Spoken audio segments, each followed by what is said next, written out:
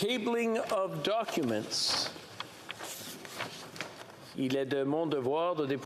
It is my duty to lay upon the table, pursuant to Standing Order to Section 15.3 of the Conflict of Interest Act, the list of all movements of MPs for the year 2022, as well as an addendum received from the Conflict of Ethics Commissioner, the interim commissioner. Tabling of documents. House Leader. So, thank you, Mr. Speaker. Pursuant to Standing Order 36.8a, I have the honour to table in both official languages. The government's response is to 5 petitions. These returns will be tabled in an electronic format. Dépôt de projet de loi. Introduction of government bills. Statements by ministers. Reports from interparliamentary delegations. Présentation de. Presenting reports from committees. The Honourable Member for Louis-Hébert. Yes, Mr. Speaker, I have the honour of tabling in both official languages the 11th report of the Standing Committee on Industry and Technology concerning Bill C-244, an act to amend the Copyright Act, Diagnosis, Maintenance and Repair. The committee studied the bill and decided to report to the House with an amendment.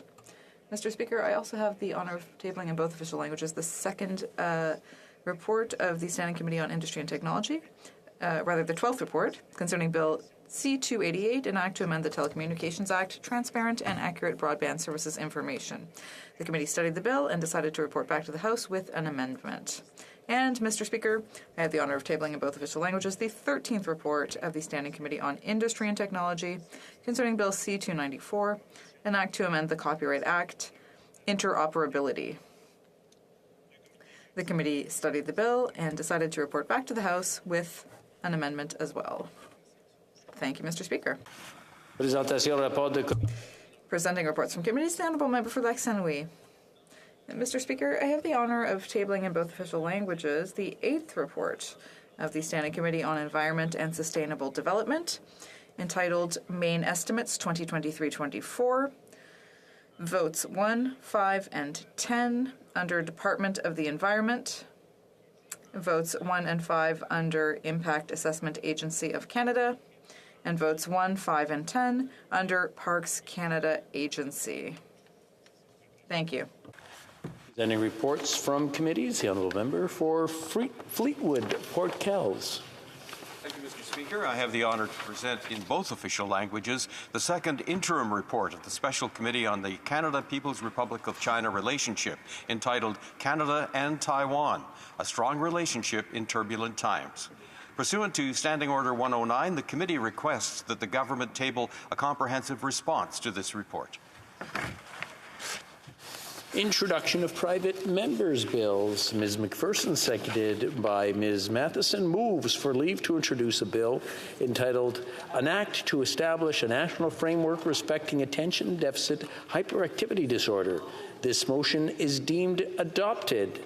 The Honourable Member for Edmonton Strathcona. Why, thank you, Mr. Speaker. Mr. Speaker, it's my privilege to stand today to table this bill on behalf of the residents of Edmonton Strathcona and all Canadians who recognize the value of creating equitable access to attention deficit hyperactivity disorder treatments and support in our country. I want to thank the member from London Fanshawe for seconding this bill, and I want to thank all the advocates, all the teachers, all the doctors, those from the Centre for ADHD Awareness for their incredible work on this. Mr. Speaker, I'm also delighted to tell you that my father, Duke, my nephew, Angus, and my son, McLean, are joining me in Ottawa today to help me table this important legislation. And Mr. Speaker, the reason for that is my son, Mac, has ADHD. So for my family, this is different. This is a different piece of legislation. You know, ADHD is one of the most common psychological disorders that affect children in this country. And we have no system in this country to ensure that teachers, that doctors, that those working with children receive the training that they require, and that there is a framework to ensure that young people across the country can get the support they need. And the reason this is so important is because when children are supported, when they are provided with the tools they require, there is nothing but good outcomes for those children. However, if they are not given the support that they require, the outcomes are very, very difficult, and the economic impacts on our community is very, very difficult. So today I am so proud to stand here and table this bill. I'm proud to be able to stand here and speak on behalf of my family, on behalf of teachers across this country, on behalf of doctors across this country, on behalf of so many people who have worked so hard to bring awareness on ADHD. Thank you, Mr. Speaker. Yeah, bravo, bravo. Ms. McPherson, seconded by Ms. Matheson, moves that the bill be now read a first time and be printed. This motion is deemed adopted. Première lecture de ce projet de loi. When shall the bill be read a second time? At the next sitting of the House. First reading of Senate public bills. Motions. The Honourable Parliamentary Secretary to the Government House Leader. Yes, thank you, Mr. Speaker. There have been discussions amongst the parties, and if you seek it, I believe you'll find unanimous consent to adopt the following motion. That notwithstanding any standing order, special order, or usual practice of the House, the 11th report of the Standing Committee on Procedure and House Affairs presented to the House on Tuesday, June 21, 2022, be deemed concurred in. To the Honourable Member moving the motion will please say nay. Agreed. The House has heard the terms of the motion. All those opposed to the motion will please say nay. Carried.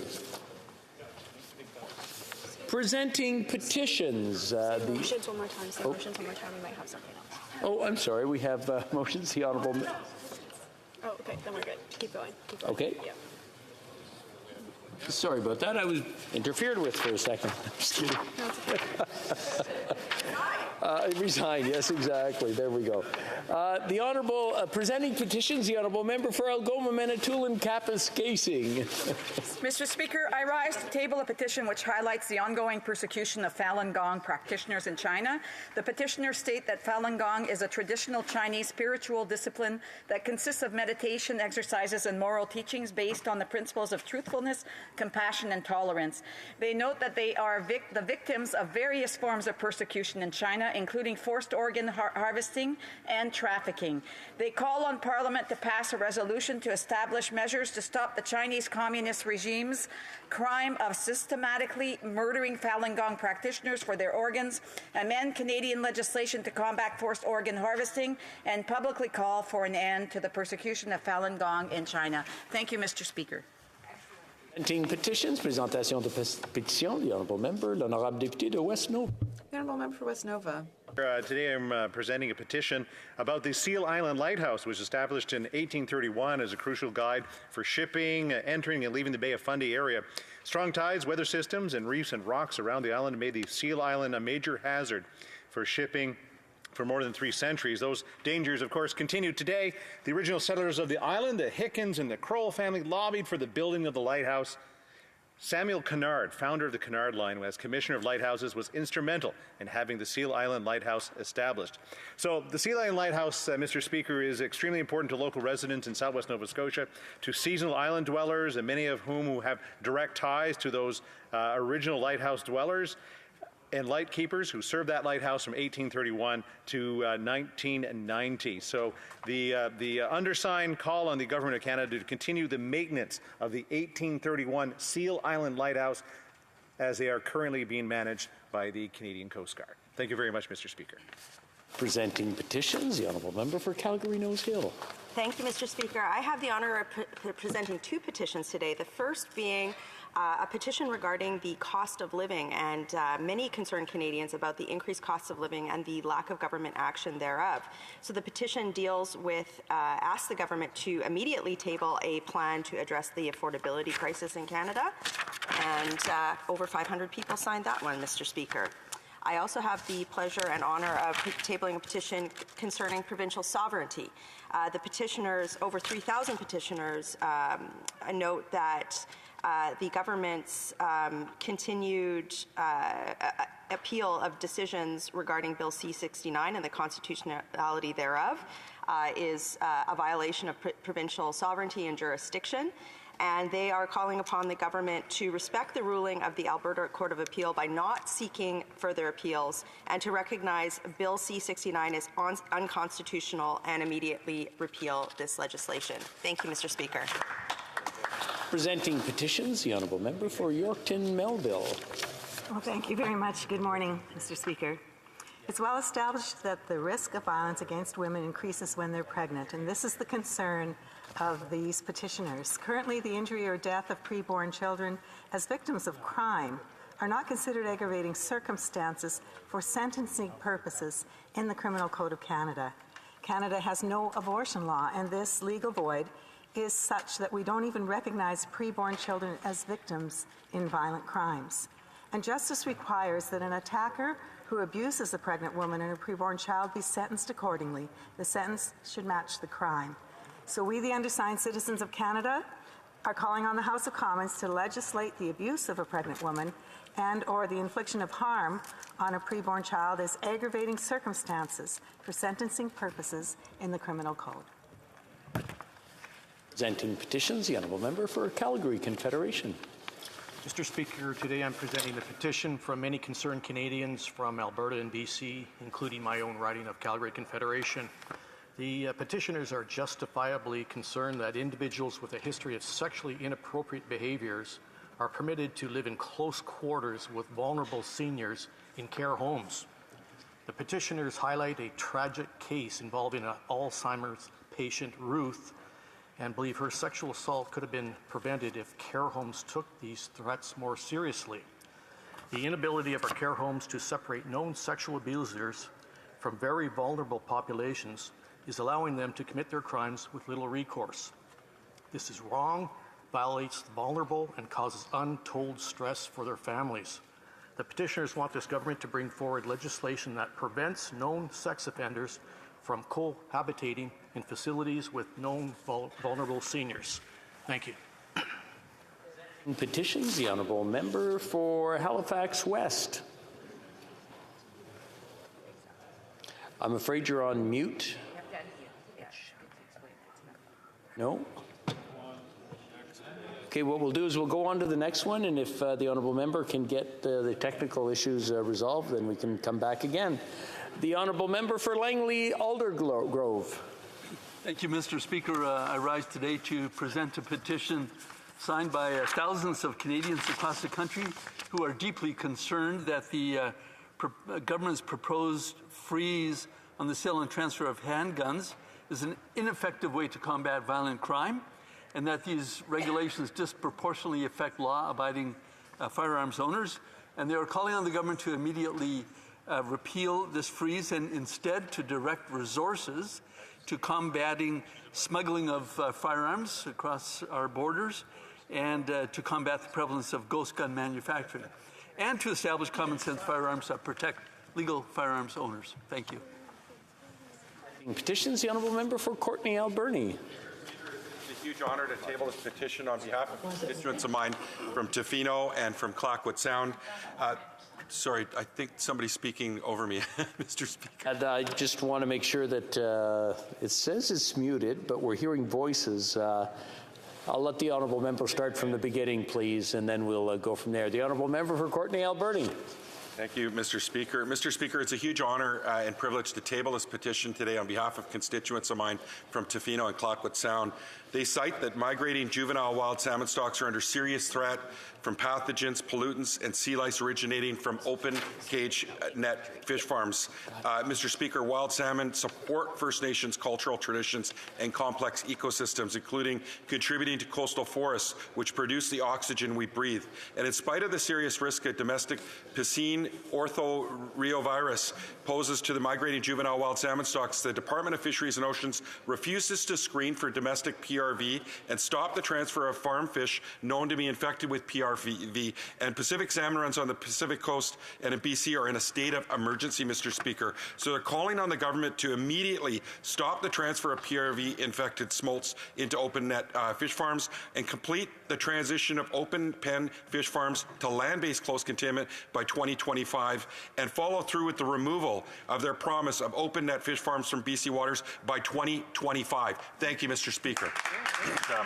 Presenting petitions, the Honourable Member for Halifax West.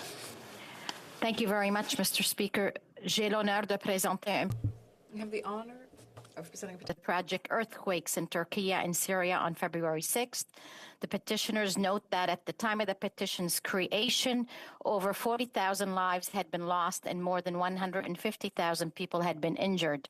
They note that the growing Turkish diaspora, with over 150,000 people, have family members who are injured, lost their homes, and have no place to stay. The 2,826 signatories call upon the Minister of Immigration, Refugees and Citizenship to create a special visa program for family members of Canadian citizens and permanent residents in Turkey, and to expedite the processing of a family reunification application for primary applicants who live in the earthquake zone. I want to thank all our Turkish and Syrian communities for their advocacy in the aftermath of this tragedy. Merci beaucoup. Presenting petitions, the honourable member for Kelowna Lake Country. Thank you, Mr. Speaker, and it's an honour to present a petition from members of my community in Kelowna Lake Country and the surrounding area. And to summarize, they're calling on the government to stop targeting law-abiding hunters, sport shooters, and farmers with gun legislation, revise Bill C-21 so that it will effectively address the illegal use of firearms by criminals while respecting the rights of law-abiding citizens, and last, to focus law enforcement resources on gangs, drug traffickers, illegal gun traffickers, and those who purchase firearms illegally. Thank you. Presenting petitions, the honourable member for Sherwood Park, Fort Saskatchewan. Thank you, Mr. Speaker. I have a number of petitions to present to the House today, and I'm grateful for the opportunity. The first petition is concerning the human rights conditions of the Ahmadiyya Muslim community, a community that has contributed so much to our country but sadly faces serious persecution in many parts of the world. Petitioners note horrific comments made by a senior cleric at the Tehreek-e-Labbaik party in Pakistan, advocating violence against pregnant Ahmadiyya women, and calling for horrific violence targeting the Ahmadiyya community. Petitioners also note children, Ahmadi Muslim children, being expelled from school in the Attock district simply because of their faith identity. They note that Pakistan is a signatory to the United Nations Universal Declaration of Human Rights, which states that everyone has the right to freedom of thought, conscience, and religion, and this right includes freedom to manifest his religion or belief in teaching, practice, worship, and observance.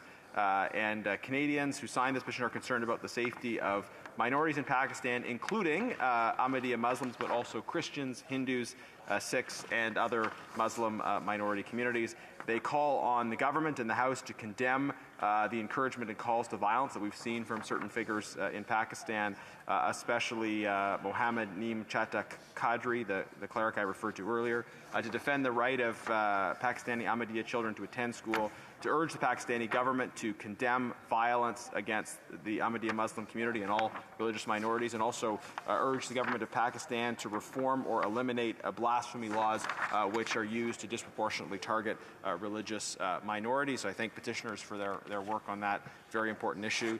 The next petition responds to the horrific, unprovoked, genocidal Russian invasion of Ukraine and the human rights crisis that it has caused.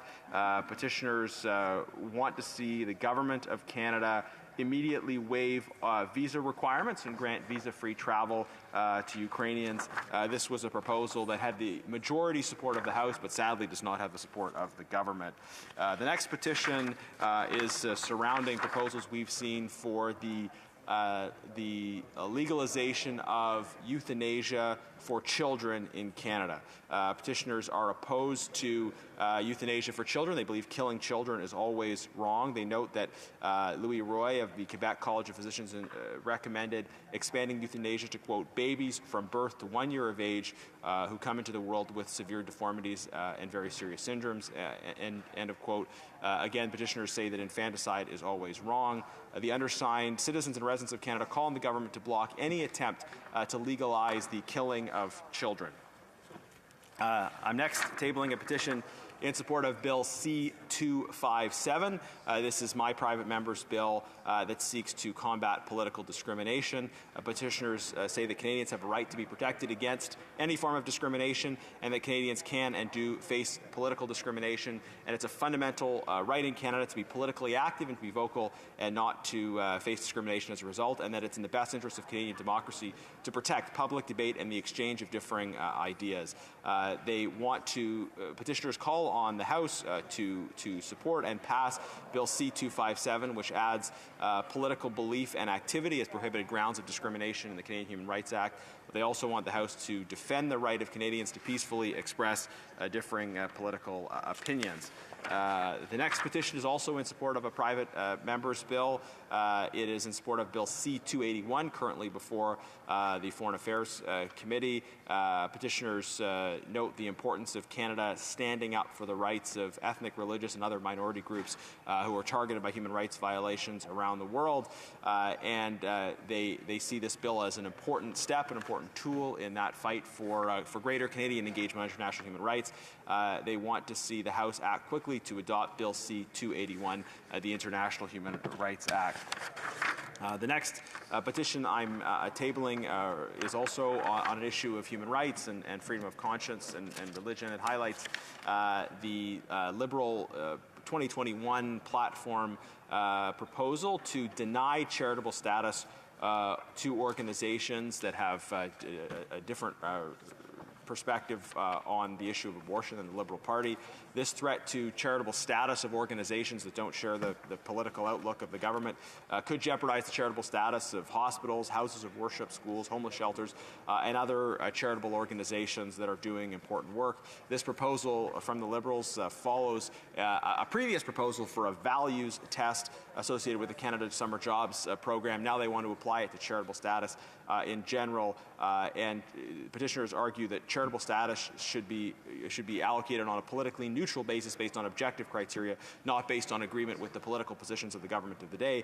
They call on the House, therefore, to preserve the application of the charitable status on a politically and ideologically neutral basis, to not impose new values tests, and to affirm the right of freedom of expression for all Canadians. The next petition will have to wait. I want to thank the honourable member. Questions on the order paper. The honourable parliamentary secretary to the government house leader. So, Mr. Speaker, I would ask that all questions be allowed to stand at this time, please. Agreed? Agreed and so ordered. The chair would like to make a statement concerning management of private members' business. As the members know, certain constitutional procedural realities constrain the Speaker and members insofar as legislation is concerned. Une fois les ajouts à l'ordre de priorité. Following each replenishment of the order of precedence, the Chair reviews items so that the House can be alerted to bills that, at first glance, appear to infringe on the financial prerogative of the Crown. This allows members to intervene in a timely fashion to present their views on the need for those bills to be accompanied by a royal recommendation. Following replenishment of the order of precedence, with 15 new items on Thursday, March 16th, 2023, 2 bills concern the Chair. They are Bill 318, an act to amend the Employment Insurance Act, and the Canada Labour Code, adoptive and intended parents, standing in the name of the member for Battleford's Lloydminster, ainsi que le projet de loi 310 as well as Bill C-319, an act to amend the Old Age Security Act, amount of full pension, standing in the name of the member for Shefford. The Chair is of the view that these bills may need a royal recommendation. Members are therefore invited to make arguments regarding the requirement of a royal recommendation for Bills C-318 and C-319 at the earliest opportunity. I thank the members for their attention. Orders of the day. Ordre du jour. The Honourable Government House Leader is rising on a point of order. I am indeed, Mr. Speaker. Thank you, Mr. Speaker. I move, seconded by the Minister of Health, that in relation to consideration of motion number 2, respecting Senate amendments to Bill C-11, an act to amend the Broadcasting Act, and make related and consequential amendments to other acts, the debate not be further adjourned. Here, here. Conformément à l'article 67.1. Pursuant to Standing Order 67-1, there will now be a 30-minute question period. Who wish to ask... I'm sorry? We have to read that first.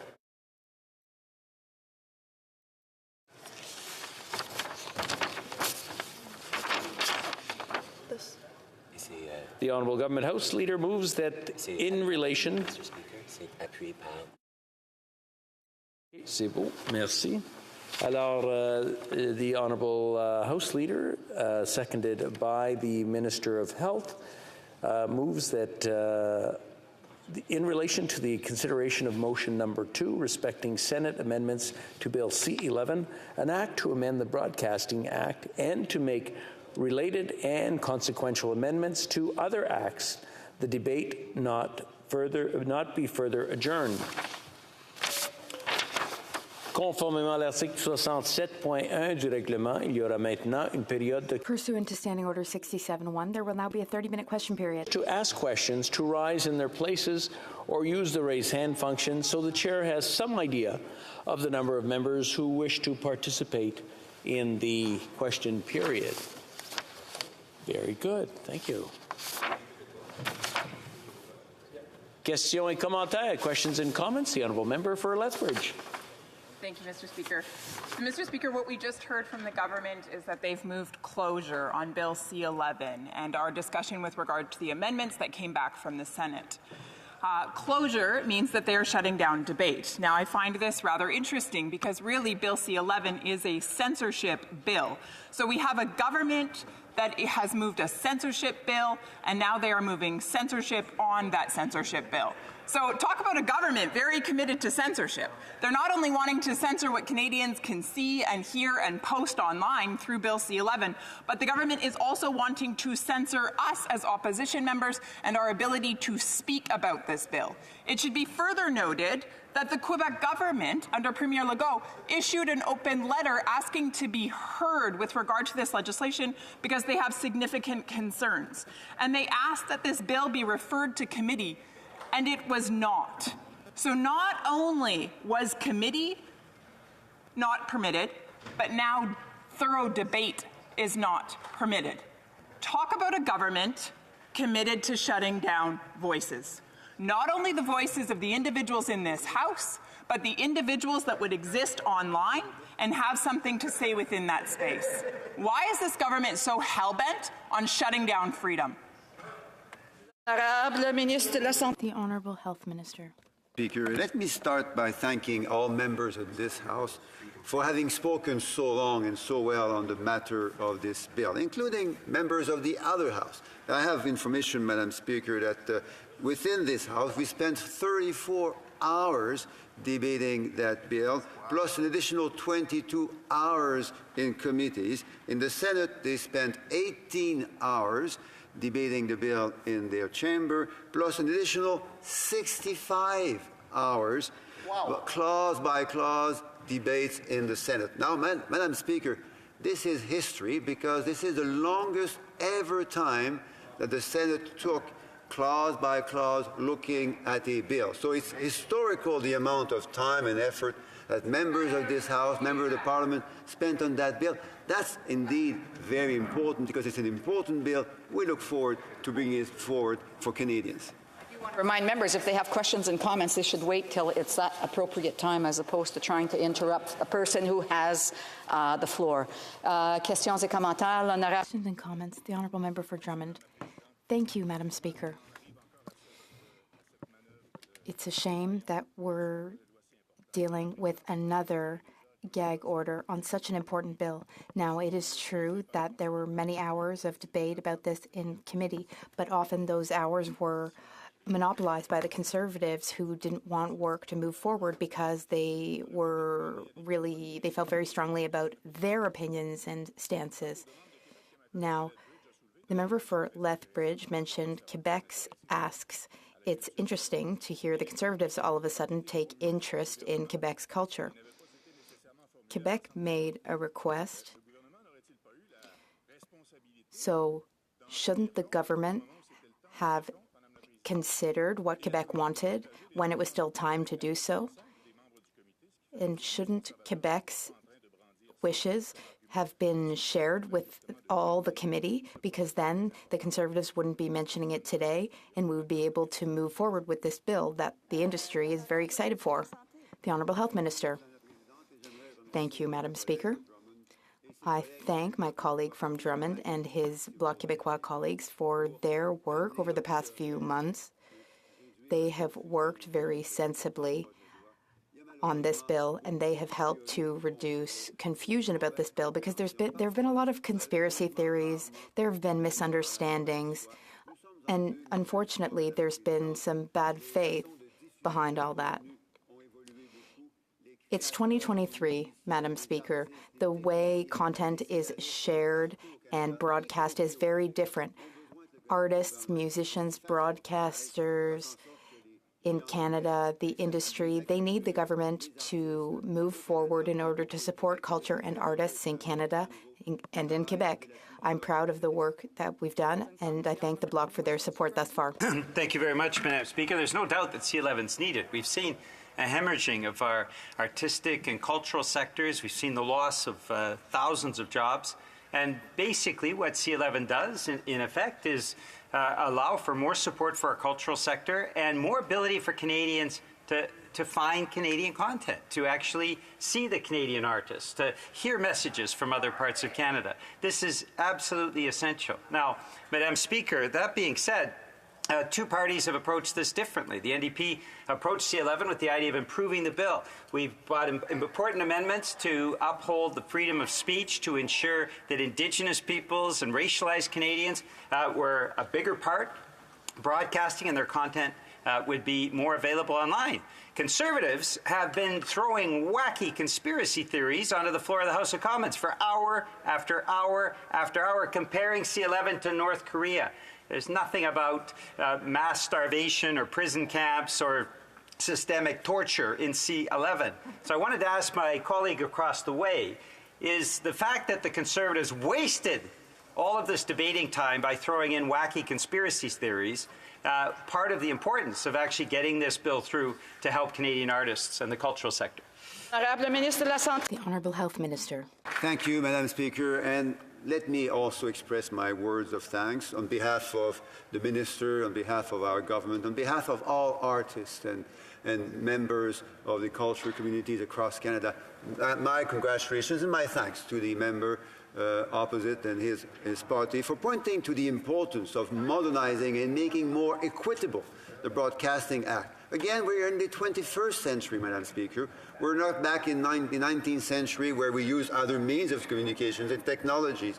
No, it's very important, and I think we can depend on everyone's input to be reasonable, focus on facts, avoiding conspiracy theories. There is nothing in this bill that goes against freedom of speech. In fact, it's to support the freedom of expression of our artists in Canada, who depend so much on our support and don't get the support that they need from web giants nowadays. Thank you. Questions and comments? The Honourable Parliamentary Secretary with the Government House Leader. Yes, thank you, Madam Speaker. I appreciate the comments from the Minister, and maybe if I could ask him to expand in terms of just how this legislation is meant to modernize the Broadcasting Act.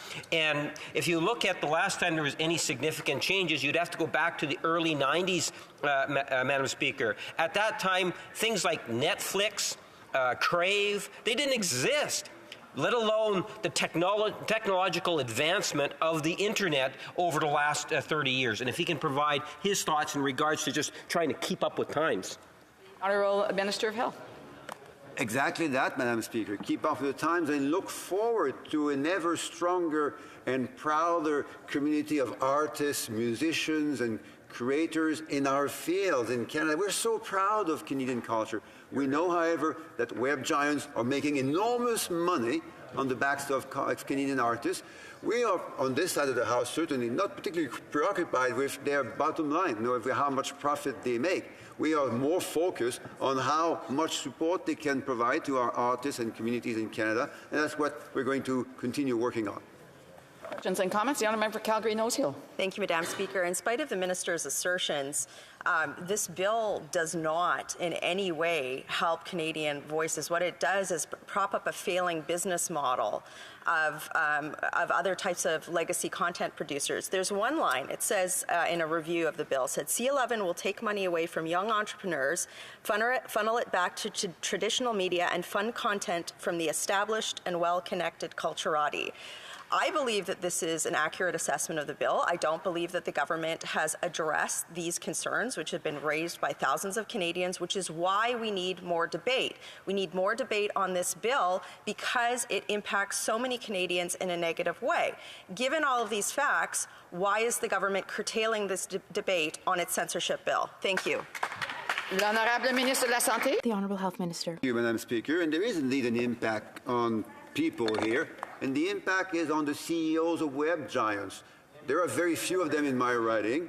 I live in a riding, Madam Speaker, where there are lots of artists, where people come from outside of my region of Quebec City. They come to visit festivals and support my culture community. That's where the people I want to work for work and live. I'm not particularly concerned about Netflix and big giants. In my riding, they obviously do their job, get profits. What I'm more interested in is on the support they need to provide to my communities and my artists in my riding. Questions et commentaires? Questions for London Fanshawe. Madam Speaker, one of my concerns over this piece of legislation is actually the Conservatives wanting to delay closure of it and the passage of it, even though it has in fact gone through quite a lot of debate in this place and the other. And one of my concerns, of course, is around their desire to fundraise off of it and the continual bringing forward of misinformation around this bill and their use of it as a political tool as opposed to the actual substance of the bill. And if he could comment on that desire to actually fundraise off of it and that being their core desire. Madam Speaker, thank you. The Honourable Minister of Health. Thank you, Madam Speaker. 83 hours is how much time the Senate spent looking at this bill. In the House, plus House of Commons committees, 56 hours. As we've mentioned earlier, this is, for the Senate's part, certainly the longest ever time that the Senate spent on a particular study of a particular bill. That's why we are so proud and so pleased for the enormous amount of work that people in this House and the other chamber made and did over the last months and years indeed. And that's why we look forward to moving forward with that bill. Artists, musicians, cultural communities in Canada need our support, and that's why we're so proud to be able to provide it to them. Questions et commentaires. Questions and comments. Member Sandwich Gulf Islands. Thank you, Madam Speaker. I can't tell the Honourable Minister how distressed I am to see our Honourable, I stress Honourable, Minister for Health defending closure on debate on a bill that has nothing to do with his portfolio. Everything about closure offends basic democracy within Parliament. And I've said this before, and I'll say it again. When I was first elected in 2011, I watched the then Conservative majority start the process of using closure on almost every bill. My colleagues in the Liberal Party and I sitting over there bemoaned and railed against this horrible abuse of our democratic process in Parliament, only to turn around and use closure as often and then more often than the previous government. I don't particularly enjoy the debate on C11. It's a battle of not wits, but disinformation campaign versus facts. But the reality is every MP in this place has a right to debate, and closure is wrong. L'Honorable Ministre de la Santé. The Honourable Minister of Health. That too, Madam Speaker, would prefer to be able to move on a different path with the Conservative opposition that has been mentioned by the Bloc and the NDP. and has been just reminded to us by the leader of the Green Party. This is unfortunate, Madam Speaker, but that's the only path to helping Canadians and artists in our communities go forward. In a world which is challenging, social media, modern technology, all of that can be supportive of cultural development in Canada, but it needs to be made in a manner which is adapted to the reality of the 21st century. Questions et commentaires. The honourable member for Calgary Rocky Ridge. Thank you, Madam Speaker. There's no doubt this bill is a disaster. They have been flailing away with this bill for months. They tried it in the last Parliament. They steadfastly refuse to exempt user-uploaded content. It's been to the Senate, where the Senate, yes, indeed, as the minister said in his remarks, spent a record amount of time debating this bill because the bill is a disaster. The bill needs dozens of the 20-odd amendments that they sent it back, which still don't even fix the bill. And this government is ramming it back with just accepting a few of the amendments. But can the member not grasp, or does he not agree, that a bill that required this much extra work to fix it within the Senate should at least, at a minimum, continue to be debated here and referred to a committee in the House of Commons where we could maybe have a chance to cobble this together into something that isn't the disaster that it is? Ministre de la Santé.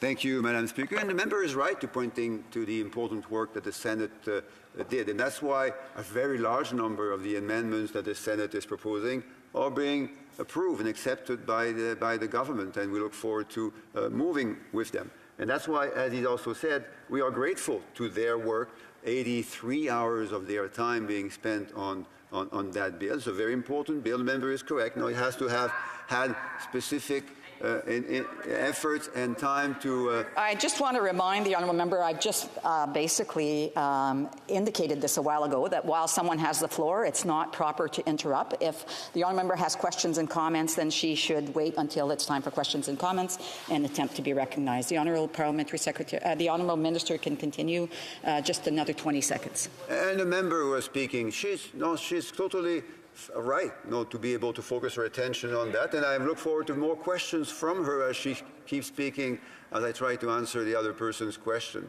So that's fair and fine that this is happening. It's a right of all members of this House to speak at the appropriate time, as you just said, Madam Speaker, and I look forward to answering more questions. Comments? The honourable member for Courtenay Alberni. It's an honor and privilege to be able to rise in this discussion. Madam Speaker, in my riding alone, I was just actually at the Qualicum Beach Film Festival, the first ever. It was led by a grade 12 student in my riding, and it just shows about how the opportunity for film and the importance of media in our communities. In fact, in Qualicum Beach, there's an $18 million being spent, Madam Speaker, just alone in the film sector, and the opportunity is endless, but they're playing at an unfair advantage, Madam Speaker, as you well know, and it's been groups across the country, the Coalition for Cultural Diversity, Friends of Canadian Broadcasting, Writers Guild of Canada, Canadian Media Producers Guild, all getting behind this bill and calling for action. And the delays, Madam Speaker, we hear the Conservatives, they say this bill's a disaster. We hear them say everything is broken. Well, Madam Speaker, there are some things that are broken. This is something that's broken. It needs to be fixed. We're here to fix things. Instead of wanting to come here to fix things, Madam Speaker, they want to keep things broken, Madam Speaker. They want to tear it down. And so, Madam Speaker, we need to move forward. Can the minister speak about the sense of urgency it is to support Canadian producers? Honorable Minister de la Santé. Well, thank you, Madam Speaker, to the member from Courtenay Alberni. I think he said it really well. There are challenges, there are pressures and stresses that cultural communities, cultural artists and musicians and others in my community as well as this community know, and we know how hard working they are. But they work in a different environment now in 2023 they would have worked, say, in the 20th century. That's why fixing things, as he rightly says, is absolutely essential. That's why we're so proud and so grateful for his own efforts in trying to support his community, including his diverse community of artists in his writing and including in mine too. Questions et commentaires, l'honorable député. The Honourable Member for Outremont. Thank you, Madam Speaker. Earlier we talked about what Quebec wanted, and this is very important because even if Quebec didn't transmit them to all parties, their asks are very important. So moving closure on something that is so important for Quebec and for Quebec culture, well, Quebec wants to be consulted on all issues having to do with broadcasting and Francophone culture. What will the government do to respond to the very legitimate asks of Quebec? Thank you, Madam Speaker. The Honourable Minister. Thank you, Madam Speaker, and thank you again to my colleague, the member for Drummond, for everything he said, everything positive he said about Quebec culture and artists, including in my writing, actors, screenwriters, technicians, musicians, all these people who make our culture so vibrant. They have all spoken in favor of this bill.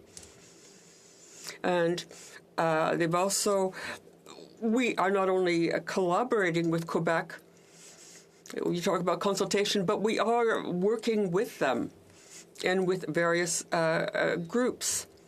And they all have the same concern. They want us to support our artists all over the country, including Quebec.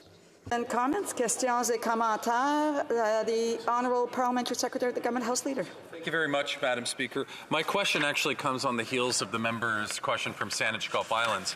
And the reality is, Madam Speaker, that we're seeing a tremendous amount of disinformation coming from Conservatives within the House. As a matter of fact, this is what the member from Saanich Gulf Islands said after listening to the member from Oshawa on Monday night. She said, Madam Speaker, and the Honourable Member from Oshawa, as he was speaking, all I could think of that somewhere there's a Liberal war room clipping all of that to use in ads to make sure no one votes Conservative. The reality is that, Madam Speaker, we've heard misinformation, disinformation, time after time. A total of 29 speeches from Conservatives at second reading, another 19 at the current stage that we're in. The reality is that Conservatives are just trying to slow this down. And despite the fact that I have empathy for the concern raised by the member from Saanich Gulf Islands, she knows just as well as everybody else in this House that this bill will not move forward unless one of two things happens. We invoke closure, or we change the rules to not allow this endless, disinformation and misinformation campaign to continue. I'm wondering if the minister can comment on that. The Honourable Minister. The Honourable Minister. Speaker, and it is indeed troubling.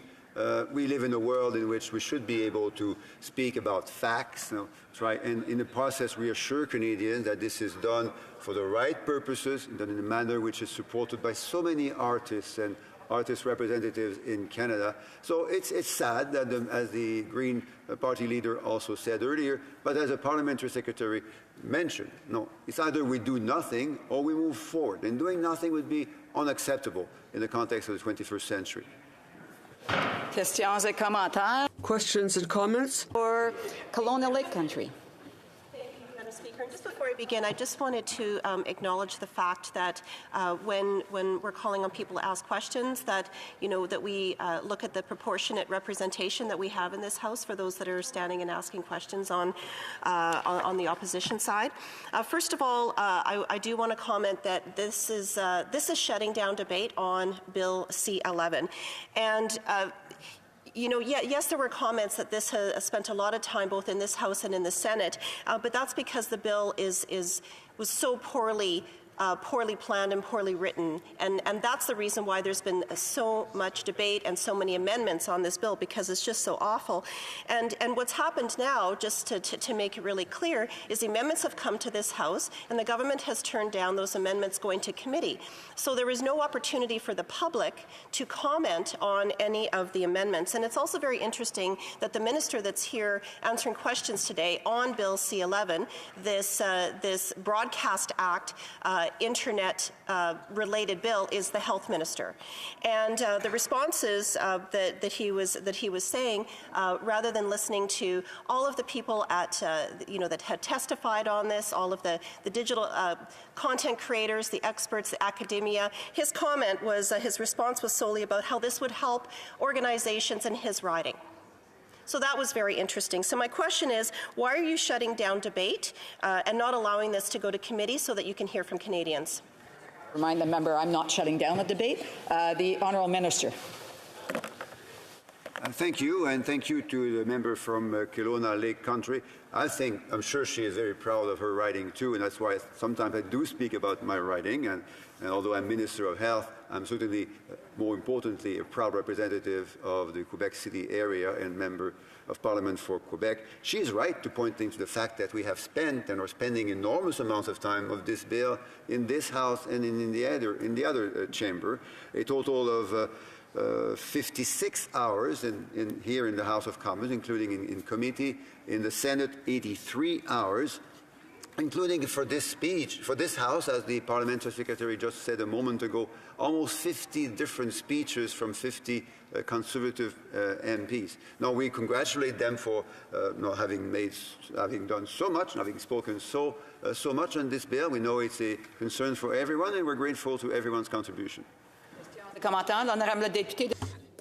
The Honourable Member for Nanaimo, Lady Smith. You know, it's exhausting. It's completely exhausting to watch the Conservatives continue to spread misinformation and disinformation and then campaign and fundraise off of this misinformation. And this is a theme that we see over and over again, and this is most definitely the case that we are seeing right now.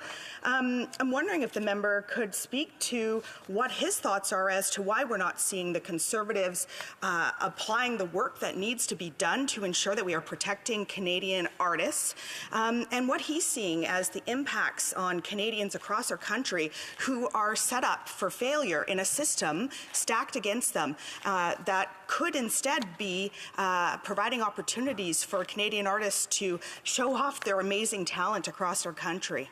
Thank you. L'Honorable Minister de la Santé. The Honourable Minister of Health. From Nanaimo, Lady Smith, she's asking me about why would Conservative members not want to move forward. I'm sure it's not because they would like to support the bottom lines of web giants. I suppose that's not the case, but it would seem to be perhaps the case when there is so much focus on protecting their interests and not protecting the interests of artists in Canada. I'm also very proud of what she said when it comes to supporting the cultural diversity and the cultural strength of our communities in Canada. Canadians are very proud, as she said so well, very proud of what we have in Canada, a cultural identity that depends on the talents and the efforts of so many artists and musicians and others. But they need and they want to prosper in a modern world where technology is changing and where the Broadcast Act and the regulations associated to it also need to evolve. Comments? The Honourable Member for Yorkton Melville. Thank you very much, Madam Speaker. I just want to comment on the amount of conspiracy theories on the other side of the floor that keep being presented, along with misinformation and disinformation on this topic of C11.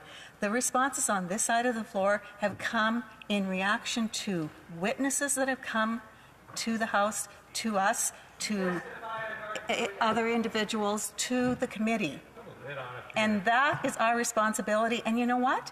The truth of the matter is, I believe that the concern on the other side of the floor, and the reason that they want to shut down debate, is because, just like on other issues where we have been attacked as being conspiracy theories, the world is definitely finding out the truth on all of these issues. And that would apply to this one as well, because those very methods of getting information now outside of just what the government would like to see as the source are revealing a great deal of truth about these issues. So yes, the CRTC needs to be improved. I totally agree with that, but they need to stay out of this realm. Thank you, Madam. L'Honorable Ministre. The Honourable Minister. Madam Speaker, 56 and 83, these are the numbers of hours that we spent in this House, or that senators spent in their chamber, on looking at this bill. And again, it's a great source of gratitude to see that type and that extent of efforts that we all made and provided collectively on looking at that bill. Now, as we know, things are changing. Canadians expect us to progress on matters that are important to them, and artists and musicians and cultural communities are also looking to us at supporting them, and that's why we need to progress, having listened to the great input of everyone in this place and in the other place. Questions et commentaires, l'honorable député. The Honourable Member for Longueuil Saint-Hubert. Thank you, Madam Speaker. My colleague earlier talked about his riding, Drummond in Quebec. I met with artists recently in Montreal, and all artists are renegotiating with producers, the producers on various platforms, film producers as well. And I spoke at a meeting of artists, and I was telling them that C11 was, would soon be passed. There'd be money for artists, and artists in Quebec are all for this bill, and they really are impatient that it pass. So I'd like to ask my colleague to speak about this a little more, to say how important it is that we move forward with the bill. The Honourable Minister. Thank you, Madam Speaker, and thank you to my honourable colleague. Now, everything he just said and everything he's done throughout his career, all his talent, everything he's done for the artistic community in Quebec, he's been a great source of encouragement. All of us try to encourage our artists, and in Quebec, we all want to help people who need us, especially French-speaking artists in Canada and in Quebec. They need help. They're great, they're solid, they're very talented, but they're in a minority situation, and I think the Canadian government should assume its responsibilities. To interrupt the proceedings at this time and put forthwith the question on the motion now before the House. The question is as follows. Mr. Holland, seconded by Mr. Duclos, moved that in relation to the consideration of motion number 2, respecting Senate amendments to Bill C-11, an act to amend the Broadcasting Act and to make related and consequential amendments to other acts, the debate not be further adjourned. Si un député d'un parti reconnu... If a member of a recognized party wants the bill to be passed on division, there can be a standing vote. So I would ask members to stand. Or Medicine Hat, Cardston Warner. Thank you, Madam Speaker. We would request the recorded vote, please. Call in the members.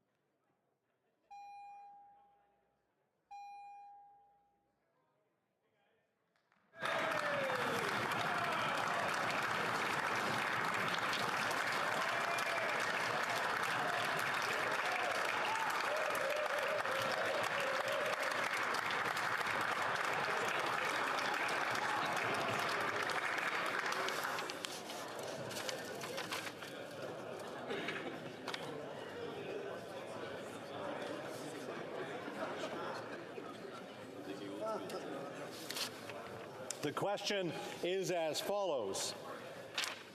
Mr. Holland, seconded by Mr. Duclos, moves that in relation to the consideration of motion number 2 respecting Senate amendments to Bill C-11, an act to amend the Broadcasting Act and to make related and consequential amendments to other acts, the debate not be further adjourned. The 10-minute period for members voting electronically has started, and it will now proceed to the vote for members participating in person. Que tous ceux qui s'appuient à la motion veulent bien se lever. All those in favor will please rise. Mr. Holland. Mr. Macaulay Cardigan. Mr. Macaulay Cardigan. Mr. Sajan. Mr. Sajan. Monsieur Duclos. Monsieur Duclos. Ms. Hutchings. Ms. Hutchings. Madame Petitpas-Taylor. Madame Petitpas-Taylor. Ms. Jazek. Ms. Jazek. Mr. Scarpaleggia. Mr. Scarpaleggia. Mr. Casey. Mr. Casey. Mr. McKinnon-Gatineau. Monsieur McKinnon-Gatineau. Monsieur Serré. Monsieur Serré. Mr. Gerritsen. Mr. Gerritsen. Mrs. Romanado. Mrs. Romanado. Mr. Lamoureux. Mr. Lamoureux. Ms. Sahoda. Ms. Sahoda. Mr. Duguid. Mr. Duguid. Ms. DeBrusen. Ms. DeBrusen. Madame Lalonde. Madame Lalonde. Ms. Dillon. Ms. Dillon. Mr. Hardy. Mr. Hardy. Mr. Kellaway. Mr. Kellaway. Ms. Sachs. Ms. Sachs. Mr. May Cambridge. Mr. May Cambridge. Mr. Sidhu Brampton East. Mr. Sidhu Brampton East. Mr. Badaway. Mr. Badaway. Mr. Fragascatos. Mr. Fragascatos. Monsieur Drouin. Monsieur Drouin. Mr. Chang. Mr. Chang. Mr. Rogers. Mr. Rogers. Mr. Lewis Kitchener-Conestoga. Mr. Lewis Kitchener-Conestoga. Monsieur Zuberi. Monsieur Zuberi. Madame Lapointe. Madame Lapointe. Mrs. Valdez. Mrs. Valdez. Mr. Sousa. Mr. Sousa. Mr. Julian. Mr. Julian. Mr. Massey. Mr. Massey. Ms. Blaney. Ms. Blaney. Mr. Cannings. Mr. Cannings. Mr. Johns. Mr. Johns. Ms. Gazan. Ms. Gazan. Ms. Barron. Ms. Barron. Ms. Zarillo. Ms. Zarillo. Madame Hughes. Madame Hughes. Ms. Matheson. Ms. Matheson.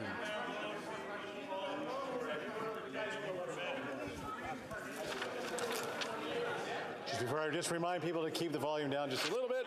All those opposed to the motion will please rise. Mr. Kazan. Mr. Barlow. Mr. Barlow. Mrs. Thomas. Monsieur Deltel. Monsieur Deltel. Mr. Halan. Mr. Halan.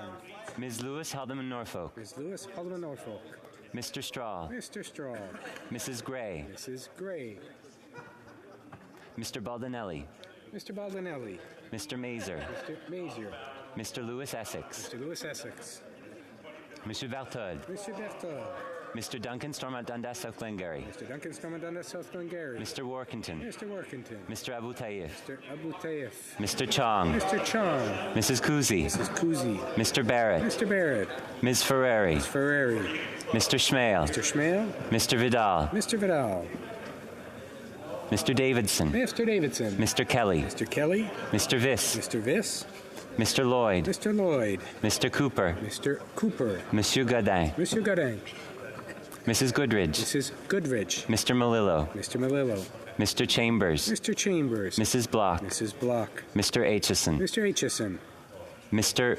Motz. No, Mr. Van Popta. Pardon me, Mr. Van Popta. Mr. Van Popta. Mr. Lobb. Mr. Lobb. Mr. Kitchen. Mr. Kitchen. Mr. Muse. Mr. Muse. Mr. Redicop. Mr. Redicop. Mr. Waugh. Mr. Waugh. Monsieur Lou. Monsieur Lou. Monsieur Généreux. Monsieur Généreux. Mr. Tucker. Mr. Tucker. Mr. Morantz. Mr. Morantz. Mr. Zimmer. Mr. Zimmer. Madame Vien. Madame Vien. Monsieur Gould. Monsieur Gould. Mr. Caputo. Mr. Caputo. Mr. Arnold. Mr. Arnold. Mr. Williamson. Mr. Williamson. Ms. Rempel Garner. Ms. Rempel Garner. Mr. Cram. Mr. Cram. Mrs. Wagenthal. Mrs. Wagenthal. Mr. Dreesen. Mr. Dreesen. Mr. Nader. Mr. Nader. Mr. Tolmie. Mr. Tolmie. Mr. Carey. Mr. Carey. Mrs. Gallant. Mrs. Gallant. Mr. Patzer. Mr. Patzer. Mr. Macaulay Edmonton West. Mr. Macaulay Edmonton West. Mr. Falk Provencher. Mr. Falk Provencher. Mr. Morrison. Mr. Morrison. Mr. Bragdon. Mr. Bragdon. Mr. Epp. Mr. Epp. Mr. Motz. Mr. Motz. Mr. Weber. Mr. Weber. Mr. Soroka. Mr. Soroka. Mr. Viersen. Mr. Viersen. Monsieur Bergeron. Monsieur Bergeron.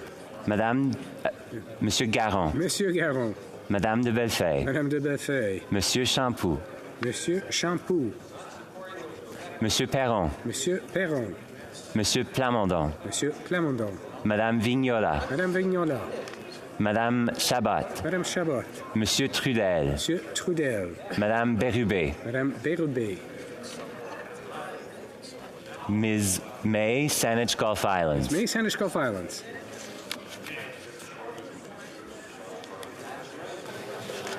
The House will now await for the electronic voting period to end before resuming its proceedings.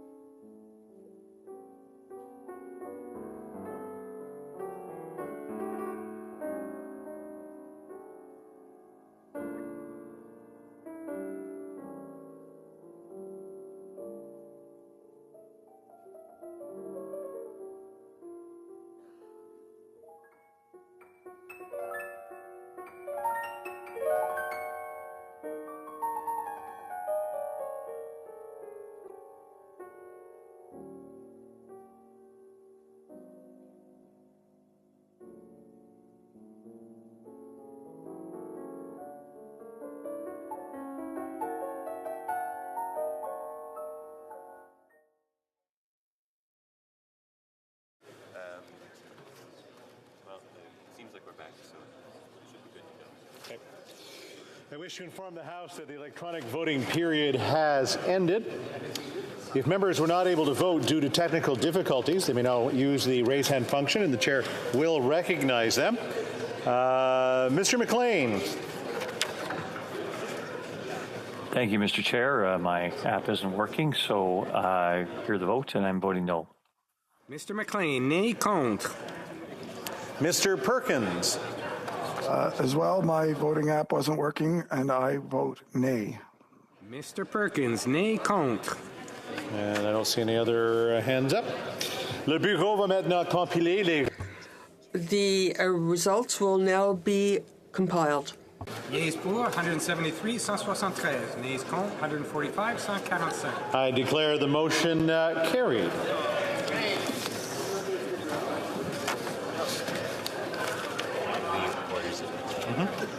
Everything's clear for a sec. Orders of the day. Government orders, government bills, commons. Resuming consideration of motion number 2 respecting Senate amendments to Bill C-11, the Online Streaming Act, and on the amendment of Mrs. Thomas. I'm just going to stand here for a second, waiting for people to clear before we go to the next speaker and take the conversations outside. Thank you, honorable members. I think when we were last on this first up is the Honourable Parliamentary Secretary to the Government House Leader. Yep. We're on debate. Thank you very much, Mr. Speaker. What a pleasure it is to be able to yet rise again on important legislation. Right. Important legislation that, in essence, sets the framework in terms of where it is that we need to go in supporting our creators, Mr. Speaker, and artists from coast to coast to coast. Before I get into some of the substance of the legislation, I want to provide a commentary in terms of my disappointment in the Bloc Party. You know, the Bloc like to talk about how they believe in culture and heritage, how they want to protect the interests of the arts community in the province of Quebec. The only Quebec members of Parliament that I saw stand up today to ensure that this bill will pass was the Liberal members of Parliament from the Bloc of Quebec and one NDP member from the New Democratic member of Parliament. Whether they were Bloc or they were Conservative members of Parliament from the province of Quebec, they have sent a message that they do not support the passage of C-11. Because let's be very clear, the Conservative Party has said that they do not want to pass C-11. They've been crystal clear on that, Mr. Speaker. Oh, no, we're just switching out. Oh, okay, well, here, I don't know how we do this when we get stuck. L'honneur de député The Honourable Member for Drummond. Thank you, Mr. Speaker. A point of order. The member began his speech when we had been discussing the closure motion. So now, in order to talk about C-11, we're talking about this bill. Yes, the vote is over. Okay, just wanted to make that clear. Thank you, Mr. Speaker. I thank the honourable member, but it was not a motion. Mr. Speaker, I don't blame the Bloc should be uncomfortable about this, because had the Bloc's will actually prevailed, that means we wouldn't be having closure on C-11. And if we didn't have closure on C-11, as the Conservative member just said across the way, here, supporting that it did not pass, the Bloc need to realize the Conservative Party of Canada has no intent. They do not want this bill to pass.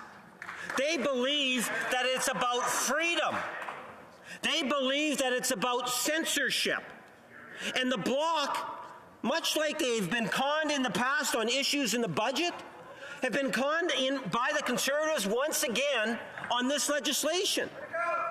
I have seen the Bloc vote in favor before for time allocation, even for closure. When they've said themselves, if it's a priority for the Bloc, if it's a priority for Quebec, they would vote to the benefits of the province of Quebec. How does the province of Quebec benefit by allowing the Conservative Party to be able to debate this bill endlessly. They've made it very clear they do not want this legislation to pass. So the only members of Parliament from the province of Quebec that are standing up for the passage of C-11 is in fact those in the Liberal caucus and the one member from the NDP. And that's why I was surprised in terms of the manner in which the Bloc chose to vote today, Mr. Speaker, because nothing has changed from the government's perspective. From the government's perspective, Madam Speaker, this is important legislation. This is something in which has been thoroughly debated. We're talking about hours and hours of debate. We have seen even record amounts of debate in the Senate. This bill, Madam Speaker, has gone through whether it's first reading, debates in second reading, debates and discussions and questions and answers and amendments in committee stage. Then it came back through report stage and third reading, and then again through debates. And then it's sent over into the Senate. The Senate has debate, goes into committee, Madam Speaker, and comes up with a number of amendments.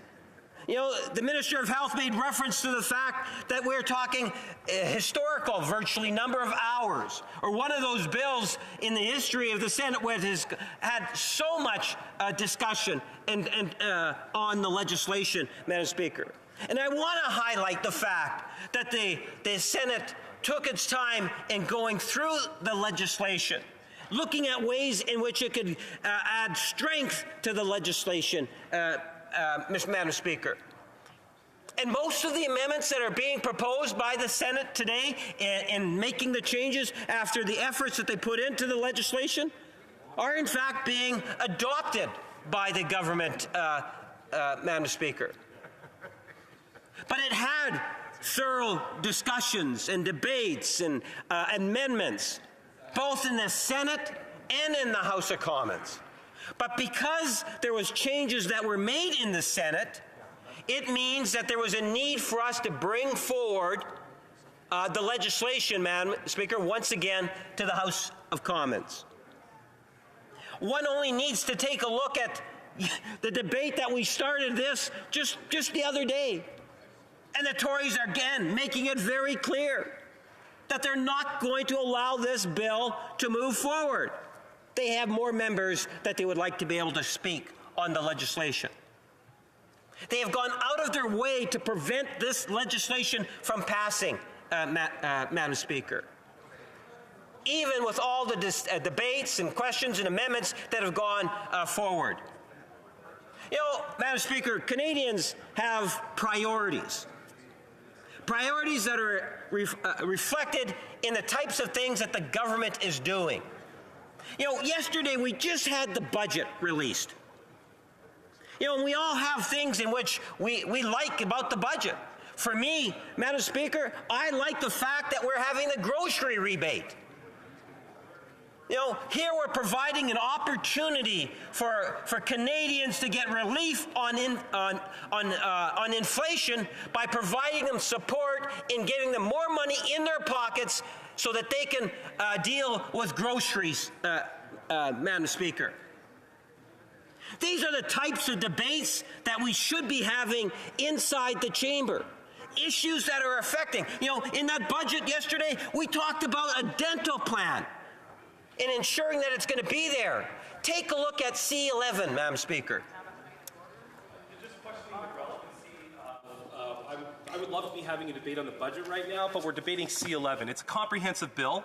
I would hope the member on his 5th or 6th or 7th iteration of this bill that he would actually speak to it, because he speaks on it more than anyone else. We just hope he can stay on subject a little longer before... I do want to remind members that there is some latitude during debates. However, the Honourable Parliamentary Secretary also needs to make sure that he is referencing the bill that is before the House, and that applies to anybody who will stand on and speak on this issue. The Honourable Parliamentary Secretary.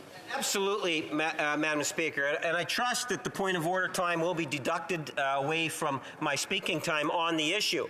And in fact, Madam Speaker, it is relevant Because why it's relevant is the Conservative Party is using this legislation and refusing to pass this legislation when the government has a restricted amount of time in order to be able to debate the government's agenda, which is a reflection of what Canadians expect of the government to show leadership. The Conservative Party might not care about what Canadians have to say, but this is a government that does care. And when we deal with the agenda of the House of Commons, once again, we're having to bring in C11 in expectation that the Conservative Party would at least recognize that even as a minority situation, there is a responsibility of the official opposition to behave in a responsible fashion.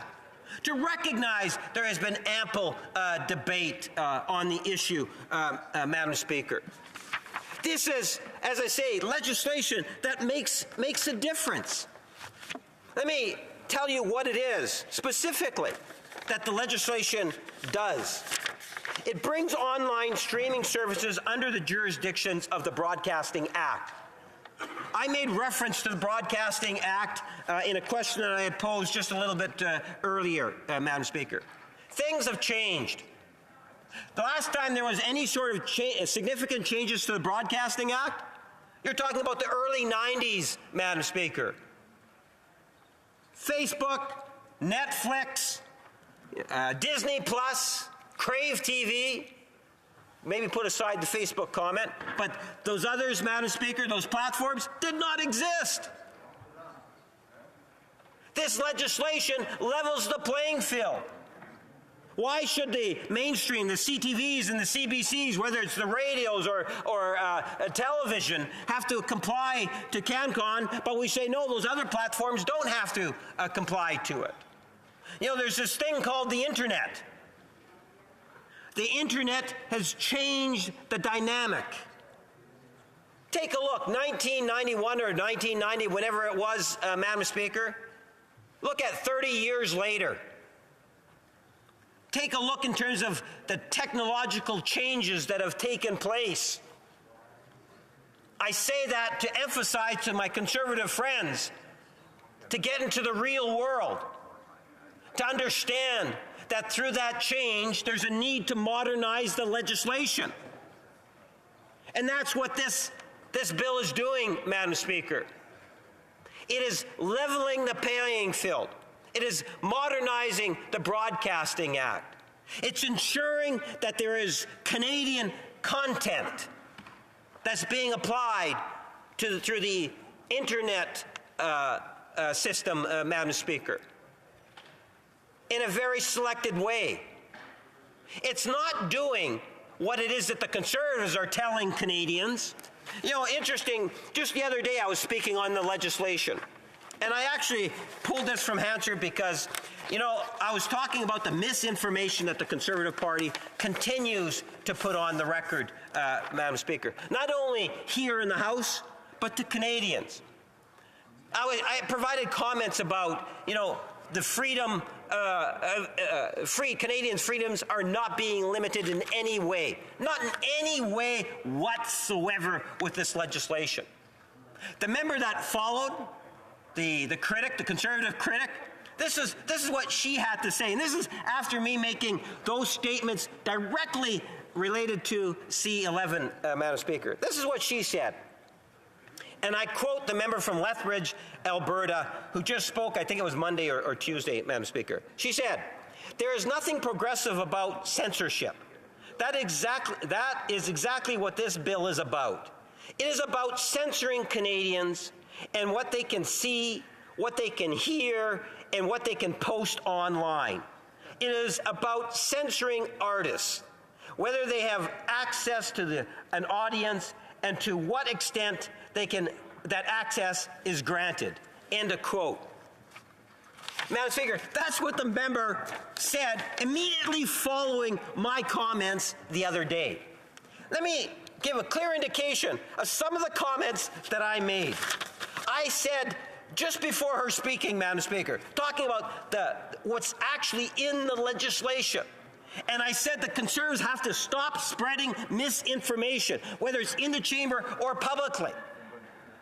This is what I had said, to be very specific.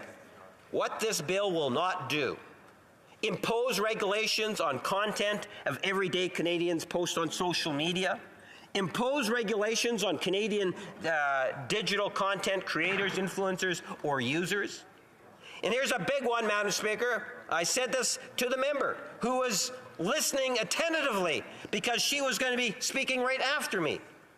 It will not censor content or mandate specific algorithms or streaming services or social media platforms. And here's where I'd like to underline it, Madam Speaker: limit Canadians' freedom of expression in any way, shape, or form. How much more clear can we actually be?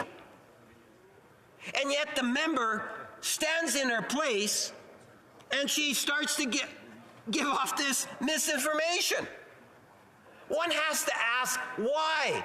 What is the motivation of the Conservative Party? Because it's definitely not in the best interests of Canadians, I'll tell you, Madam Speaker. Because if it was in the best interests of Canadians, I suspect that they would approach C11 with, at the very least, with a little bit more integrity and honesty. I suspect, Madam Speaker, that you would see more, at the very least, sympathy towards our artists and creators, and a basic understanding of why it's important that we modernize the legislation. Those are some of the reasons why I would suggest to you that the Conservative Party is not doing what's in the interest of Canadians. But what they are doing, Madam Speaker, is they're appealing to that right, far-right group of people in which they are hoping to be able to raise money. Yep. They are using this legislation as a fundraising tool, Madam Speaker. They're saying it's about freedom. The government's going to take away your freedom. They don't believe in freedom of speech. They're going to prevent you from uploading your wonderful videos of your cat or your dog or all these wonderful things in your community. That's what they're telling Canadians, that the government of Canada is going to limit their freedoms. And the only way to prevent that is to donate $5, $100, or $500 to the Conservative Party of Canada. That's their motivation, Madam Speaker. It is more about how they can use this to ratchet up the rhetoric in order to be able to generate funds and get people angry. That's what this legislation is really about, is what the Conservative agenda is on it. It's not about what's in the interest of the industry. And that's why I was so surprised with the behavior of the Bloc today. Because in talking about the legislation, what the Bloc have said, and they've been fairly clear on it, they talk about how the industry, Canadian content, is so critically important.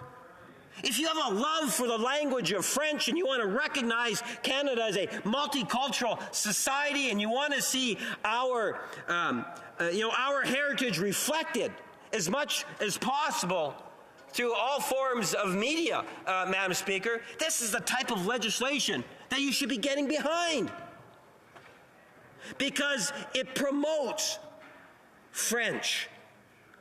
It promotes Canadian culture and heritage, Madam Speaker.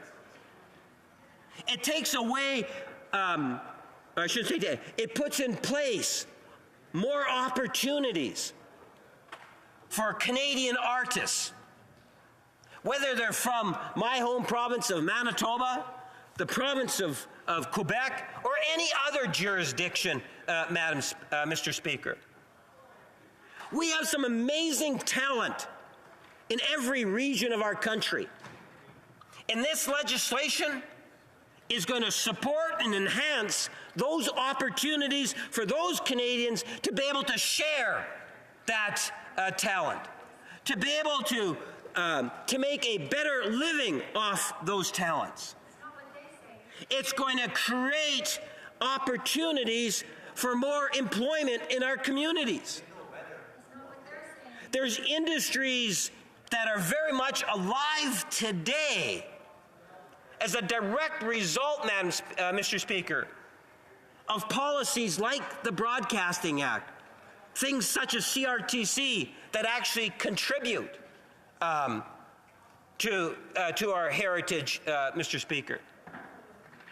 These are the types of things in which, if you follow the discussions, look at what's being said inside the chamber. You know, the NDP, the Bloc half-heartedly, obviously the government, have recognized the true value of how our arts community is not only makes up our identity, Mr. Speaker, but how it contributes in so many ways to our society. You know, I made reference just yesterday or the day before about the Folklorama in Winnipeg, for that young artist that's provided the opportunity to perform in Folklorama in Winnipeg. Two weeks every summer. It's a beautiful place. Every member of the House should be visiting Folklorama. And I often talk about it inside the chamber. Now that young individual will actually be practicing and rehearsing throughout the year. It becomes a part of his or her identity because they have a dream of being an artist, whether it's a singer, an actor, or a combination thereof. And the opportunities that legislation such as this that will enhance future opportunities for Canadians from coast to coast to coast, Mr. Speaker. It is about leveling the playing field. It is about ensuring Canadian content so that there is a better reflection. What it is not about, because you're telling me, Mr. Speaker, I'm almost out of time.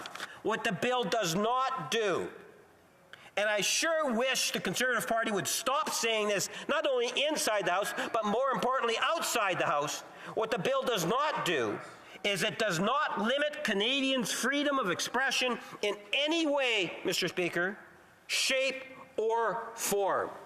This is not a bill about freedom. Mr. Speaker, this is legislation that should have passed. It doesn't need to be thoroughly debated anymore. We realize if we didn't bring in closure on the legislation, the Conservative Party would continue to debate this legislation indefinitely. We wouldn't be able to pass it in 2023, in all likelihood in 2024, Mr. Speaker. And that's the reason why we have to bring in closure on this legislation. Thank you, Mr. Speaker. Questions and comments? Question Kamal-Tar, the Honourable Member for Edmonton Manning.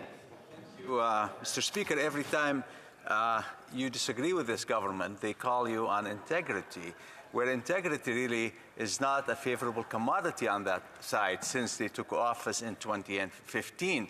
And the honourable member is really calling on that the bill is so good that Canada never had it better.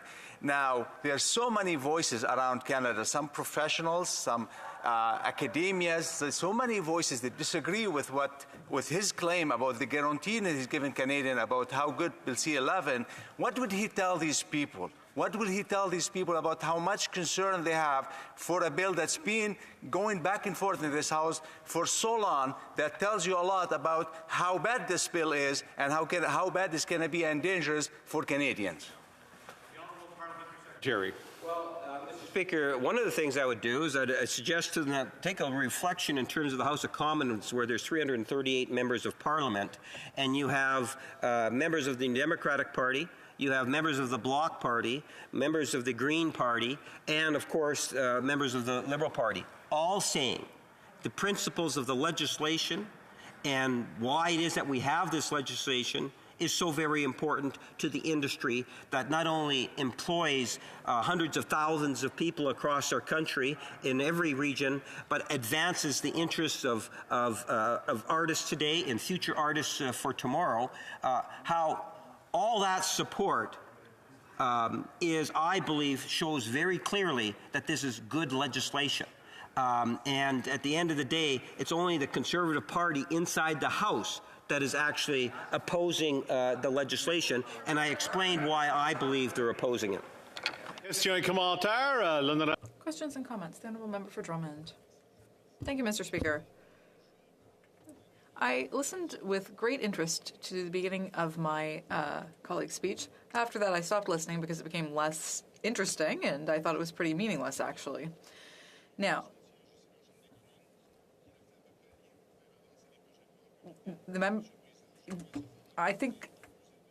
I don't really appreciate being accused of blocking C11. The Bloc Québécois is probably the party that did the most work to move forward with it and to improve it for francophones in this country. The member for Winnipeg North has the nerve to say that the Bloc is standing in the way of C11. That's insulting.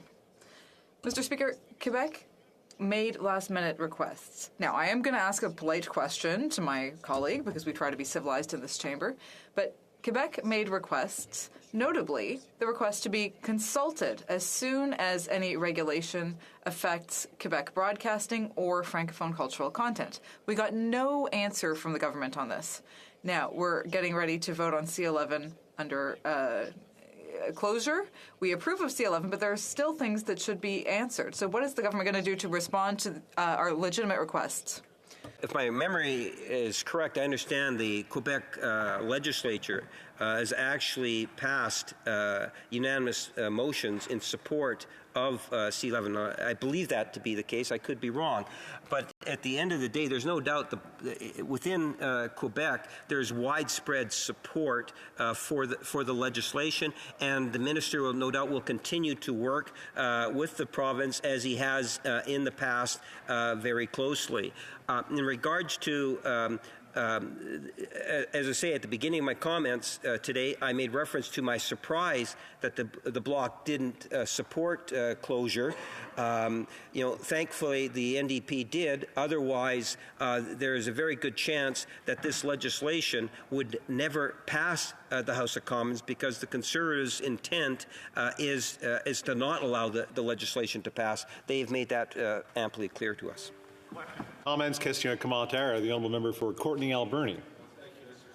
Mr. Speaker, a young woman, Saffron Bissiker, grade 12 student in Qualicum Beach in my riding, just launched the first ever Qualicum Beach Film Festival just a couple weeks ago. And she did it to support local creators and contributors. Our MLA, Adam Walker, was there from Parksville, Qualicum, and he cited that there's $18 million being spent in the film sector just in Qualicum Beach and that area, Mr. Speaker, and how important it is. And we've heard for many years from our local broadcasters, from creators and cultural workers that they've been suffering from an unfair competition from the great big web giants. And that's why, as New Democrats, we've been calling for an end to this unfair system for years, and why this bill is a good first step to evening the playing field.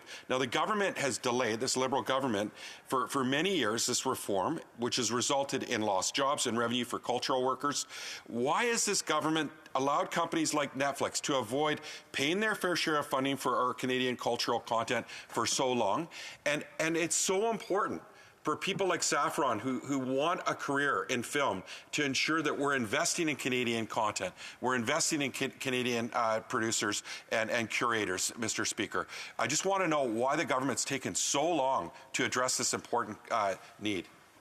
Well, Parliamentary Secretary to the Government House Leader. Yes, Mr. Speaker, the member raises a couple of important points. One is the issue of Canadian content, and let there be absolutely no doubt that Canadian content will dramatically be positively impacted as a result of C11 and its passage.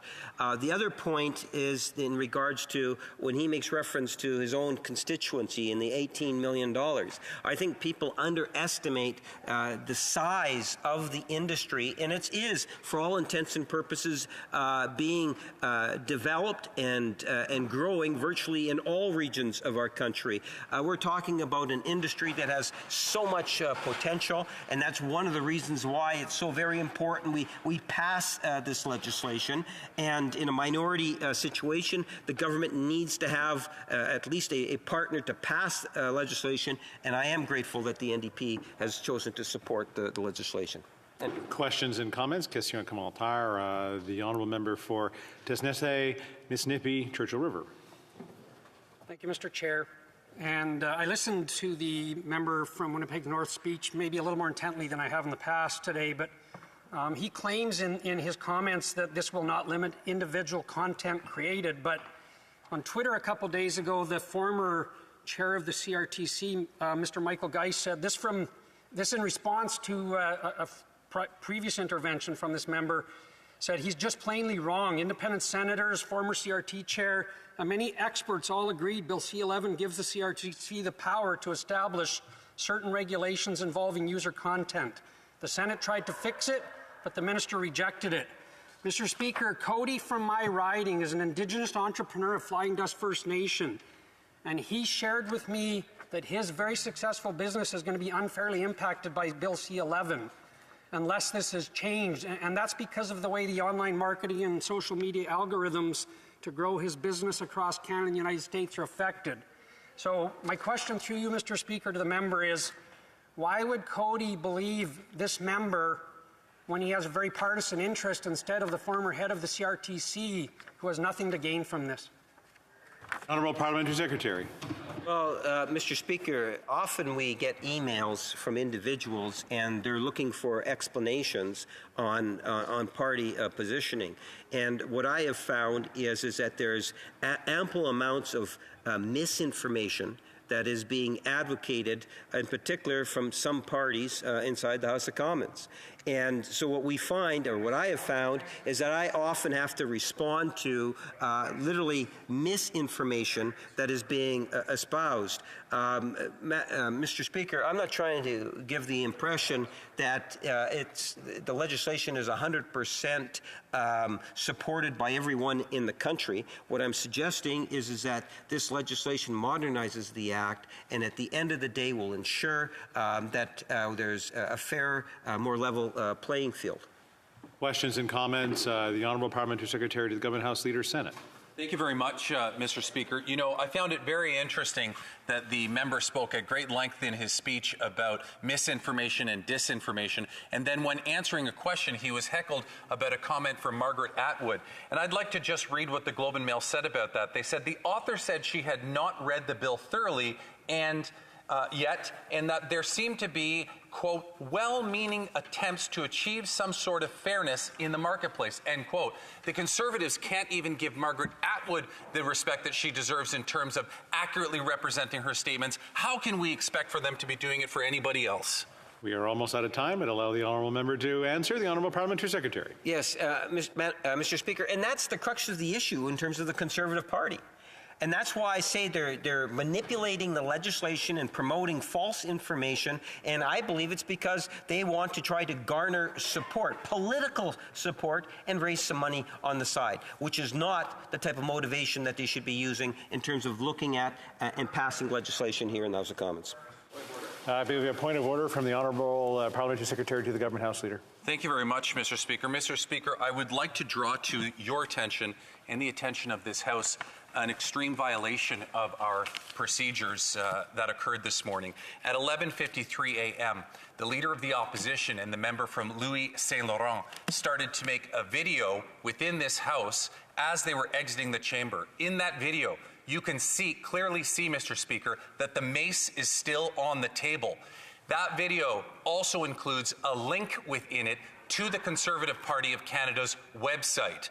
Not only is it a violation of the rules in terms of those set out on pages 296 and 297 of the House of Commons Procedure and Practice, it also goes so far as to use House of Commons resources for the purpose of politics and political fundraising specifically. That page links to a location where the Conservative Party gathers information on people and uses it to solicit funds. I would request, Mr. Speaker, that you and your office look into this matter and report back on what the next steps will be in terms of dealing with this violation.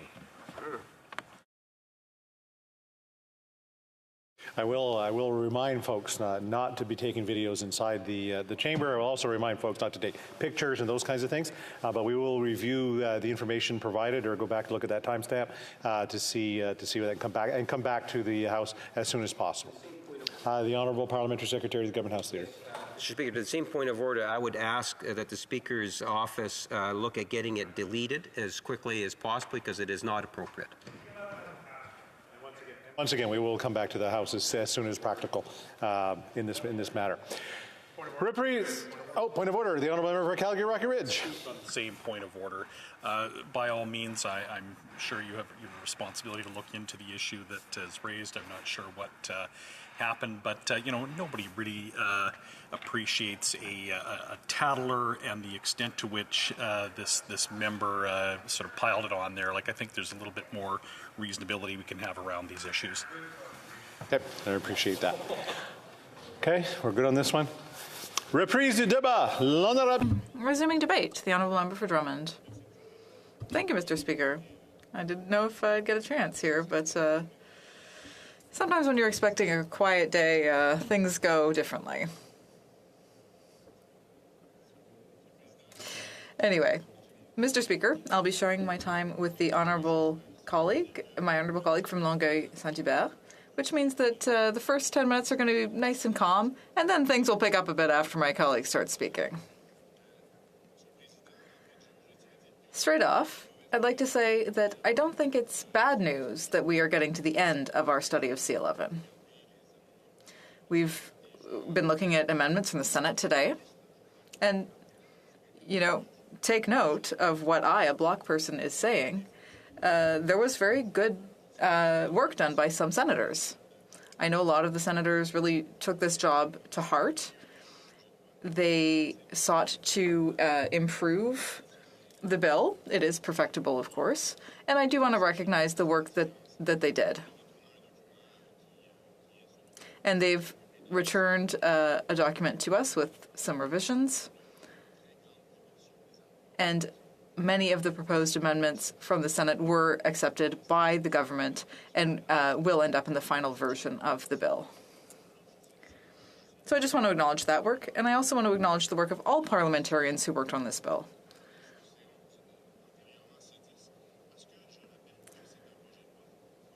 C11 and previously C10 has been worked on for a long time. This version of the bill arrived in November in the House. And the cultural industry, as well as our broadcasting sector, had been waiting for a revision for decades. This bill had not been revised since the early 90s. At the time, I was working in radio. We've already spoken about this, you and I, Mr. Speaker. And at the time, we worked with cassettes that we played. We were using CDs as well, and even vinyl records. For the younger people listening, you'll be able to look that up on the internet if you want to see what a vinyl record looks like. But, people barely remember that equipment. That's how much things have changed since the early 90s. The technology has changed. The way of both producing and consuming cultural products has changed very significantly. And it's changed in ways that we couldn't have predicted over the last three decades. And probably the same will be true of the next 3 decades. So we need to have an updated Broadcast Act. It needs to be flexible. It needs to respond to the technological changes that we've seen. There's been a lot of talk of AI lately, and people are already starting to question that technology. Because, of course, people are a little concerned about what the scope of AI technology might be. So we don't really know what broadcasting is going to look like in the coming years and decades. And we need to have a Broadcasting Act in place that is adaptable.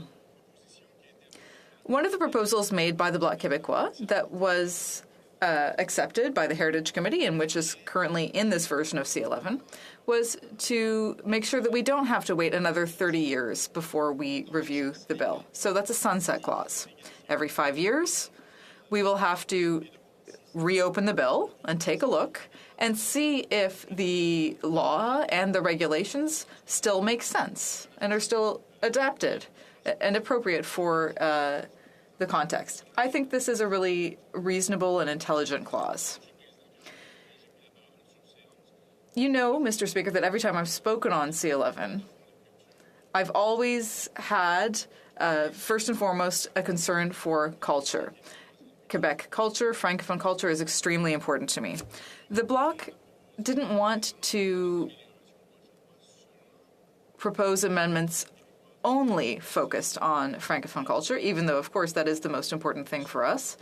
But what we're doing to promote Quebec culture is going to have consequences for all of Francophone culture around the world.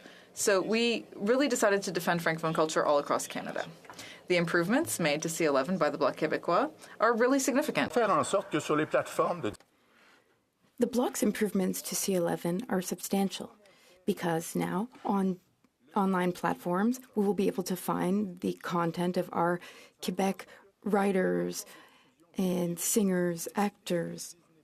On video platforms like Netflix, Disney+, on these video platforms we will be able to discover and experience the talent of our creators. That's significant, Mr. Speaker, because currently we are underrepresented on these platforms. There's been a lot of misinformation, though, about the concept of discoverability. Conservatives have this argument that we're going to force Google, Apple, Facebook, Amazon, the big players, to force people to see some content and prevent people from seeing other content. I don't understand how any Quebecers or Canadians could believe such nonsense. That's not at all what this regulation will do, Mr. Speaker. This regulation is for our culture, for our cultural industry. It's a multi-billion-dollar industry. It gives our industry the ability to compete on this new media scene. Discoverability does not mean forcing people to watch X, Y, or Z content. No, it's about making it available, discoverable. So the platform says to the user, well, we've noticed that you're listening to Bryan Adams, so you might enjoy this Francophone artist as well. It's about suggesting exposure to some culture, some content. That's discoverability. Currently, Mr. Speaker, the cultural sector is losing millions of dollars every month because there's no regulation forcing web giants to contribute. The same way that traditional media and cable distributors have been forced to contribute in the past. There's also a lot of royalties that artists aren't receiving. This legislation will make online streaming platforms follow the same rules and have the same conditions and regulations as traditional players. Disney+, Prime, Spotify, Apple Music, the big players. How can anyone be against the fact that these businesses, which make billions and billions of dollars, how can anyone be against them contributing to the industry that makes them money? In this industry, there aren't just big CEOs. There are also, for example, technicians who work for stations. There are those who work in recording studios. Many people during the pandemic, in fact, decided to change jobs, to change sectors. We need this regulation that will promote investment in the cultural sector. Because if not, we'll be losing out on invaluable wealth. This represents hundreds or thousands of jobs in Canada, and it's a multi-billion-dollar industry. So this seems to me like a no-brainer. Those who contribute to the industry should profit from the industry. That's the no-brainer. So my message to the Senate and to senators is that I hope you will swiftly do what we expect of you. We hope that you will endorse the bill. We hope that you will ensure that web giants contribute. We hope you will help this industry prosper so that Quebec's culture and Canada's stories can be promoted. Quebec has its own culture, It's not China's culture or European culture. We have our own culture, and this bill will support our culture. Thank you. The Honourable Parliamentary Secretary to the Government House Leader. I want to thank the intervention today from my bloc colleague on this matter. I know that they have been very supportive of this bill through the process and getting us to where we are today in debating it.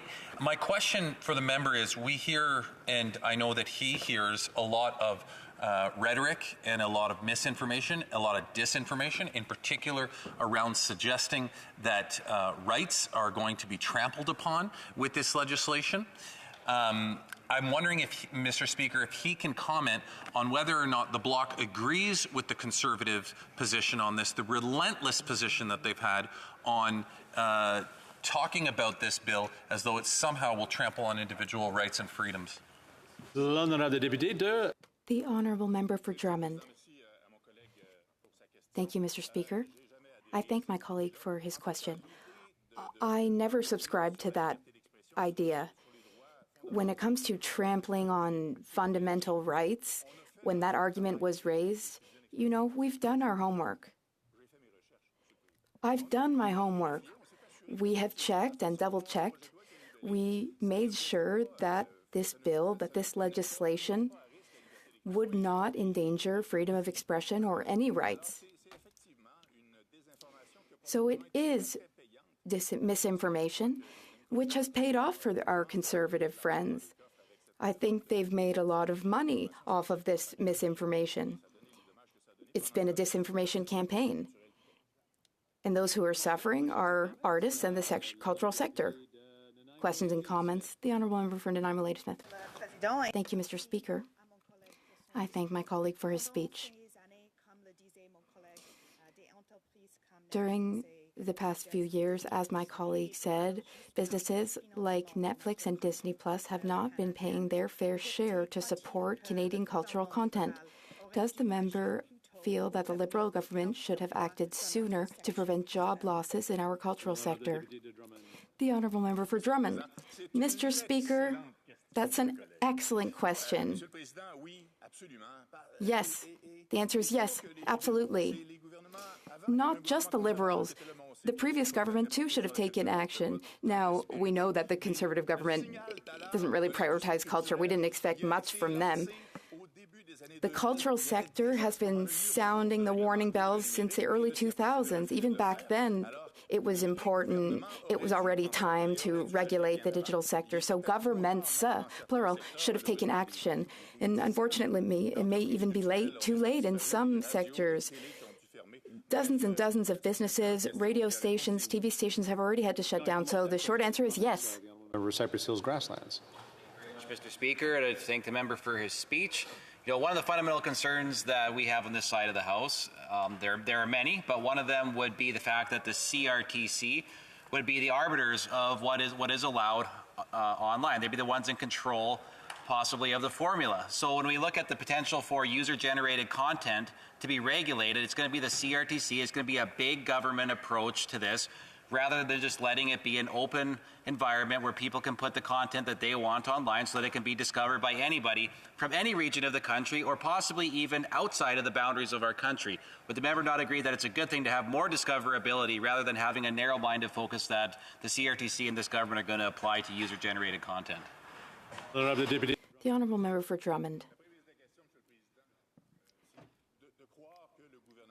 First, to say that the government is going to interfere with what people will watch, or to say that the CRTC will control what people will watch, that is just a sign of not having properly read the bill. Discoverability means showcasing our culture, and we need regulations to do that. We are not dictating what people watch. That is totally misinformation. Questions and comments? The Honourable Member for Saint-Hyacinthe-Bagotte. So if we set aside C11 for a moment, because our colleague set the record straight very clearly, and in fact, the Bloc Québécois 2 years ago was already trying to fast-track this because it was likely that there would be an election and the end of the session was approaching. We heard a comparison between supporting a bill and supporting a gag order to pass the bill.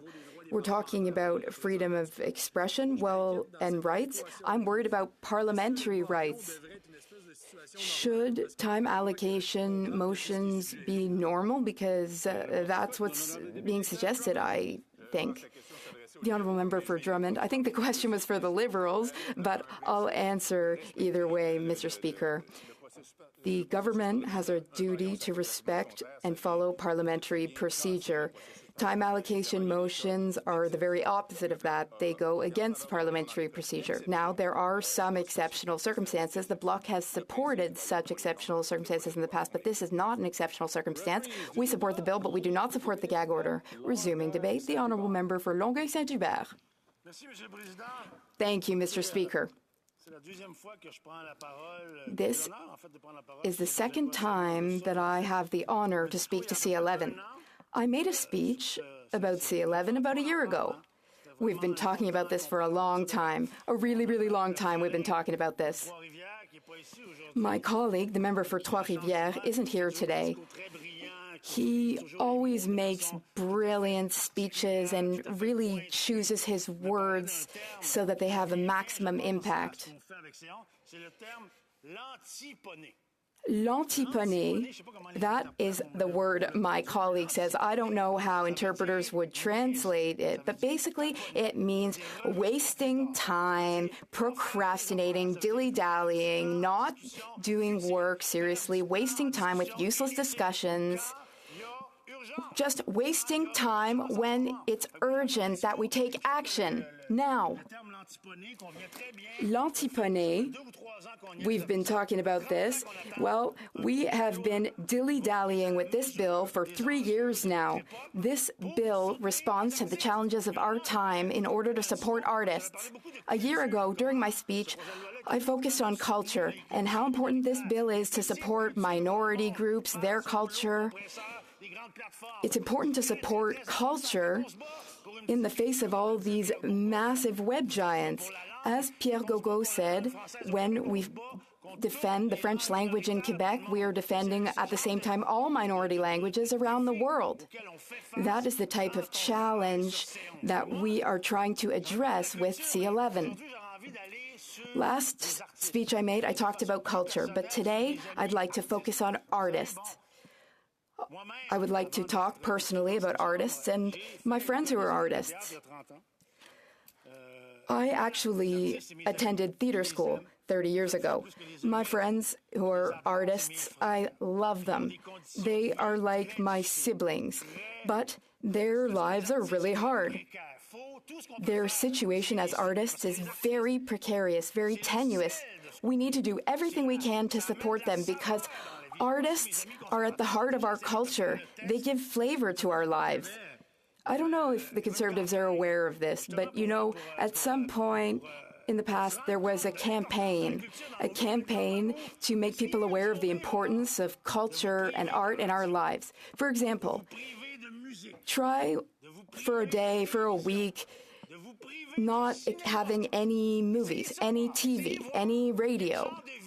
Try that out and see what life is like. What life is like without music, movies, TV series. Imagine what life would be like without these ways of experiencing and seeing our values, our interests, our identities, our stories. Try it. Try it for just one day. One day, and you'll realize the value that artists have and the value that they give to our lives. Artists need our help. They need us to support them. I'll give you the example of a very well-known artist in Quebec, Sylvie Drapeau, my friend. She's perhaps the most well-known theater actress of all time in Quebec. She's incredibly well-known throughout Canada, too, in fact. She is sensational. She is extraordinary. When you see her on stage, you don't forget it. She acted a few years ago in a very personal show at the TNM. National Montreal Theatre, it was spectacular. Now, usually she acts in 5 plays a year. She has all the main important roles. So, for example, she will act in a Shakespeare play, then she'll act in a Chekhov play at night, and then the next day she will do a Molière play or another play at the Montreal National Theatre. And these are lead roles. And then she would go on TV if she had any extra time. So she was working very hard. It takes a lot of energy. Every day, acting in the same play, every night, working during the day, working at night.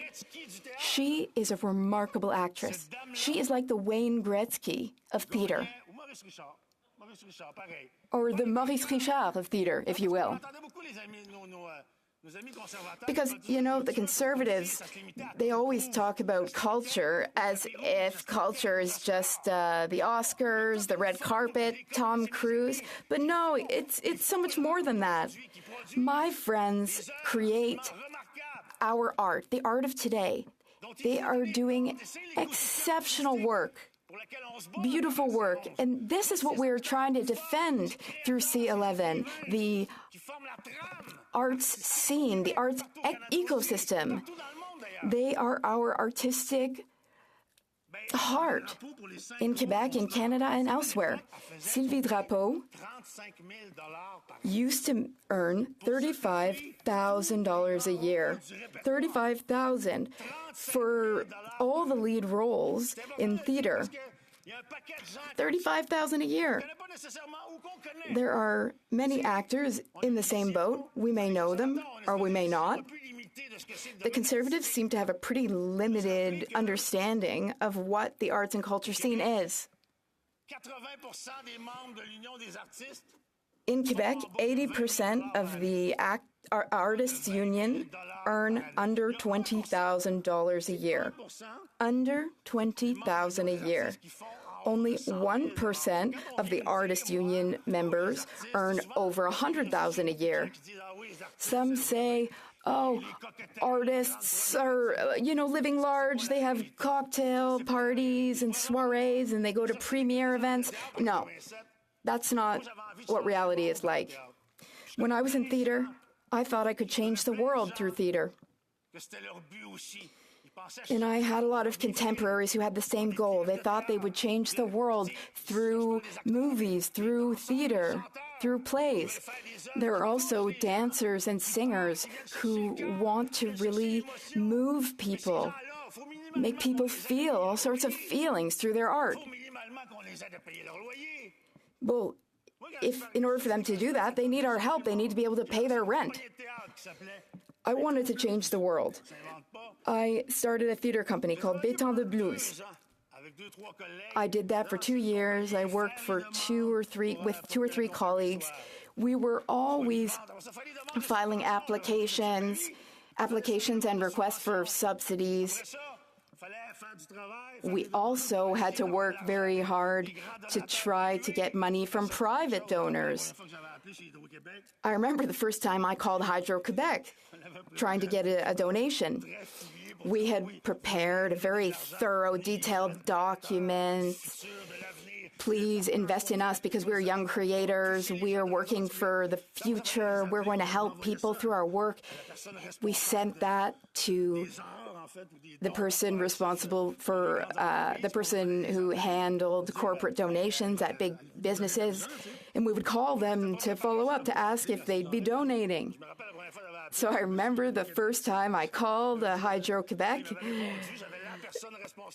So the person handling corporate donations answered the phone, and I said, are you going to donate? We really didn't know how to go about it. We didn't know how to ask, but we did our best. It was such important work. I worked for 2 years, and we put on a Shakespeare play, the play As You Like It. We adapted it, and we played at the Old Port of Montreal. It was a 300-foot warehouse that we used. We didn't have any money. We had 4 sets, so people would arrive. They would arrive at this big warehouse. The stage would open up, and there was 300 feet for the public to move and follow the play. Je vous expliquerai pas. Dans un autre discours, je vous parlerai de spectacle qui était absolument remarquable, à mon sens. On avait vraiment fait la nouvelle au printemps 88 avec ce spectacle-là. Ça pour dire que pendant 2 ans, j'ai travaillé sur ce spectacle-là. So I worked on the show for 2 years. How much money did I make? Guess. $1,200 for 2 years' work. I decided to do it. All my friends, all my actor friends, my writer friends, director friends, screenwriters, all these people who work in theater in Montreal, but also in Toronto and Vancouver, these actors who work so hard.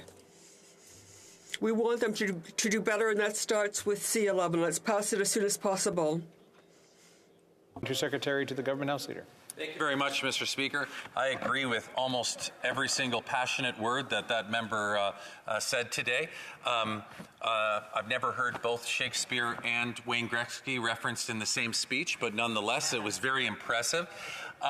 You know, I can't help but think of my own childhood. You know, Mr. Speaker, when I grew up, I grew up watching TVO, TV Ontario, being exposed to shows like Today's Special and The Polka Dot Door. I look at my kids now, who are my youngest 2, who are 4 and 6, and they're watching all of this content that's on YouTube. No idea where it's being generated from. Certainly no degree of Canadian content in there, and I'm sure that this member can speak to the same about what is being seen on back in the day on Quebec TV stations versus what they're being exposed to young children in Quebec today. I'm wondering if he can speak to the impact that this would have culturally on young Quebecers and young Canadians. The Honourable Member, excellent question. It'll have a huge impact. For me, the fight for language and culture, I think people know that I ran and I am an MP because of these things. I have a 14-year-old son, and he became bilingual by listening to YouTube. So when I talk about my fight for the French language, I don't really know how much that means to him. But what it means is that if we vote for C11, we'll work to make Francophone work discoverable. It won't solve everything, but it will help. People will have greater access to Francophone content. Thank you. Questions and comments? The Honourable Member for Courtenay Alberni.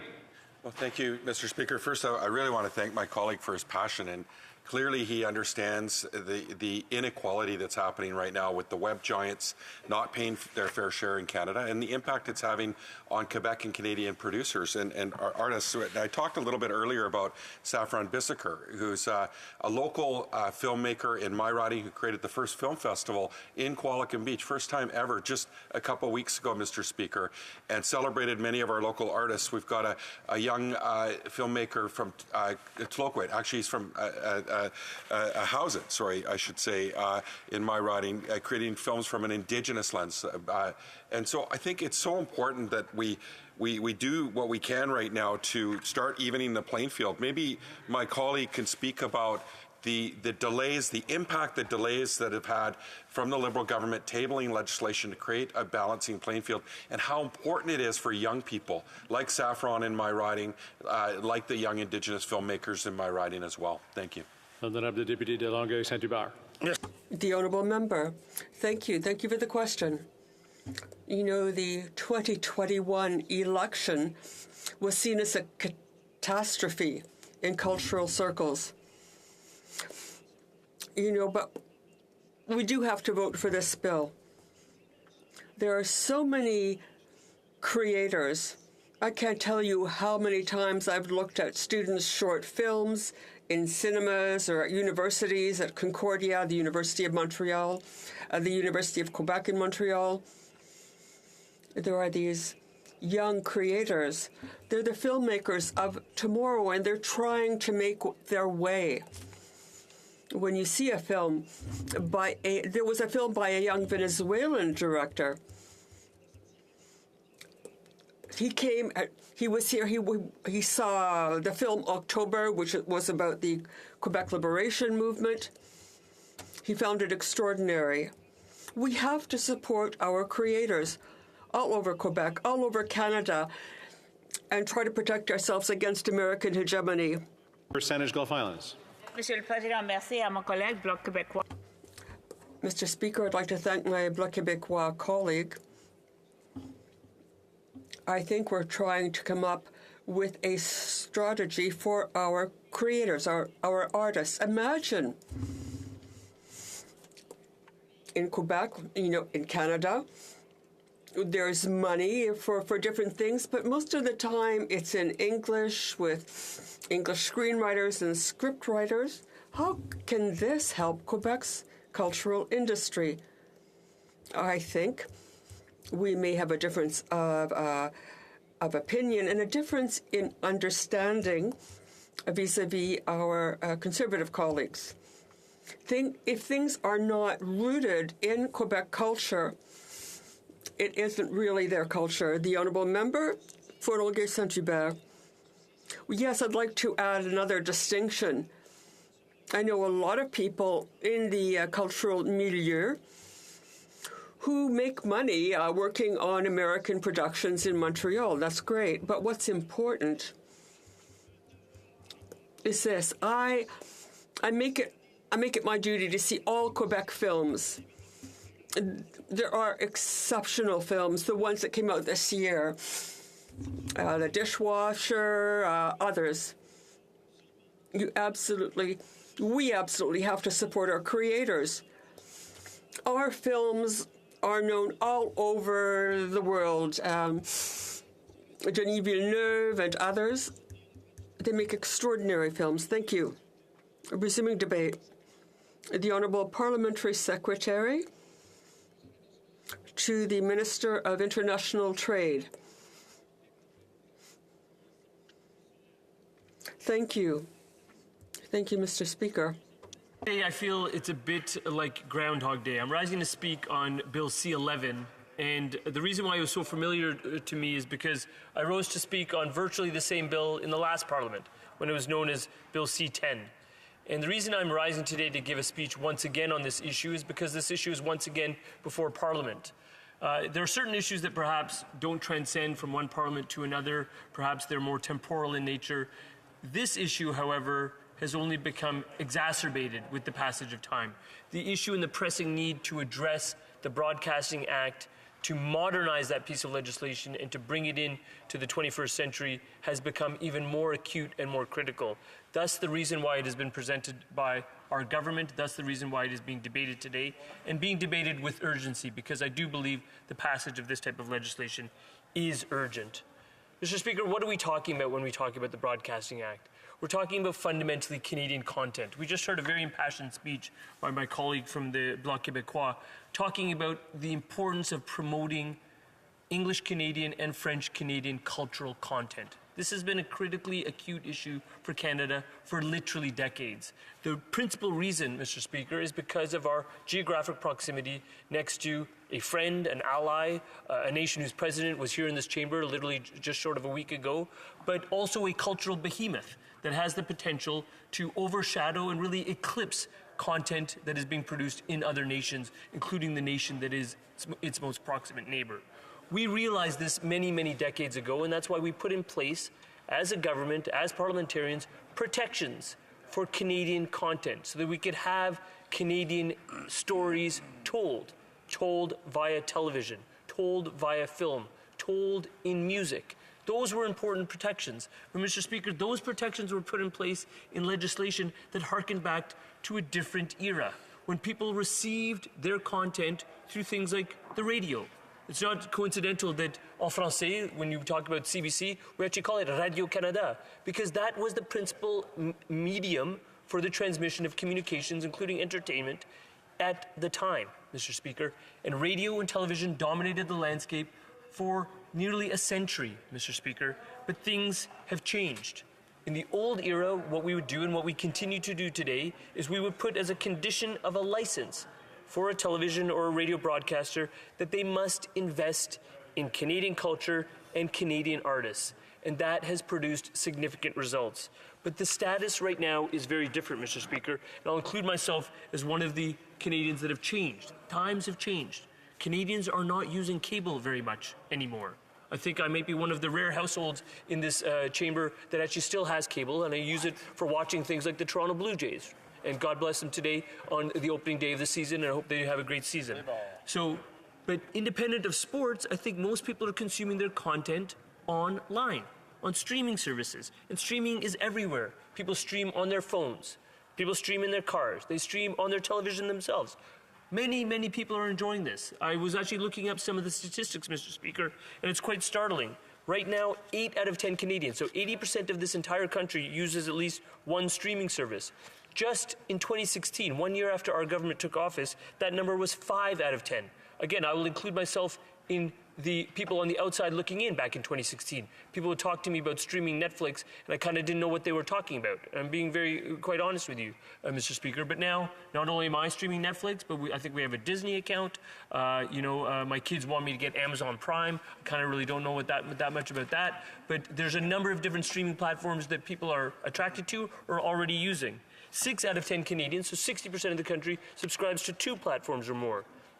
But the basic point, Mr. Speaker, is that while we have on the radio and television side things like Bell and Rogers contributing to Canadian content, which is a good thing, something we want to continue to do, streaming platforms, such as the ones I mentioned, Amazon Prime, YouTube, Crave, Netflix, Spotify, they're broadcasting to Canadians, they're using Canadian content to market to those Canadians, and they are contributing absolutely nothing to the flourishing and the development of more Canadian content on their platforms. They do not have the same requirements that are applied on those platforms as are applied on standard radio and television broadcasters. There's the problem. From a very basic perspective, Mr. Speaker, what are we here for as parliamentarians if it is not to identify problems and seek to address them for the benefit of Canadians? That is something quite fundamental that I think all 338 of us try to do every day that we are privileged to hold these types of positions. But nevertheless, Mr. Speaker, the legislation has not kept pace.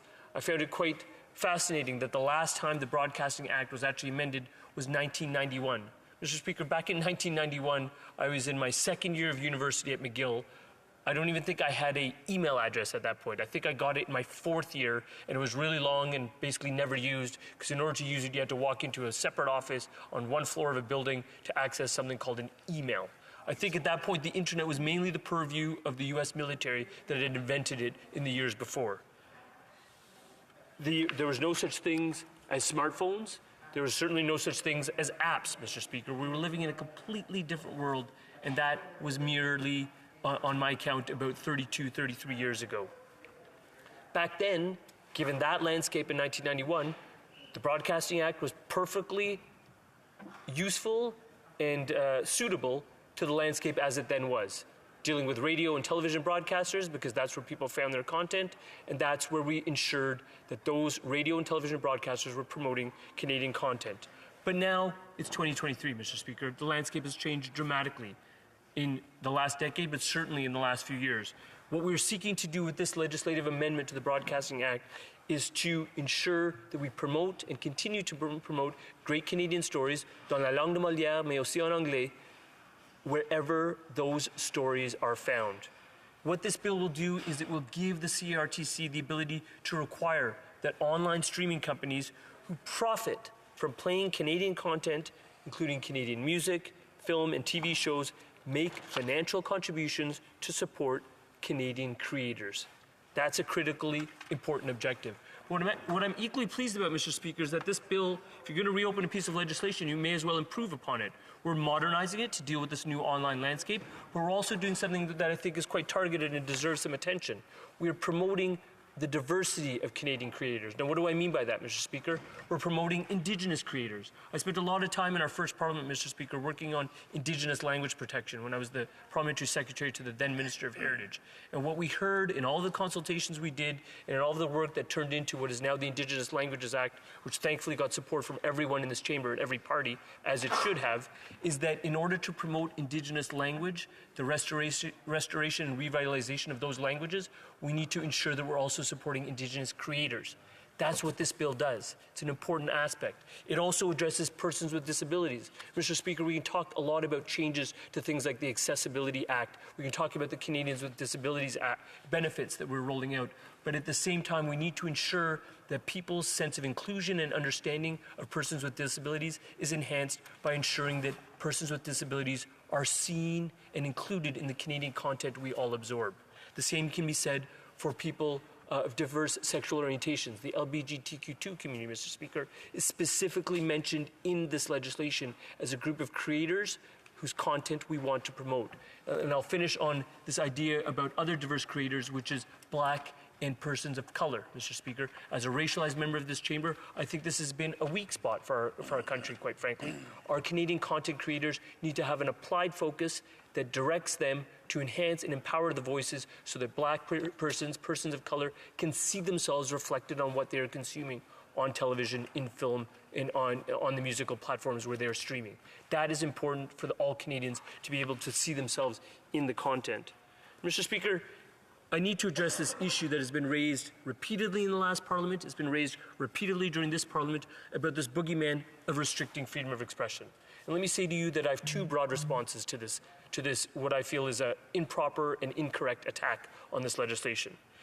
It's logically flawed to posit that this is a challenge to freedom of expression. It's also inaccurate in terms of the substance of the bill. So the logical flaw, Mr. Speaker, on the logic of this kind of argumentation, the fact that we've been promoting for decades now, through financial contribution requirements, things such as radio and television broadcasters, on the logic of this argument, those promotion efforts would have restricted or diluted the creation of Canadian content as opposed to enhanced it. We know for a fact that the enhancement has occurred by ensuring that broadcasters in that physical sort of context, in the traditional context, were required to apply money and funds and from their profits towards the creation of Canadian content. We've had, on the musical side, things such as the Arkells, things such as the Tragically Hip. We've had Rush. From my city, we have had Drake. Mr. Speaker, on the television side, we've had everything from the Beachcombers to Kim's Convenience and everything in between. You don't get those great Canadian success stories without that applied directive to ensure that there's financial enhancement in the industry by broadcasters to support creators. So on that simple logic, if this model was flawed, it would have diminished the amount of Canadian content as opposed to enhanced it. So I think the same reasoning applies here. What I would say to you is that the same will apply for ensuring here that online streaming companies are classified as broadcasters. What we will see is that far from diminishing Canadian expression, it will actually enhance Canadian expression. What do I mean by that, Mr. Speaker? It's going to compel the Amazon Primes, the Netflix, the Spotifys of the world to ensure that they are making Canadian content discoverable and actually contributing monetarily from their very healthy bottom lines and balance sheets from their profits to the creation of more Canadian content. That is a good unto itself.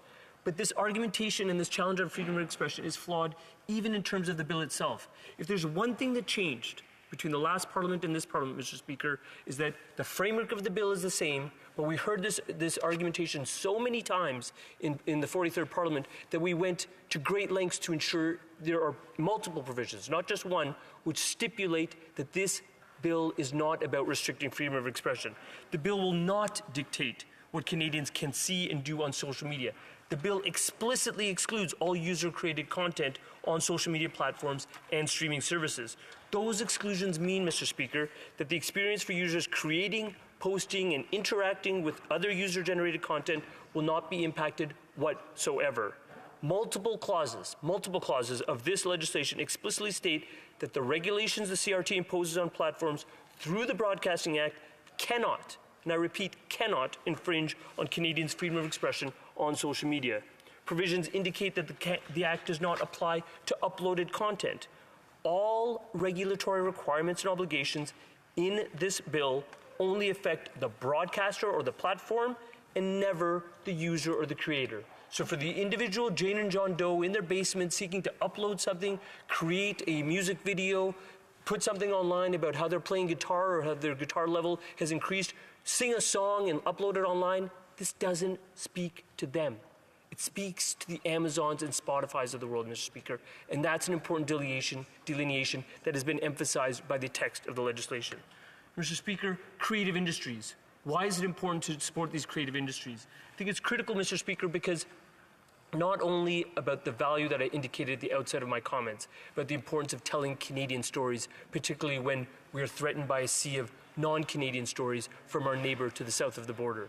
But it's important when we think about what Canadian creators, many of whom I'm very privileged to represent in Parkdale High Park, what they do for us as a nation.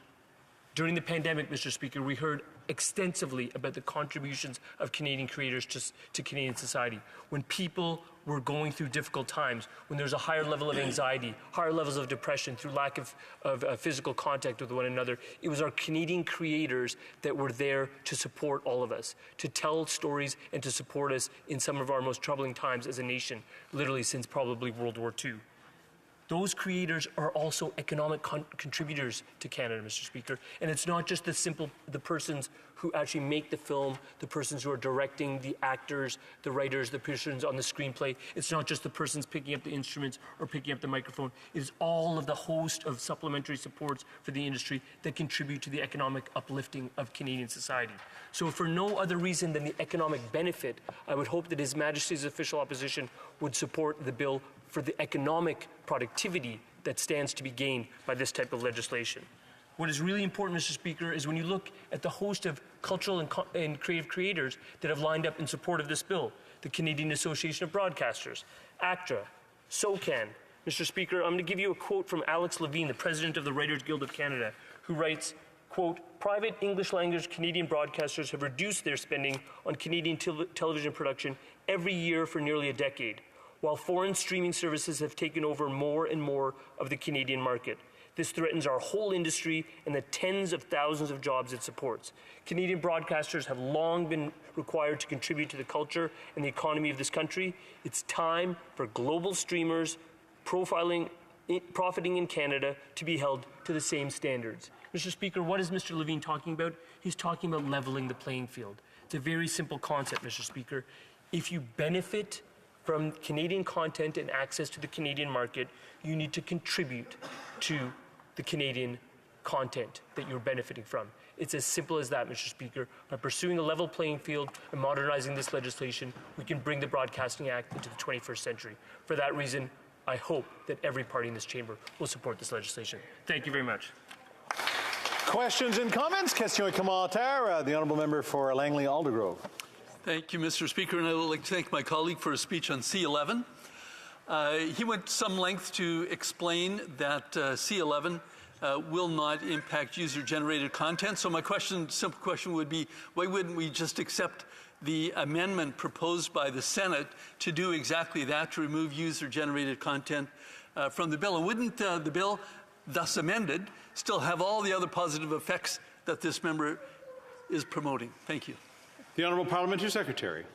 I thank the member opposite for that question. I think the Senate amendments deserve scrutiny and deserve careful study. We're thankful for the intense study that took place on the Senate side. What we believe is that given the extensive study of Bill C-10 as it was in the 43rd Parliament, given the nature of the legislation that we've tabled in this House already, which is replete with user-generated content protections that relate to the exact issue my friend opposite is raising, that those protections are already in place and that potentially introducing further aspects of this would be superfluous and unnecessary. Thank you. Questions and comments? Question commentaire. The honourable member for Longueuil Saint-Hubert. Thank you, Mr. Speaker. Well, I won't come back to talk about all the reasons for which we should be adopting this law urgently. I talked about that a fair bit earlier during my speech. But what I'm wondering is, it's hard for us to see how this bill is going to go forward without the Quebec government expressing its view on C11. So does my colleague know of any way in which the government in Ottawa will reach out to the government of Quebec to talk about how C11 can be enforced? The Honourable Member, thank you for the comments and question. What I can say is that we're entirely aware of the government of Quebec's position. It's very clear that for them, they share the same objective that we do, which is to fight, to promote, and revitalize a Canadian culture, English and French. We know that, especially economically speaking, the impact of the cultural industry in Quebec is enormous and really disproportionate compared to the other provinces. So we will be taking that into account when we look at the implementation of this bill. Kamal Tar, questions and comments. The Honourable Member for Nanaimo Ladysmith. Thank you, Mr. Speaker, and thank you to the member for sharing his information around the importance of us having Canadian stories at the forefront. And I'd be remiss if I didn't quickly mention, applicable to this bill, around this April, Vancouver Island's annual film festival will be kicking off again. And I just wanted to quote, last year, the then festival director, Hilary Eastmuir, was talking to The Discourse, which is a local media outlet, about the importance of this film festival. And she talked about the importance of local film being seen alongside films around the world. She talked about the importance of smaller stories and how they reveal something really intimate. I'm quoting her here, really intimate about people's lives and challenges they faced. She talked about the directors in last year's film festival, including 3 Iranian directors, 2 of them being women. I'm wondering if the member can share a little bit about why he feels that the Conservatives are continuing to fundraise off misinformation around C11 instead of putting forward sound solutions that could move us forward with protecting and supporting Canadian cultural content. Honourable Member for Parkdale High Park. Well, I thank the member opposite for that question, and I wish I had an answer to that. I think we all have an interest in sort of sharing Canadian content, in promoting it and producing more of it, and telling Canadian stories. I think there's at least an economic interest that I think all members of this House would share. I'm very pleased to learn about the Vancouver Island Film Festival. Obviously, in my hometown, we have TIFF, which is world-renowned. There are festivals literally throughout this country that promote those Canadian stories, and what it's pleasing to see is that Canadian content is being consumed internationally. This was mentioned by the member from the Bloc Québécois. We know that Seeing Red, which is an animated film that depicted an Asian family in the city of Toronto, received an Academy Award nomination. That's exactly what we need more of, and that's exactly what this bill will produce. Merci. Question Kamal Tar, questions and comments. The Honourable Member for Mississauga Streetsville. I thank my honourable colleague for his speech. I grew up in the era also where radio is what I had to rely on to listen to my favorite R&B and hip-hop songs. The privileged area of boom boxes, vinyl, and cassette tapes. And so he's so right, so much has changed. This bill provides us with an opportunity since 1991 to ensure that the broadcasting sector is inclusive to all Canadians. So I'd like the honourable member's perspective on how important it is to ensure tech giants should pay their fair share to support the diverse and inclusive aspects of our Canadian culture. The Honourable Parliamentary Secretary. I thank the member opposite for her question and share her passion and her fondness for the nostalgia of boomboxes and cassette tapes. I still have some cassette tapes at home. My kids don't know what on earth they are. What I think is critical is that this is part and parcel of a broader agenda of our government, and I hope of this Parliament, in terms of what we are doing addressing the presence of digital platforms in our lives. We've got Bill C11, we've got Bill C18. We're very committed to addressing online harms and online safety. In previous parliaments, we've addressed things like electoral advertising in online spaces. Our commitment is to ensuring that digital platforms that are benefiting from what they do in Canada and how they promote themselves or advertise in Canada, that are reaping dollars from Canadian pockets, are also contributing back to Canadian communities and for the creation of Canadian content. That's a fundamental theme that informs all of our pieces of legislation, and it will continue to do so. Questions and comments? Question commentaire. The Honourable Member for Bow River. Thank you, Mr. Speaker. I appreciate the speech from my honorable colleague. And it's interesting as I see that colleague is much younger than me, but yet some of the things he talks about are from a different place in the sense of a long time ago. It's interesting. In February, for example, vinyl outsold CDs in the sense which is a change that's happening. But the challenge that I've got with what he's saying is, because I've sat on Heritage, was there for C10, C18. C18 talks about money transfer. Doesn't talk about the CRTC, and that's the challenge that I have with C11. If they would do the monetary thing, not involve the CRTC, understanding support for artists, understand that, royalties, whatever you want to call it, but involving the CRTC. I mean, back when the C10 came, it came without that user-generated. It was in there. They took it out. But why do we need to involve the CRTC? If they keep talking about monetary going to the artists, they quote a lot of professional organizations who like the money, but why aren't they talking about the artists themselves and a mechanism where the money would go? Like in C18, they're talking about money that goes to. Why do we need the CRTC? They want the money to go to artists? Why isn't that what they're doing? The Honourable Parliamentary Secretary. I'd say sort of two responses, Mr. Speaker. One is that the CRTC is part of Canada's cultural landscape and has been for many decades. It's a known and trusted institution. It's at arm's length from government, and it is quasi-judicial in terms of the decisions it makes. I think we're using a known institution that we're comfortable dealing with, that Canadians are comfortable dealing with. But I'd also say to the member opposite, and I appreciate his perspective, I'm actually a lot older than he thinks, 52 this year. But the point is that they're also not mutually exclusive. There's nothing in this legislation as I've read it that would dictate. It dictates the need for financial requirements and obligations to be put on large online streaming platforms that are monetizing Canadian content.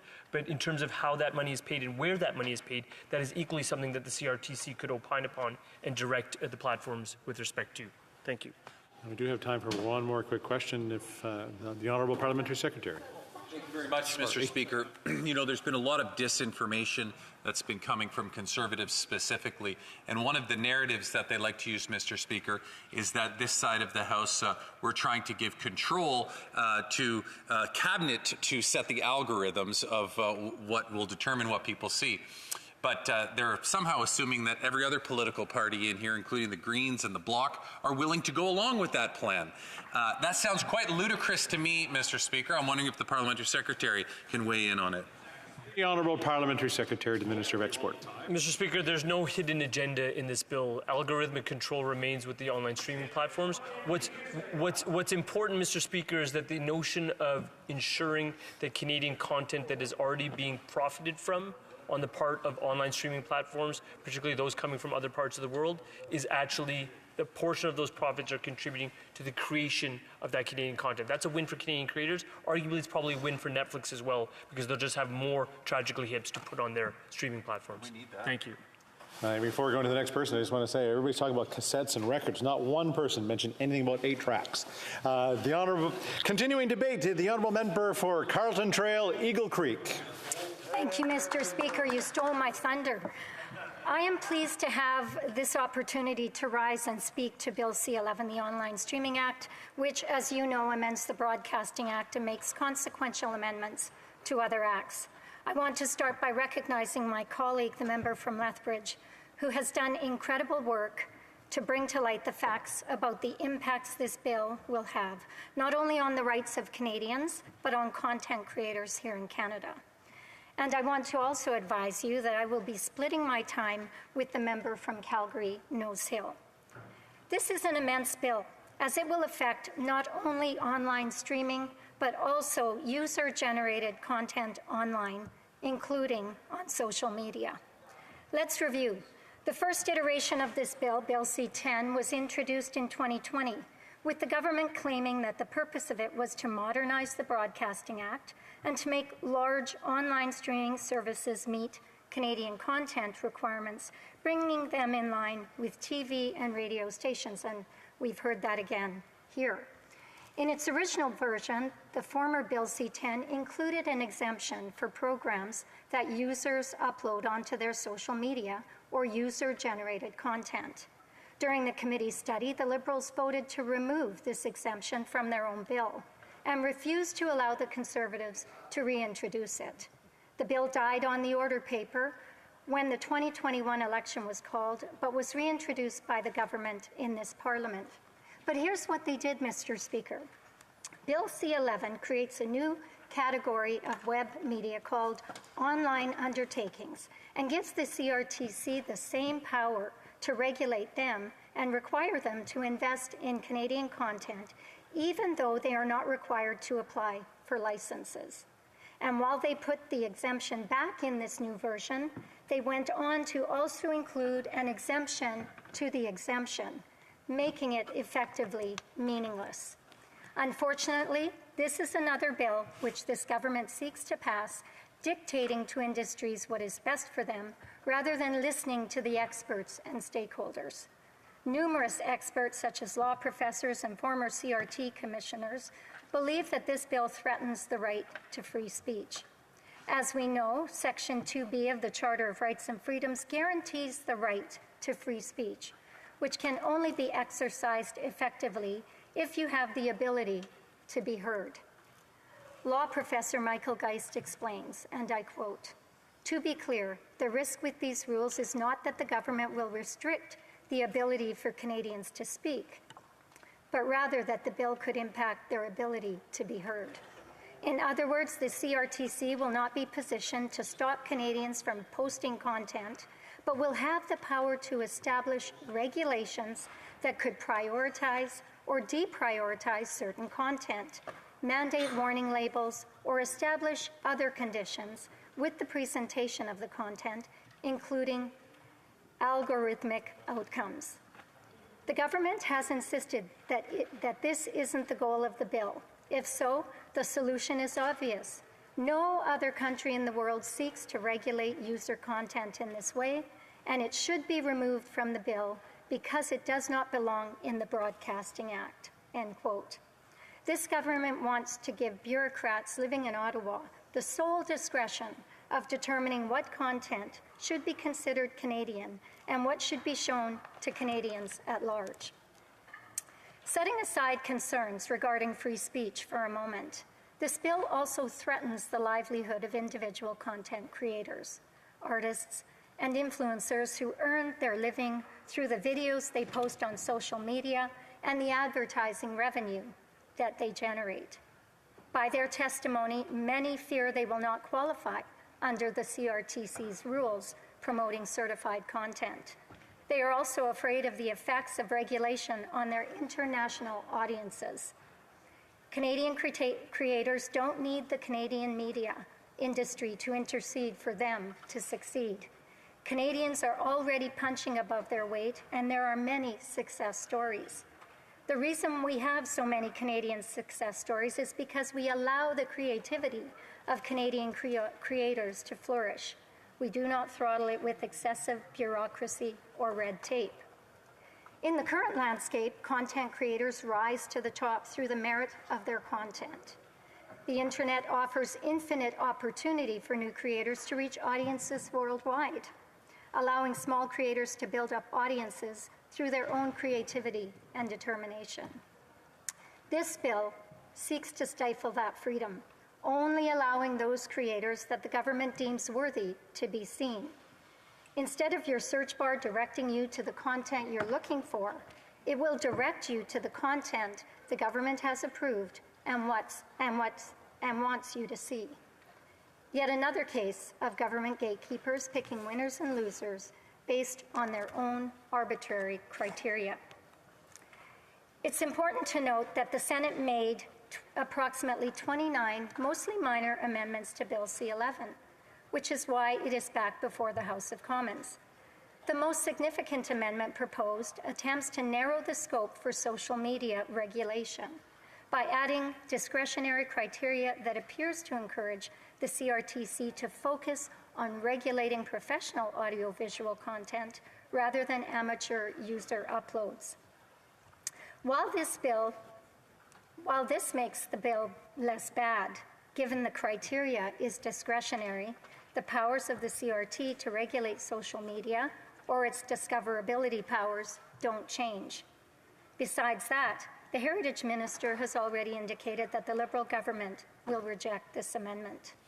Make no mistake, homegrown talent and creative content here in Canada will no longer succeed based on merit.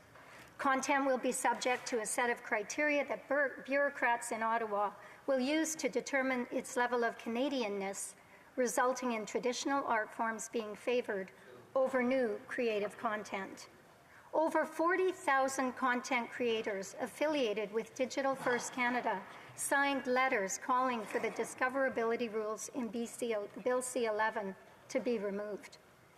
Mr. Speaker, since this bill was first introduced in its first iteration as Bill C-10, I have heard from many constituents who don't want the government dictating the content they are allowed to see. They have written me and expressed their shock and dismay at the government's attempt to control speech and online content. They want the ability to find their favorite creators and enjoy the content which appeals to them. They don't want to see the favorite content of an Ottawa bureaucrat. For all the Liberals' claims, Canadians understand that if this bill passes, Honourable Parliamentary Secretary to the Government House Leader. Thank you very much, Mr. Speaker. I'd like to add to the point of order that I raised with you about an hour ago.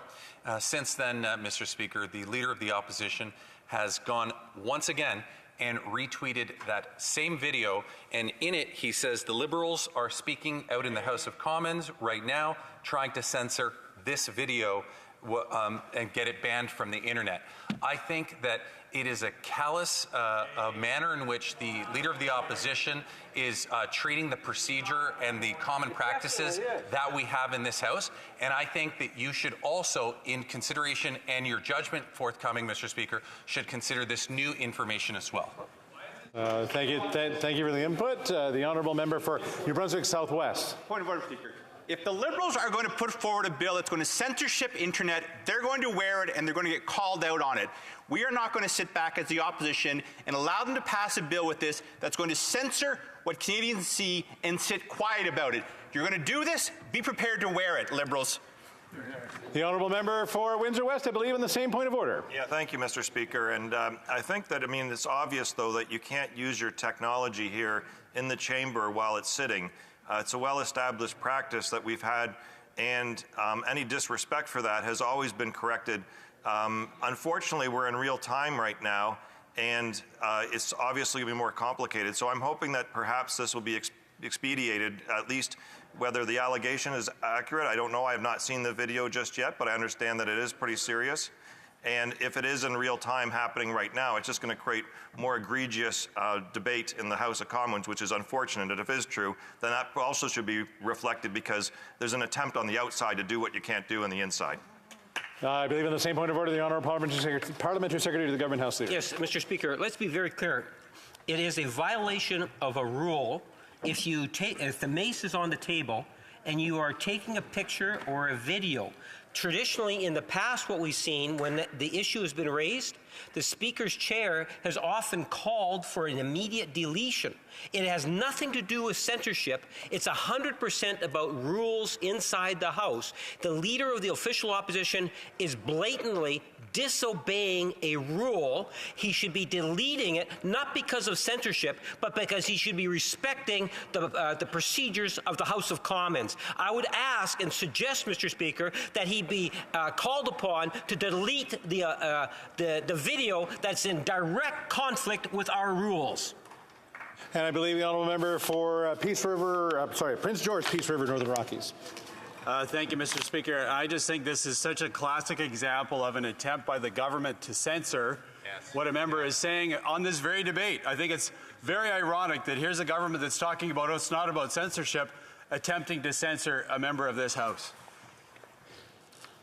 All right, still on the same point of order, the Honourable Parliamentary Secretary of the Government House Leader, and we're going to have to cut this off because we do have a debate to deal with. The Honourable Parliamentary Secretary. Up for debate, Mr. Speaker, are not the rules and the procedures of this House. It is not about trying to censor anything. It is about respecting the rules. If Conservatives want to change the rules so that the Leader of the Opposition can film a video in here while the mace is on the table, they should bring forward a motion to change the rules. We have rules in this House. They need to be respected, and we are blatantly seeing support for that coming from the other side. I think that, like the Parliamentary Secretary said before me, the Speaker needs to review this matter, report back to the House immediately, but also take the necessary actions against the Leader of the Opposition regarding this matter. Member for Prince George, Peace River, Northern Rockies. I just think it's, again, interesting, Mr. Speaker, on this point of order, that this government, who's been in breach of ethics, how many ethics laws has the party been in breach of over the last number of years? All right, that's I believe that we're now delving into debate.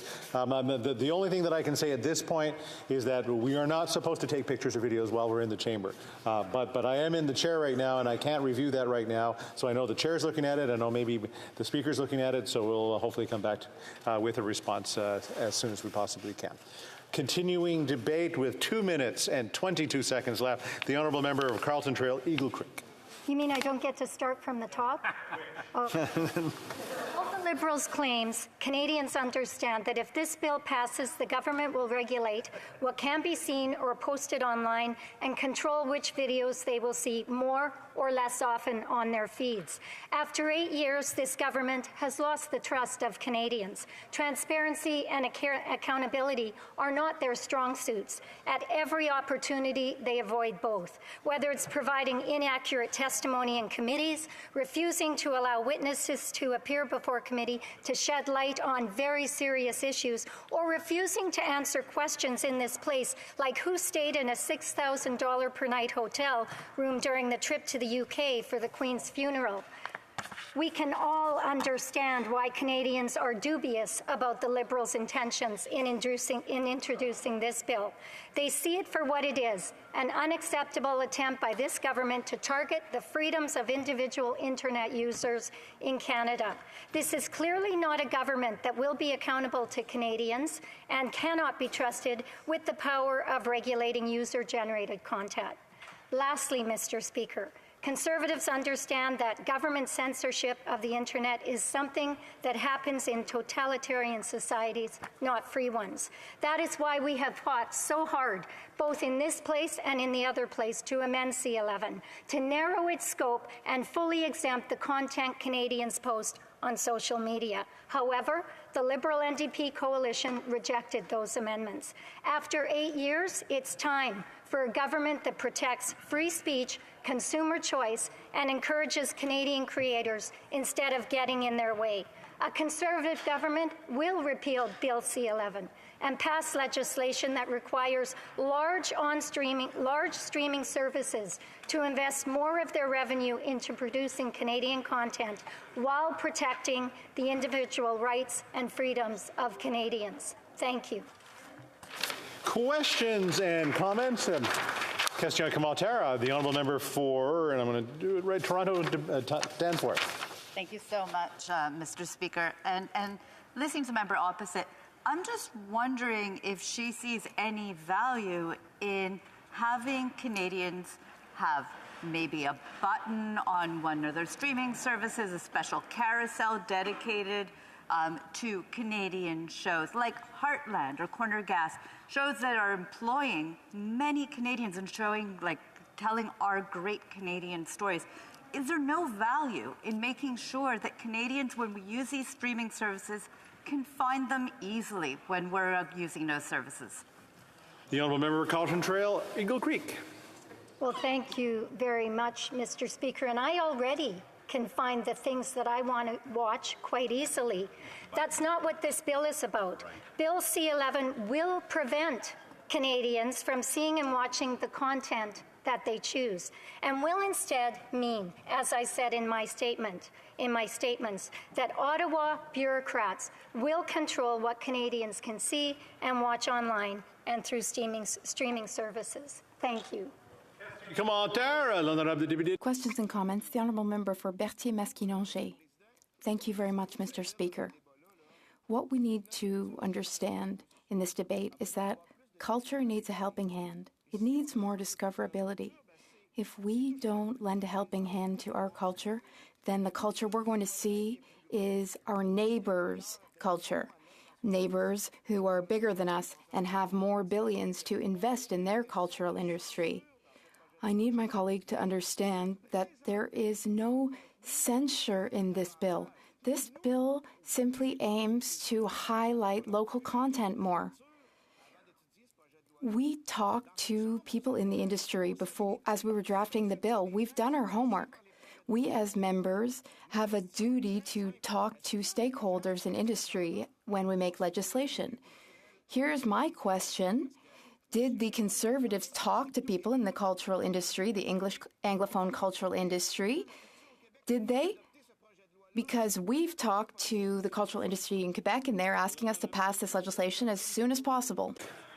Well, thank you very much, Mr. Speaker. And with all due respect, I will take the word of law professors, former CRTC presidents, and Canadian content creators themselves when it comes to what the impacts of this bill will have, not only on what Canadians are allowed to see, but what they are allowed to post online. There is a huge difference between giving support through tax breaks or funding and directly deciding who should be featured as Canadian content and who should be suppressed. We believe on this side of the House that Canadian creators have proved that they are capable of building large international audiences. Thank you. Questions and comments? Question commentaire. The honourable member for Windsor West. Thank you, Mr. Speaker. The former CRTC chair is well known for supporting actually the large internet providers and actually against consumers, and one of the reasons we actually have some of the highest prices in the world for our system. But where I come from, Mr. Speaker, we're a peninsula surrounded by the United States, and so Windsor, Essex, Chatham, Kent County basically gets inundated by U.S. content on a regular basis. And even right now, if we don't do anything on this, it'll be Alphabet that controls what we see and what we don't see. And I was just wondering whether Conservatives have reached out to those out on the border communities and the artists there and their concerns, because they've been shut out because of some of the actual structural positions the United States has taken to limit artists even going into their country, or also their information being shared. So I'm just wondering whether they've reached out to those artists and dealt with the fact that with so many Canadians living on the border like ourselves, that we're being inundated. And if you look at the hearings that are taking place in the Senate and the Congress, there's been admissions that it's not a red or a blue issue, it's actually called a green issue with regards to what Fox and others are showing, is because it's all about money, not truth. So I'm just wondering if they've actually talked to the artists in the regions that are actually affected by the border. Thank you, Mr. Speaker. Well, member for Carleton Trail, Eagle Creek. Thank you very much, Mr. Speaker. Look, the bottom line when it comes to this piece of legislation is that the government is about to give itself the authority to control what Canadians watch. Instead of giving Canadians more of what they want, as that member is proposing, YouTube will be instructed to give viewers more of what the government wants for them. Thank you. Reprise de débat, continuing debate. The honourable member for Calgary Nose Hill. Thank you, Mr. Speaker. We're here today in the middle of a debate where the Liberal government has curtailed debate on a censorship bill. They are actually censoring debate on their censorship bill. And to put into perspective what's happening here today, people who have reviewed this bill from all political stripes, from all walks of life, from all background in Canada, have said that this bill will create in Canada the most authoritarian media control regime in any Western country. This is a fight worth having. It's a fight worth having tooth and nail. And every member of the governing caucus needs to give their head a shake, and including the NDP as well, who are in coalition with this bill, on the fact that this is going to censor Canadian content. So in the brief time that I have today, because we know the government is shutting down debate on this, in the brief time I have today, I want to make an appeal directly to my colleagues in the NDP and in the backbench in the Liberal government caucus to really think this through. So first of all, the government is saying, the government talking point is that this bill is needed to modernize the Broadcasting Act, to reflect, to bring Canadians in alignment with what's happening today versus 30 years ago, pre-internet.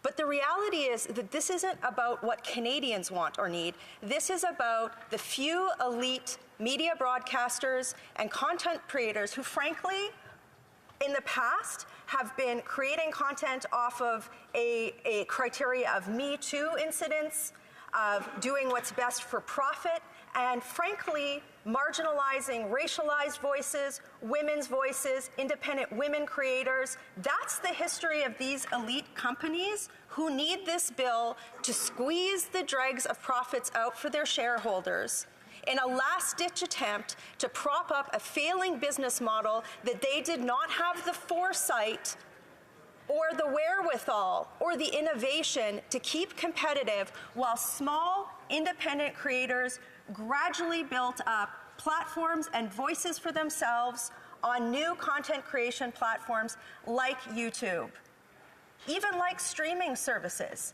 It's not Canadians' fault, and Canadians shouldn't be subject to government censorship because a few well-connected producers, media companies, and whatnot want to have more profit for their shareholders.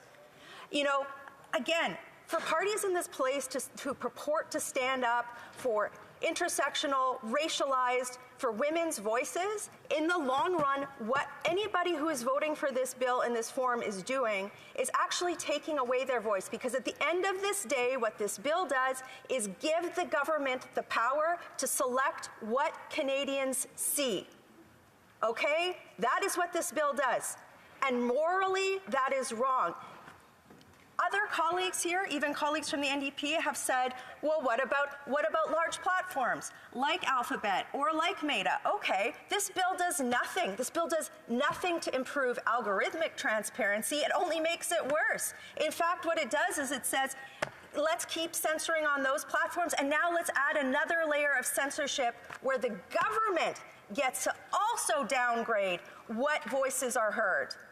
Can you imagine, Mr. Speaker, if Stephen Harper had introduced this bill in the House of Commons, if Stephen Harper had created a government ministry where he got to control, where his appointees got to control what was upgraded or downgraded, there would have been pitchforks and torches in the street. The NDP would be outraged. There would have been signs across the country. And instead, because we're acquiescing to the Liberals, who have a long history of propping up elitism in thought and elitism in production in this country, somehow it's okay. The reason why people from all political stripe across this country, people who would, there are so many disparate political voices who are saying this is wrong.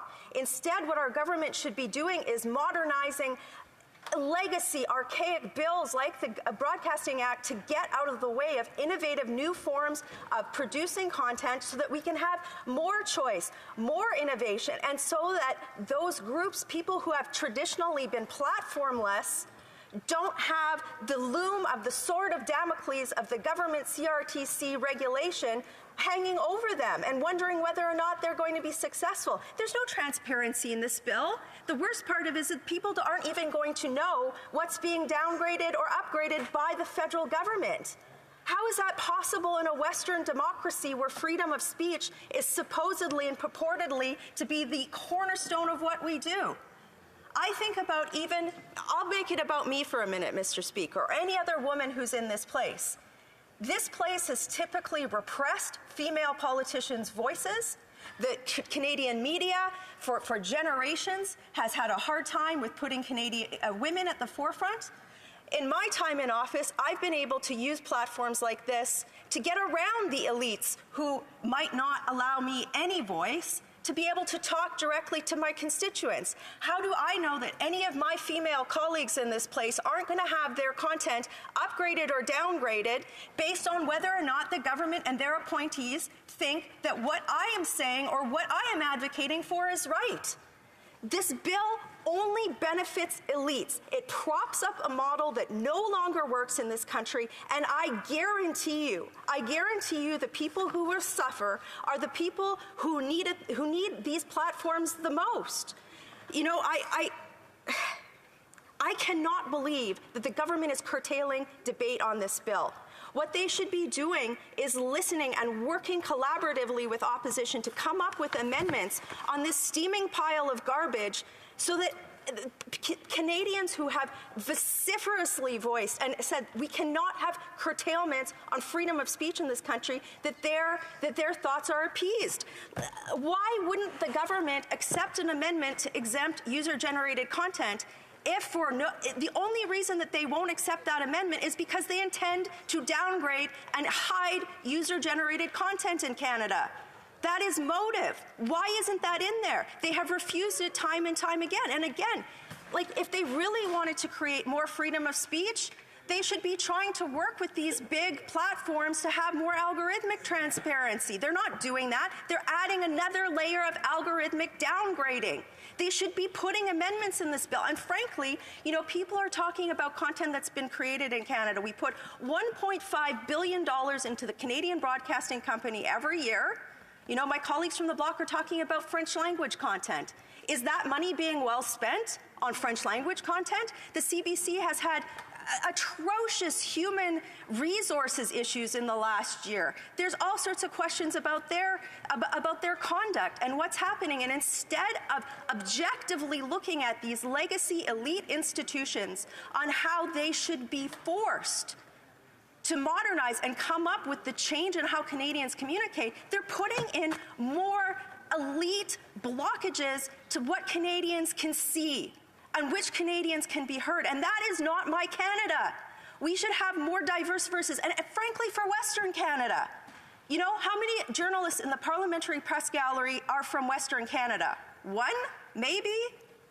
The only way that we get heard is through these types of platforms. And now, no offense, Mr. Speaker, this government does not have the best track record on supporting Western Canada. They're telling us that the CRTC gets to regulate what content is seen from Western Canadian content creators? No.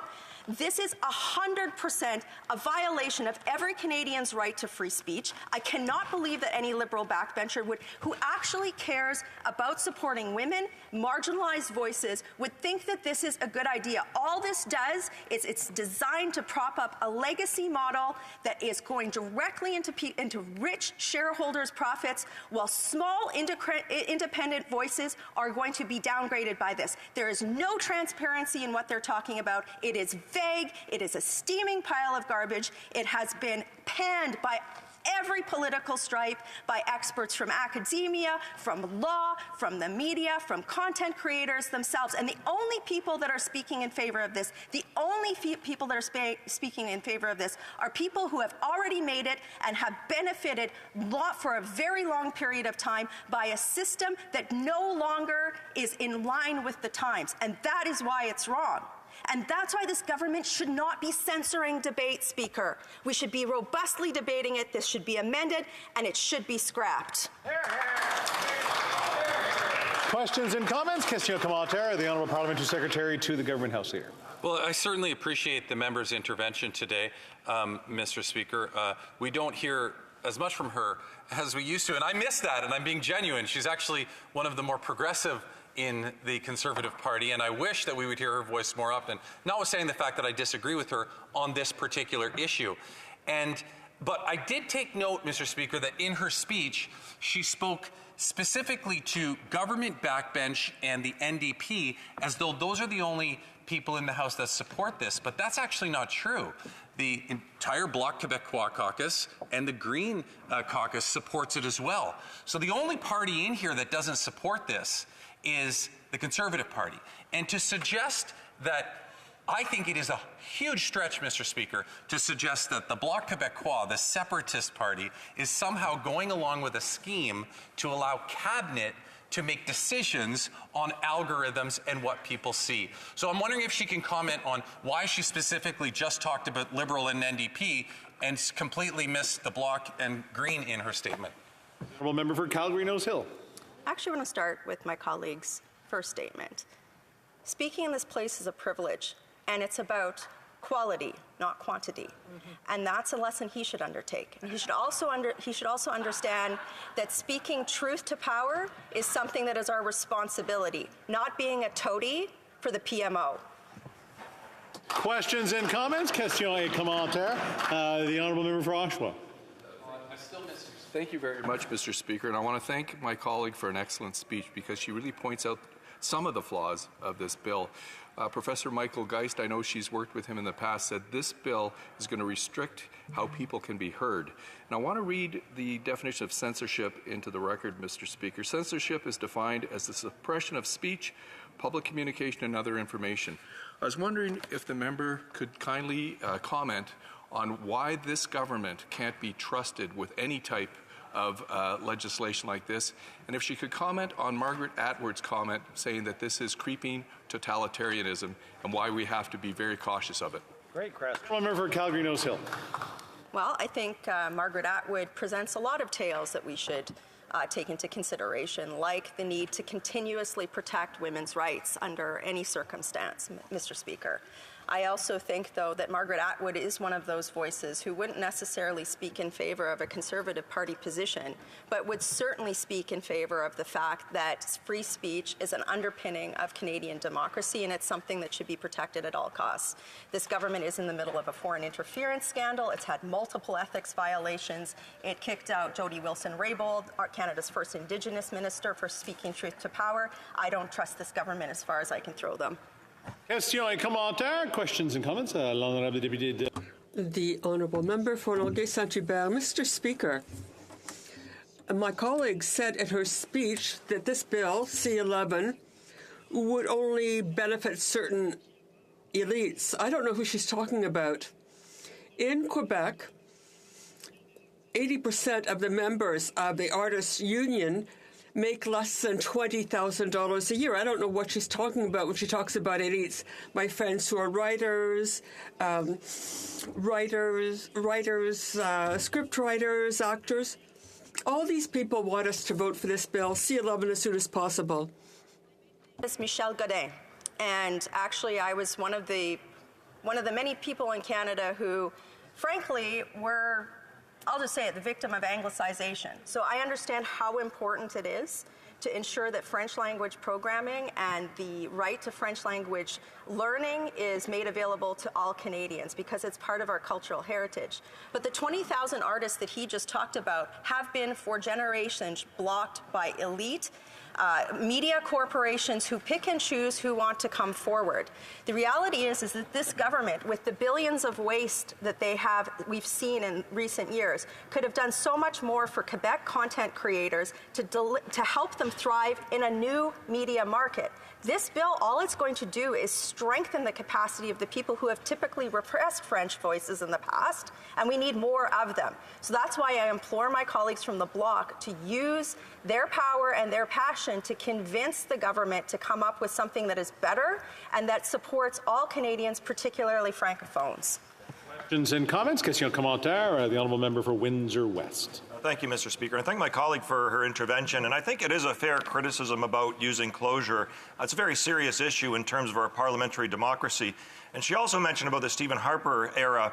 And I was there during that time. And as she knows, over 14 or 17 times the Harper administration used closure on 11,000 pages of parliamentary law that took place. So I'm wondering whether she has some reflection in terms of all of those things, which actually involved women's issues, environmental issues, issues over pipelines, issues related to the economy, even some things that actually went to the Supreme Court and came back. And so maybe some reflections about when and how this issue should be resolved, because it really goes back into the 1950s with regards to the first time debate was closed was actually over a pipeline issue. So perhaps we can have a little insight on that. Thank you.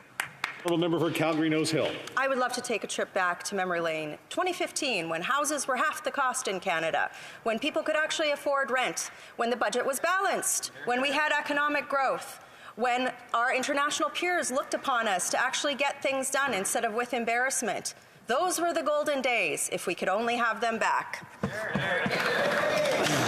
Reprise du débat, continuing debate. The Honourable Parliamentary Secretary to the Government House Leader, Senate. You won't have those days back, Mr. Speaker, because that Conservative Party is gone. Believe it or not, Stephen Harper's Conservative Party no longer even exists. For as extreme right as that party was, we are now dealing with something that's even more to the right. A complete engulfing of everything populist that anyone could ever imagine. You know, Mr. Speaker, I'm going to talk about disinformation in my speech, and in particular disinformation from Conservatives. And the first example that comes to mind, Mr. Speaker, is the last interaction between the member from Calgary Nose Hill and her Conservative colleague who asked a friendly question about Margaret Atwood. Disinformation about what Margaret Atwood said and her intentions. I want to read to the House what the Globe and Mail reported regarding Margaret Atwood. The author said she had not read the bill thoroughly yet, and that there seemed to be, quote, well-meaning attempts to achieve some sort of fairness in the marketplace, end quote. So they're not even properly representing the thoughts of Margaret Atwood, yet they use her as a vehicle for disinformation repeatedly. And unfortunately, what this issue has turned into for the Conservatives is nothing more than a fundraising cash cow. That's what this is.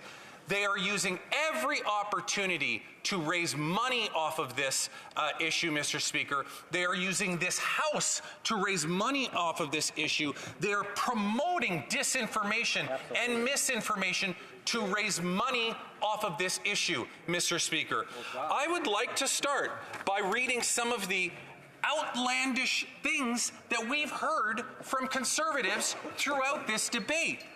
The member from Lethbridge said, I wish for Canadians to know that this bill would impact them in two damning ways. One, it would censor what they see, and two, it would censor what they say. The member from Carleton himself said, this bill is about controlling people. The member from Sarnia-Lambton said, could the member tell me how this legislation is different from what happens in communist countries? What? The member from Leeds, Grenville, Thousand Islands, Rita Lake said, a government that wants to control what Canadians see and control what Canadians think. Unreal. The member from Kildone and St. Paul said, if the government bureaucrats get to choose the content to push to Canadians, there's a very real risk the government will be tempted to use it for filtering powers to silence its critics. Wow. The member from Medicine Hat, Carson Warner, said, ultimately, Bill C-11 would put Canada in step with countries like North Korea, China, Iran, and Russia. Unreal. Wow. The member from Oshawa, this one just blew us away on Monday when he said, Bill C-11 is an online censorship bill designed to control search engines and algorithms so that the government can control what Canadians see and hear. He said, sadly, the legislation models practices directly from the Communist government of China. It blocks unacceptable views and connections that the CCP consider harmful to the Chinese public. Wow. The goal of its internet is to reshape online behavior and use to disseminate new parties' theories and promote socialist agenda. The House was literally in a state of unbelief when we heard the member from Oshawa say that.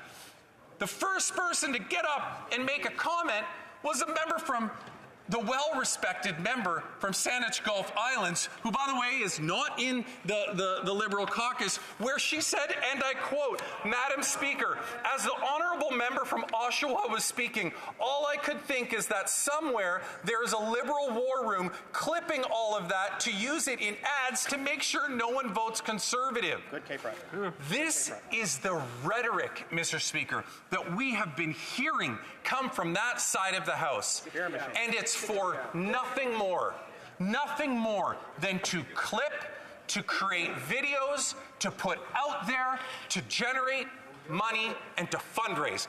Myself, I've been the subject of that, Mr. Speaker. A tweet of mine was used regarding this issue in a fundraising email sent out by Conservatives with a gigantic Donate Now button at the bottom. And in perhaps one of the most egregious forms of improperly utilizing House resources, which I hope that you will come back to this House with a ruling on in short order, Mr. Speaker, was what the member from Carleton, the leader of the opposition, with the member from Louis Saint Laurent, who, by the way, is a member who's been in this House a very long time, a former House leader, knows the rules inside and out. As they were walking out of the chamber, while the chamber was still in session, they held a phone, started recording a video as they walked into the lobby. While they were still in the chamber, the mace is still visibly on the table from their very own video.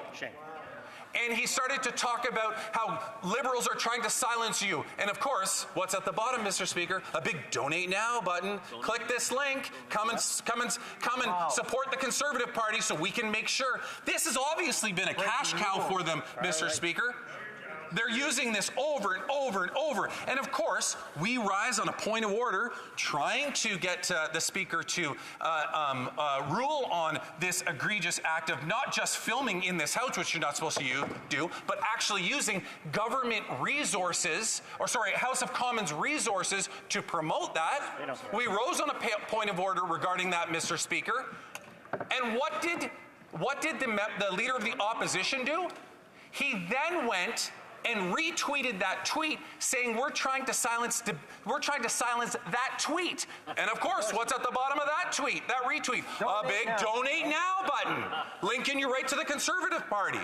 So not only will he completely disrespect the rules of this House, he will then go and blatantly use the proper calling of procedure to further fundraise. Doesn't care. Wow. Doesn't care. This is the Leader of the Opposition. This is His Majesty's loyal opposition leader that is doing this. Incredible. And it is absolutely unacceptable. Absolutely. You know that, Mr. Speaker. I know that. Every member of this House knows that. But the Leader of the Opposition continues, and he doesn't care. He doesn't care what gets in his way, even if it's the proper decorum and practice within this House, to fundraise. And so for Conservatives to get up and say that the Liberal Party and the Liberal government in collaborate or in working with the NDP, in cahoots with the NDP, are somehow trying to give Cabinet the ability to generate and to write the algorithms that will shape what people see.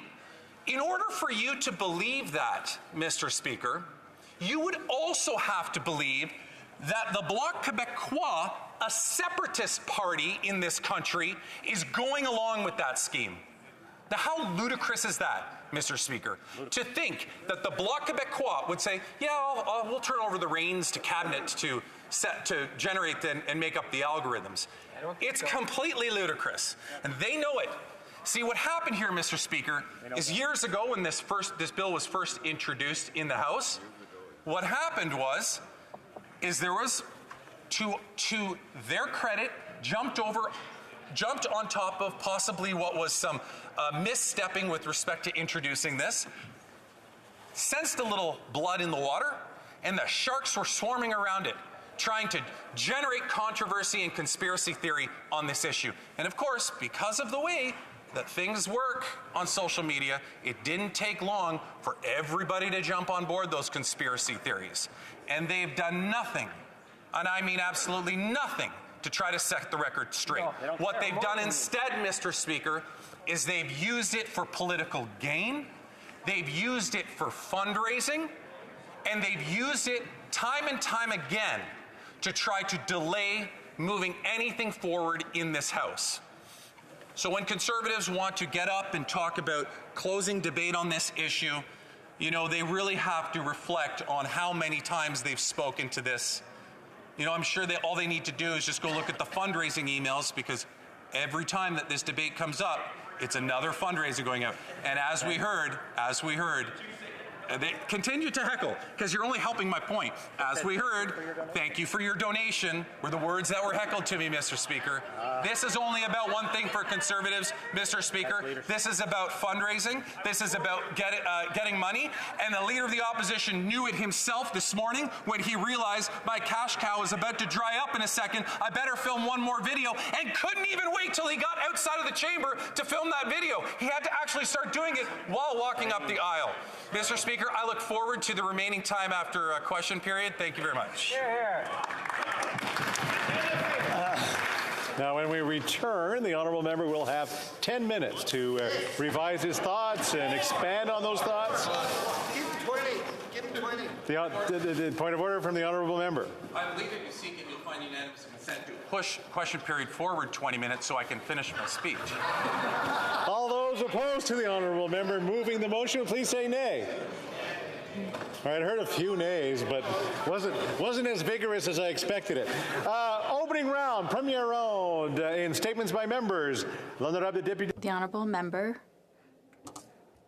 Mr. Hayes is not there. Okay, Kitchener-Conestoga.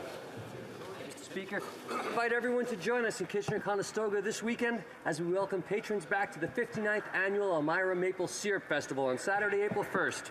Since its start in 1965, the festival has grown to be the largest single-day maple syrup festival in the world. The community of Elmira, with a population of 12,000 people, will welcome up to 80,000 guests. Individuals and families can take part in the pancake flipping contest, family fun arena, live music, toy and craft show, and of course, enjoy pancakes drenched in maple syrup. So thank you to the committee for your dedication and perseverance. Thanks to the sponsors for your financial support. And thanks to the volunteers who work tirelessly to make this festival happen. All proceeds from the festival are returned to our community's charitable and not-for-profit organizations. From morning breakfast to savoring the food, appreciating the vendors, enjoying artists, I know my family and I will have a great day. You will too. Everyone's welcome to join us at the Elmira Maple Syrup Festival. See you there. Thank you. Yay. The honourable member for Oshawa. Last weekend, I, along with our leader, the member from Carleton, had a wonderful time celebrating Ugadi, Telugu New Year's Day, with both the Durham Telugu Association and the Ontario Telugu Foundation. This festival is celebrated across the world on the first day of the Hindu lunar calendar and includes a reading of predictions of the upcoming year by a priest or eldest member of the family. It's a time to celebrate with family and friends and to reflect on the past year's achievements and challenges. We felt so privileged to be included in the celebrations with this vibrant community that values tradition, family, and culture. Their warm hospitality, rich traditions, and colorful celebrations are so beautiful and fascinating. I'd like to thank Serini, Morali, and so many others from the Durham Association and the Ontario Foundation for the opportunity to experience it firsthand. Ugadi Shubhakangshalu, Mr. Speaker. Thank you. Here, wait.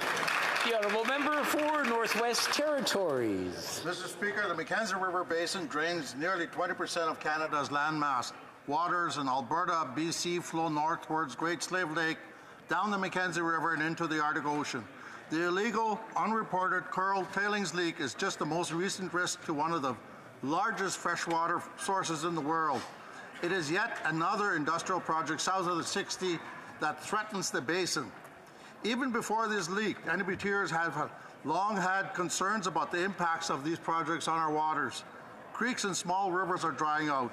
Ice is more treacherous. Ponds and small lakes have disappeared.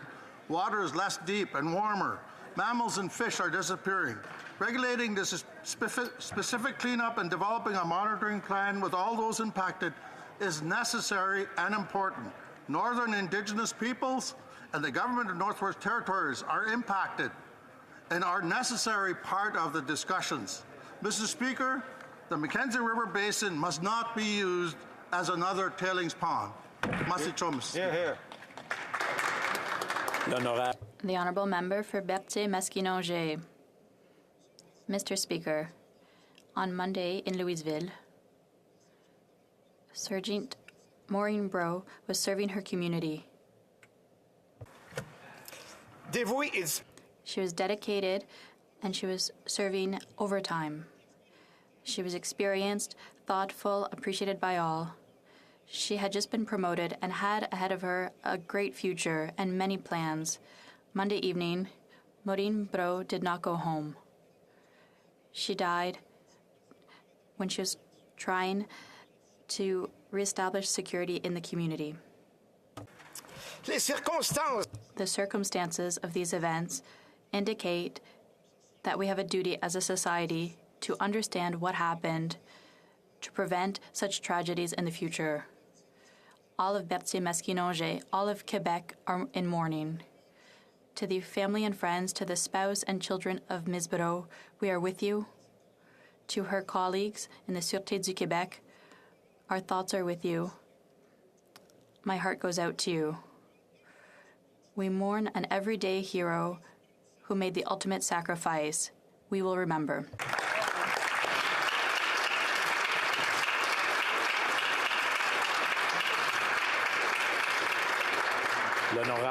The Honourable Member for Saint-Léonard-Saint-Michel.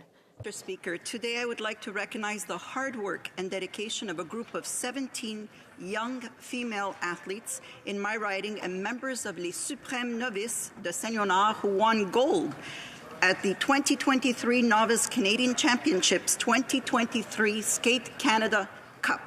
Les Suprêmes delivered an outstanding performance in the synchronized skating competition held in Calgary.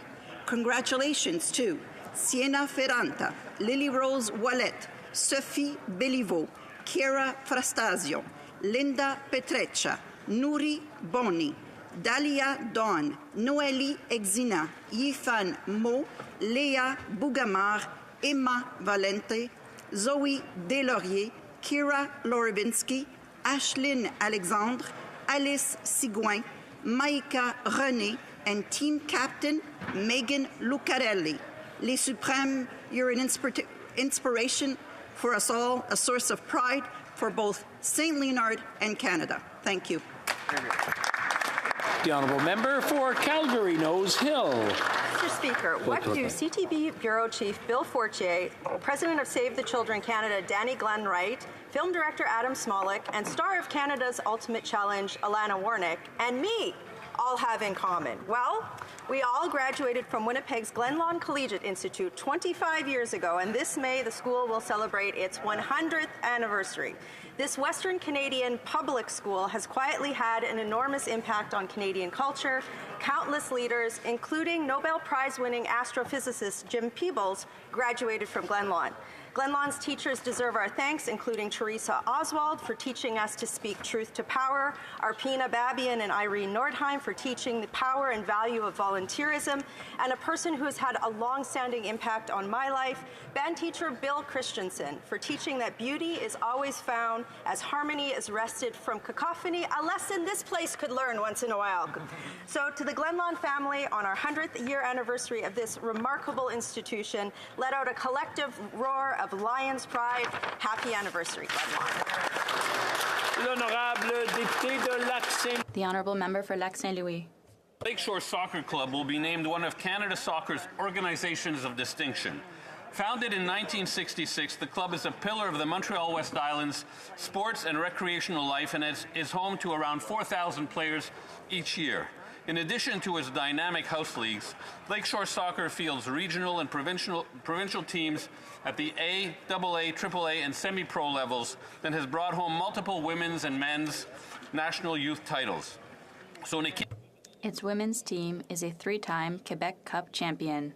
The club also offers the Supersonics program, which allows children with special needs to play the sport in an inclusive and welcoming environment. In 2017, the program received an A Part Entière award from the Quebec government. Club alumni include Ryan Wilkinson, who won Olympic bronze in 2012 and 2016, and James Pantemis, currently goalkeeper with CF Montreal. Congratulations to Lakeshore Soccer on being chosen for this honor, and thank you to the thousands of volunteers who have contributed to the club's longevity and unparalleled success. Nice job.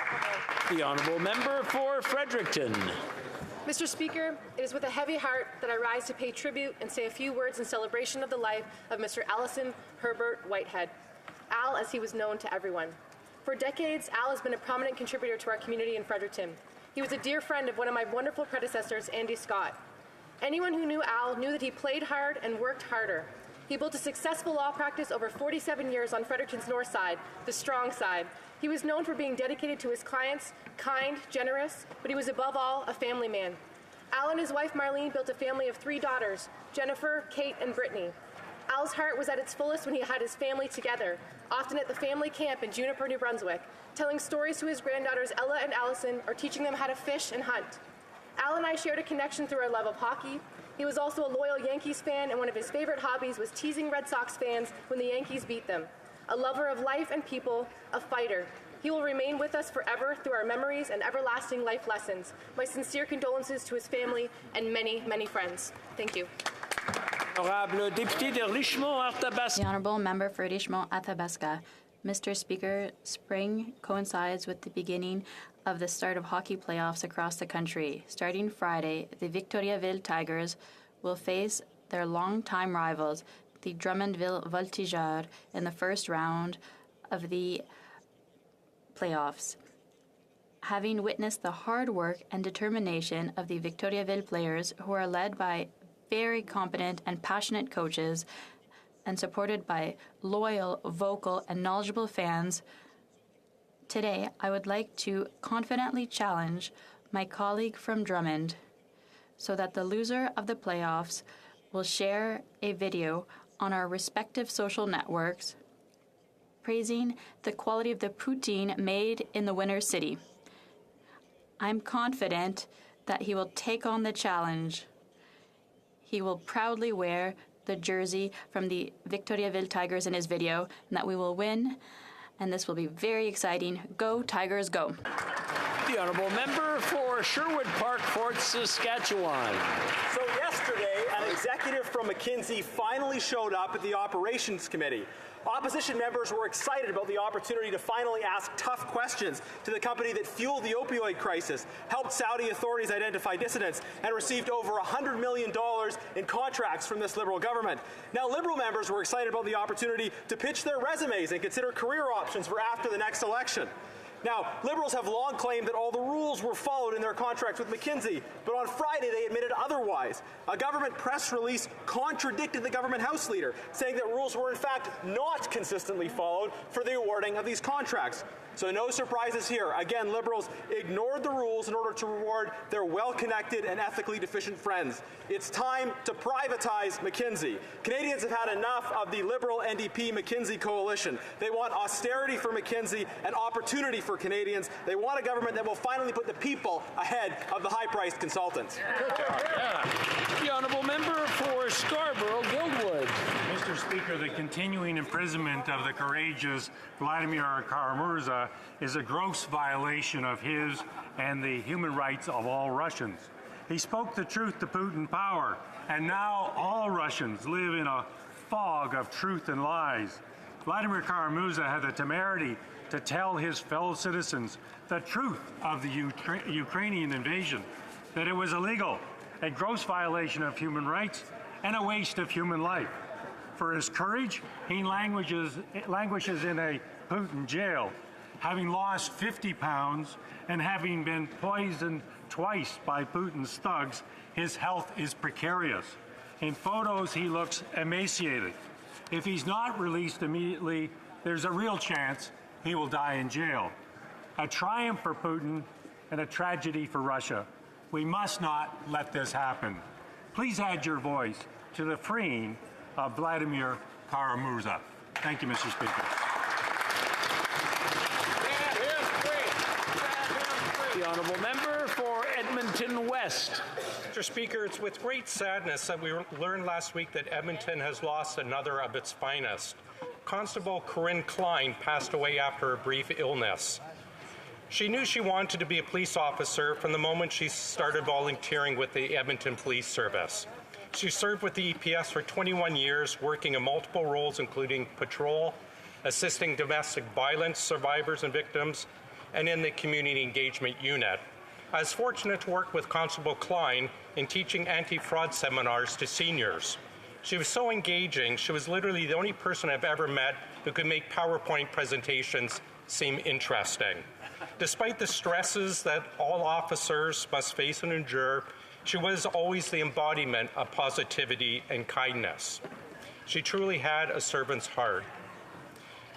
And our community, the community that she loved and served so much, will miss her dearly. The Honourable Member for South Shore St. Margaret's. Profound loss never leaves us.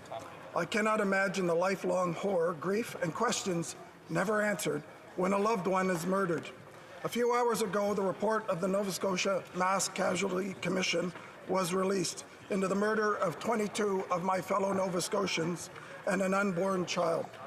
The Commission's work had minimal input from the families who were not allowed to question witnesses. They deserved better. Lisa McCauley, Constable Heidi Stevenson, Sean McLeod, Alana Jenkins, Jolene Oliver, Emily and Aaron Tuck, Jamie Blair, Greg Blair, Corey Ellison, Gina Goulet, Tom Bagley, Elizabeth Thomas, John Zale, Joey Weber, Lillian Campbell Hislop, Don and Frank Gulichin, Heather O'Brien, Joy and Peter Bond, Kristen Beaton and her unborn child all deserved better, as do their families. They lived in the member of Cumberland Colchester's community where he is today with the families. The past 3 years have been a nightmare for them. Today, let's remember their vibrant lives and pray for them.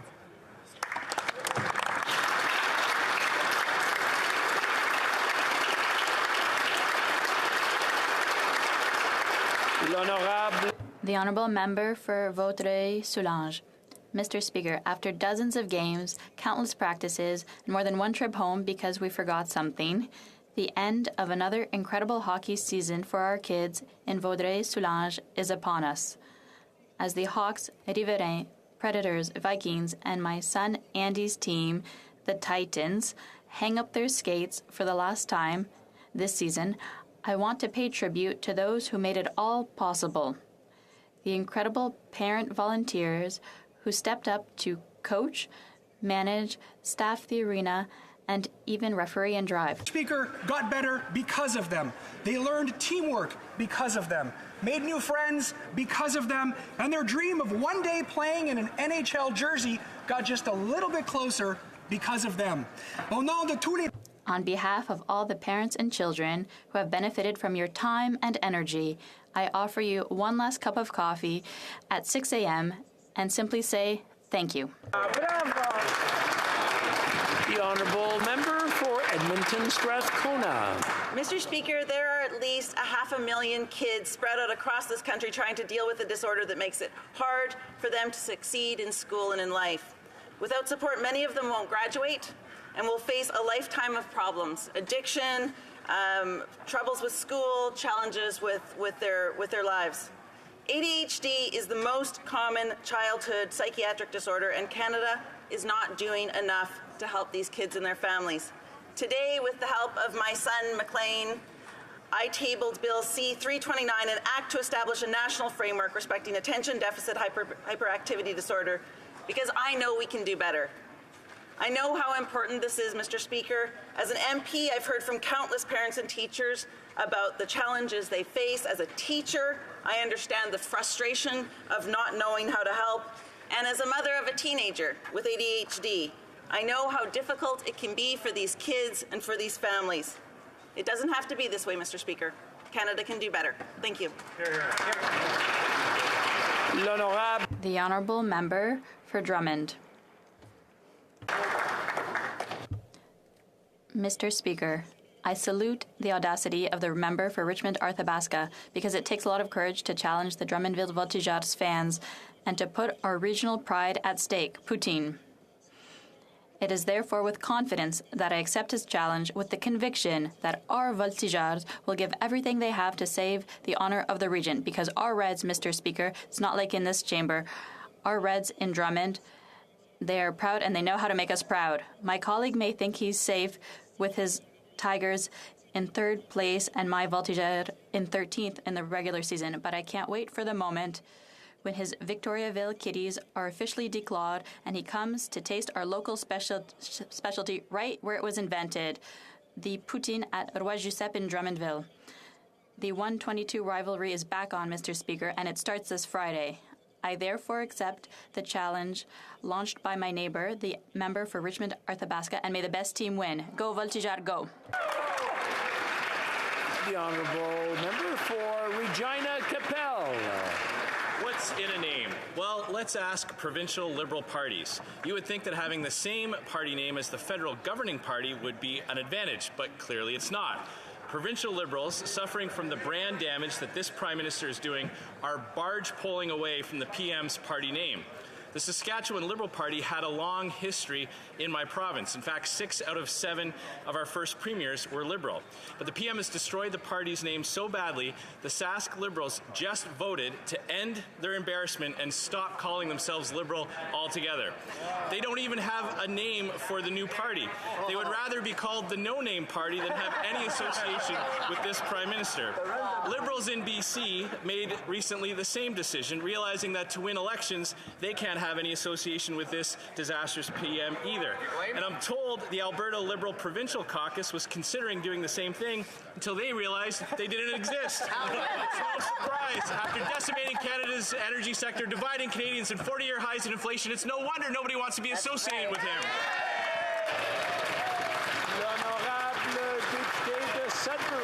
The Honourable Member for Sudbury.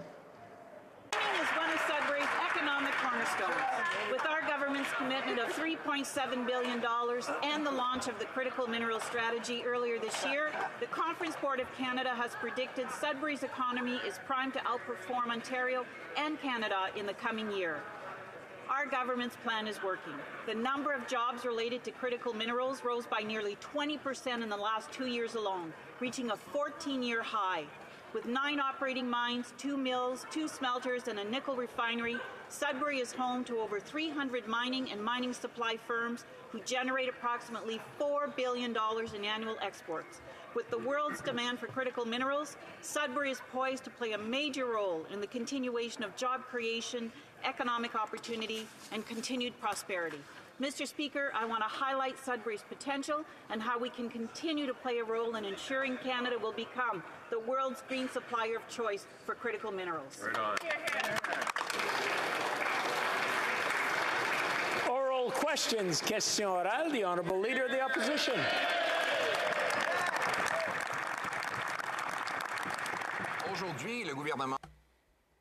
Today, the government acted in an unprecedented way.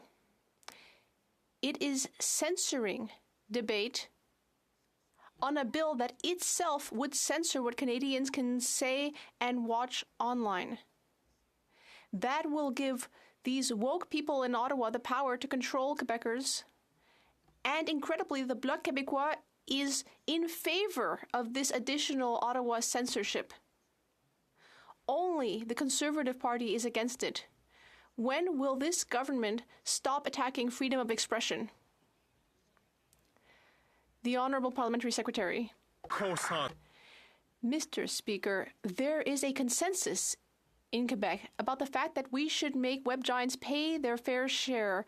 Authors, musicians, producers, screenwriters, directors, artists, technicians, everyone agrees, everyone, except for these Conservatives. They all agree about Bill C-11. Mr. Speaker, I would invite the Conservatives to get on the right side of things and support Quebec and Canadian culture. The Honourable Leader of the Opposition. Is no culture without freedom of expression. Just to point out the disinformation from that member. He says all artists support this. Well, even Margaret Atwood, no Conservative, has said that this bill represents creeping totalitarianism. Creeping totalitarianism. It gives the power to a woke agency, the CRTC, named by Liberals, to manipulate social media algorithms in order to shut down voices it does not want people to hear. When will this government realize that Orwell's 1984 was not an instruction manual? The Honourable Parliamentary Secretary to the Prime Minister. Mr. Speaker, these are the same old talking points from the Conservative Party, and it happens to be the same talking points of big tech. Mr. Speaker, why don't they finally stand up to the big guys and big tech in this country and try to do what we're doing and making sure that big tech is going to be paying their fair share to Canadian artists, Canadian producers, you know, to our local media. But instead of standing up for Canadians, these folks are standing up for the Googles, etc. Mr. Speaker, I ask them to come onto the right side and please support Canadians and people who produce these content. The Honourable Leader of the Opposition.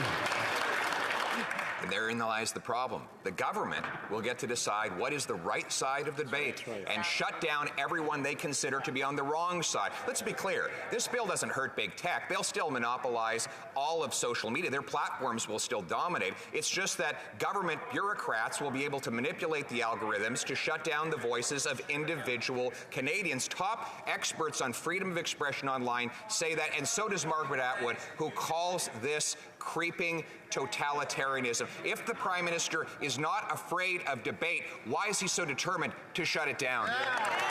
The Honourable Parliamentary Secretary. The reality is that right now the tech giants are not paying their fair share. And 71% of Canadians agree that they should be doing so. And this is the reason why, that's why we are making sure that we have C11 to deal with this job. We know that the web giants must do more. Mr. Speaker, more for our culture, more for our local media, more to protect our children. That's exactly what we're doing. Why are they against that? The Honourable Leader of the Opposition. Favor of freedom of speech, Mr. Speaker. It's very simple. Big tech has no problem with this bill. They'll keep making money hand over fist because of their oligopoly. The government doesn't want to break up that oligopoly. They've been sucking up to big tech for the last 8 years. What they want to do is shut down debate. Mr. Speaker, Canadians want the freedom to express themselves without government control. Ask the Honourable Member to put his prop down, please. I think he's been around long enough to know what a prop is. I don't have to explain it. The Honourable Member has 7 seconds left. It is a book, and it's still legal, Mr. Speaker, at least for now. When will the government stop its attack on freedom of speech and freedom of expression? The Honourable Government House Leader. Mr. Speaker, like the member opposite, the Leader of the Opposition, I have dedicated my life to ensuring that free speech occurs in this country. The holding up a book and pretending that this is about anything other than making sure that big tech pays their fair share, that they pay their fair share to our artists and creators in this country, trying to pretend that there's anybody in this House who believes anything other than free speech. It's the very reason that member could go all over the country and say all kinds of nonsense that I disagree with, because we have free speech in this country. The Honourable Leader of the Opposition. We do for now, Mr. Speaker, and I want to assure him that as long as we have free speech, I'll keep beating that party in debate after debate after debate. Let's turn to another falsehood this government spread. They claim that their carbon tax would make everybody better off, but now their own parliamentary budget officer revealed that Nova Scotians and Newfoundlanders, just like people right across the country, will pay about $1,500 more in carbon taxes than they get back in rebates, directly contradicting this government. Why have they misled the people of Atlantic Canada with this sneaky tax? The Honourable Parliamentary Secretary to the Minister of the Environment. Well, thank you, Mr. Speaker. And indeed, Mr. Speaker, good news is coming to Atlantic Canada on July 1st. The climate rebate will be coming to Atlantic Canada. That will mean up to $1,000 for a family of 4 in Nova Scotia, in Prince Edward Island, in New Brunswick, Mr. Speaker, $1,300 in Newfoundland and Labrador. 8 out of 10 families will be better off, Mr. Speaker. And if he doesn't believe me, Mr. Speaker, perhaps he'll believe Conservative Premier Blaine Higgs. We need to make a choice that is in the best interest of New Brunswickers. What this does is now to provide relief from inflation. I agree with the Premier of New Brunswick. L'honorable député de la Prairie. The Honourable Member for La Prairie. Mr. Speaker, let's talk about Chinese interference. In the budget, the government came up with a new gimmick, the National Counter-Foreign Interference Office, which means that the Prime Minister is actually showing himself that all the committees and the so-called robust measures that he's been talking about for weeks, that all these measures don't work and that he knows it. And this shows that the government got taken to the cleaners by China during the last 2 elections, and he knows it. Isn't this the proof that we need an independent public inquiry? The Honourable Parliamentary Secretary to the Minister of Foreign Affairs. We will never tolerate any form of foreign interference in our democracy and internal affairs. That's why through Budget 2023, we're providing $48.9 million to the RCMP to protect Canadians from harassment and intimidation and engage with communities at greater risk of being targeted, and establishing a National Counter-Foreign Interference Office. In our robust Indo-Pacific strategy, we provided more capabilities to our security agencies to deal with any form of foreign interference by and any country. We will always defend our democracy. Thank you, Mr. Speaker. The Honourable Member for La Prairie. Mr. Speaker, let's talk about the so-called independence of the Special Rapporteur. The Prime Minister doesn't need him to take action, and the proof of that is he didn't wait for his recommendations to create this national office. In fact, he's actually given the Rapporteur his very conclusions before he has a chance by putting it in the budget. And all of this, the Special Rapporteur and the new national office, are programs invented by the Prime Minister under his control. Because the Prime Minister wants to control the information we're getting. That's the reality. But Quebecers can see through it. They want an independent public inquiry. The Honourable Government House Leader. Mr. Speaker, public safety is a matter where we must absolutely ensure that we use the facts in debate. The independence of Mr. Johnston is clear. He's the former Governor General. He was someone who was actually appointed by Prime Minister Stephen Harper.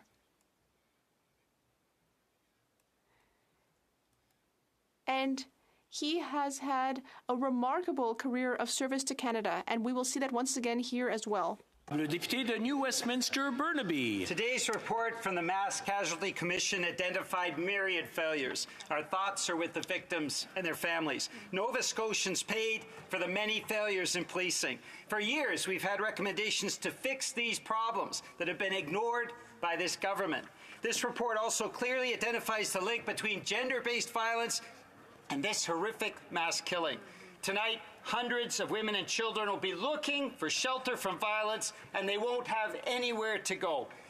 Will this government provide urgent funding to ensure all those fleeing violence have a safe place to stay tonight? The Honourable Parliamentary Secretary. Thank you, Mr. Speaker. Today is a difficult day for the families, for the communities in Nova Scotia. All MPs in this House are thinking about them and holding them in their hearts. This morning was the release of the Mass Casualty Commission's report. We will be considering the recommendations in the report, carefully reviewing them, working with the provinces, territories, and civil organizations, including those that deal with gender-based violence, in order to respond to the recommendations in due course. L'honorable député de Rose. The Honourable Member for Rosemont-la-Petite-Patrie.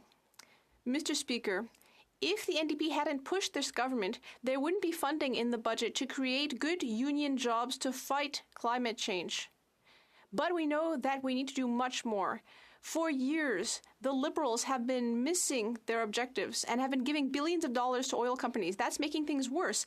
Joe Biden is investing in a green industrial policy. Will this Liberal government finally show leadership by investing in infrastructure, renewable energy, and good jobs for today and tomorrow? The Honourable Minister. The question from the Honourable Member, and in fact all the infrastructure that he is discussing and he's talking about will be built by union jobs, or it will be built by workers who are paid prevailing union wages. That is a game changer in this country, Mr. Speaker. That is something that union leadership, right from the Canadian Labour Congress to Unifor to the Alberta Federation of Labour to Trades NL, have all been asking for. They have all asked for a seat at the table. We have told them for years they will lead that table, and this budget proves it. Thank you, Mr. Speaker. The Honourable Leader of the Opposition. The government says to the people, believe not your eyes. Because when you look at page 3 of the Parliamentary Budget Officer's report today on their carbon tax, it says that the net cost for a Nova Scotia family when this carbon tax is implemented is $1,513.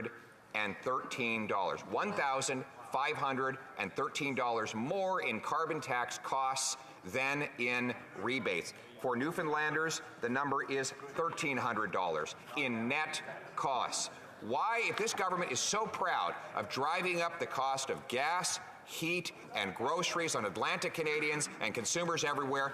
Why have they worked so hard to mislead about the real cost? The Honourable Parliamentary Secretary. Well, Mr. Speaker, the Conservatives never talk about the costs of climate change, and the Parliamentary Budget Officer has talked about those costs, predicted to be $25 billion, Mr. Speaker, by 2025, a $9 billion impact to the BC economy from floods, from fires, from drought. The town of Lytton burned to the ground, Mr. Speaker. 600 people lost their lives in the heat dome, Mr. Speaker. When are the Conservatives going to stop the denial and get serious about climate change? Thank you, Mr. Speaker. Honourable Leader of the Opposition. Well, notice he's not even contesting the facts now. The government is now admitting, after falsely stating for half a decade that Canadians will be better off with a carbon tax, they're admitting what their Parliamentary Budget Officer reported, that on average, Newfoundlanders and Nova Scotians will pay approximately $1,500 in net additional costs above and beyond any phony rebate they get back. And worst of all, it hasn't even worked. They've missed every single emissions target. Why won't they ditch this tax plan and come up with a real climate plan? The Honourable Parliamentary Secretary. Thank you, Mr. Speaker. And something is not sinking in, Mr. Speaker. The climate rebate will put more money in people's pockets. He should look at page 5 of the original PBO report. 8 out of 10 families will be better off, Mr. Speaker. But you know, Mr. Speaker, what won't make families better off? Investing in cryptocurrency. Mr. Speaker, that is reckless economic advice by the Leader of the Opposition. I see him in the House here. Will he stand in his place? Will he apologize to Canadians for his reckless environmental advice? The Honourable Leader of the Opposition. So for the Emergencies Act Commission, they named a Liberal staffer as the independent commissioner. For the Foreign Interference Rapporteur, they named the Prime Minister's ski buddy and member of the Trudeau Foundation. And now they needed someone to be the Ethics Commissioner, so they named a Liberal minister's sister-in-law to that position of independent ethics commissioner, the same minister who's already been found guilty of violating the law. Mr. Speaker, when is this Liberal government going to run out of family and friends to name as independent officers? The Honourable Government House Leader. Mr. Speaker, the ski buddy that the honourable member refers to is David Johnston, an eminent Canadian who actually Stephen Harper chose to be Governor General of this country, and who he stood in his place and commended as being a good choice and one that was appropriate as Governor General. To suggest that David Johnston doesn't have in his heart the best interests of Canada as he looks at the issue of foreign interference is ridiculous. With respect to the position that he has just referred to on the interim ethics commissioner, again, this was somebody who's been in that office for 10 years, who came in when Stephen Harper was in office, and is second in command in that office. The Honourable Leader of the Opposition. You can almost imagine the conversation between the Liberal Intergovernmental Affairs Minister, who was found guilty of breaking the ethics law, and the Prime Minister, who's twice been found guilty of breaking the ethics law, saying, how are we going to quit getting found guilty? I know, we'll appoint my sister-in-law as the ethics commissioner. What a plan. It is foolproof, Mr. Speaker. My question, though, is, when are they, the problem is, pretty soon they're going to run out of family and friends, and after they do, how are they going to avoid their next conviction for breaking the law? The Honourable Government House Leader. There's a place where comedy routines can be tried out. I would suggest that it's not on the floor of the House of Commons.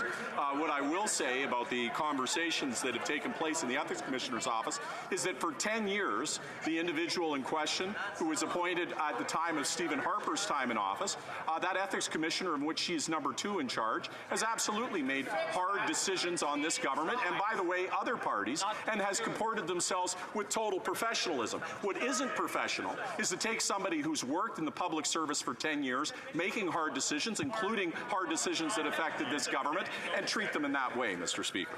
The Honourable Member for Leeds, Grenville, Thousand Islands, and Rideau Lakes. The Liberal Prime Minister and his gang of serial lawbreakers were told by the outgoing Ethics Commissioner to take remedial ethics training. But instead of that, at Sunday brunch, this Liberal Cabinet Minister turned to his sister-in-law and said, how about we make you the new Ethics Commissioner instead? When are these Liberals going to take their responsibilities seriously and appoint someone who's independent and can restore accountability to this place for all Canadians? Hey, bravo. The Honourable Government House Leader. Mr. Speaker, the Ethics Commissioner's role is extremely important in our democracy.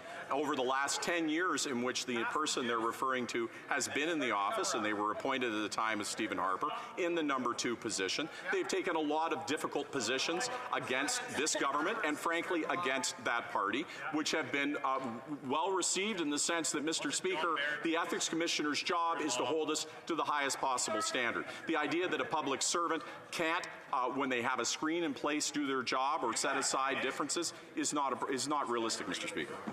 L'honorable député de Mégantic-l'Érable. The honourable member from Mégantic-l'Érable.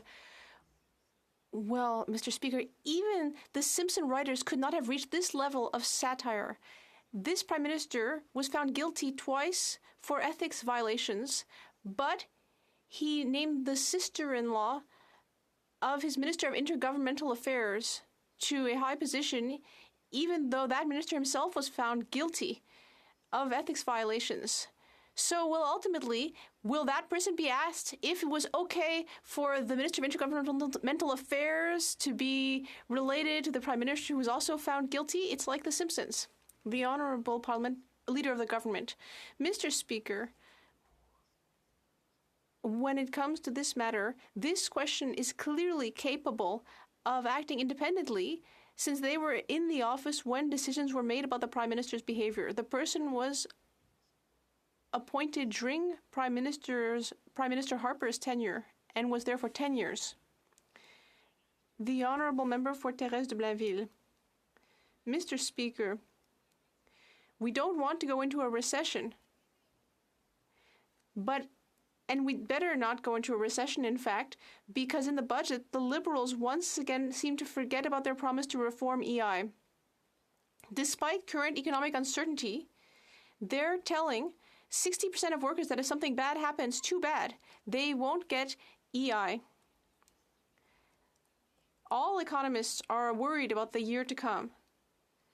So how can the Liberals be giving up on the only safety net that exists for workers if they lose their job? Mr. Speaker, we know Canada's EI system is complex, and that's why we're focused on improving it. In the past 2 years, the Minister led more than 35 virtual, national, and regional roundtables with workers, employers, and academics. EI reform is a priority, Mr. Speaker. We are on it, and we will get it done. At the same time, we are making historic investments in skills training and in support like childcare to help more Canadians re-enter the workforce, and it's working. Over 830,000 more Canadians are working than before the pandemic. On this side, we will always have workers' backs. Thank you, Mr. Speaker. The Honourable Member. Mr. Speaker, the Liberals promised to reform EI in 2015, in 2019, in 2021. Then they said at the very latest last summer. Then they said, we cross our hearts, by Christmas we'll do it. They're always kicking it down the road. And here, today, in the budget, the Liberals are completely giving up on this reform. So if even now, when economists are saying there's going to be a recession, the Liberals aren't able to keep their promises to workers, when are workers really supposed to trust them? The Honourable Parliamentary Secretary. Thank you, Mr. Speaker. I'd like to thank my colleague for her important question. We have always been there for workers throughout Canada.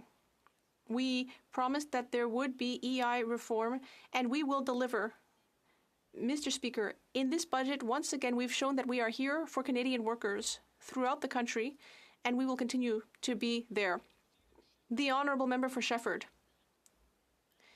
Mr. Speaker, nothing. Zilch. That's what seniors will find in the budget to help them deal with the cost of living. Nothing. We continue to have 2 classes of seniors. Pensions will not be increased for people 74 and under. And seniors who want to keep working will be penalized if they want to get the guaranteed income supplement. And others who want to help with a labor shortage have no incentive to do so. In their 300-page budget, couldn't the Liberals have found anything to say for people over 65? For seniors. Mr. Speaker, Budget 2023 continues to grow our government's plan to support seniors. But, Mr. Speaker, don't take my word for it. FADOC, the largest senior-serving organization in Quebec, said, and I quote, welcomes the financial support offered to seniors in the federal budget, notably the one-time grocery rebate and the expansion of the Canadian Dental Care Plan. Mr. Speaker, our new dental care plan will help 9 million Canadians, including seniors, to get the dental care that they need. And our grocery rebate will put hundreds of dollars back in their pocket. Mr. Speaker, I hope the member opposite will vote for this budget so she can continue to support seniors in her riding in Quebec and in all across Canada. Thank you. Member for Foothills. Surprise. The Liberal carbon tax isn't revenue neutral, but it actually costs Canadians thousands of dollars a year. But it's only going to get worse when the Liberal NDP Costly Coalition increases the carbon tax on Saturday. We know when they triple the carbon tax, it will cost Canadian farmers $150,000 a year. But every single Canadian will pay the price when they buy bread, pasta, fruit, vegetables, and milk. Higher carbon taxes, higher inflation, higher food prices. How high does the price of bread need to be before the Prime Minister realizes Canadians can't afford it anymore and axes the carbon tax?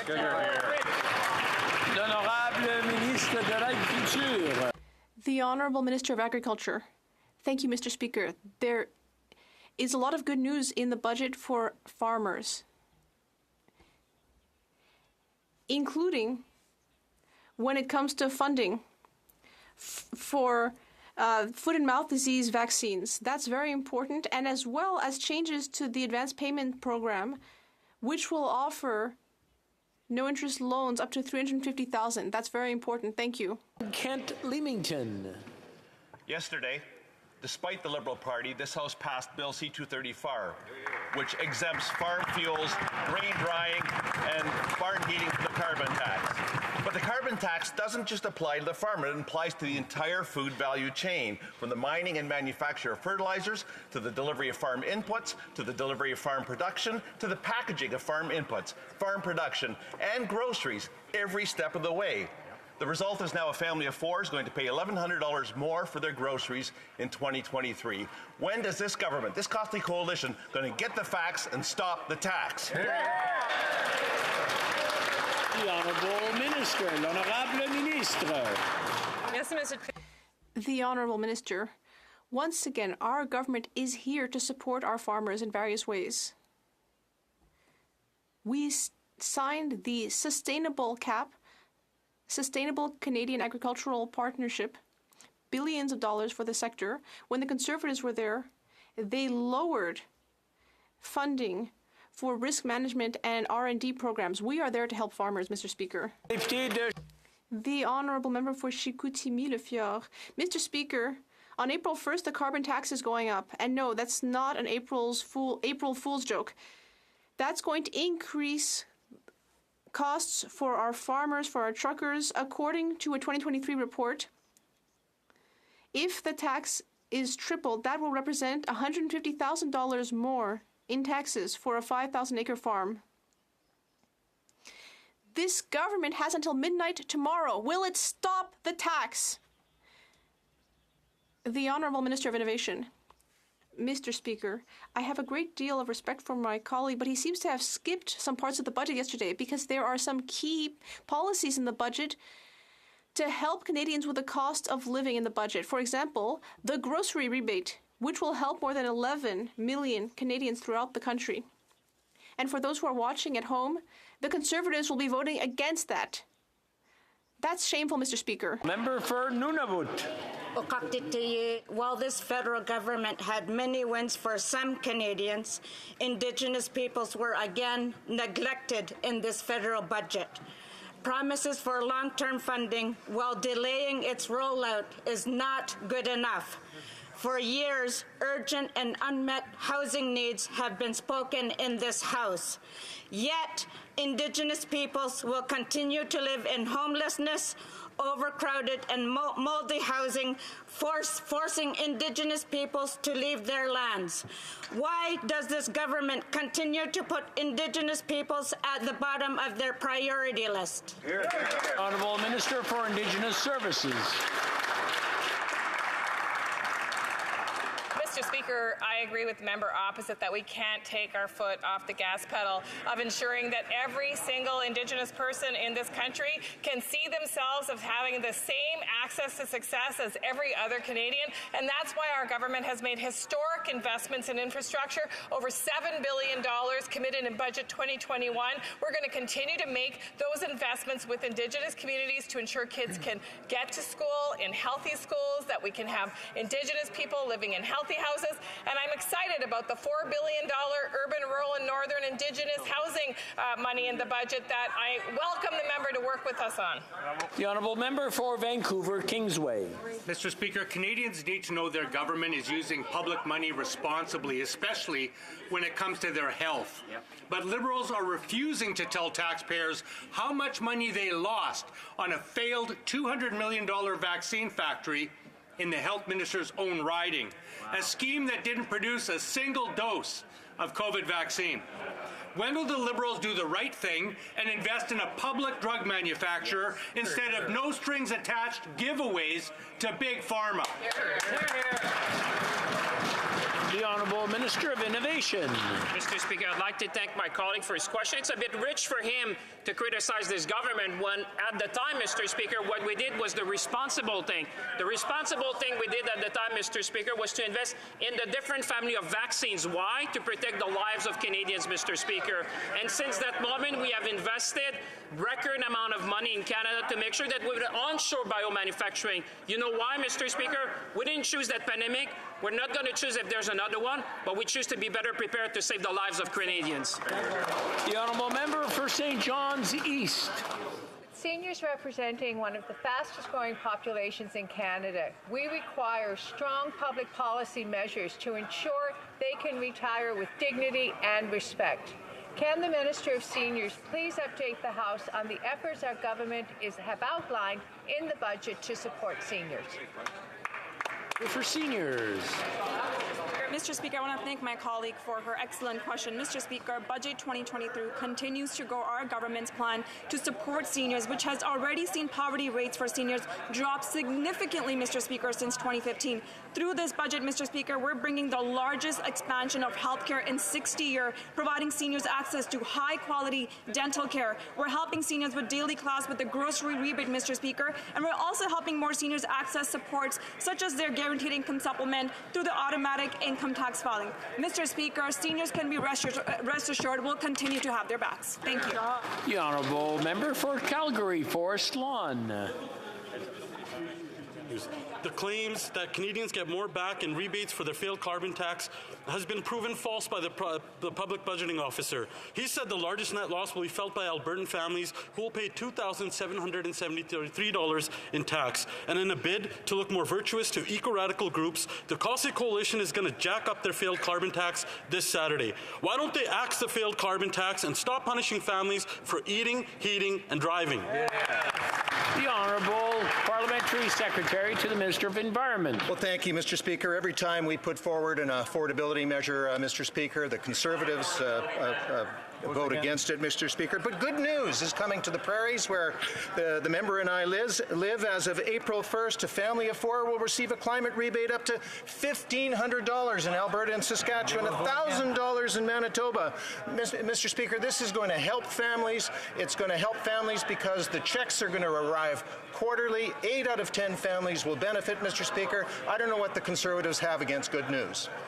The Honourable Member for Calgary, Forest Lawn. More misinformation. Every prairie province is going to pay more in carbon tax than what they get back, and it's proven by the public budgeting officer. And this week, the woke Liberal budget already uppercut every single household with an extra $40 to $100 in cost, all because the Minister of Inflation can't balance a budget. I think I've warned already about calling each other names. I'm just going to point it out. I'm going to let the Honourable Member continue, but please treat each other with respect and in a parliamentary manner. The Honourable Member. Start from the top. The minister that's responsible for the inflationary problem cannot balance a single budget in this country. And the more the Liberals go woke, the more Canadians go broke. Why don't they cancel their failed carbon tax and give Canadians a break? The Honourable Minister for Rural Development. Mr. Speaker, the Conservatives' lack of recognition of climate change and, frankly, lack of awareness of climate change is pretty frightening for me. In the southwest coast of my riding, where the impacts of hurricane are still being affected, the snow is melting. So my communities now are getting ready to rebuild infrastructure, rebuild bridges. And families, there are 105 families getting to rebuild their new homes because they've lost everything. I'm proud to be part of a government that has a plan to address climate change, and our plan is working. I'd like to hear what their plan is, Mr. Speaker. Honorable député de Louis Saint. The Honourable Member for Louis Saint Laurent. Mr. Speaker, small and medium-sized businesses are the backbone of our economy. The women and men who run our SMEs are always in constant contact with Canadians, and they know how to manage a business. The CFIB consulted over 4,300 business leaders, and the results are clear. 61% of business leaders are against the Liberal carbon tax. Will this government, who has disdain for Conservatives, at least listen to business leaders in our country? The Honourable Parliamentary Secretary. Mr. Speaker, well, it's very interesting that my Conservative colleague raises the CFIB as a subject because the CFIB highlighted how amazing our budget is for small businesses because we have reduced the burden on them. We have an agreement with banks and credit cards in order to reduce transaction fees for credit card use for all small businesses. Mr. Speaker, this will save over $1 billion. This is incredible, and Canadians will benefit from this. The Honourable Member for Louis Saint Laurent.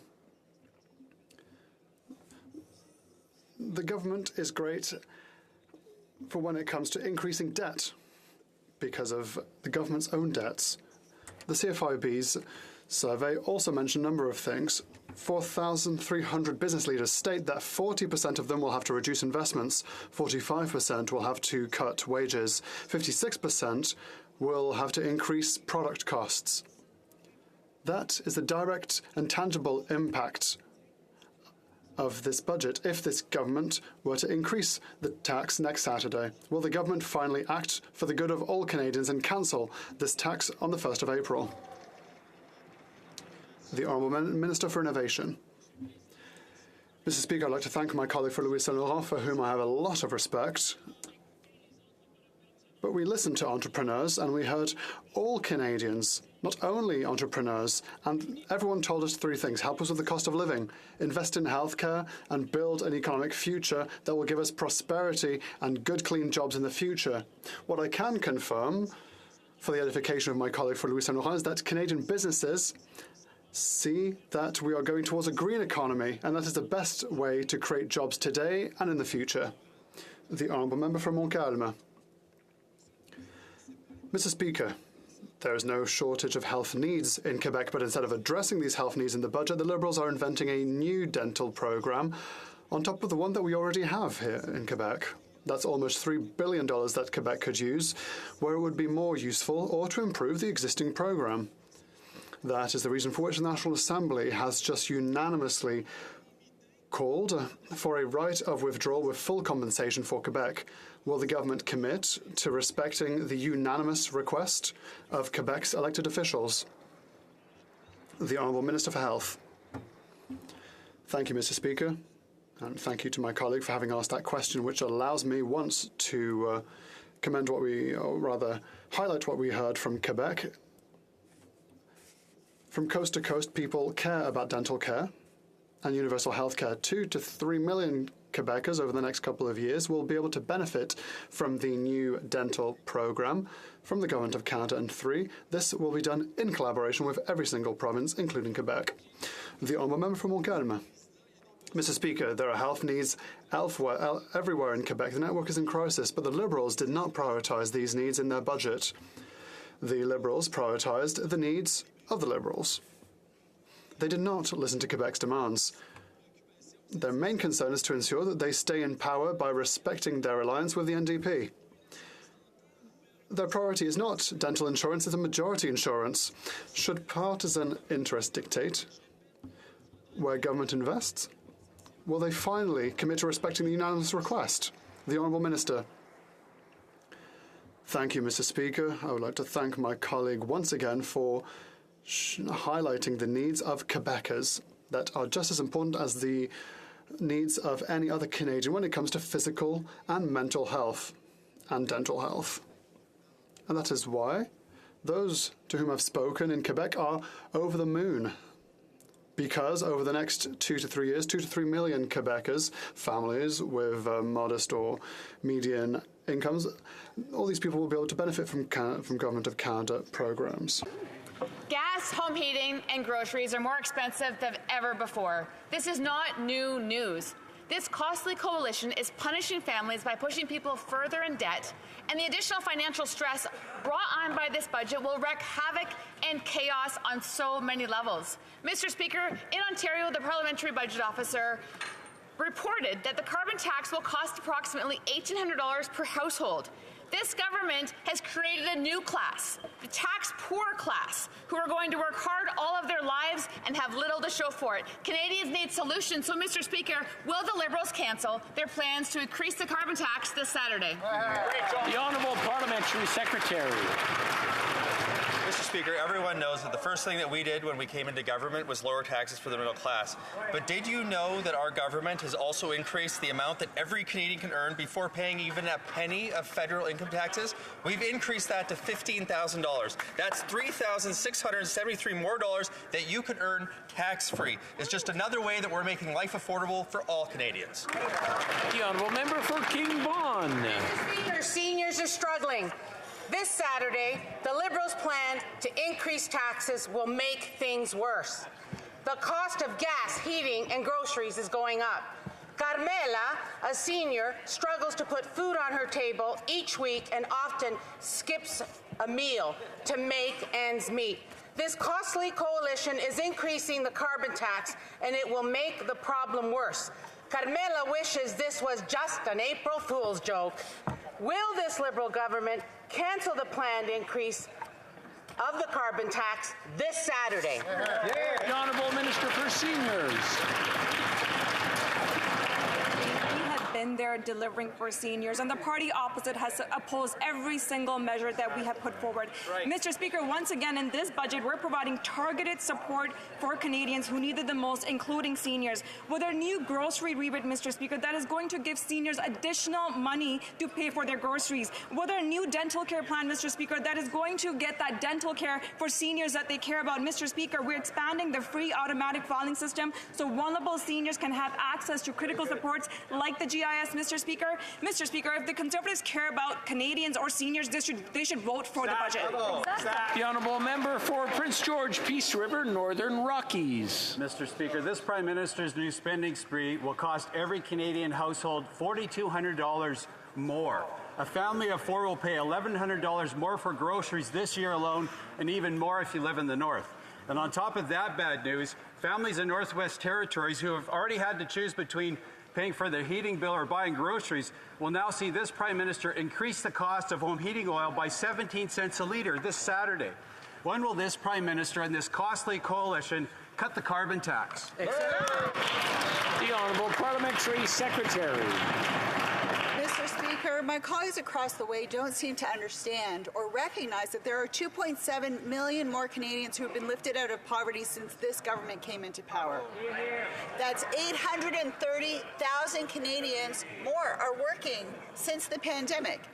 That for every family with the new grocery rebate we're proposing, a family of 4 will receive $467 to meet their daily needs. Mr. Speaker, on this side of the House, we stand up for Canadians. They don't ever stand up. We do. The Honourable for Pontiac. Mr. Speaker, Budget 2023 delivers a lot on affordability for Canadians, including access to nutritious food. And one of its key measures is an additional investment in the Local Food Infrastructure Fund. or LFIF. Can the Minister for Agriculture and Agri-Food tell us more about this programme and its impact in communities that range from coast to coast to coast? The Honourable Minister. Thank you, Mr. Speaker. I would like to thank my colleague for Pontiac.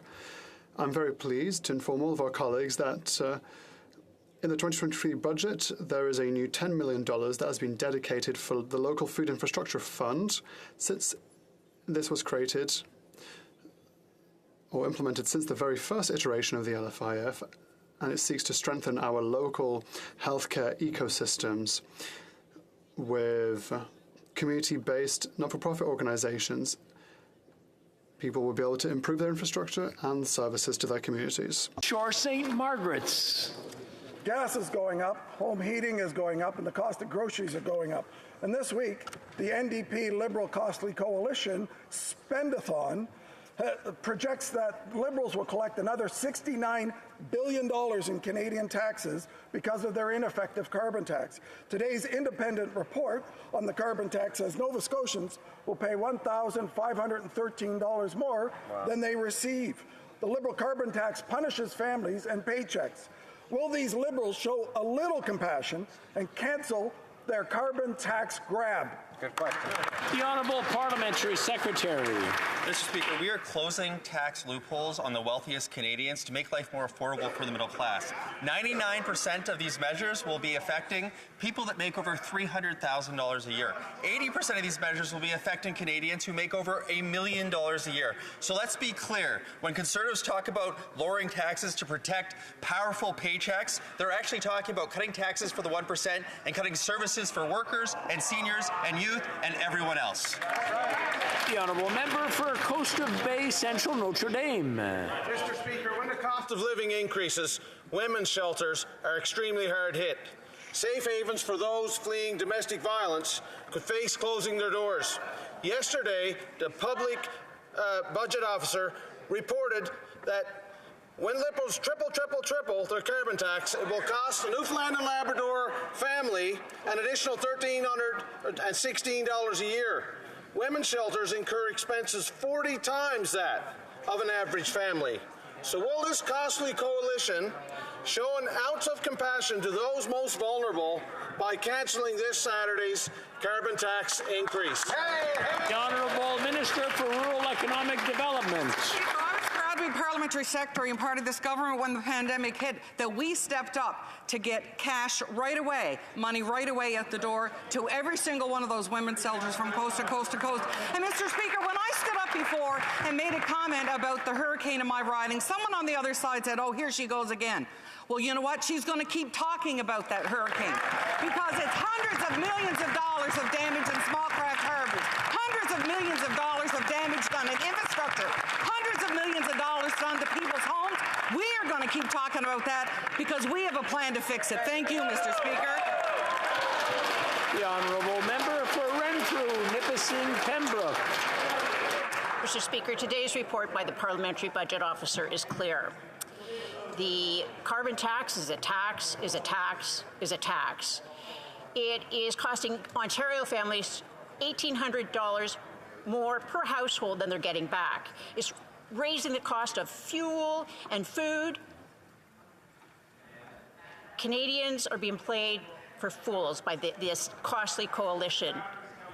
In 48 hours, the carbon tax is due to go up again. Will the Liberals cancel their plans to increase the carbon tax this Saturday? All Parliamentary Secretary. Thank you, Mr. Speaker. And Mr. Speaker, every time we put forward an affordability measure for dental, rental, supporting children, and what do the Conservatives do, Mr. Speaker? They vote against it, Mr. Speaker. And I'll just emphasize for the 29th time, Mr. Speaker, that the climate rebate puts more money in people's pockets. It makes families better off. And you know what won't make families better off, Mr. Speaker? It's investing in cryptocurrency, Mr. Speaker. And the Honourable Leader of the Opposition had a chance to stand in his place and to apologize for his reckless advice. Mr. Speaker, the Honourable Member of the Opposition has no plan for the economy. The Honourable Member for Vaughan Woodbridge. Thank you, Mr. Speaker. Budget 2023, a Made in Canada plan, introduces various affordability measures, such as a first-time homebuyers account, and also demonstrates our government's unwavering commitment to reconciliation by investing in urban, rural, and northern Indigenous housing. Could the Honourable Minister of Housing and Diversity and Inclusion tell this House about these initiatives and what they mean for our country? Thank you, Mr. Speaker. The Honourable Member for the Honourable Minister for Housing. I want to thank the Honourable Member for that important question. Through Budget 2023, Mr. Speaker, we're showing real leadership on housing. We're launching the first-time home buyer tax-free savings account of $40,000, and I'm thrilled to share that financial institutions will be able to offer this to Canadians as of April the 1st. We're also issuing new guidelines to protect those with mortgages, as well as investing a historic amount of $4 billion in the urban, rural, and northern Indigenous housing strategy. Mr. Speaker, we shall not rest until each and every Canadian has access to a safe and affordable place to call home. The Honourable Member for Churchill, Kewetnuk-Aski. Mr. Speaker, recreation in regions like ours saves lives. Today, I stood with Indigenous and Northern athletes, coaches, and leaders from Northern Manitoba in calling on Canada and FIFA to support soccer in our communities in the lead up to Canada co-hosting the World Cup. This is a historic moment for Canada on the global stage, and this government has a responsibility to ensure that all our young people are part of it. Will the government work with Indigenous and Northern communities to invest in soccer infrastructure and programming for all our youth in the lead up to the World Cup? Secretary to the Minister of Health. Thank you very much, Mr. Speaker, and I could not agree with my colleague more. While Canadians are really excited that Toronto and Vancouver will play host to games during the FIFA 2026 Men's World Cup, we've got to do more to ensure that everybody's got access to sport, physical activity, and recreation. Mr. Speaker, that's why I was so glad to get out to Canmore, Alberta a couple weeks ago to visit Spirit North. That's an organization that brings physical activity like cross-country skiing, mountain biking, and skateboarding to Indigenous youth. First Nations kids across the prairies are experiencing that, and I couldn't agree with my colleague more. Sport saves lives. Bravo. Thank you, Mr. Speaker. The Honourable Member for Spadina, Fort York. Mr. Speaker, Budget 2023, aka the Stay in Power Billions Bonanza, threw Toronto under the bus.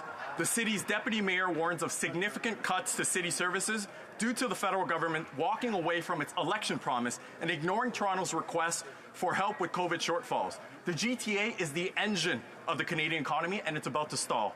Mr. Speaker, what services would the government like cut during soaring food prices and a recession? Which homeless shelters should close? How many fire trucks, police cars, and ambulances should be parked? Which after-school and daycare programs should be canceled? Which bus routes? The Liberals relied on Toronto votes to cling to power. MPs have forgotten. In the next election, Torontonians will remind them. The Honourable Parliamentary Secretary. Mr. Speaker, as a former councillor myself, I can tell you firsthand that no federal government has invested in municipalities more than this one. I'd like to actually inform the member opposite on transit alone. Our government since 2016 has invested over $8.6 billion in the city of Toronto. So if that member opposite thinks he has a pulse of Torontonians, he should be reminded that we are there for Toronto and we are investing in real infrastructure projects that make a big difference in the lives of Torontonians. I'm afraid that's all the time we have for question period, and we have a number of rappel au règlements coming up. I'll get to them in a second. Before we do that, I wish to draw the attention of the members to the presence in the gallery of the recipients of the 2023 Governor General's Award in commemoration of the Persons case. Dr. Lynn Gale, Dr. Shimi Kang, Farah Khan, and Judy White.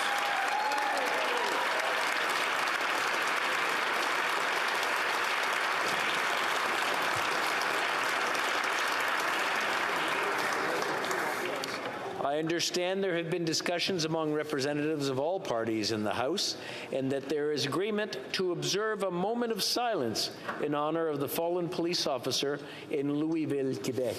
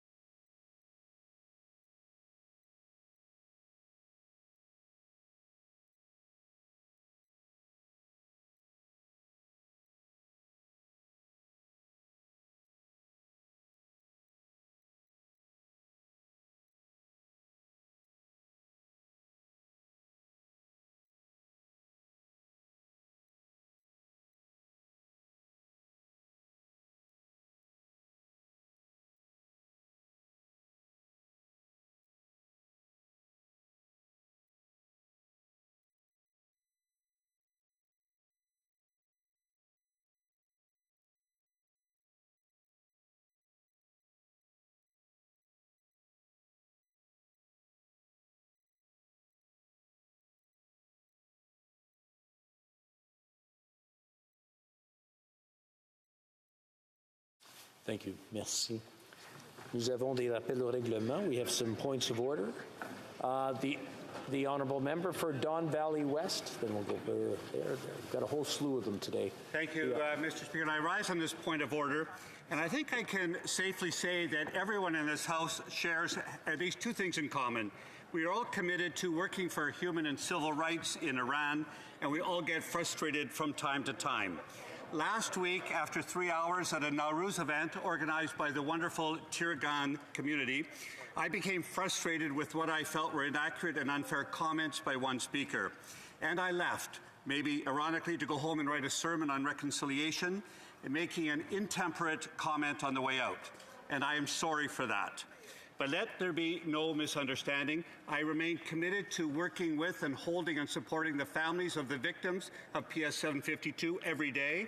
I remain committed to working for accountability for those who committed those atrocities in Iran, and I continue to work for the human and civil rights of all people in Iran, women, life, freedom. Thank you, Mr. Speaker.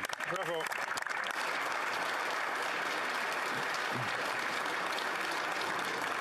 The honourable member for Miramichi Grand Lake is rising on a point of order. Thank you, Mr. Speaker. I'm looking for unanimous consent to table with the House an updated report from the Parliamentary Budget Officer that shows the cost of the federal carbon tax to households in Nova Scotia, PEI, and Newfoundland and Labrador. It shows the carbon tax will cost Nova Scotians $1,500, Islanders $1,500, and Newfoundland and Labradorians $1,300 when the Liberals triple their carbon tax. It's turning into debate, but I don't think we have unanimous consent. It's pretty clear it's coming across. Normally I do. L'honorable député. The honourable member for Shefford. Point of order. Thank you very much, Mr. Speaker. I just wanted to make sure of something. The Minister for Seniors, well, just wanted to make sure she wasn't leading us astray by saying that Quebec organizations has no budget. They say that she said that organizations commend the budget, but organizations are saying that the government is not doing enough. And they have denounced measures that are not in the budget. They're saying that, well, once again, we're delving into a debate. Perhaps the Honourable Minister has something to say? No. Minister for Indigenous Services is rising on a point of order. Speaker, and I rise on a point of order. I'm really disappointed, Mr. Speaker, at the pattern of sexism and undermining of women that we hear from some members opposite. Today, when the member from Calgary Forest Lawn was speaking about Budget 2023, he referred to the Minister of Finance as the Minister of Inflation. And in fact, Mr. Speaker, this is a pattern that we see from the members opposite, undermining women, refusing to use, in fact, titles that are appropriate for this place. I believe I dealt with that during the question, and I do want to remind all the members on both sides to respect each other and not to call each other names. Very good. Thursday question, the Honourable, oops, I'm sorry. I've got something else to do beforehand. I have a ruling. I'm sure the Honourable member wants to hear it and he doesn't want to leave, and I want to make sure he doesn't leave. So, following the point of order raised earlier by the member for Kingston the Islands concerning the posting of a video on social media, I would like to remind members that the taking of any photo or video during the proceedings of the House of Commons and its committees is strictly forbidden. Après l'intervention. Following the intervention from the member for Kingston and the Islands, I considered the matter and reviewed the video in question. It is absolutely clear to the Chair that the beginning of the video was taken during our proceedings and subsequently made available on social media. I am sure the Leader of the Opposition knows full well that members are not allowed to take pictures or record videos when the House is sitting. The Chair has reminded members of this on many occasions, and as has been done in all those cases, the Chair's expectation is that the Leader of the Opposition will remove the portion of the said video that is in contravention of the House's rules. And I want to thank all the members for their attention. Thank you. Merci. And now the Thursday question, the honourable member for Regina Capel. Just before the Thursday question, Mr. Speaker, just related to your ruling, I just wanted to indicate to you that, of course, Conservatives will respect your ruling, and we hope Liberals will too. On February 2nd, the Liberal Minister for the Federal Economic Development Agency for Southern Ontario posted on Twitter a Day in the Life video, which includes footage of members sitting in the House during question period. I will be happy to provide the chair with a link to that video so that you can take a look at it. And I look forward to that link. I'm sure he will provide me with others as well, and I will examine each and every one of them. And if they're during this session, we will act on them. Now the Thursday question, please, and thank you. Thank you, Mr. Speaker. And now, of course, it's time for the Thursday question. And before I get into it, I just want to wish everyone a blessed Good Friday and a happy Easter. For Christians using the in the Western Christian world, we'll be observing Good Friday. Actually, I think it's both, actually.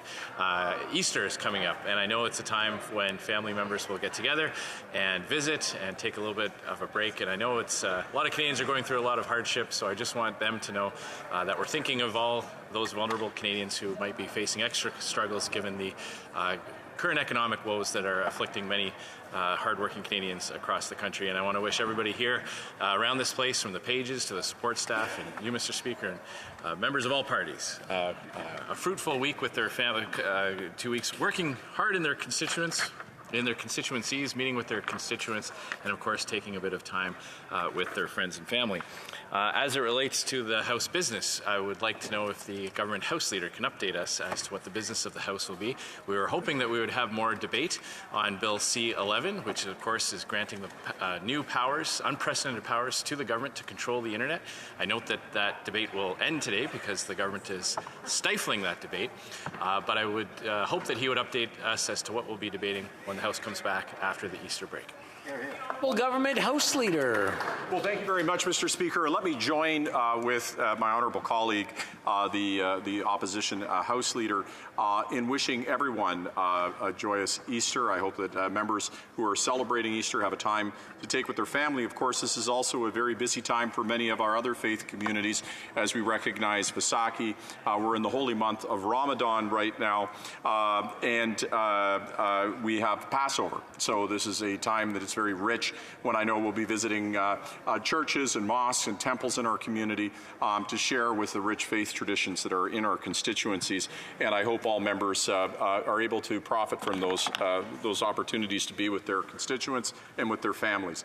Mr. Speaker, with respect to C-11, I will simply state that I don't think that there is any amount of time. In fact, I would challenge the opposition House Leader to indicate just how many days of debate he would like. I don't think that there is any end. Of course, they have indicated that they would want to obstruct this bill. This bill has had more time in the Senate than any bill in history. It was in last Parliament. It's in this Parliament. It's time our artists get compensated for their work and that the tech giants pay their fair share. But, Mr. Speaker, tomorrow we will start the second reading debate of C-42, an act to amend the Canada Business Corporation Act. And then, Mr. Speaker, we're going to be switching to Bill C-34, the Investment Canada Act, this afternoon. When we return, we will continue with the budget debate on Monday, Tuesday, and Wednesday. On Thursday, we will start the day with the Ways and Means vote relating to the Budget Implementation Act.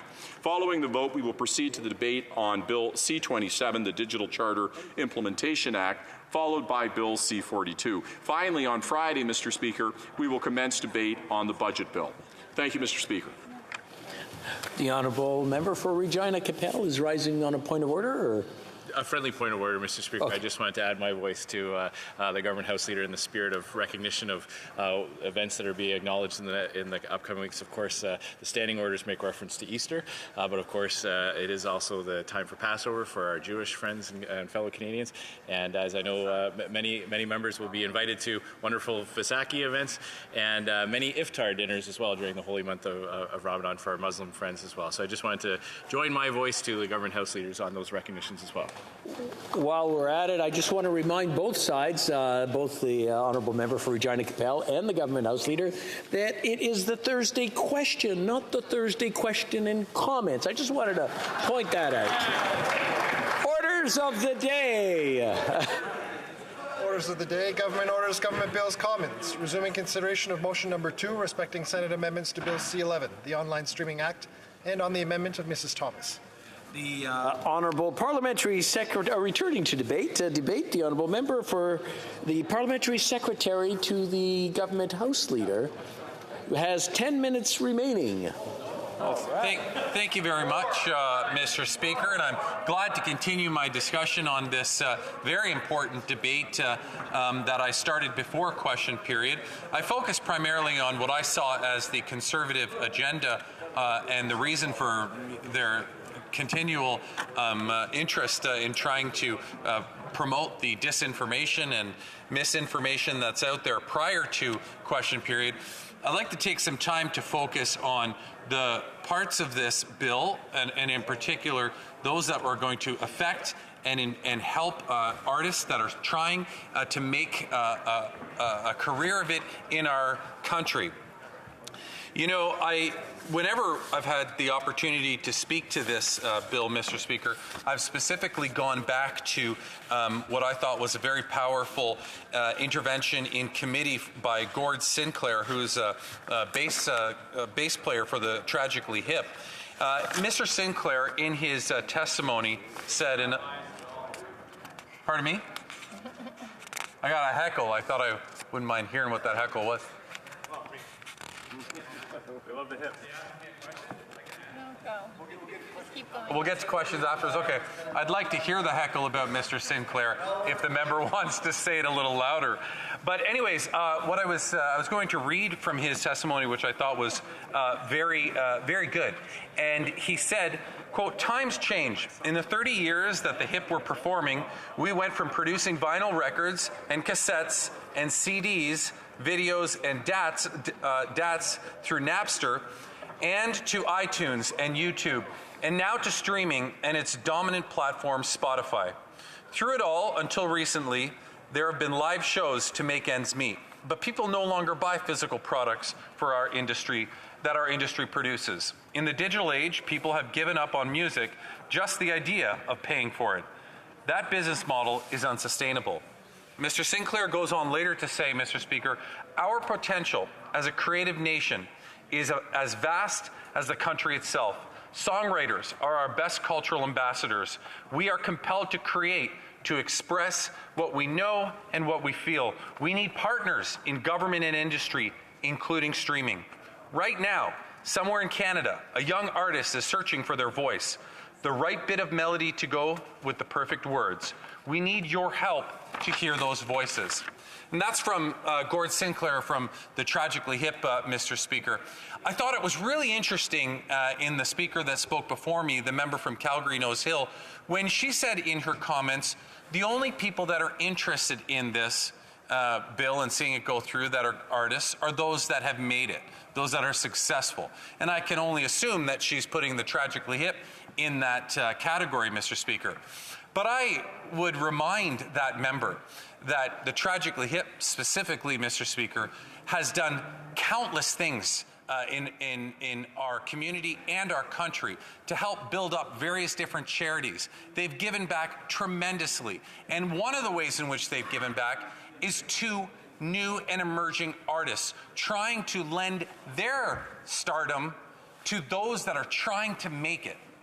So when Gord Sinclair comes before committee and pleads with the committee that this is necessary for young struggling artists, reflecting on how CanCon and the rules in the 90s in particular helped the Tragically Hip get to where they are, he's not doing it because he thinks there's some advantage to the Tragically Hip. They've made it. He's doing it because he wants to see new emerging artists survive and flourish. Not just survive, but indeed flourish and see their full potential. And the reality is, Mr. Speaker, when we live next to an economy that's 10 times our size, there's tremendous amount of influence being projected into Canada from the United States. We see it on a daily basis that shapes the culture of Canada. And if we don't want, or I should rephrase that, if we want to ensure that we can keep our unique Canadian identity as it relates to English culture, French, Indigenous, it is critically important that we invest in health. We will be swallowed up by the impacts and the effects from the United States. I asked this in a question earlier, and I'll repeat it. When I grew up, Mr. Speaker, in the 80s, I watched TVO, TV Ontario. That was what we saw, Channel 2, after dinner. I would watch Today's Special and The Polka Dot Door and all those other shows that a 5 and 6, 7-year-old would watch. But now, my two youngest children, my 6-year-old, my 4-year-old, it's a fight over who gets to use their mother's, my wife's iPad to watch YouTube. And the content that they're watching is not influenced by Canadian culture and Canadian identity like the shows I watched in the 80s. So Conservatives can come in here and they can try to mislead and misrepresent the reality of this bill. And I actually think that they're so caught up in the rhetoric that many of them actually believe it. They actually believe what they're saying, which I think is even more alarming. Because the reality is, if you look at the content of the bill, you will see that this is not about government trying to impose its own views. It's not about government propaganda as it's been conflated with communist dictatorships by several Conservative MPs. This is about ensuring that Canadian content can survive when we live next to a cultural, social, economic superpower, the United States, that's 10 times the size of our country. And I think that Conservatives know that. And I think that, that Canadians understand what this is really about. Unless you're in the bubble that Conservatives and Michael Geisen, I'm sure he's tweeting all this. Hi, Michael, how you doing? Okay, unless you're living in that bubble, okay, I think Canadians understand and really get this. They get what this is all about, okay? It's not about control. This is about trying to ensure that Canadian content survives into the future. And from my perspective, where it's most important is with young people that are just being influenced by the first time, like my children, in watching all of these videos.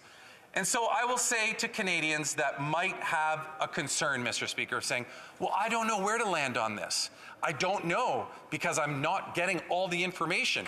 Are the Liberals telling the truth? Are the Conservatives telling the truth? Who's really telling the truth? Well, I would say to them, Mr. Speaker, look at who supports this in this chamber. The Liberals support it. The NDP support it.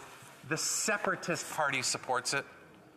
Can you imagine the Separatist Party going along with the government and cabinet to create algorithms on what people could see in Quebec? It's probably the most ludicrous suggestion that is coming from Conservatives, but they have no problem doing it. And they have no problem doing it because it all goes back to the way I opened this speech before question period, Mr. Speaker. It all goes back to fundraising. It all goes back to stirring their base and generating more fundraising for political gain. And it's extremely unfortunate that Conservatives have taken such an issue that is so incredibly important for Canadian culture and turned it into a cash cow. And they've successfully done that. Tip of the hat to them if that's what their objective was.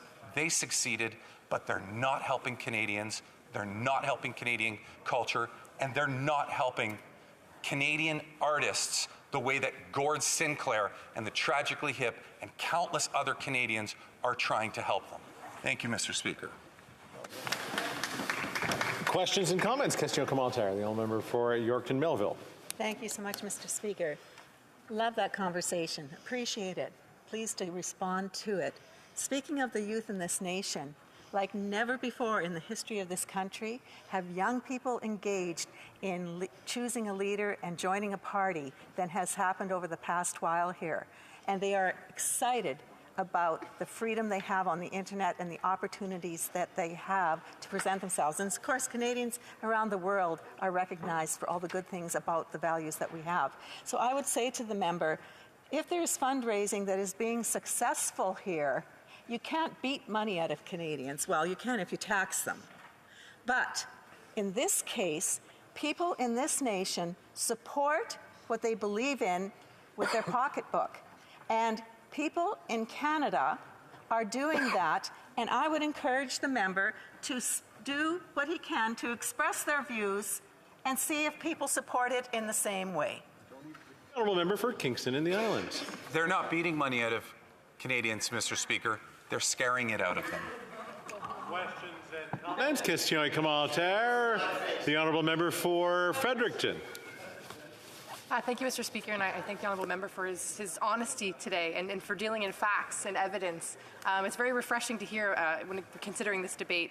And you know, I came to this House to fight for Canadians and to stand up for the Charter of Rights and Freedoms. And so when members opposite are making a case that we are against free speech, or that we are somehow here to control the internet, it's scary to me, because what I then get at home in my constituency and my riding that my staff have to deal with is a barrage of hatred. And so I'm wondering if the member could comment on how dangerous this kind of rhetoric really is.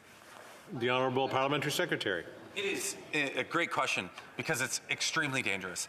It's extremely dangerous for a political party to look at the opportunity to raise money as being more important than the consequences that come with the misinformation and what that could potentially translate into.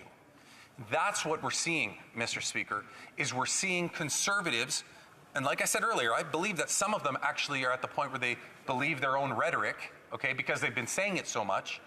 But we have a situation here where money and generating revenue is more important. And nowhere was that clearer than earlier today, when the leader of the opposition realized this cash cow is about to dry up because we're about to vote on this. I better start recording a video on it with a link to my donate now, to my donation page, and started recording a video while he was still in the chamber with the mace sitting on the table. You know, that, should just tell Canadians where this issue lies for conservatives, because it's extremely telling. Questions and comments? Question commentaire. The honourable member for Nunavut. And I'd like to thank the member for his intervention. I think this is such an important bill because it will especially help marginalized independent content creators, places like Isuma TV. And I just wonder, though, when this bill is passed, when does he think web giants like Netflix and Disney Plus will be required to pay their fair share so that smaller independent producers like Isuma can benefit from this bill? The Honourable Parliamentary Secretary. Well, I thank the member for that intervention, and she's absolutely right. This is going to help the independent artists, and the way it's going to do it is because all we're saying is the rules that apply to the traditional media outlets and helping to fund those independents should apply to the web giants too. And that's all that this is. And so I think that, there's great opportunity here, great potential.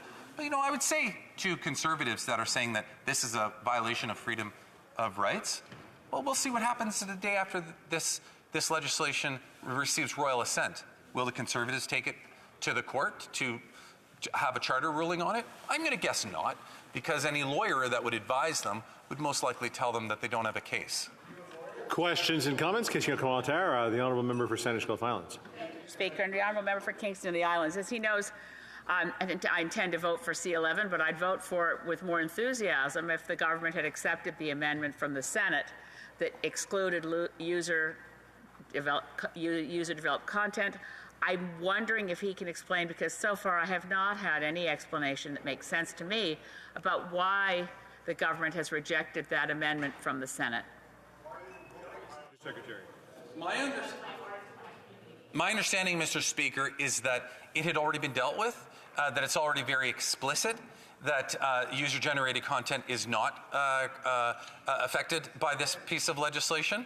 And everybody knows that user-generated content was never the intention here. It was the intention about getting to the web giants and making sure that they pay their fair share. Questions and comments? Question commentaire. The honourable member for Saskatoon West. Thank you, Mr. Speaker. And therein lies the exact issue we're facing here. The member just said, my understanding is, and he went on to give his understanding. This is why we continue to debate this. This is why it's been at the Senate for so many months, for so much time. This is why we want to talk about this more, because there is not agreement. He talked about the group of people that must be under the dome, I think were his words. Well, it is an interesting group, because not only does it include Conservatives, it includes Margaret Atwood, it includes the current chair of the CRTC, who also said that it affects user content. So it is an interesting group of people who are raising objections and concerns of this legislation. How does he explain all of this interesting group of people who are also raising objections to this legislation? The Honourable Parliamentary Secretary. More cherry picking of quotes from people without providing the full context. He referenced Margaret Atwood. The Globe and Mail quoted Margaret Atwood. The author said she had not read the bill thoroughly yet, and quote, and that there seemed to be, quote, well-meaning attempts to achieve some sort of fairness in the marketplace, end quote. So the member's not even properly using the context in which Margaret Atwood was making her comments. Of course they leave out that part because it's not beneficial to their argument, it doesn't support their case, and it certainly wouldn't raise any money for them if they were to send out that quote from Margaret Atwood. Questions and comments? Question commentaire. The honourable member for Pickering Uxbridge. Thank you, Mr. Speaker. The member from Kingston and the Islands spoke about the need for Conservatives are using this legislation as a way to drive fundraising for the Conservative Party of Canada.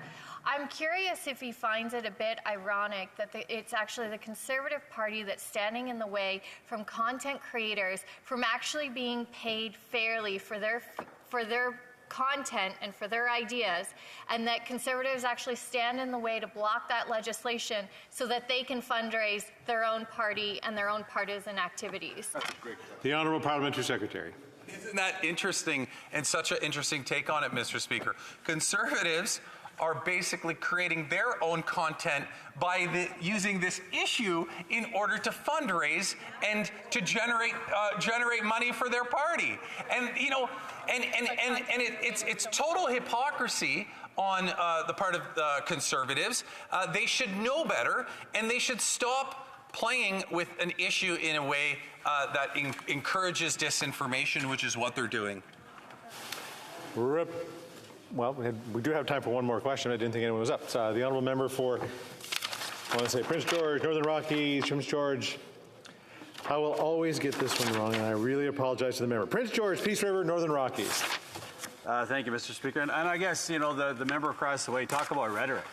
All he's talked about is us as a party. He hasn't talked about the legislation and factually defending his argument about the legislation they are proposing. And it goes back several years to C10. The iteration before in Section 4.1. That is the problem, and I don't know if he's even read that. But it's not just us saying that that's a problem, it's Canadians across the country that are saying it's a problem. So why doesn't he simply just remove that section? Parliamentary Secretary. This is the member that was heckling me when I was reading Gord Sinclair's quote. I really wish he had given me the rest of that heckle so that I could have at least heard it through his question. But, Mr. Speaker, to suggest that I don't understand the context of this bill is inaccurate. And for his suggestion that all I did was attack Conservatives, that's not true. He didn't listen to the first 8 minutes of my speech. The fact that I did talk about other artists, the fact that I talked about how content impacted me as a child and is impacting my children, and how I saw this content, or this legislation, would improve the content which my children are watching today. Reprise du débat, continuing debate. The honourable member for Saskatoon West. Thank you, Mr. Speaker, and I want to let you know that I'm going to be splitting my time with a member from Abbotsford. Today I'm speaking along with many others about an issue fundamental to the future of our country. Do we as Canadians live in a country that believes in the principles of our Charter and rights and freedoms and support free speech on the internet? Or do we deviate and support the principles of censorship in the pursuit of wokeness and conformity. What do we value as Canadians? The fact is, the Conservative Party is the only political party in Canada that stands for freedom of speech and the rights of Canadians to express them freely on the internet. Margaret Atwood called Bill C-11 creeping totalitarianism. Mr. Speaker, we have and we will fight this legislation to the bitter end. Is it a losing fight? Probably.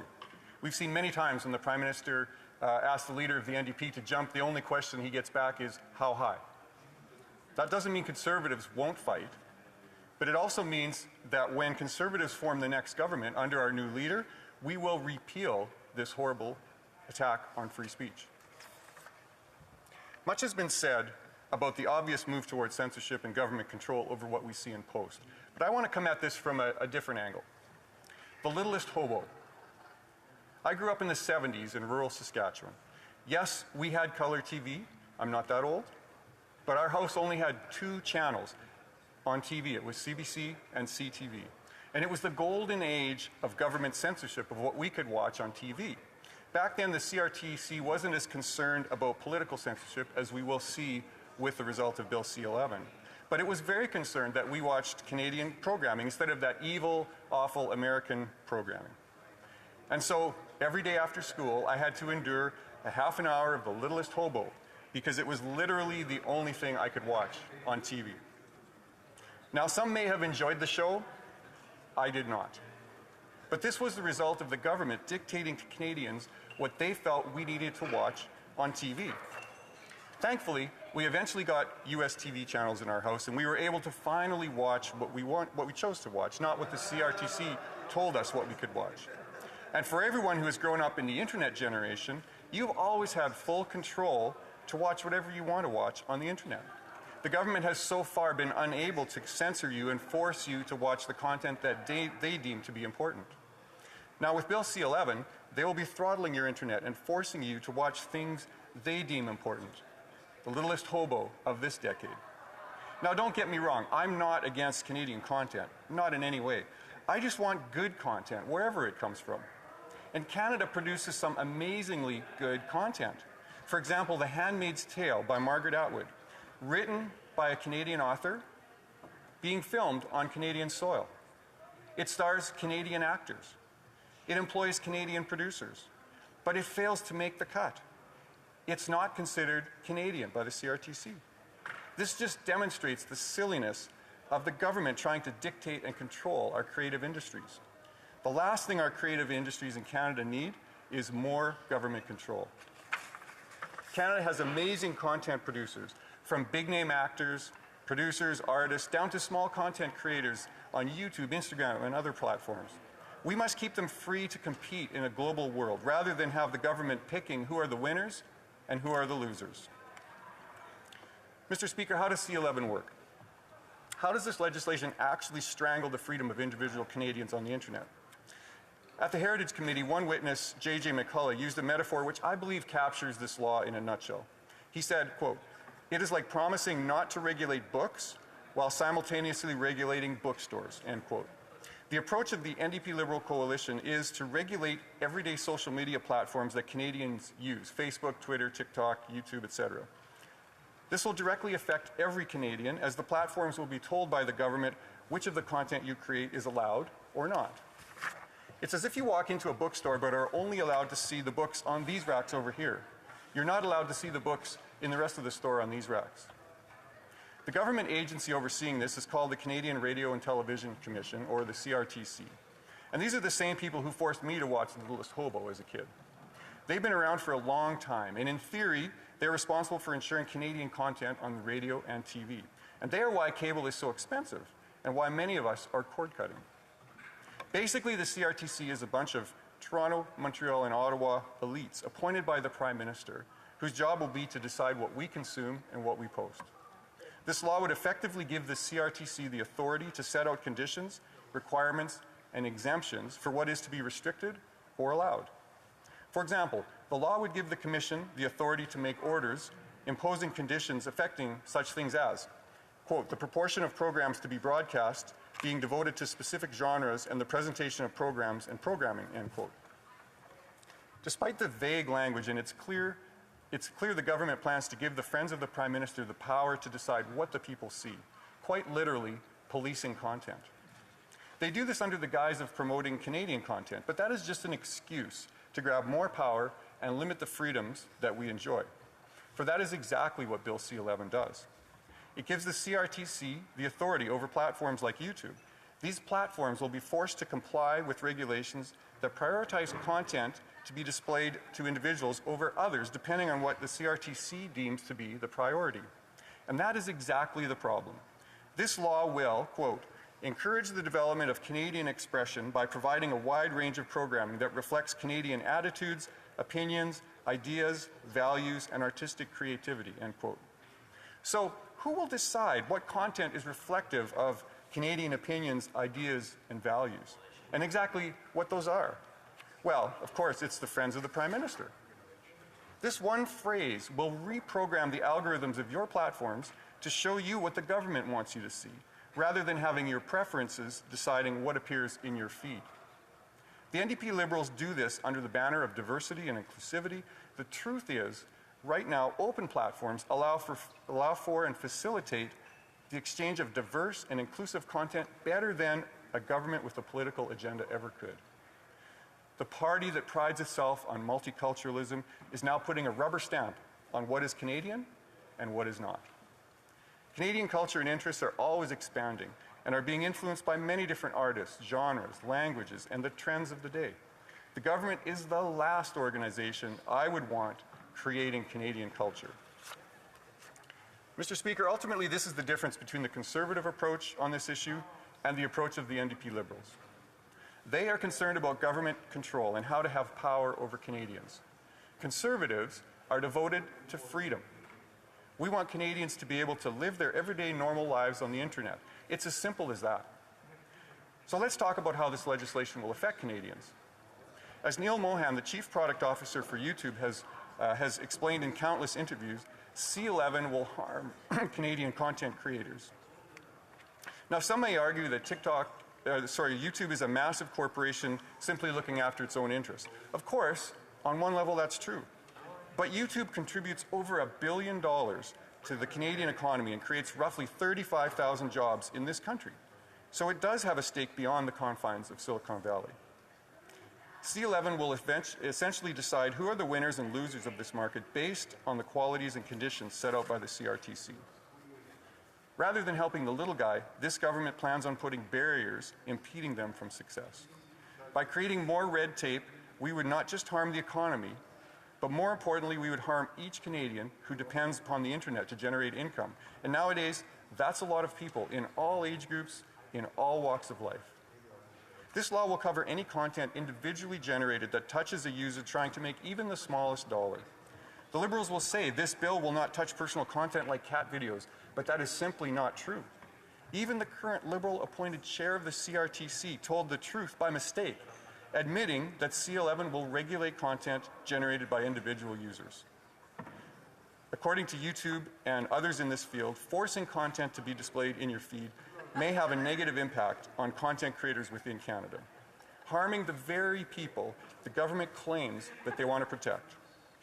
We all know what happens when the government tries to force feed us content that we don't want, like The Littlest Hobo. We don't want to watch them, yet the government shoves them down our throat anyways. At least CBC TV shows are voluntary right now. Just wait until the algorithms are required by law to put these in your YouTube searches, then in our Facebook videos, then in our Insta stories. There will be no escaping the government-approved content. So you shut it off. You don't see what you want, and the so-called Canadian content shoved down your throat goes unwatched. It's a lose-lose, like most things this current NDP Liberal government does. Mr. Speaker, Bill C-11 is a threat to our fundamental rights and is setting up the foundation for censorship. Whether you are a YouTube content creator, a social media influencer, or even just a viewer, Bill C-11 will limit Canadians from seeing and watching the content they choose. People in Saskatoon West are worried about what is to come if this legislation passes, and that is why, Mr. Speaker, we must kill Bill C-11. Maybe tomorrow I'll want to settle down until tomorrow. I'll just keep moving on. Questions and comments? Question et commentaire. The honourable member for Fredericton. Well, thank you very much, Mr. Speaker, and I'd like to put on the record that I love The Littlest Hobo, and I grew up watching that show. But the insulting way that the member has characterized Canadian content only serves to support why C11 is so important. But I do want to ask a question about his opening statement as part of his discourse today, where he mentioned the pursuit of wokeness for our side, and I would love the member to define wokeness and why he's seemingly against it. The honourable member for Saskatoon West. Okay, now I'm traumatized because I heard the words of the song and someone who likes the show, although I respect the fact that you like the show.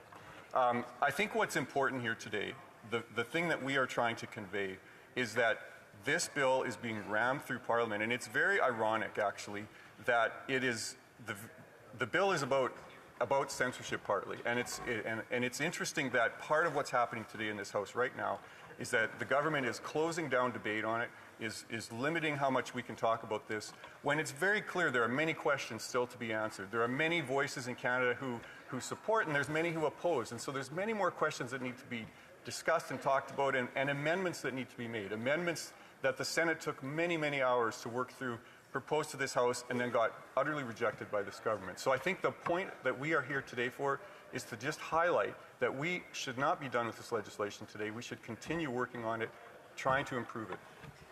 Questions and comments? Question commentaire. L'honorable député. The honourable member for Mirabel. Thank you, Mr. Speaker. Thank you to our colleague for his speech. The Conservatives, for a certain time, have been saying that they're standing up for Quebec by opposing C11. They say they have a huge love for Canadian and Quebec culture, so I will compliment my colleague, and I would like him to tell me his 3 favorite Francophone Quebec artists, and not Celine Dion. 3 others, please, Mr. Speaker. What's the problem avec Celine Dion? What's the problem with Celine Dion? The honourable member for Saskatoon West. It's a trick question, Mr. Speaker. That's definitely a trick question. The part of this that's really important too is that we do need to stand up and support our Canadian artists. We have, and what this bill misses is the fact that in Canada we have amazing artists, whether they're from Quebec, whether they're coming from English Canada. Our content creators, our artists in Canada are among the best in the world, and we can compete on any stage at any time. And when the government steps in and starts to create winners and losers, that affects everything. It disrupts the natural way that things work. And so we need to give our artists and our producers and our content creators the tools they need to produce that content without trying to limit them, without trying to restrict them. And that's many of the messages that we've heard from some of these people, is that this bill will restrict them, it will limit their ability to market themselves outside of Canada. Question et commentaire. Questions and comments? The honourable member for Abbotsford. Well, thank you, Mr. Speaker, and I thank my colleague for his great speech. I'd love to hear him comment on Margaret Atwood's comments about Bill C-11. She referred to this bill as representing creeping totalitarianism. Now, that's a term that's very difficult to misconstrue, to take out of context. It is stark. I'd welcome the member's comments on that. Saskatoon West. Thank you, and I thank my colleague for his great question. It is an interesting time when someone like Margaret Atwood, who's a great Canadian artist, actually makes a statement that this bill is creeping totalitarianism, which, as my colleague mentioned, is a very bold statement. It's also a very strong statement. And I know members opposite would criticize that it was taken out of context, but even if you look at the context, she's questioning what's going on in the bill, saying that there may have been good intentions, but the result of those good intentions was creeping totalitarianism. And so this is something we must be very careful to avoid. And it's just yet another example of a strong Canadian voice from the artist community who's questioning this bill, who's saying that we need to look at it deeper, maybe we need to do some different amendments, we just need to not pass in a big rush what we're trying to do today. I believe we have a point of order from the Honourable Parliamentary Secretary. Mr. Speaker, I believe if you seek it, you'll find unanimous consent to table the Globe and Mail article. Oh, no, okay. Reprise de débat, continuing debate. The Honourable Member for Abbotsford. Thank you, Mr. Speaker, and I can assure you that I've heard from many of my constituents who are really concerned about Bill C-11, the Online Streaming Act, and the corrosive impact it will have on their freedom to use social media to hear and view online information and to post user-generated content. Like so many of the intrusive actions undertaken by this government, my constituents simply don't understand why this Liberal government continues to try to fix problems that don't exist. At the end of the day, it comes down to this. Who do you trust? Who do Canadians trust?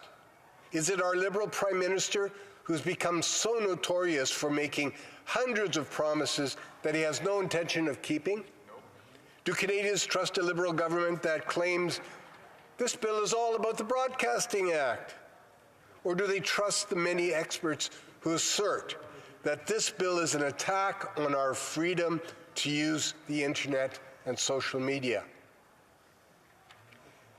Now, the purported premise of this bill was to ensure that the online streaming giants like Netflix and Amazon and Disney Plus meet the Canadian content requirements, similar to those that Canadian broadcasters have to comply with. But this bill does much more than that. It creates a new category of media power to regulate them and to require them to invest in Canadian content, just like the big broadcasters. And that's the rub, Mr. Speaker. What the government refuses to admit, but what has been confirmed time and time again by experts and by stakeholders, is that this Liberal government is for the first time ever inserting itself into the internet space by giving the CRTC, which you know is a group of bureaucrats appointed by this Liberal government, giving them the power to prescribe what Canadians can and cannot see, hear, or post to social media. The CRTC will also have the power to regulate the algorithms which determine what information will appear in your screen bar. The bottom line is this. This legislation will prevent Canadians from seeing and watching content of their own choosing. Instead, Ottawa bureaucrats will control what Canadians can see or watch through streaming services. They will also dictate what you can or cannot post to social media. Now, even worse, Mr. Speaker, Bill C-11 harms Canadian digital content creators in their ability to reach international audiences and achieve global success. Now, our Liberal friends across the way would have you believe that I'm exaggerating, that we Conservatives are exaggerating, that there's nothing to see here, just a benign piece of legislation which makes sure that streaming platforms contribute to Canadian content. But many experts like law professors Michael Geist and Emily Laidlaw, like former CRTC commissioners Timothy Denton and Peter Menzies, and even Canadian author, the icon, Margaret Atwood, are all sounding the alarm and suggesting that what's at stake is Canadians' right to be heard. In fact, Margaret Atwood said this bill amounted to creeping totalitarianism. Now think of that term, Mr. Speaker, and what that implies and connotes. Make no mistake, this is a new form of censorship that the Liberal government is engaging in. And our ability to hear, watch, and post what we want on social media is clearly at risk. So again, I ask, who do Canadians trust?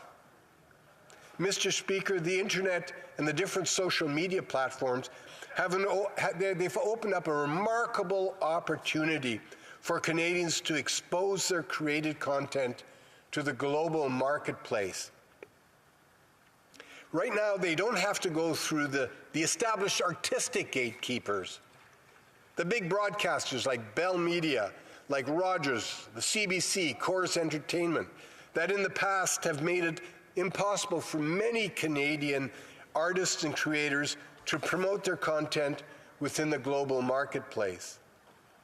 The internet and evolution of social media platforms carved out space for every Canadian to create and promote the product of their imagination without any gatekeepers getting in the way. Each Canadian now has a voice which cannot be silenced by vested interests and corporate gatekeepers. So, consumers certainly don't want this bill, nor do digital creators.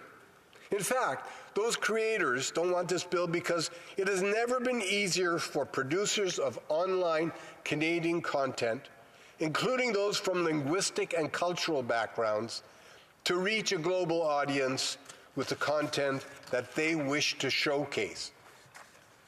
Until now.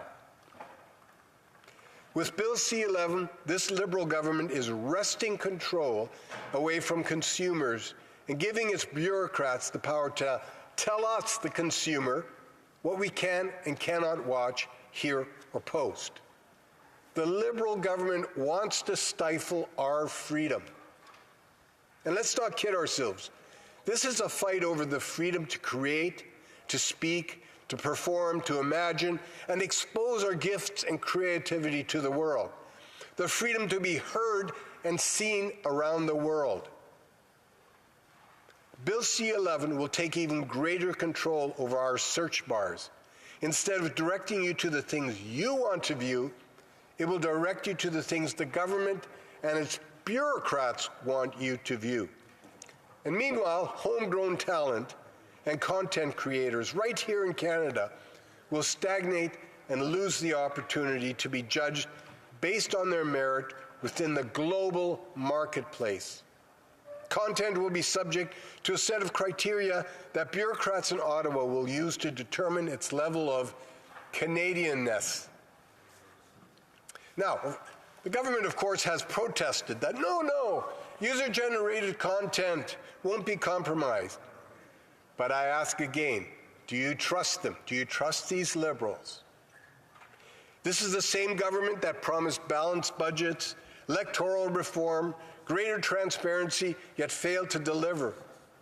In fact, the University of Laval did a study after the 2019 election. How many of the Liberal promises were actually fulfilled? Only 52%, which means almost half of their promises were broken. And that's from the University of Laval.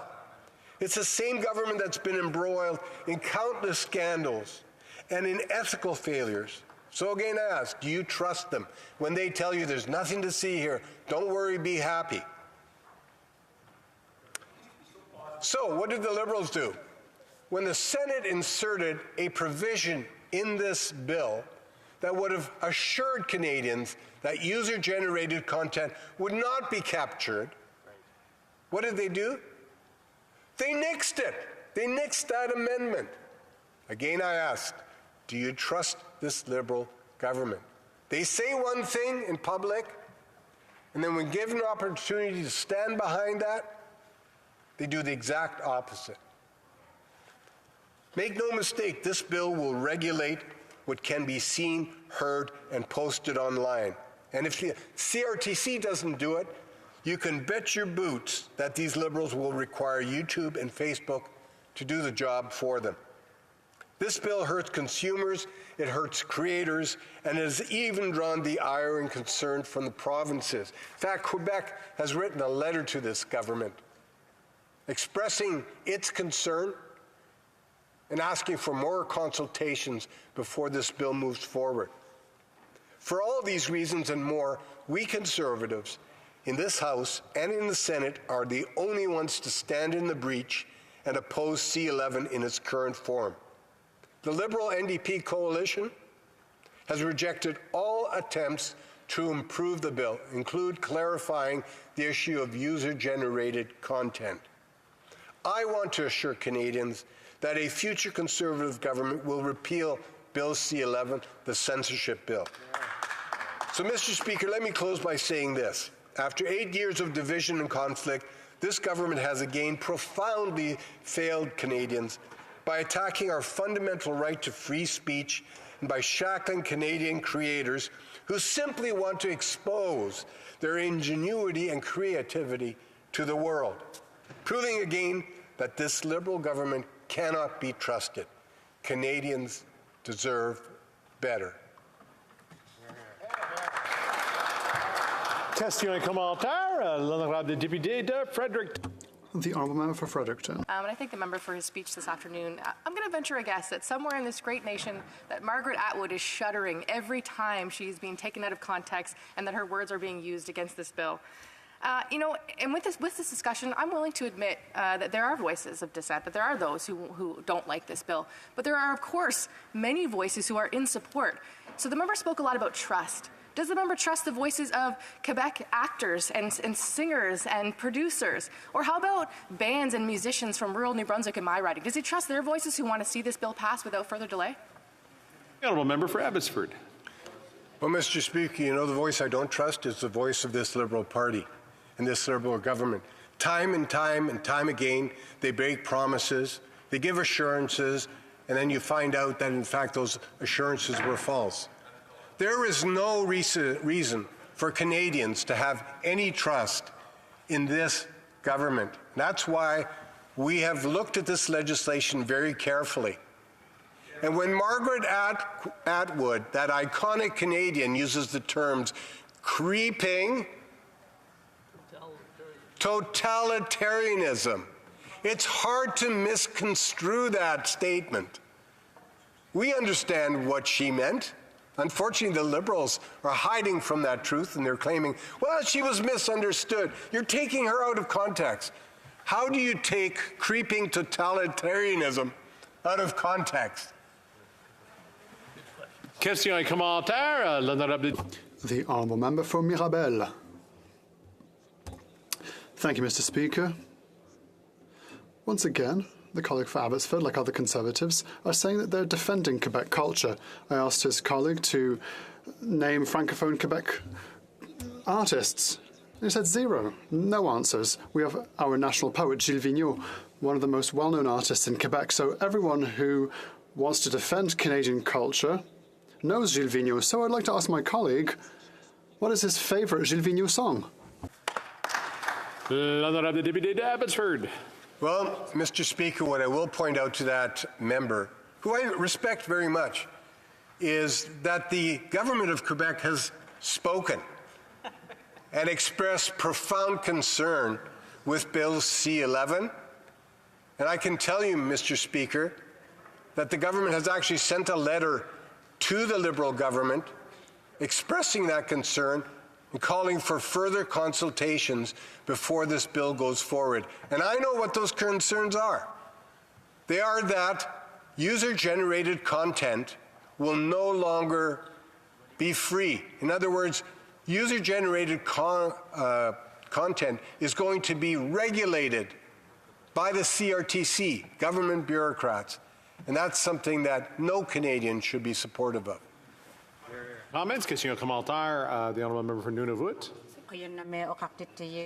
I'm going to read a section of Bill C-11, which reads, "This act shall be construed and applied in a manner that is consistent with the freedom of expression and journalistic, creative, and programming independence enjoyed by broadcasting corporation undertakings." I wonder how this member explains why they keep talking about freedoms being taken away when it explicitly states that freedoms of expressions will be complied with. The honourable member for Abbotsford. Well, Mr. Speaker, I would encourage her to read Section 4.1, which supersedes that section. And by the way, Mr. Speaker, I would also encourage her to explain to her constituents, to Canadians, why it is that when an opportunity was presented to this Liberal government to ensure that user-generated content isn't compromised in this legislation, that this Liberal government removed that amendment. There's something wrong. There's something rotten in the state of Denmark, one would say. There's something rotten in the way this Liberal government conducts its business. They pretend to be one thing, they promise to be one thing, but in fact, it's quite another matter when this legislation actually comes into force and people see what the government has done. We on this side, the Conservative side of this House, we stand for freedom. And we will continue to promote the freedoms that Canadians have under the Charter, and we will not have those freedoms compromised by poorly drafted and by wrong-headed Liberal legislation. Lord, I have the honour to inform the House that a communication has been received as follows. Mr. Speaker, I have the honour to inform you that the Right Honourable Mary May Simon, Governor-General of Canada, signified royal assent by written declaration to the bills listed in the schedule to this letter on the 30th day of March 2023 at 10:03 a.m. Yours sincerely, Ian McCowan, Secretary of the Governor-General and Herald Chancellor. Bills assented to, an act respecting a federal framework on autism spectrum disorder, Bill S-203, an act for granting to His Majesty certain sums of money for the federal public administration for the fiscal year ending March 31st, 2023, Bill C-43, an act for granting to His Majesty certain sums of money for the federal public administration for the fiscal year ending March 31st, 2024, Bill C-44. J'ai l'honneur d'informer la I have the honour of informing the House that a communication has been received. Mr. Speaker, I have the honour of advising you that the Right Honourable Mary Simon has granted royal assent through written assent in the bills hereafter on the 30th of March 2023. This from the Secretary of the Governor-General, Ian McCowan. The following bills have received royal assent.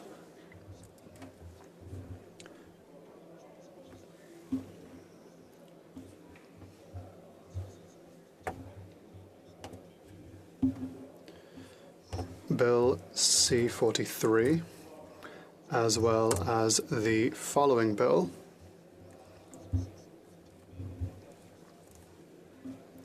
Bill C-44. Continuing debate, the Honourable Member for Vaughan Woodbridge. Thank you. Merci, Monsieur le Président. It's nice to see you this afternoon, and nice to see my honourable colleagues continue debate on a very important bill, C-11. Mr. Speaker, I do wish to acknowledge that I will be sharing my time with the honourable member, the esteemed colleague from Saanich Gulf Islands, beautiful island Victoria there, or Vancouver Island, excuse me, which is just a wonderful place in the whole Sunshine Coast area where I have many friends and, well, really in the province where I was raised in. Mr. Speaker, we are debating here a very important bill which modernizes the Broadcasting Act, and which has not been touched or done since 1991. So it has generated a lot of debate, it has generated a lot of passions, but it's really important to stick to the facts of the bill at hand, not to get lost upon the rancor and the hyperbole and, frankly, the misinformation. If I can be so direct, Mr. Speaker, and I can continue. Mr. Speaker, I'm pleased to rise today in support of the Online Streaming Act, Bill C-11. I'm sorry, Mr. Speaker, I thought someone was commenting directly to me and wanted to make sure I understood correctly what they said. The Online Streaming Act seeks to update the Broadcasting Act to reflect the reality of Canada's broadcasting climate today and prepare us for the future. For decades, broadcasters in Canada have showed us incredible Canadian content on our televisions and radios. That didn't happen by accident. After all, we live right next door to the world's largest exporter of culture and entertainment. And I can say firsthand, having lived in the United States for over 7 years at a point in my life, it does export a large culture and entertainment, not only here in Canada, but throughout the world. There's quite a dynamism in its entertainment business, which we also have here in Canada, with a very vibrant film industry, which is a very vibrant music industry.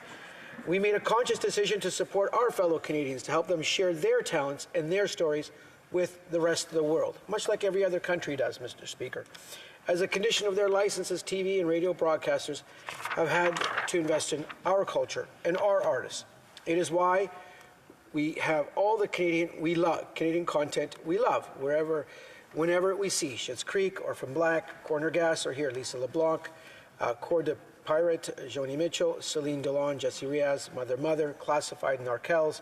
It makes us proud to be Canadian. Our culture is who we are, It's our past, our present, and most definitely and definitively our future.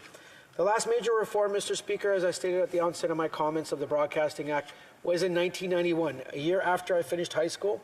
That's a long time ago. Before dial-up internet was widely available in Canada, online streaming services like Crave, Netflix, TOE, Apple Plus, TV, and Spotify have dramatically changed how we watch television and movies and how we listen to music. Today, believe it or not, most Canadians are using YouTube as their primary music streaming service. I see this with my children who are 10 and 11 years old, 2 of the 3, who watch much on YouTube in terms of their sports and actually on entertainment. Today, believe it or not, most Canadians are using YouTube as their primary music streaming service as well. However, those online streaming platforms are not subject to the same rules as traditional broadcasting services like over-the-air television, cable, and radio. This bill will ensure that everyone who benefits from the Canadian market is paying their fair share to support Canadian culture in both official languages as well as Indigenous languages. And Mr. Speaker, with a population of almost 6 million people, our market is continuing to grow, and it's a sought-after market for content producers from all over the world and for platforms. The world has changed a lot since 1991, Mr. Speaker. In the last 30 years, Canadian society has evolved, and so have our values. Diversity and inclusion are important to Canadians, and so they must be key elements of our cultural policy. Improving the fairness of our broadcasting system means being more inclusive, supporting the livelihoods of Canadian artists and creators, and enriching the lives of Canadians who want to see more of themselves on screen and in song. Indigenous peoples, Black and other racialized Canadians, women, LGBTQ2+ persons, and persons with disabilities deserve to have the space in order to tell their stories to other Canadians and to the world. Mr. Speaker, frankly, Canadian stories are unique stories, and they need to be told, and we need to encourage that, and that is exactly what this bill does. These values are clearly reflected in the Online Streaming Act. The bill presents us with an opportunity to ensure that the broadcasting sector is truly inclusive of all Canadians, including Anglophones, Francophones, Canadians from Black and racialized communities, Canadians of diverse ethnocultural backgrounds, socioeconomic statuses, abilities and disabilities, sexual orientations, gender identities and expressions, and all ages. It will ensure that the circumstances and aspirations of all Canadians are reflected in the broadcasting system, many for the first time in Canadian history. I would like to share some of the important perspectives that were heard throughout the House and Senate study of the Online Streaming Act to just show how transformative these changes could be for our country. Mr. Speaker, and we all know the intense debate and scrutiny C11 has gone through in both houses. Culture can play a role in the process of truth-telling and reconciliation with Indigenous peoples and healing. As part of our commitment to reconciliation, Bill C11 proposes important updates to Canada's broadcasting system. The Online Streaming Act would remove the language as resources become available about supporting Indigenous culture from Canada's broadcasting policy goals. This is as it should be. To quote Jean Leroux, president of Des Dons C'est Ni Vote, we have a unique place, and this language would better reflect Parliament's wish to recognize in legislation the principles of the United Nations Declaration on the Rights of Indigenous Peoples. Amendments passed in both the House and the Senate strengthen this commitment to the bill. Ultimately, this bill will create more funding and more opportunities for Indigenous creators to tell their stories in the language of their choice. Currently, Mr. Speaker, programs that reflect Indigenous peoples and racialized and ethnocultural communities remain few and unfortunately far between, and creative employment opportunities are slim. Who tells a story is as important as the story itself. Our government is committed building a better future where Black and racialized creative voices, talent, and work are celebrated, sought after, and supported. John Jacobson, Executive Director of the Black Screen Office, told the Heritage Committee, and I quote, "Canadians of all backgrounds have not had access to programming within the Canadian broadcasting system that authentically reflects the diversity of this country. The proposed amendments in C11 will prioritize greater equity and inclusion, something that we should all be proud of and something we should all support. In fact, amendments were adopted by both houses to recognize the unique experiences of Black and racialized Canadians and incorporate their unique stories into the goals of the Broadcast Act. C11 will also provide more opportunities for persons with disabilities to fully participate in the broadcasting system. It would update the broadcasting policy goals of Canada to ensure that our system should, through its programming and the employment opportunities arising of its operation, serve the needs and interests of all Canadians. Canadians first, Mr. Speaker, specifically including persons with disabilities for the first time in Canadian history. It will also update the Act to remove language that specifies that programming that is accessible without barriers to persons with disabilities must only be provided with the Canadian Broadcasting System when the resources are available to do so. When David Errington, president of the Accessible Media Inc., appeared before the Senate committee, he told parliamentarians that, in quotes again, by removing that qualifying language, the government is signaling that it expects that Canadians with disabilities will be treated like all other citizens for the purposes of broadcasting policy. Again, this is how it should be. As you can see, Mr. Speaker, in my closing remarks, this legislation will provide real opportunities for Canadians, including community media, local news, French language productions, Black and racialized communities, third language programming, and so much more. Importantly, this legislation also takes steps to ensure the space within our broadcasting system for Indigenous storytelling and Indigenous languages. Canada has changed greatly since 1991. It's time that our broadcasting system reflects that, Mr. Speaker. It's imperative. I hope all of my colleagues, and I understand the NDP and the Bloc are in support, will join me and our caucus in supporting Bill C11. Mr. Speaker, it's time to bring our broadcasting system into the 21st century. Thank you, Mr. Speaker, and I look forward to questions and comments. Questions and comments? Question et commentaire. The honourable member for Cypress Hills Grasslands. Well, thank you very much, Mr. Speaker, and I appreciate the member's speech opposite.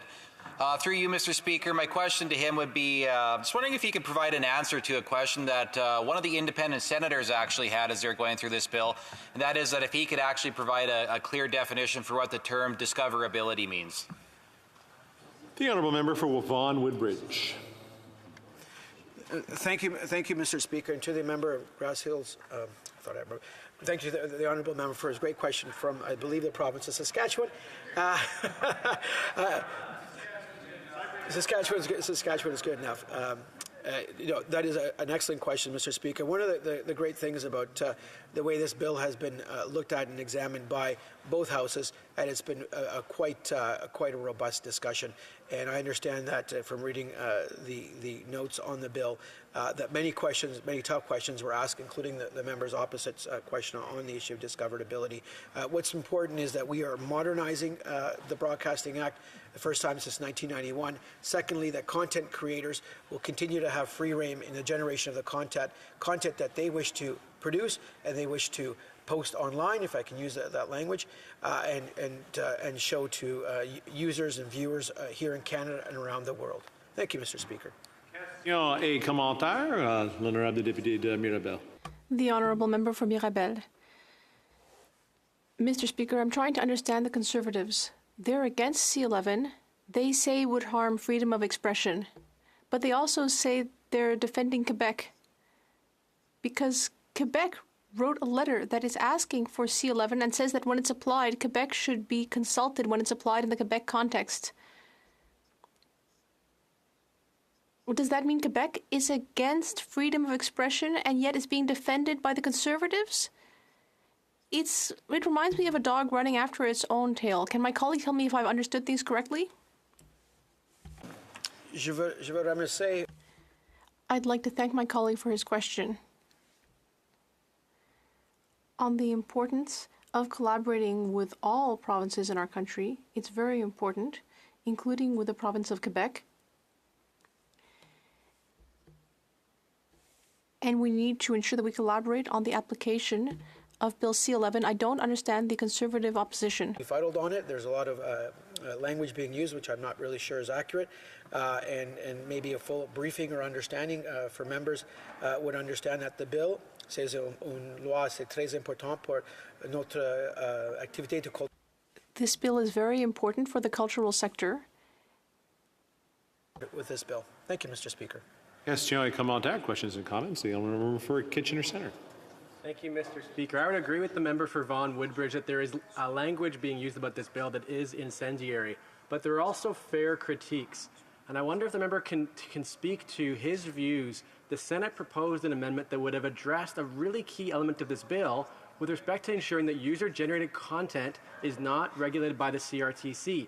And yet the governing party rejected that very reasonable, surgically prepared amendment that the Senate put a lot of thought towards. And so I wonder if he could share his view and if he agrees with that amendment not being in what we're going to be voting on this evening, or being voted down. Honourable member for Vaughan Woodbridge. I thank the honourable member from Kitchener Centre for their question on terms of user content generation, because I too asked about this amendment and I received clarification that the way the bill is written, the way the bill will be adopted, is that user-generated content will not come under the scrutiny or be under the application of the CRTC. What we are doing is modernizing the Broadcasting Act to ensure that services like service platforms like Netflix, Apple Plus, and Crave and so forth are broadcast in the broadcasting system, and that is why we've worked hand in hand with all senators, all parliamentarians, and this bill has received a lot of scrutiny, hours and hours and hours of scrutiny in both houses, and a lot of tough questions have been asked, and that's the way you produce good legislation, Mr. Speaker. Questions and comments? Question commentaire, the honourable member for Calgary Rocky Ridge. With all due respect to that response, he didn't answer the previous question. Why didn't they include the amendment? It would have made it all clear, and there would have been much less for people to object to in this bill had they accepted that amendment. For Vaughan Woodbridge. Mr. Speaker, I thank the honourable member from Calgary Rocky Ridge for their question. The esteemed member I've worked with in years past on Finance Committee and have a great deal of respect for that member. I will say again, my understanding is from reading this bill, speaking to the various officials, that content user generation is not going to be impacted at all with regards to this bill. What this bill does is modernizes the Broadcasting Act and brings those platforms that have been, the innovation that's occurred to bring those platforms forward and they're used much in our daily lives will be under the Broadcasting Act and ensure that Canadian content continues to be generated. Thank you, Mr. Speaker. Prise de débat. Continuing debate. The honourable member for Saanich Gulf Islands. Well, I want to begin by thanking my honourable friend from Vaughan Woodbridge for splitting his time. This is the first time in my life that I've been able to rise in this place and say to the honourable member for Abbotsford, I get to answer your rhetorical question. How could Margaret Atwood's words, creeping totalitarianism, be misconstrued? I've been in constant contact over the last little while with one of Canada's most extraordinary authors, Margaret Atwood. She's directed me to what she'd like me to say in this House to explain how her words are misconstrued. Remarkable, isn't it? But what an honor that over the years, and this is Canada, I mean, you end up admiring someone, you end up reading their books, and then they become your best friend. Now, I have to say, Mrs. Atwood, Margaret Atwood, is not my best friend, but Farley Moe it was, and through Farley I got to be a good friend of Margaret Atwood, and I've been writing her for some time to say, you won't believe it. You've now become the leader of the official opposition's favorite author. A caucus that really largely objects to the lessons that are being taught to us through the dystopian novel Handmaid's Tale, lessons that, given the chance, men in power will strip women of their rights, deny them the rights to control their reproductive health. Excuse me? From the honourable member of Prince George, Peace River, Northern Rockies. I appreciate the member and her opinions, but I just would challenge her to stick to the topic of the day. She's using her I think we have somebody else on the point of order. The honourable parliamentary secretary. Oh, I think the member from Saanich Gulf Islands is just about to shut down an entire Conservative argument on this debate. What she's talking about is extremely relevant. We are getting into more debate than we really need to be getting into. Neither of those are really points of order. The honourable member for Saanich Gulf Islands. Thank you. I agree that the honourable member for Prince George and Northern Rockies and Peace River must not assume that I'm about to give a rant about women's rights. I just think that when Margaret Atwood's name is invoked so very often in a novel that is entirely about women losing their rights in a dystopian future where unbelievable things like the U.S. Supreme Court overturning Roe versus Wade and women having to fight again for rights that were assured. That's not my theme. That just happens to be a deep irony in hearing Handmaid's Tale invoked over and over again. Let's get to C11. And I've been talking, as I said, on email with Margaret Atwood, whom I'm honored to know. She does not wish to be associated with the idea that C11 is, quote unquote, creeping totalitarianism. If shadowy figures were to be determining what we got to watch, that would be creeping totalitarianism. But in her own words, let me describe, I'm just going to read what Margaret Atwood would like entered into this discussion. It's findable in something called Margaret Atwood Substack.com. The article is titled, if you want to look for it on a search engine, featuring Canadian content without benefit of algorithms. It's called CanCon or Can't It A, posted by Margaret Atwood about C11. And what she wishes to say, and there's no reference in this article, as she's pointed out to me a few times on email, about creeping totalitarianism. What there is elements of what she wishes were clearer about C11. And it's about the question of what is content, what is creator, and what is platform. So just to back up a bit, it's important to recognize that regulating Canadian content, whether it's Littlest Hobo or the Beachcombers or what have you, was an important part of fending off the behemoth of U.S. Hollywood productions. C'est plus important pour la culture de... In the incredible nation of Quebec and its culture, it's particularly important because the culture is so different. It's so different from Anglo-Canadians' culture.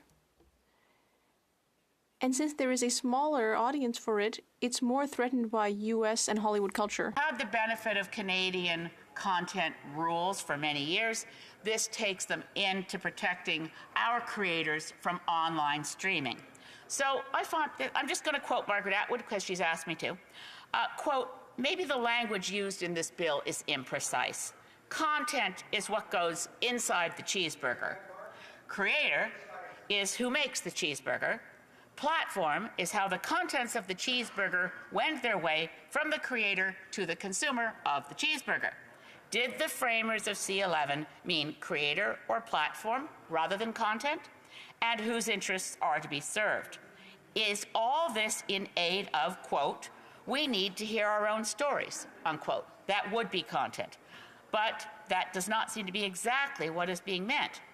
I think, she goes on to say, I think that the idea is to enlarge the space available to the creative folk in Canada by helping them profit fairly from their endeavors, insofar as that is possible, and to encourage the availability of platforms via what they may serve up for their cheeseburgers. The Bill C11 writers might think of changing the wording, substitute creators and possibly platform for content. For instance, in music terms, requiring a percentage of CanCon from radio broadcasters jump-started the careers of a whole generation of Canadian musicians. But they didn't necessarily sing about Mounties and Beavers. They sang about all sorts of things. CanCon is, in that context, didn't mean subject matter. It meant who was doing the singing. Listeners were allowed to hear the music, and then they could make up their own minds about whether they liked it or not. That is what we're talking about here on C11. There is no world in which people who manipulate algorithms are censors. They promote content, but they do not exclude other content. People can find the content they want, and the internet will, as many conservative colleagues have called for, forever be a magical space of unending opportunities. But within that large amount of noise, Canadians will be given a bit of a hint to find Canadian content, Canadian productions, in order to level the playing field. Now, what is that playing field and why does it need to be leveled? Because Canadian writers, screenwriters, artists, actors, directors need to be able to make a living. Now, the economics of the cultural industry have been, in this debate, I think, somewhat muddied. Yes, it's true that it's great for a local economy. I've experienced it in Saanich Gulf Islands, in my hometown of Sydney. My husband came home one day and said, honey, they've lost their minds. The town has lost its mind. It's only October and they're putting up Christmas ornaments. It was the next day we realized there was a Hallmark Christmas film being produced right on the Beacon Avenue in Sydney, and there was the next day fake snow. So I was able to tell my husband, which was a good thing, that the mayor and council had not lost their minds. They'd struck a good business deal. But that Hallmark film was really using Canadian areas, space, to produce something. It was good for the economy. But on the other hand, my husband's daughter, who's an actor, she's brilliant, by the way. Her name is Janet Kidder, and she's a brilliant actor. She's in a lot of productions. But she tells me all the time, the U.S. productions made in Canada, the starring roles, the big money goes to the U.S. actors, and the Canadian actors work at scale, it's called.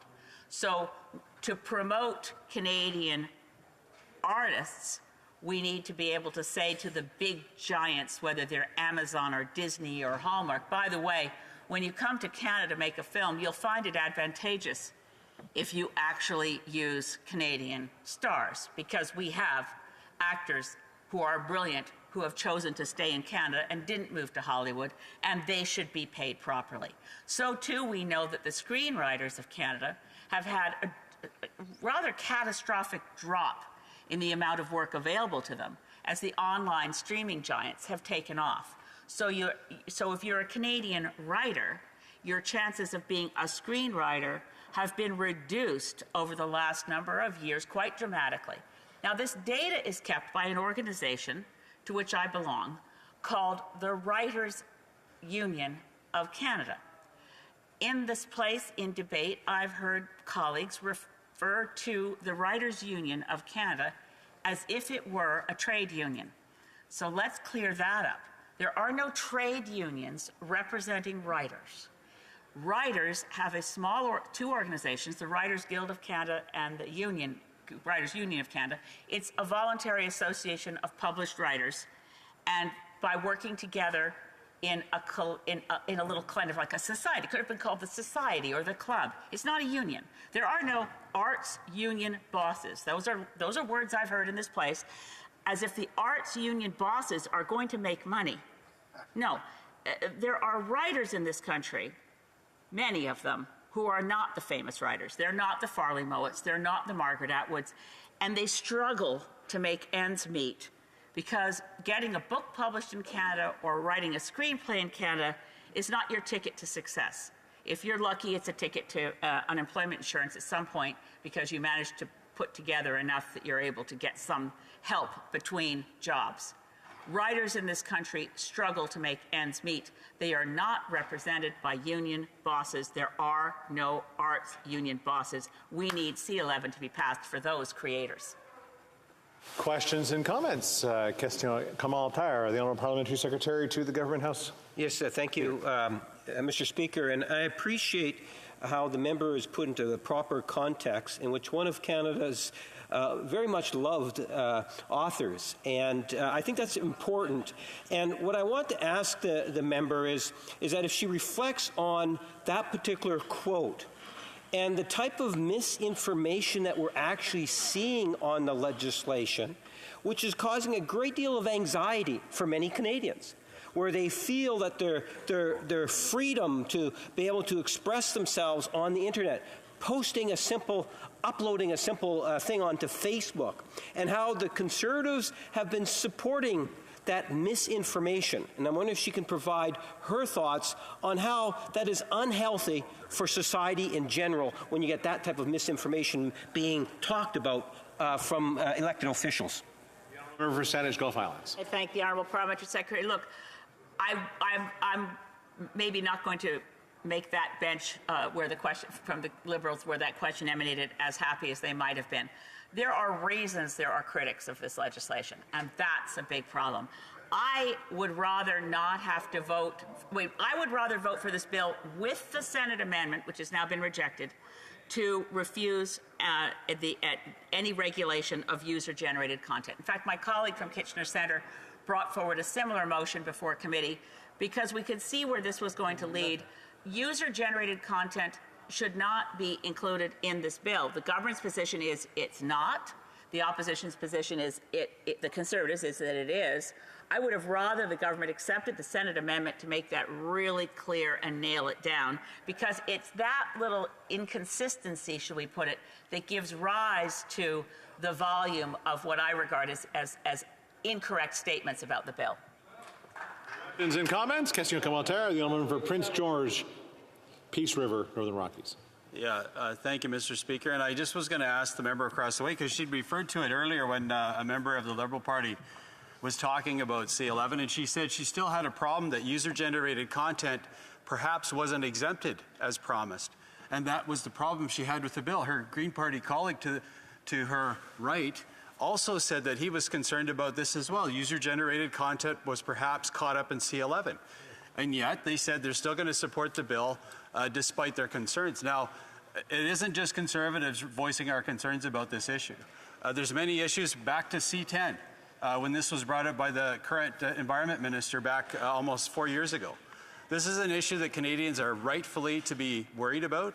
It gives possible control to this government to decide what CRTC can show or what it can prevent people seeing on the internet. And I think until that is laid to rest, we need to oppose the bill. I would just ask the member, what does she do with her opposition to or my concerns that I brought up?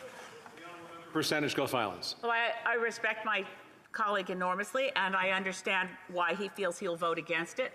My view is, and I'm very much informed by constituents, particularly in Sancho Islands, but across the country, I'm very much in touch with the artist community, with writers, with actors. They're begging for this to be passed because they need protection against these digital giants, the streaming enterprises of Netflix and Amazon and Disney. That said, I agree that there's no reason that I can see, other than stubbornness, for the government not to have accepted the sensible amendments from the Senate, and I hope that we will continue to stay on top of this issue. In the meantime, the artists of this country need the bill. A commentaire, questions and comments. The Honourable Member for Nunavut. And I'd like to thank the member for her great intervention. Although I'm not a Farley Mowat fan, I do want to suggest other great authors like Aviel Johnson, Tanya Tagak, Wab Bryce, Thomas King, Drew Hayden Taylor, I think are great authors as well. But I wanted to ask about her interpretation about the concerns continually being raised about algorithms and what this bill says about algorithms. Percentage go violence. Thank you, my honourable colleague from Nunavut. Oh, I wish Farley hadn't passed away before I got a chance to introduce you, because I would have loved for him to meet you too, Mr. Speaker, but I would have loved for him to meet my friend from Nunavut. Look, the concern about algorithms is a real one, because algorithms are being used right now to do things on social media that are now referred to as rage farming. This is a very murky and dangerous world, and I think we need to do much more to regulate it. But in this context, I'm not concerned about the government using algorithms to help Canadians find Canadian content if that's what they're looking for. That's the key thing. No one is going to stop any Canadian from watching anything they want to watch. That's the key thing. The bill isn't censorship. It's clumsy. I don't like the CRTC very much either. But after all, they regulated and approved Russia Today. Reprise du débat, continuing debate. The honourable member for Niagara West. Thank you very much, Mr. Speaker. And I want to just state, before I get started, I'll be sharing my time with my colleague from Prince George, Peace River, Northern Rockies. I rise today to speak on behalf of my constituents of Niagara West who have expressed deep concern with the Liberal government's online censorship bill, Bill C11. My office has received hundreds of phone calls, emails, and regular mail regarding this bill. I can confidently say that we haven't received a single communication from any constituent in favor of Bill C11, and that says a lot. Bill C11 censors the internet, but the Liberals don't seem to care. There seems to be this focus, almost an obsession, actually, for the Liberals to attempt to gain more control over Canadians in every aspect of their lives. Canadians want to live their lives without constant government intrusion. I don't understand why the Liberals can't leave folks alone. Let folks live their lives freely. Let Canadians make their own decisions. C11 is just another attempt to gain more control, this time by censorship, and it needs to stop. We've seen what happens over the last 3 years with an incredibly intrusive government, and Canadians are fed up with it. My colleagues on this side of the House would likely agree. In fact, I think there are many Liberals and NDP MPs who have also heard from their constituents expressing deep concerns over the type of censorship that Bill C-11 implements. So what does Bill C-11 actually do? And not what the Liberals would have you believe it does, but what will it actually do if it were to become law? Simple. If it passed, it will take aim at Canadians' online feeds. One such affected feed could be their homepage on YouTube, where content could be prioritized based on goals set out by the CRTC, a federal bureaucracy.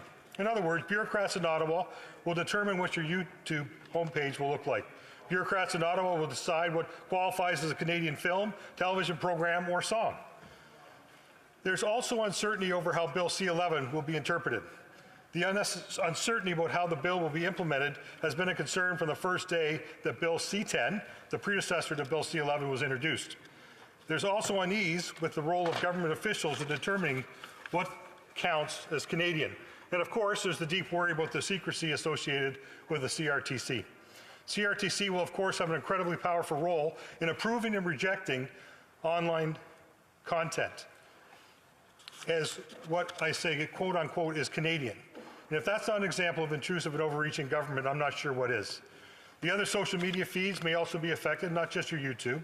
The government approved and pushed for content is what you'll likely see most. It's almost unbelievable what they're doing with this bill, but they're actually doing it. Look, I've served my constituents in this place since 2004. I can honestly say that I'm deeply concerned about the direction in which this government has already taken our country. I've said it before and I'll say it again. The Liberals have implemented a ballooning, intrusive, and overreaching government. I'm deeply concerned that they're not satisfied yet and will keep going. On this side of the House, Conservatives such as myself believe in people. We believe in Canadians. We believe that individual Canadians are best positioned to make their own decisions for their own selves and for their families. Our philosophy is that decisions should be made by people or the Commons. The bottom-up approach where bosses are the people and we as politicians are their servants. Not the politicians, not the bureaucrats in Ottawa. The bosses are the people. The Liberals don't see it that way. In fact, their approach is the exact opposite. Their philosophy is a top-down approach, a top-down decision-making approach where Liberal politicians and bureaucrats tell people what to do, and in the case of C-11, what to see or not to see on the internet. Liberals think that politicians know best. They think that bureaucrats know best. That's the Liberal government and the Prime Minister's approach. We've seen this style of governing for 8 very long years now. 8 very long years which they have divided our country more than ever. The divide and conquer approach has been the hallmark of this Prime Minister. Not many would debate that. Not even their pals at CBC would agree with me on that one. And with their Bill C-11, things are continuing in the same direction. At the end of my speech, the Liberals and the NDP collaborators may engage in veiled insults and subtle name-calling because of the stance I'm taking. A small, limited government stance which is a part and parcel of Conservative philosophy. Well, let's set aside our comments, politicians' comments, about C-11 for just a minute. Let's focus on what experts are saying about the bill. The reason I'm saying this is because I want to, as many of my colleagues have done, and will continue to do so, is to introduce into the record the comments by many experts that dealt with this issue day in and day out. For example, Michael Geist, I know he's been mentioned here in the House, is a law professor at the University of Ottawa. He's a Canada Research Chair in Internet and E-commerce Law. He's a graduate of Columbia Law School. He's received dozens of awards and recognitions for his work. He's taught in some of the top schools in the world. So what does he have to say about C-11? Well, he's been a very vocal opponent to the bill and has suggested various ways that it can be improved. Yet this Liberal government has ignored his suggestions. And in Professor Geist's words, the government consistently rejects attempts to provide greater clarity with the bill and insisted that its forthcoming policy direction be kept secret until after the bill receives royal assent. He went on to say, if there is criticism to bear about Bill C-11's uncertainty, it should be directed at the direction of the Minister of Heritage. Professor Geist says in regards to C-11, trust is waning in the CRTC because it acts like an arm of the government instead of acting like an independent regulator. CRTC acting like an arm of the government, that's a strong statement by, once again, an expert who deals with this type of content every single day. If Professor Geist is saying it, then why aren't the Liberals paying attention? Furthermore, regarding the Minister of Heritage rejection of some common sense amendments, Mr. Geist said it is exceptionally discouraging to the thousands of Canadian creators who spoke out. Many digital creators are extremely concerned with the negative impact the bill would have on their work, and they have repeatedly voiced this in their committee testimonies. Here's another example, another expert. Scott Benzie is the director of Digital First, which represents digital creators. He said it was shocking that the Senate's sober second thought was dismissed and that the government continues to act as though digital creators are not legitimate artists and entrepreneurs. These are more strong words aimed at the government's seemingly disregarding attitude to anyone that's providing testimony critical of Bill C-11. Let's talk about Margaret Atwood. I know we've had lots of conversations about her from our last speaker and what she's had to say. Let's first mention that Margaret Atwood is a renowned Canadian author, winner of the Booker Prize and the Giller Prize, perhaps one of the best-known authors in Canadian history.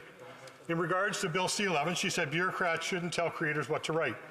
She also said bureaucrats shouldn't decide what is Canadian.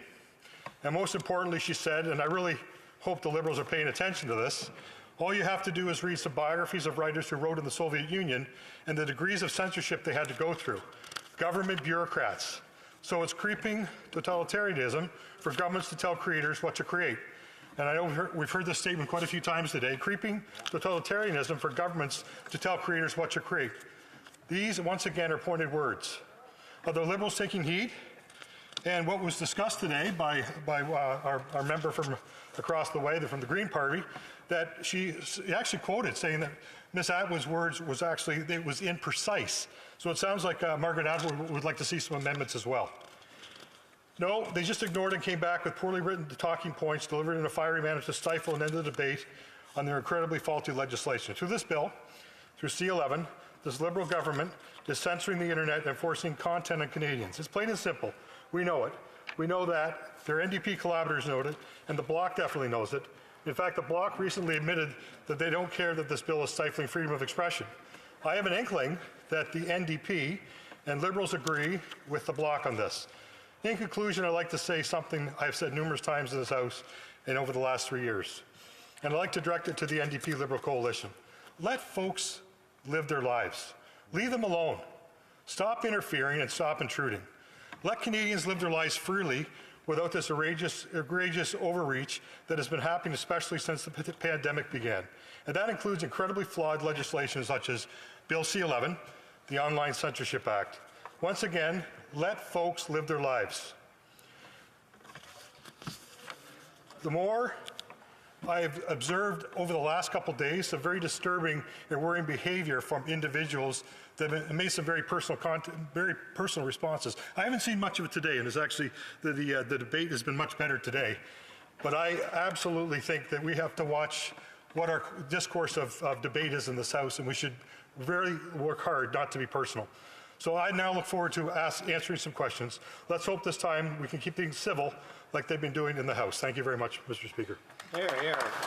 Questions and comments? Question commentaire. The Honourable Parliamentary Secretary to the Government House Leader. Yes, thank you, Mr. Speaker. There have been hundreds of individuals, stakeholders, including different provincial governments. I cite the province of Quebec and their legislature. There has been a groundswell of support to see this legislation actually pass.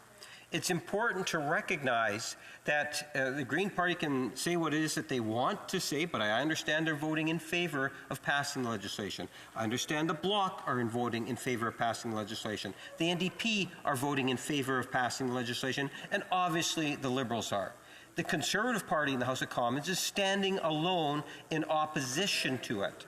It is the opposition party that continues to promote misinformation on this issue.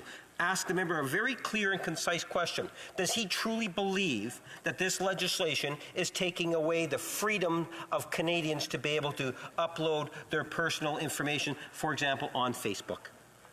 For Niagara West.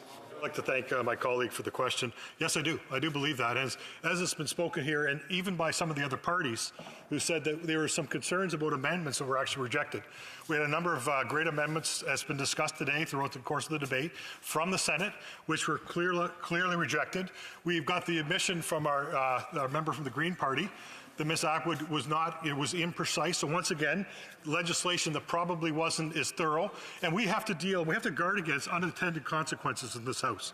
And so when legislation comes forward, we need to find ways to make it better. And quite frankly, if they could have accepted more of those amendments, this would have made this legislation better. Commentaires, questions and comments. Now, je vais appeler Rivière-des-Mille. I was going to say Rivière-des-Mille, but I think it's Mirabel. Thank you, Mr. Speaker. Of course, by rejecting this bill that's been asked for by the cultural sector for many years, the Conservatives seem to be implying that all of the social networks that aren't regulated enough do a good promotion of Quebec culture. So I know our colleague, like the other Conservatives, say they stand up for Quebec's culture, including on social networks. So I'd like him to talk to us about his favorite Francophone Quebec influencers. The honourable member for Niagara West. And I want to once again thank my colleague for the question.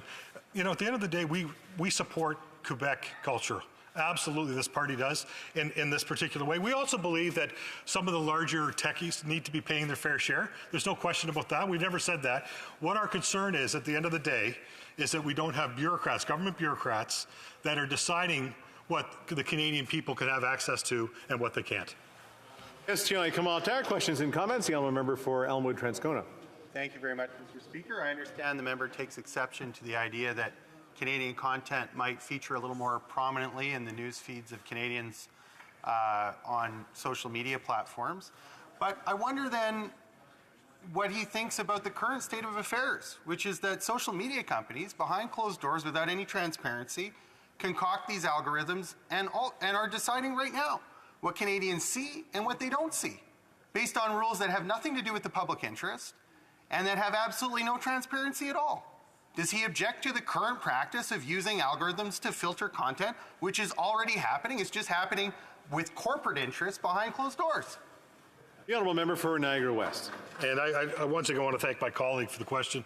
You know, one of our concerns is, and we've said it over here, there's absolutely no way that big tech is perfect by any stretch of the matter. They've got major issues and there's things that they need to do as well.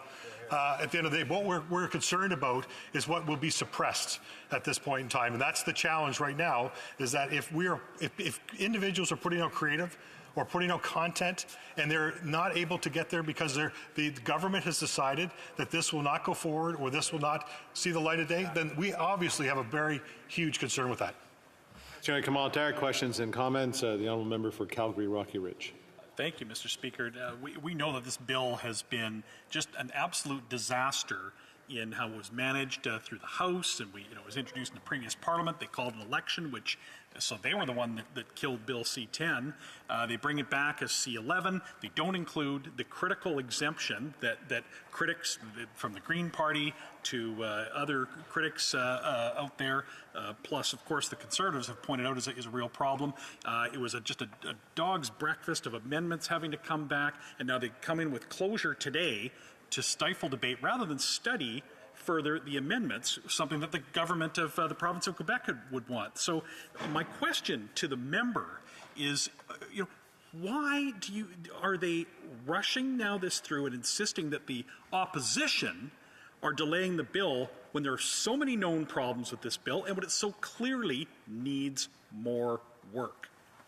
We are out of time, and I allow the honourable member for Niagara West to respond. Sure. Thank you very much. And to my colleague, thank you much for the question. I think, I just want to go with what the Senator Dave Richards had to say. And he said, no decree by the CRTC could in any way tell us what Canadian content should or should not be, or who should be allowed to bob their heads up and out of the new murkiness we have created. Like Orwell's proclamations, the very bill suggests a platform that decrees all animals are not equal, but some animals are more equal than others. That is one of the concerns and why we should have had amendments to deal with these issues. Thank you. Moving along, the honourable member for Prince George, Peace River, Northern Rockies. Thank you again, Mr. Speaker. On this very important day debating C-11. And I guess, I've asked this question many times before, but I'm going to ask it this way. Do you trust the Prime Minister to defend your freedom of speech? Because that's the essential, the crux of our debate from our party to the parties across the way. And I'd say, other concerns have been brought up by other parties. They're still going to support the bill, but that doesn't mean that there isn't concerns around this and possible threats to user-generated content, and they could possibly be implicated by this legislation. And again, it's not just us. There's many people across Canada that have read the bill, have been brought to testify with their worries about what potential that it has. But I'm going to get into it. So Bill C-11, this is the bill, an act to amend the Broadcasting Act and to make related and consequential amendments and other acts. And I always like to use facts, and I'll refer to different commentary on it, but let's get right into it. So what is C-11 used to be a bill called C-10. And I have an article in front of me. It's from May 20th of 2021, because this is really where all this started. And with a little section, I'm going to refer to this quite a bit, 4.1. This is the little hiccup for the Liberals that has a lot of Canadians worried about calling it the censorship bill. I'll read the article is called What is Bill C-10 and Why Are Liberals Planning to Regulate the Internet? And it's from Globe and Mail. So I'm going to turn a couple pages in. The bill is currently being reviewed by the House of Commons Heritage Committee. Members of that committee were studying the document line by line, but that process was disrupted in late April when Liberals on the committee moved an amendment that removed a section of the bill. That sounds very familiar to a particular part of legislation, C-21, where they just table drop or pull amendments out of legislation. The change was approved on division, meaning there was no recorded vote to show which opposition party sided with the Liberals. This segment, section 4.1, provided an exclusion for user-generated content. Removing that exclusion set off concerns that the legislation could then be used to regulate Canadian social media posts. And that's what we've been talking about across the country for the last 3 years. Worries about censorship in this government and this particular bill. Because this bill didn't end. I'm going to go, I'll read some other comments from this particular article. I'll move on. However, other critics draw a distinction between users specified in 2.1 and 4.1's exclusion for user-generated content, and so maintain that social media posts could still be subjected to the legislation. And last paragraph. On May 7th, the Liberals introduced a new amendment that they said would put these questions to rest. The text of the new amendment is very similar to the text of section 4.1 that was originally removed, but was added to a different section of the bill that defines the regulatory powers of the CRTC. The government says this change ensures that the posters of user-generated content are not regulated.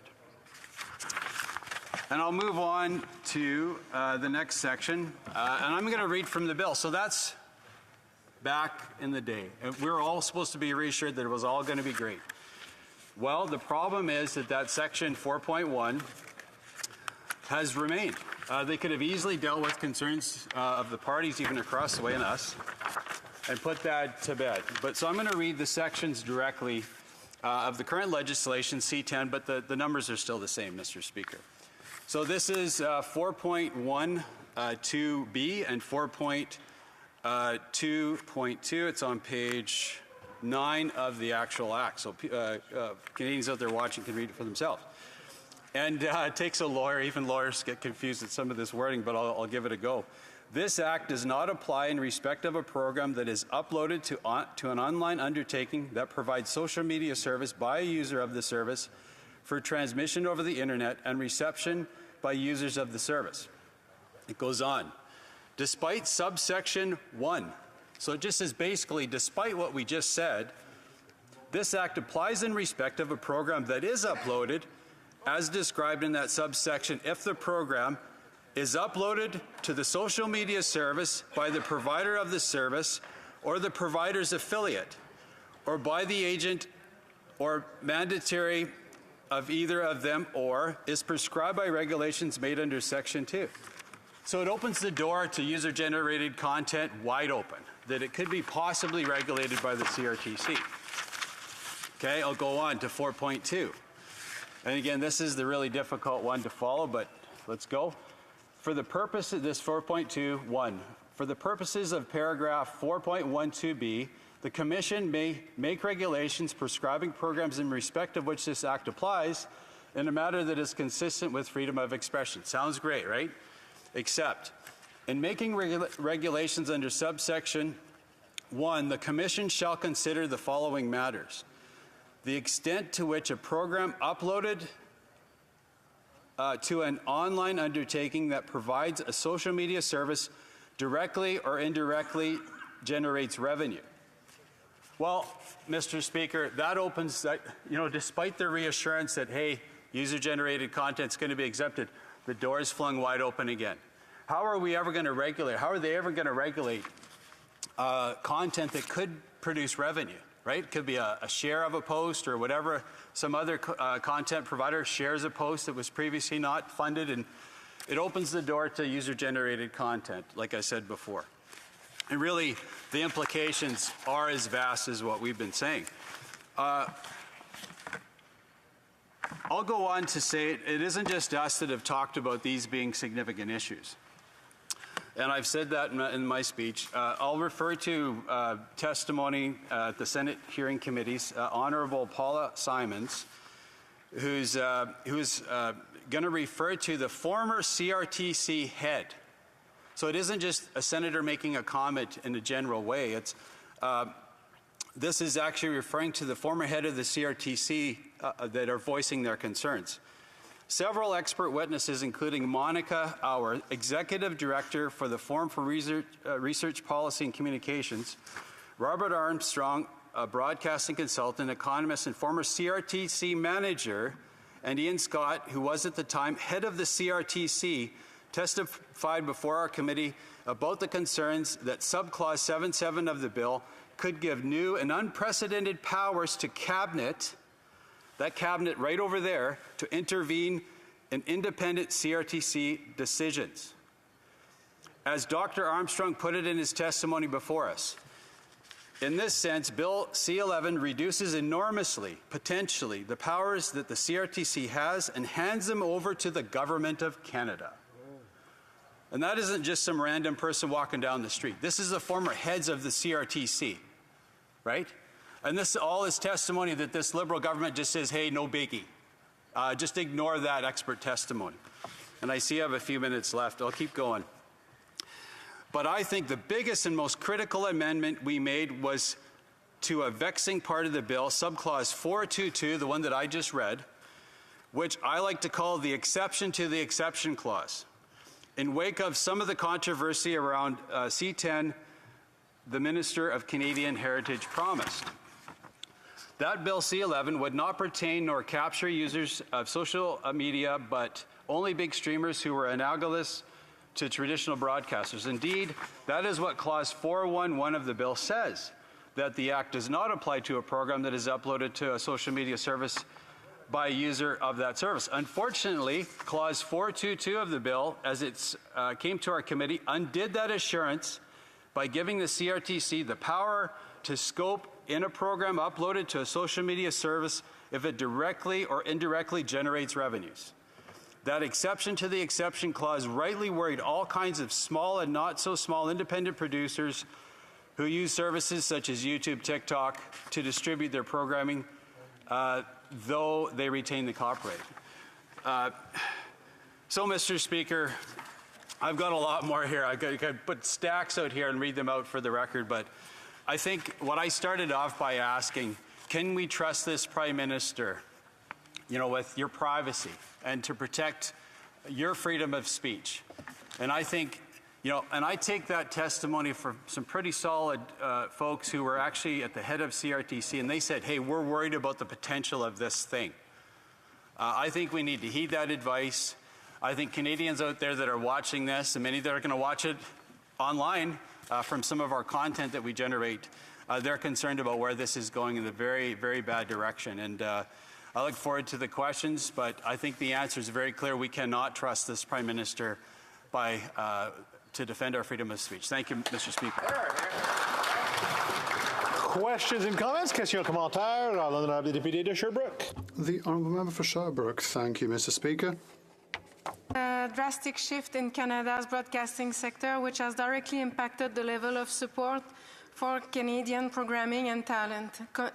Does my colleague believe that continuing to treat online and traditional broadcasters differently is fair? Honourable member for Prince George, Peace River, Northern Rockies. Well, I think, there's a lot of Canadians here, and we have former artists too on our side that want to see Canadians do well, that produce content. I produce content myself. A lot of us in this House produce content. We want to make sure that we continue to do that. But I think what the member asked about, it kind of, it's fine if you can produce content and freely send it out to the internet and people can purchase it or watch it at their choice. But the problem we have is that if a directive is given by this cabinet, as has been warned by this particular former head of CRTC, says, look, they have the potential to say, we don't want you to watch things that have that word in them, or they're from this particular area in the country, or this area. That's the potential that it has. We've seen examples around the world where this happens. And I think we need to, again, like I said, we cannot trust this cabinet, this Liberal cabinet and Prime Minister to defend our freedoms. Questions and comments? L'honorable député. The honourable member for Mirabel. Thank you, Mr. Speaker. Of course, we know that C11 was requested by the government of Quebec. C11, or its equivalent, was asked by Quebec's cultural milieu. The government of Quebec asked to be consulted when C11 will be applied for the Quebec context, but Conservatives, despite this, continue to tell us, just based on one expert that appeared for every single committee, this one expert and the Conservatives continue to say that this is against the freedom of expression. Are they saying that the government of Quebec is against the freedom of expression when it seeks simply to protect its culture and the promotion of Francophone and Quebec culture? Prince George, Peace River, Northern Rockies. Well, I would just say us, as compared to the Bloc, we're a party that's not willing to trade away our freedoms. Thank you. Questions and comments? The honourable member for Kitchener Centre. Thank you, Mr. Speaker. While I know you're aware, I think it's important for Canadians at home to know that tonight's vote isn't on C11. It's on the message from this House of Commons going to the Senate with respect to the amendments that the Senate sent here. Whether we agree with with the substance of that message. In particular, it also includes a message to disagree with the amendment from Senators Simons and Mivelle Deschênes with respect to addressing user-generated content. I wonder if the member for Peace River, Prince George, Westlock would like to comment on specifically that motion. It makes me feel good that I'm not the only one that up sometimes. Prince George, Peace River, Northern Rockies. Well, my riding is very similar to my Albertan colleagues, but we're from British Columbia. We have Peace River in British Columbia as well. No, but I would just say, the amendments, if it would address the concerns around user-generated content, I think you'd have a whole bunch of ears listening over here. But the bill is flawed. We've been talking about this bill since C10 for many years. It's flawed still today. And it frankly doesn't cut it for us on this side of the aisle. Thank you. Questions and comments? Question commentaire, the honourable member for Fort McMurray, Cold Lake. Thank you, Mr. Speaker. And I want to thank my colleague from Northern BC for his amazing speech. I'm just wondering if he can explain some of what he's heard from some of his constituents, who I'm sure are very similar to those I've heard from in Northern Alberta, that are very concerned about what this is going to mean, about what they're going to be able to see and say on social media platforms. Thank you. I just want to say I really like the scarf of the Nova Scotia Titan. The honourable member for Prince George, Peace River, Northern Rockies. Yeah, it's a great question. Thanks, and thanks to my colleague from Alberta, especially what local folks and my neighbours are saying about this. I think a lot really supported, and we support freedom in this country, and we saw an example of overreach by this government not that long ago, just over a year ago, where bank accounts were shared with groups. The accounts were shut down just but because people wanted to voice their freedoms. And so it leads to the next step. Well, what if this government doesn't like a particular movement, or doesn't like a particular party, or doesn't like a particular message? Well, let's just make a call to the CRTC and say, hey, shut her down. That's what my residents are talking about there, that they're very worried about. They've seen examples of it already, and I think those concerns are warranted. Reprise du débat, continuing debate. The honourable member for Bay of Quinte. Thank you, Mr. Speaker. At the time that Ray Bradbury was writing Fahrenheit 451 in 1951, it was a time not unlike 2023. Fahrenheit 451 presented an American society in the year 2049 where firemen were employed to burn outlawed books along with the houses they were hidden in, because of a government deciding what people could see and what they could say. The author, Ray Bradbury, described the book as depicting political correctness as an allegory for the censorship in the book, calling it the real enemy and labeling it as thought control and freedom of speech control. When the book was written, it was a time of massive social change and technological revolution. Hearings in the U.S. investigated Americans with alleged communist ties. Nuclear warfare was fresh. The golden age of radio occurred between 1920s and the late 1950s, with the television launching into living rooms in the 1950s, which changed how people consumed media and news. Governments took actions to make sure that the news and the artists that they thought should be promoted in this technological shift would be promoted, and the ones they did not like would be censored. The House Un-American Activities Committee held hearings to investigate alleged communist ties. The Hollywood 10 was blacklisted, a group of influential screenwriters, and of course everyone remembers the Truman Doctrine and McCarthy hearings. The government's interference in the affairs of artists and creative types infuriated Bradbury, who was bitter and concerned about government intervention. And he wrote then Fahrenheit 451. Flash to 2023, and we have absolute parallels with those government interventions with C11. And I can tell you that just like Margaret Atwood, Ray Bradbury would not be impressed. The government looking to interfere in the affairs of artists and creators at a time of immense technological change. We have the internet, social media, and now AI. We use smartphones, and every day we use tablets. It's an incredible time, and certainly we will all in this House want to see our Canadian artists and content creators successful. In fact, we want to release the shackles and ensure that all creators are immensely successful. It's not by government intervention, it's by breaking down barriers so artists can succeed. There is no culture without freedom of expression. But don't take it from me, take it from the creators themselves. We all have already heard all week how Margaret Atwood called this creeping totalitarianism. I'm scared. Bill C-11 was supposed to promote Canadian storytelling online. In reality, the bill has ended up so broadly worded that it lets the CRTC interfere with every part of your online life. That includes manipulating your feed and search results. That's from a YouTuber and TikToker named Cal Marcus. What Canadians want is what Canadian culture is, not what the government says it should be. That's from JJ McCullough, a YouTuber. And C11 would limit that reach by requiring creators to prioritize government criteria for domestic distribution over making content optimized for global audiences. And that's from Regina TikToker Tasha. Par la via de cette mesure législative. Through this legislative measure, the government is giving itself the power to control what Canadians can watch online.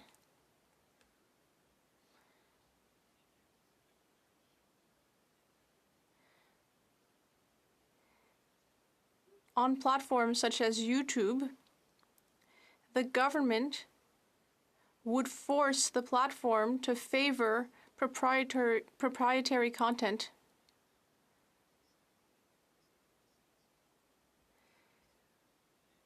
And this all depends on the Canadian character of the content. Instead of giving a Canadian more of what they want on a platform such as YouTube, the government will choose what it wants Canadians to see.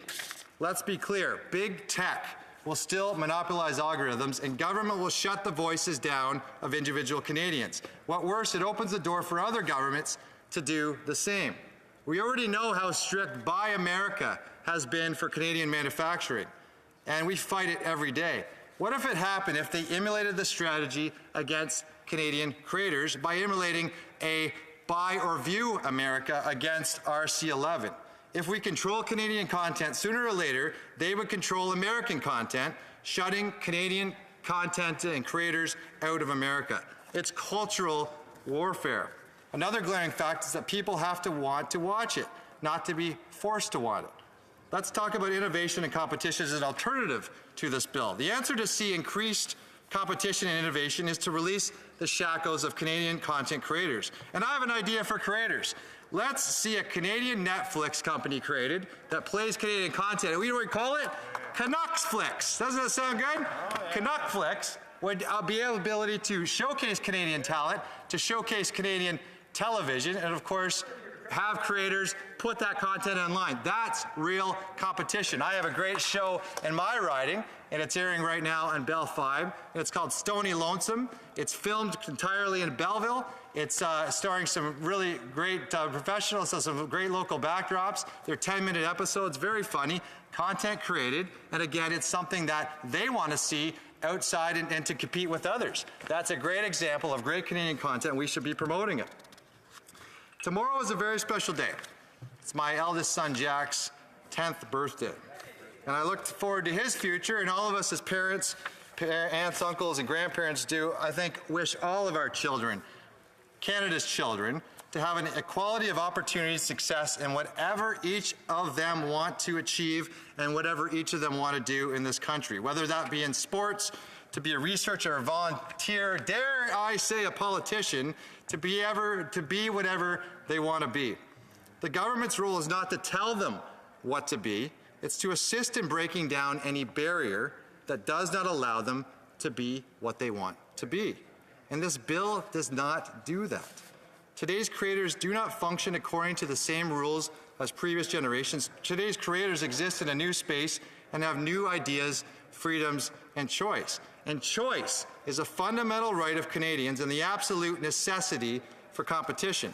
Competition allows Canadians to make their own choices and then themselves choose which content goes viral and which does not. It allows Canadians to succeed or to fail, but what it is that it allows Canadians to allow the free market to dictate what success is like and what it's not.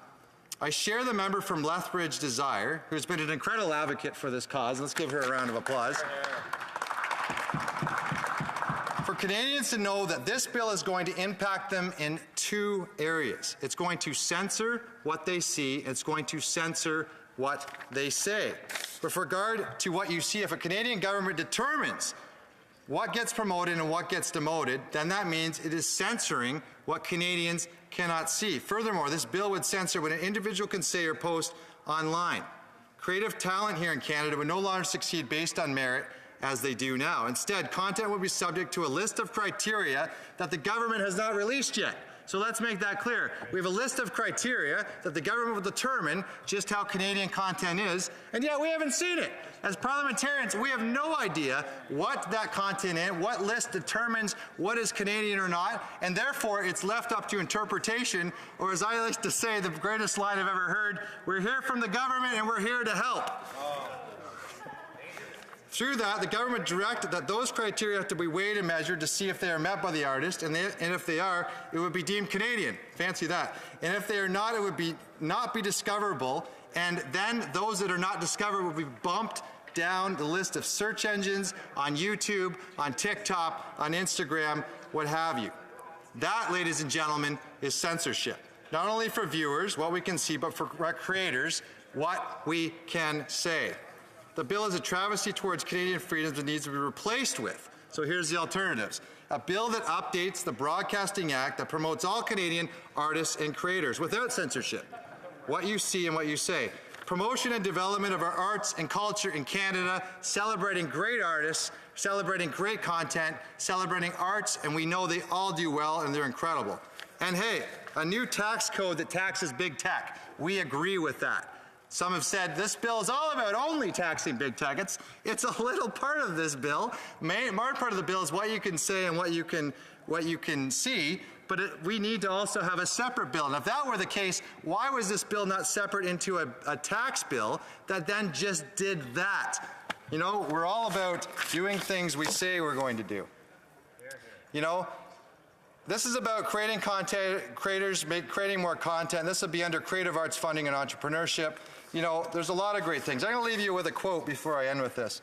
You know, we always talk about Diefenbaker, and it's a great quote because it really surmises what we believe here on the Conservative side and what we believe for Canadians. I'm a Canadian, free to speak without fear, free to worship in my own way, free to stand for what I think right, free to oppose what I believe wrong, or free to choose those who shall govern my country. This heritage of freedom I pledge to uphold for myself and all mankind. Another great quote by Voltaire was always, I may not agree with what you say, what I will defend to the death, your right to say it.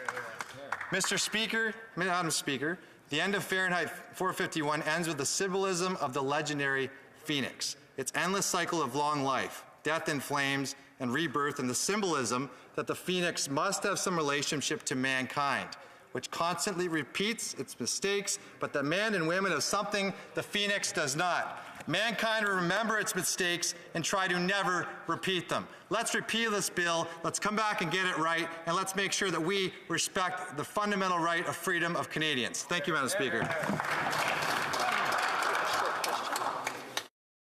For a very short question, the Honourable Parliamentary Secretary for the Government House Leader. Yes. Short. Madam Speaker, whether it's the Minister or many other members, very clearly what the bill does not do, and I quote, impose regulations on content of everyday Canadian posts on social media, and it does not limit Canadians' freedom of expression in any way, shape, or form. Why does the Conservative Party continue to say false information, planting anxiety in many individuals that use the anxiety when they know it's not true? Very brief answer from the Honourable Member for Bay of Quinte. The bill specifically states that there will be criteria determined by the government which will determine what is Canadian and what is not. That very definition is what you can see and what you can say. And that is censorship. In this side of the House, we're against that. Thank you, Madam Speaker. Comme il est 17h30, la Chambre a... It being 5:30, the House will now turn to private members' business as listed on today's order paper. Consideration at report stage of Bill S-214, International Mother Language Day Act, standing in the name of Mr. Hardy. There being no motion at report stage, no motions at report stage, the House will now proceed without debate to the putting of the question on the motion to concur in the bill at report stage. Mr. Hardy, seconded by Mr. Lamoureux, moves that Bill S-214, an act to establish International Mother Language Day, be concurred in at report stage. Si un député d'un parti reconnu présent... If a member of a recognized party present in the House wishes that the motion be adopted or adopted on division or wishes to request a recorded division, I invite them to rise and indicate it to the chair. Member for Fleetwood Park Hills. Madam Speaker, I request that the motion be adopted on division. So moved. I therefore declare the motion carried on division. When shall the bill be read a third time?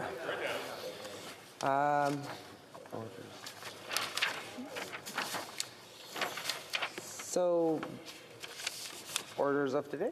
No. Well, Mr. Hardy, seconded by Mr. Aldag, moves that Bill S-214, an act to establish International Mother Language Day, be now read a third time and do pass.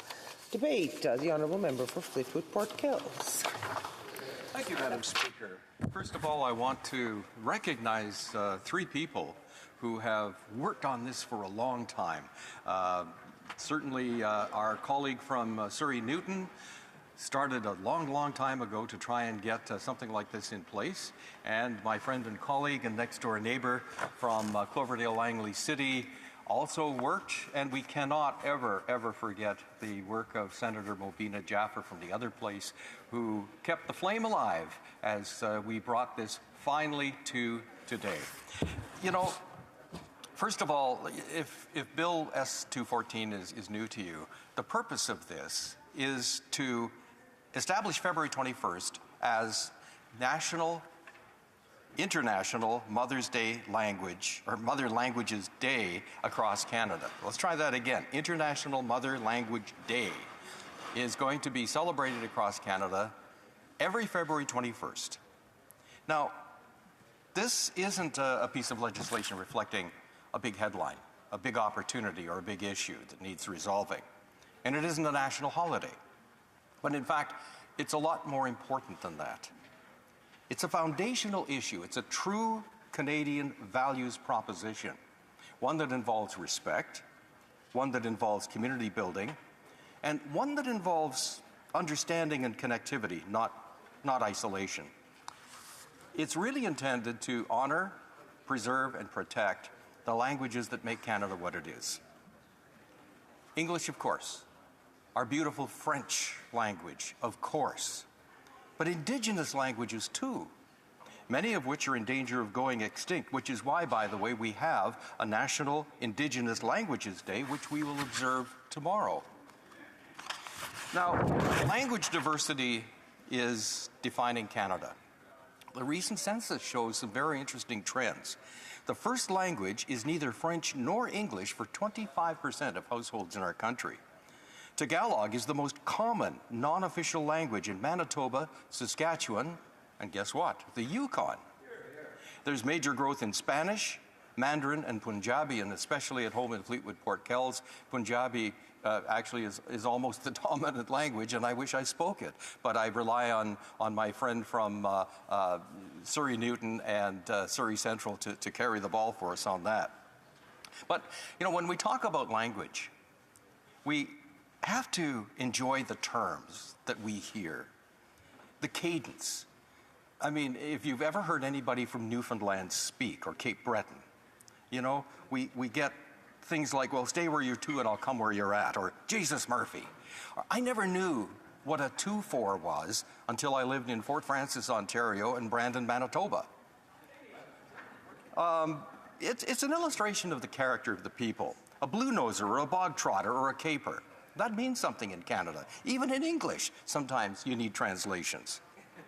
In these parts, of course, it's a beaver tail. Out west, it's a jam buster. Out in British Columbia, if you say skookum, people know exactly what you're talking about. And if you say ditchmond, they also know where you're talking about. The cadence and the tone shine through the music, the poetry, and I would include the food, part of a broader language that reaches out to all. And in fact, had I been the one in the Senate, like Senator Jaffer, promoting this bill, there may have been butter chicken stains on the paperwork that finally made it to the House of Commons. So yes, observing International Mother Languages Day is not up there with the current headlines that this place generates. But the spirit and sentiment it represents is a fundamental and essential element of what Canada is and what we represent. Something entrusted to all of us here and in the other place. Thank you, Madam Speaker. Questions and comments? Questions et commentaires? Reprise du débat, l'honorable député de Trois-Rivières.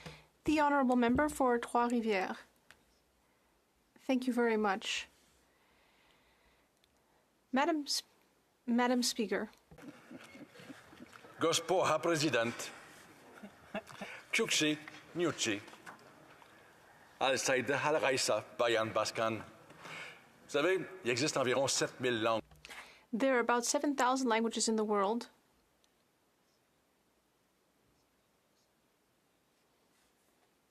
French, Mandarin, Spanish, Iranian, words that are only spoken by a few thousand people, and so many others. All of these languages are someone's native language.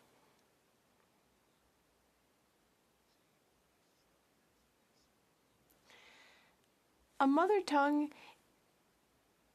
is a system of expression that is common to a group. And when you talk about a mother tongue, there's also the matter of transmission, community, living together. The study of language, in addition to being related to linguistics, also has to do with an area of philosophy that I was lucky enough to study for many years, the philosophy of language. After all, we study language in order to extract its ideas. You will all know, of course, Ludwig Wittgenstein, a thinker that I particularly enjoy. In philosophy, we ask ourselves questions like, what is the origin of language? That's not an absurd question. What is the relationship between language and reality? That's a common question in philosophy. I'm sure that we all discuss that at happy hour. What is the relationship between language and thought, language and knowledge? What is the relationship between language and other modes of expression? What is communication?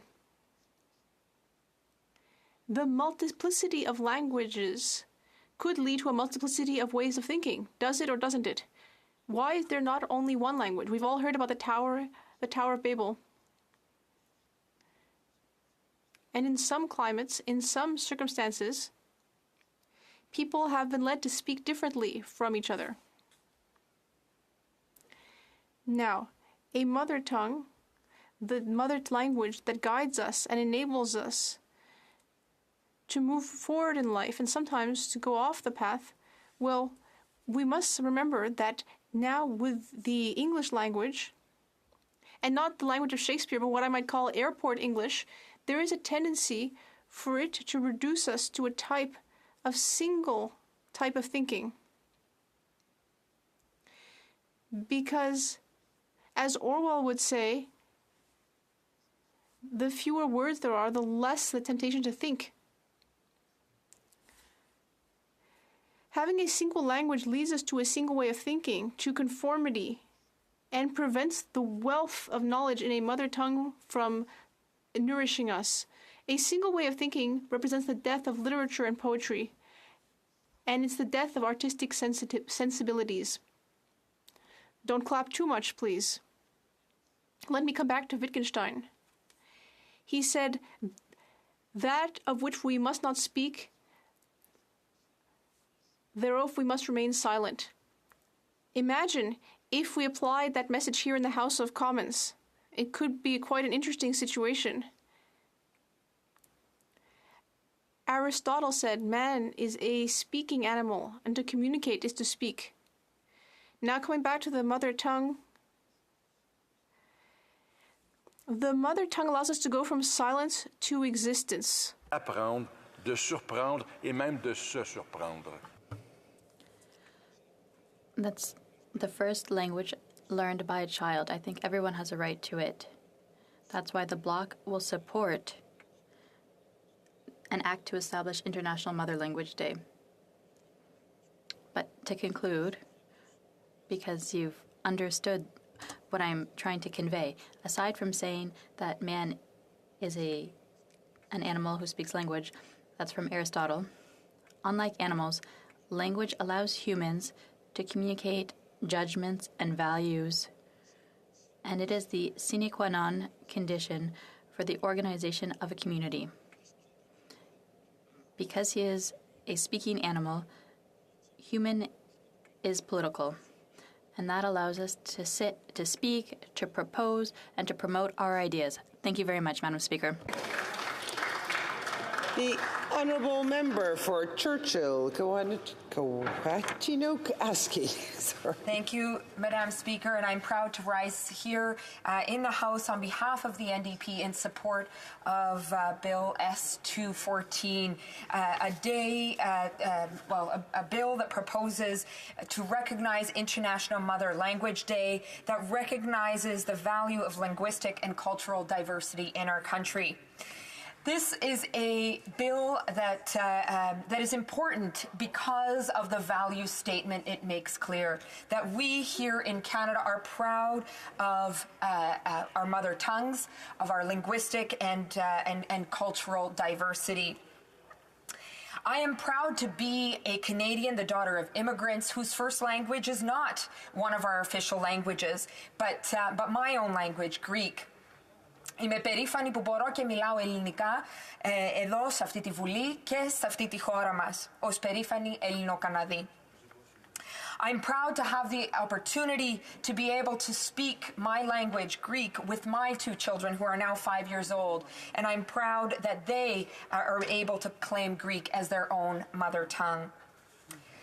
Our mother tongues are who we are. They are our roots. They are our stories. They are our strengths. And they are our future.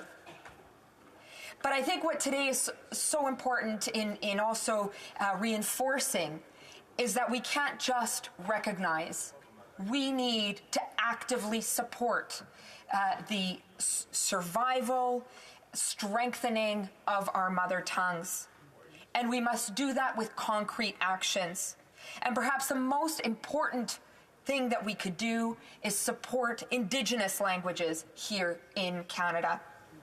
While there are more than 70 Indigenous languages spoken in Canada, many of them are endangered, as the majority of them maintain fewer than 1,000 fluent speakers. I want to acknowledge the work of my colleague, the Member of Parliament from Nunavut, who has been clear in the important, who often communicates in Inuktitut and is clear on the responsibility that Parliament has to interpret and communicate in Inuktitut and other Indigenous languages. We must be clear that this situation in which so many endangered Indigenous languages are endangered didn't just happen. It is the result of genocide, of colonialism, of the residential school system, of the 60s scoop, of the foster care crisis. And so in saying that, we have the power to reverse that damage that's been done. And that means action through funding, through investment, through legislation. Canada must step up to work with Indigenous communities in supporting their education and certainly the revival for many communities of their Indigenous language as a mother tongue. I'm proud of the work that's done in my home community of Thompson on Treaty 5 territory to bring back Cree in the Cree immersion system at Wampanoag School. We need to see much more being done across the country.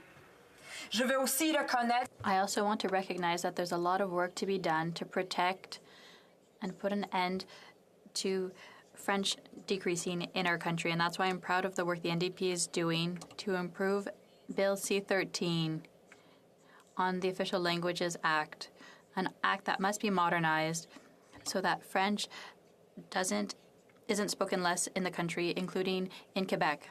We need to recognize that the survival of French is central to the future of our country, and we need to support it with concrete measures through a stronger law, through immigration measures, through protection like the inclusion of language clauses in our agreements, and of course, with a lot more power from the federal government supporting French throughout the country. I want to recognize many of us grew up, and certainly my generation grew up, proud to be part of a multicultural country. But we need to recognize in strengthening those cultures, we need to make sure that Canadian education systems and Canadian society is supporting the education of the multitude of languages of communities that come here. We heard about Tagalog, Punjabi, Mandarin, so many languages that are spoken by so many Canadians. But we need to make sure that the children of these immigrants, if their parents want, if they want, have the opportunity to learn their language through their schools, in after-school programs, on the weekends. I am proud to have been a Greek school teacher in Winnipeg, Manitoba, while I was attending university. And this work is done heroically by many ethnic communities across our country to teach the next generation the language of their parents, of their grandparents, their language. But that work requires resources and requires support. And the Government of Canada needs to be part of the solution. So yes, today, let's recognize the importance of mother tongues. Let's recognize the importance of the strength that this recognition gives to our country. But more more importantly, let's act through funding, through investment, through support, so we can all continue to speak the languages that belong to us. Thank you very much. Merci beaucoup. Kiranas ko maintenant. Ευχαριστώ πολύ. Resuming debate. The Honourable Member for Fleetwood Port Kells for his 5 minutes of right of reply. Thank you, Madam Speaker. In recognizing the effort that it took to get the International Mother Language Day to this point, I do have to recognize the tireless efforts of our Consul General from Bangladesh, because Bangladesh is where this all started. Bangladesh was and the gentleman is there. We can give him a round of applause, because they saw something important, and they've been working tirelessly across all nations to bring this to where we are today. I know I'm not supposed to do that, so I didn't. Oh, okay. Anyway, yes. I mentioned the food, the poetry, the music. There's also the issue of humor. And I just have to divert for a second here, because years ago I got to attend a lecture by Marshall McLuhan. And Marshall McLuhan said you can tell an awful lot about society by its language and its humor. And he told a story from the Soviet Union. This is back in the early 60s. The Soviet Union said it's going to lighten up a little bit, and they're going to build a nightclub. And they did. And it opened with great fanfare, and 8 months later it was shuttered. So they had the Russian equivalent of a royal commission to find out what happened. And they asked the people questions. Well, what about the decor? Was it okay? And I said, we copied great designs from Paris, from Rome, and from Berlin. What about the food and the booze? Perfect. Things you can't get in Russia, you could get at our nightclub. Ah, what about the chorus line? Chorus line, they said. Perfect. Everyone a good party member since 1917. That was a big joke in Russia back in those days, but it told a little bit about the ethos that we had at that time. The ethos here, I think, was most appropriately set by our late friend and superb parliamentarian, Jim Carr, from his final speech in the House of Commons. He said, I love this country, every square meter of this country, in English and en français, in indigenous languages, and in the language of the newly arrived. Now, I'd like to repurpose Jim's following remarks, because his remarks were intended to preempt the notion that his private member's bill on greening the prairie economy somehow encroached on provincial jurisdiction. Jim said that rather than a federal intrusion, it added leaves to the table, one that we set to build a better Canada. That, too, is the outcome of celebrating International Mother Language Day across Canada each February 21st. We're not constraining, diluting, confusing, or imposing. We're adding leaves to Canada's cultural table. The feast we enjoy by doing so will be satisfying in every way. Thank you, Madam Speaker. The question is as follows. Mr. Hardy, seconded by Mr. Aldag, moved that Bill S-214, an act to establish International Mother Language Day, be now read a third time and do pass. Si un député d'un parti reconnu... If a member from a recognized party wishes it to be carried or carried on division, or would like to ask for a divided vote, I would invite them to rise. Kells? Madam Speaker, I request that it be passed on division. Agreed. Agreed. Je déclare la motion I declare the motion carried. Bill, troisième lecture de ce projet de loi. The Honourable Parliamentary Secretary to the Government House Leaders rising. Yeah, point of order. Madam Speaker, I suspect if you were to canvass the House, you'd find unanimous consent at this time to call it 6:30, so we could begin the debate again on C11 and government orders. Agreed. Orders of the day. Order of the day, ordre du jour, government orders, government bills, commons. Resuming consideration on Bill C11, Online Streaming Act, consideration of motion number 2 respecting Senate amendments, and the adjourned debate on the amendment of Mrs. Thomas. Resuming debate, the Honourable Leader of the Opposition. Yeah.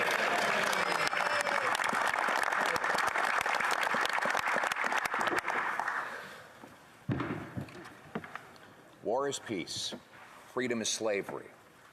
Ignorance is strength. Those are the words that repeat again and again throughout Orwell's legendary 1984. The book is not just about massive government control by Big Brother over the citizenry, but it is also about how such control is enabled by the abuse of language. You can always smell a rat when words are used to mean something other than what they say. And this bill is filled with such false words. Let's start with the very premise.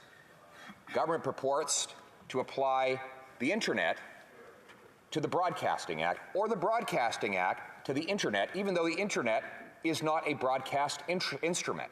Exactly. Television and radio are broadcast instruments. Online streaming is not.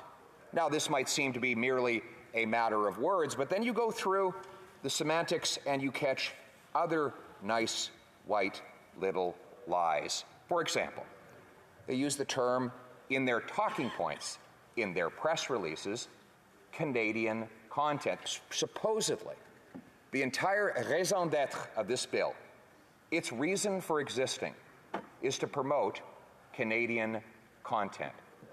Which two words appear nowhere in the 50-page bill itself? Canadian content. Not only is such content not defined, it's impossible to define it, but it doesn't exist in the entire bill. So here we have an entire apparatus, a bureaucracy that will have tentacles across the entire World Wide Web within Canadian borders, tasked to do something that the bill says doesn't even exist. And why is this important?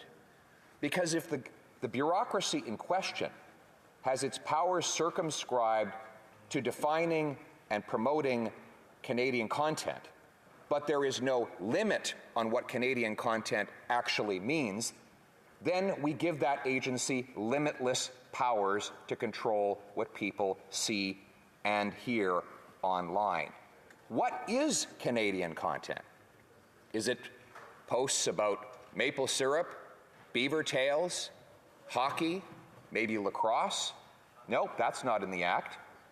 Is it music made by Canadian musicians? Nope, not necessarily. In fact, many Canadian musicians are no longer considered Canadian because their record labels have been sold to foreign entertainment companies.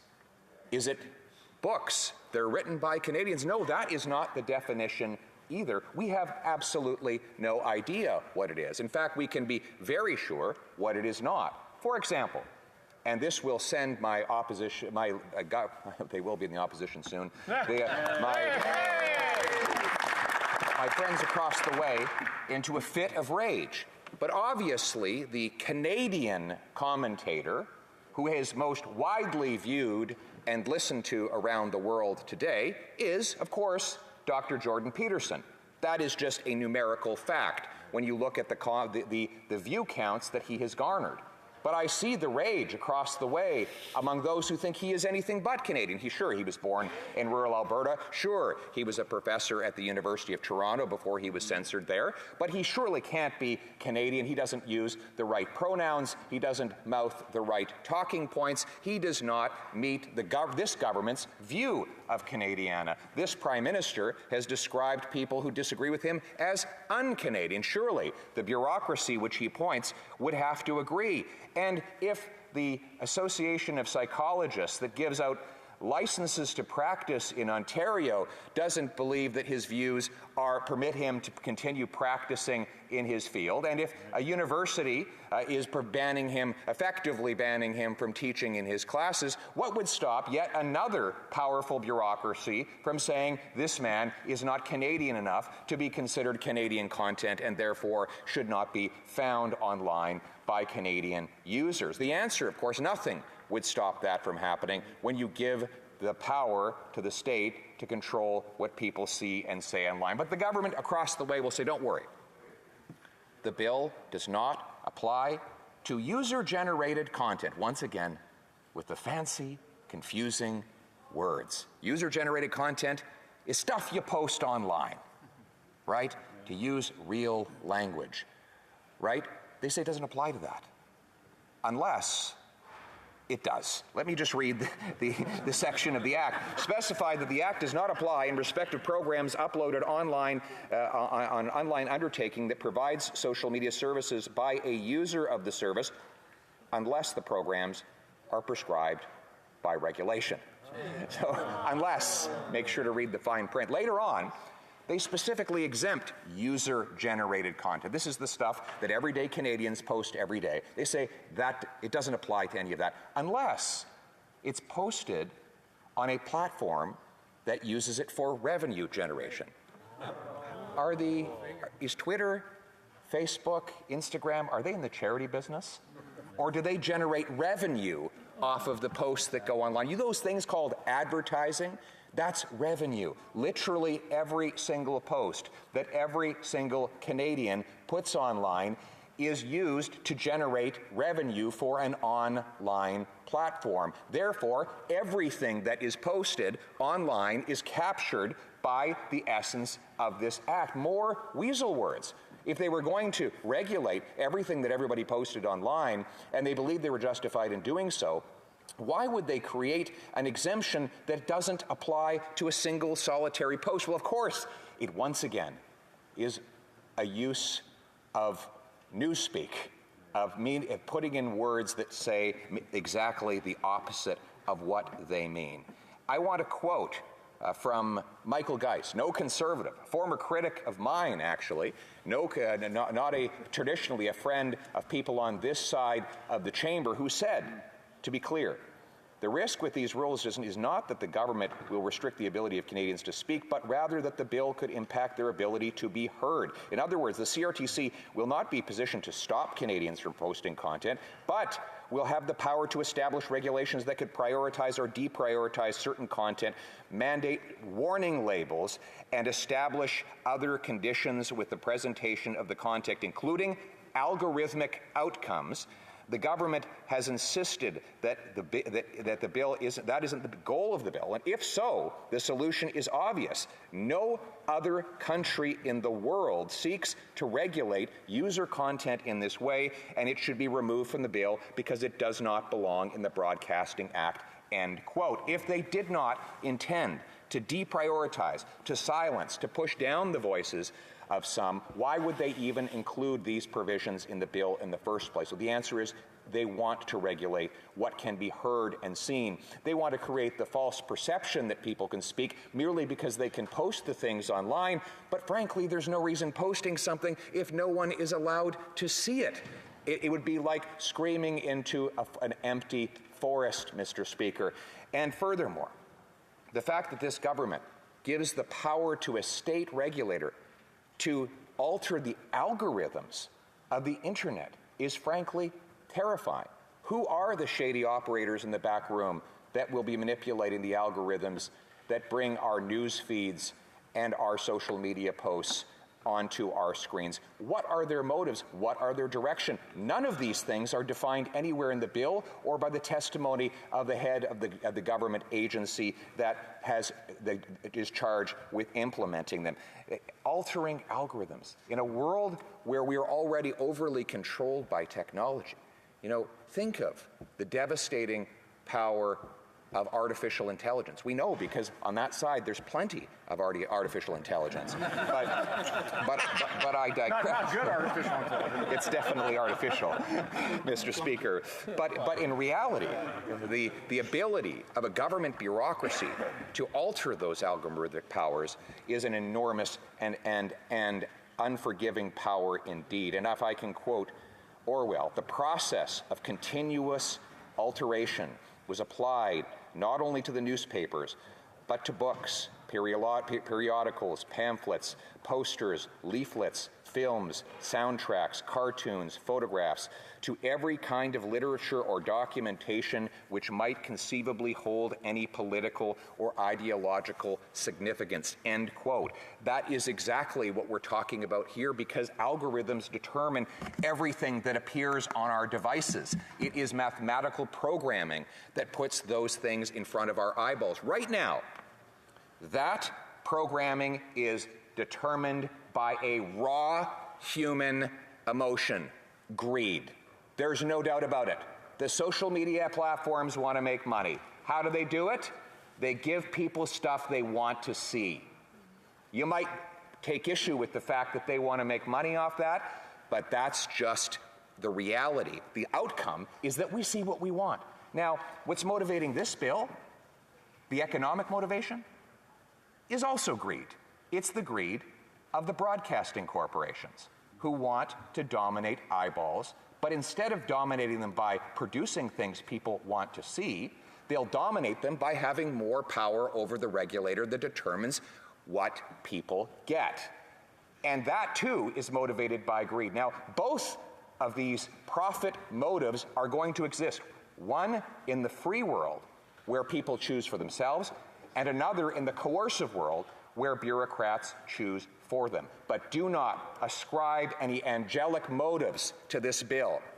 This bill is nothing more than a dirty alliance between big government and big corporations. Big government that wants to control the citizenry, and big broadcasting and entertainment corporations that want to control the advertising revenue. And that is precisely why Bell and Rogers and all the other broadcasting corporations have come pleading for this bill to be put forward and advanced on their behalf, not on behalf of everyday people. So here's the decision. Do we want the content on our phones and our screens to be determined by the click or by the clique? This bill proposes to have it done by the clique. And all the brilliant artists whose parents are not rich enough to have agents that will promote them with news and entertainment bodies and corporations, they will be shut out. It'll be the rich kids whose parents dream of them being famous, who will be able to go to these entertainment companies, who have had the ability over the years to get record labels set up. Those rich kids always had a head start, but it will be the poor kids who learn how to play the piano in their basement and would otherwise have posted it online and gone viral. They will be shut out because they will not have the political influence in Ottawa, in the CRTC, to get themselves on the big screen. And so this is once again protecting the privilege behind a wall of gatekeepers. Madam Speaker, we on this side of the House believe in a meritocracy, not an aristocracy. We believe everybody should get ahead by their own merits, and we believe that Canadians are intelligent enough to start for them, to decide for themselves. And let me address finally one other issue about the social media platforms. The government claims it wants to crack down on them because they're making too much money. This bill will not affect their profit or their bottom line by 1 penny. This bill proposes to keep all the content we see on those same social media platforms. Our broadcasters don't compete with social media platforms. They compete with other Canadians who are fighting for share of voice and share of eyeball.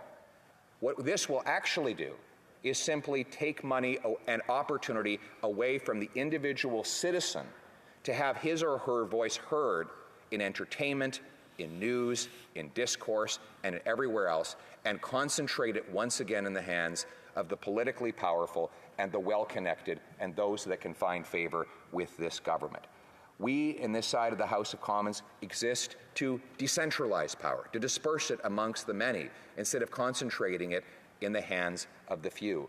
And that is why we rise today with such alarm that the Prime Minister would censor debate on a censorship bill. I don't know if in the century and a half of this august chamber it has ever happened that a government has censored debate on a censorship bill. It is an appalling precedent, and one that should concern every free-thinking Canadian citizen.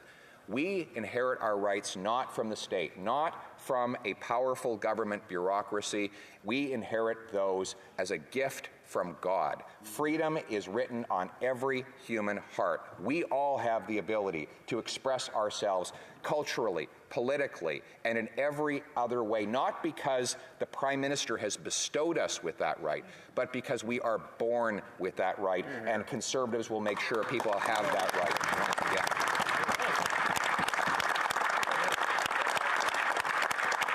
This is a bill that is designed to take away that right and to concentrate it in the hands of the few. And do not take my word for it.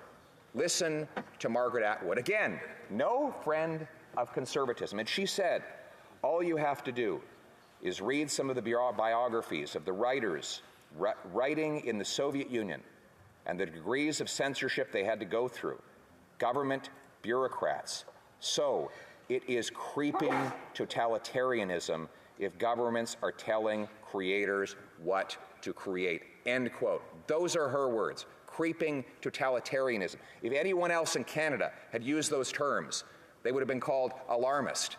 But someone who is part of the literary establishment in this country, possibly among the most well-known, someone with whom I agree on almost nothing, because our views are not at all aligned. But she understands one thing, and that is that the power of words can only exist in concert with the freedom to express those words. I'm sure that she would vigorously debate most of the things that I say on the floor of the House of Commons, but that's only possible if you have freedom to debate. Disagreement is the lifeblood of democracy. It is the worst system of government, except for all the others, in the words of the great Winston Churchill. It is messy. It is frustrating.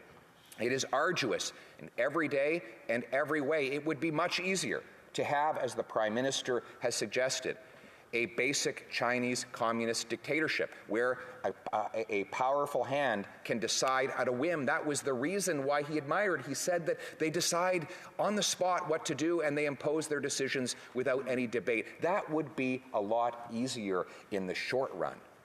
You know, oftentimes we're told there's too much partisanship and disagreement in Canada. There are places in the world with no partisanship and no disagreement. And Madam Speaker, they are terrible places to live. I would rather live in a place where we're allowed to disagree, where we're allowed to speak out. That is who we are as Canadians. And the question is, who decides? Do we allow a small group of privileged insiders close to the Prime Minister decide what we think, say, and believe, or do we believe that every single Canadian is endowed by God with the ability to decide for themselves? Madam Speaker, I believe every Canadian has that ability, and that is why we will stand up every day, in every way, for the Section 2B rights of freedom of expression. That is who we are. That is what we believe. It is the common sense of the common people united for our home. Your home, my home, our home, Canada, let's bring it home.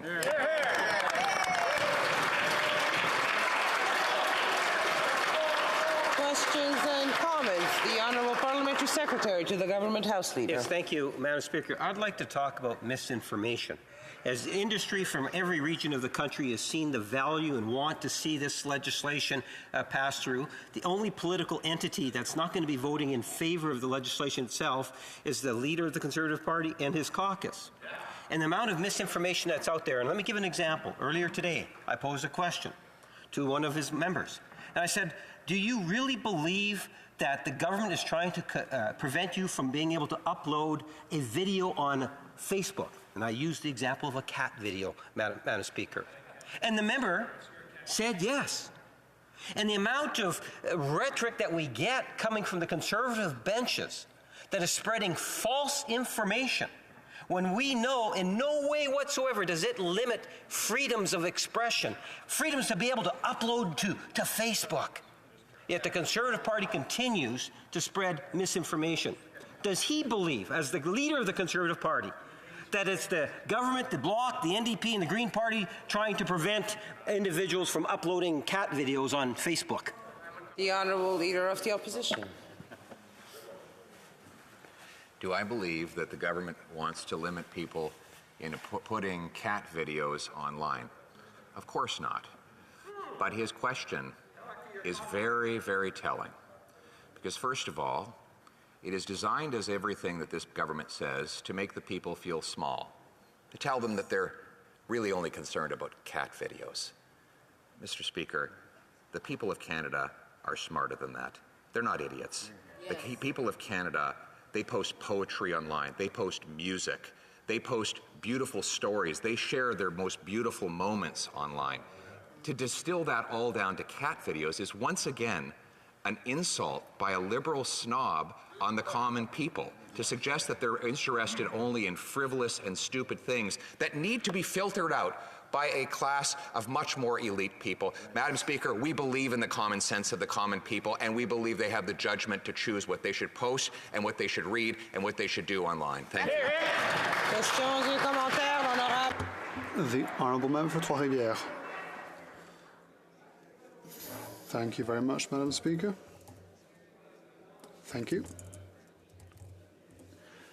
I do like debating here in this House, and I'm pleased to hear that the Leader of the Opposition and I both love Orwell as an author. It is time, it's revolutionary to tell the truth. Sometimes. Orwell defined the freedom of expression, but I would like to hear my honourable colleague's definition of freedom of expression. Position. My definition of the freedom of expression is everyone being able to decide what they can say, when they say it, and how they say it. Questions and comments? The Honourable Member for Elmwood-Transcona.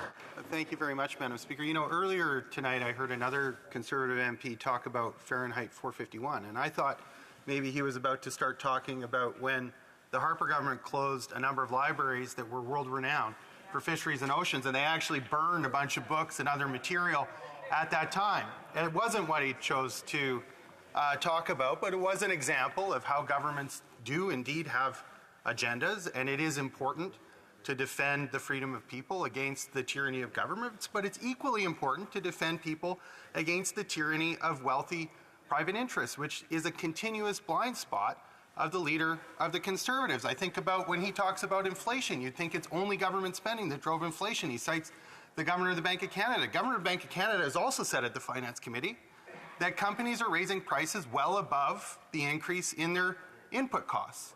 And he talks about, you know, government putting more Canadian content in the algorithms that show Canadians what they see in their news feeds or in their streams. But the fact of the matter is that right now, those same social media platforms, without any supervision, without any transparency, also make decisions about what people say. He says that we should trust in the greed of corporations to create an online meritocracy. But let's get real. You think social media platforms aren't showing people more disinformation about C11 right now because it's in their interest? The Honourable Leader of the Opposition. Gotcha. We caught him. Just at the end there, the truth just jumped out of his lips. He said the problem is that disinformation, like the opinions expressed here today, would not be allowed if C11 were able to be passed, which is an admission that they believe that government should be able to decide what is true and what is false, and censor out what it does not like. That is exactly what we suspected from the beginning. But what happens when it's the government that's a liar? The government here who said that the Prime Minister did not interfere in the prosecution of SNC Lab, that turned out to be false. They said the budget would be balanced in 2019. That turned out to be false. Do I have to go down the long list of falsehoods stated by government? So now we're supposed to trust this same government to censor out what is truth. I guess that they believe that there should be a ministry of truth, populated with people who agree with them. Madam Speaker, the only way to distill the truth is through the hot cauldron of debate, not through the clamping down of censorship. And that's why we believe in allowing people to make their own decisions. They might think that they're the watchman over there, Madam Speaker, but the question is, who watches the watchman? The only ones who can do that are the citizens. Questions and comments. The Honourable Member for Mission, Mashpee Fraser Canyon. Madam Speaker, the great George Orwell quoted in 1984, "We know that no one ever seizes power with the intention of relinquishing it. Power is not a means, it is an end. Madam Speaker, what we're seeing here today is one of the biggest power grabs on the individual freedoms of Canadians. If the leader from Carleton becomes Prime Minister of Canada one day, what will he do to reverse this power grab of the government today, Madam Speaker? Honourable Leader of the Opposition. All of the worst atrocities in human history were committed by governments. And yet we are constantly warned by the woke parties in the House that the scary thing is too much freedom, that the people have to be feared.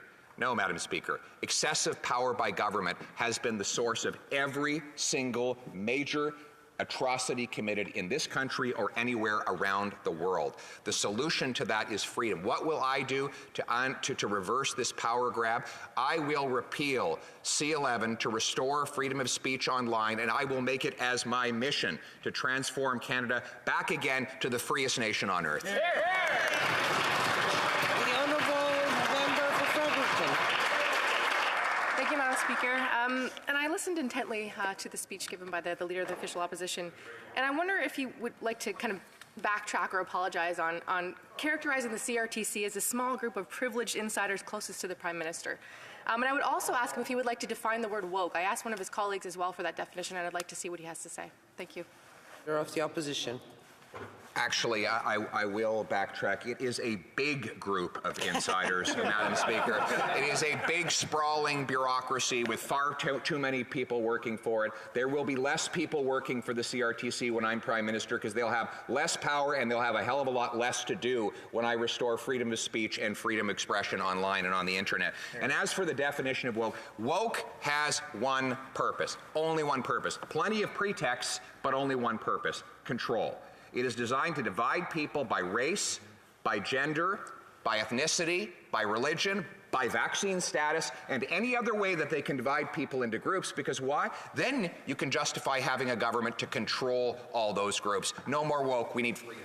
Honourable Member for Elmer-Transcona. Thank you very much, Madam Speaker. You know, there's one kind of threat to free debate, which is to silence people. Another way of silence people is by putting words in their mouth. What I said earlier was that I'm concerned, and I think it's naive to expect that social media platforms don't have an agenda, and that as they write those algorithms in private, outside of any kind of transparency or accountability, that they don't consider their own self-interest in the ways that they promote particular kinds of content. The point isn't to say that someone else is going to police all of that content. C-11 is talking about promoting Canadian content within the feeds of Canadians. I don't think there's anything particularly nefarious about that. I think there is room for a reasonable debate about how that gets defined. But what I was saying earlier was that I don't understand why this guy who says that he's so concerned about freedom doesn't care a whit about what's going on behind closed doors right now with people that are accountable to no one and have all the power and control he says he's... The Honourable Leader of the Opposition, 15 seconds. Let's be clear. The member is not proposing to take away any power from Google or Facebook or any other social media giant. All he's proposing to do is give the government the power to manipulate the controls that those social media platforms already have. Right now, the social media algorithms are designed to give people the stuff they want to see, because that's how the social media companies make money. Just like a restaurant gives people the food they want to eat. The government wants to take away the power of people to choose for themselves and have government authorities decide for them. Resuming debate, the Honourable Member for Haldimand North. Chair.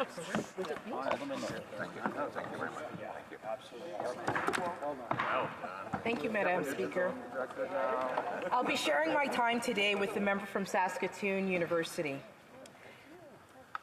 I'd like to thank Madam Speaker for this opportunity to rise again and speak to this government's disastrous bill, Bill C-11, the Online Streaming Act, that would regulate the internet and stymie free expression. It's ironic that this government claims to be modernizing the Canadian Broadcasting Act by creating a flexible, fair, and modern approach, when in fact, the bill will punish Canadian digital creators and move Canada's cultural, creative, and media industries backwards. It's disheartening to see how the criticisms and the calls for reform coming from the internet, media experts, former CRTC commissioners, and from Canadian artist creators themselves are all being ignored. Bill C-11 is an example of what happens to government that has been in power for far too long. They have forgotten who they serve, and frankly, they have grown fat on entitlement and hubris. It is a bill that gives unacceptable and inappropriate permission to this government and in any future government to control Canadians and use the internet and control the Canadians' use of the internet, both with what they choose in their content and what they watch and listen to, and even how to express themselves freely online in a public square. The greater danger of Bill C-11 is that it opens the door to an increasing government manipulation of technology and algorithms for the purpose of social control. And why? Why would any government want to limit the expression in a strong, free, and democratic society such as Canada? They want to do this simply for power and to seek control. Any government can give into the temptation of overstepping their authority when they are left in power for far too long, when there are too few checks and balances in place, and when institutional legacy media begins to do the bidding of the governing party. The system breaks down and the doors for the thought police open. And when that happens, all of our freedoms and liberties that we take for granted in this precious country will slowly disappear. Even those freedoms in our own homes. Yes, in our own homes. Government, if given the chance and the opportunity, will trespass into telling us what we can watch even in our own homes by using algorithms that will determine the content that we see online and the narratives that we hear. This is what we must guard against. Clause 7 of Bill C-11 specifically gives permission to Cabinet to direct the CRTC with regard to this legislation. The bill requires that online platforms prioritize Canadian content over non-Canadian content. It grants the CRTC the ability to require platforms such as YouTube and Facebook to change and manipulate algorithms and search engines to meet the government directives. What does this mean? It means this bill gives the government control over what Canadians see, what they post, and what they watch online. Bill C-11 will also give Ottawa bureaucrats the power to regulate any content that generates revenue directly or indirectly, which could apply to most user content online. The government had a chance to accept the Senate's amendments to this narrow scope and protect Canadian content, but they failed to do that. They failed to do the right thing, and they voted against the Conservative amendments. Why? I would argue that it's because this government does not trust Canadians with their own thoughts and with their own freedoms. In fact, trying to expand their control to Canadians online, even in their privacy of their own homes. Jeanette Patel, the head of Canada's Government Affairs of Public Policy at YouTube, explained this. Quote, C-11 explicitly gives a government regulator authority over what content is prioritized and how and where content is presented to Canadians, handing the CRTC the power to decide who wins and who loses, end quote. Timothy Denton, who's a former CRTC commissioner, president, and the president of the Internet Society of Canada, said this about C-11. quote, C11 makes user-generated videos and podcasts, virtually anything involving sound and video, subject to CRTC regulation. Indeed, it is a wonder that government stopped there. Why not regulate email as well? Nor does the regulation of speech stop at Canada's borders. Bill C11 permits the CRTC to exercise global authority over programs in any language of any source, end quote. He goes on to say this, that the CRTC is all about control. Who gets to speak, within what limits, how often, and what effect. Usually the control is exercised indirectly, but in this case, it was overt, end quote. Bill C11 empowers government-dictated algorithms to decide what you can see and which videos and sources are Canadian enough to see. Conspicuously, there is no definition of what is classified as Canadian content in this bill that focuses on Canadian content. Moreover, the current definition used by the CRTC is so antiquated and so narrow that it eliminates production like The Canadian Story, The Handmaid's Tale being filmed in Canada with Canadian actors and Canadian producers, or Netflix's major francophone film, Jusqu'au déclin, which was made and written in Quebec. Madam Speaker, I would argue that this bill is a form of censorship, that it is more insidious than a government-issued order or mandate or sanction, because in this case, Canadians will not know what they are being censored for. If this bill passes, bureaucrats behind closed doors, subject to the will of their political masters, will issue directives to manipulate algorithms and control the search bar in your home. They will never know, Canadians will never know what is not being allowed. In this scenario, the government can control what is presented to you and what is put in your very mind by controlling what you see. Canadian creators will not know the reason why their content is not going viral. Creators will never know when their content is being demoted by government-dictated algorithms. Madam Speaker, this is a form of technocratic control, and I fear, as many Canadians do, that this technocratic control will grow as our society becomes more digitally dependent on artificial intelligence and internet-connected smart technologies. As parliamentarians, it is our duty and our responsibility to serve the interest of Canadians and uphold the rights and freedoms of all Canadians. This bill is an attack on freedom of choice and freedom of expression of all Canadians online. We must not allow this government to creep down a path that leads to silencing critics from promoting some voices over others that politically suit their ends.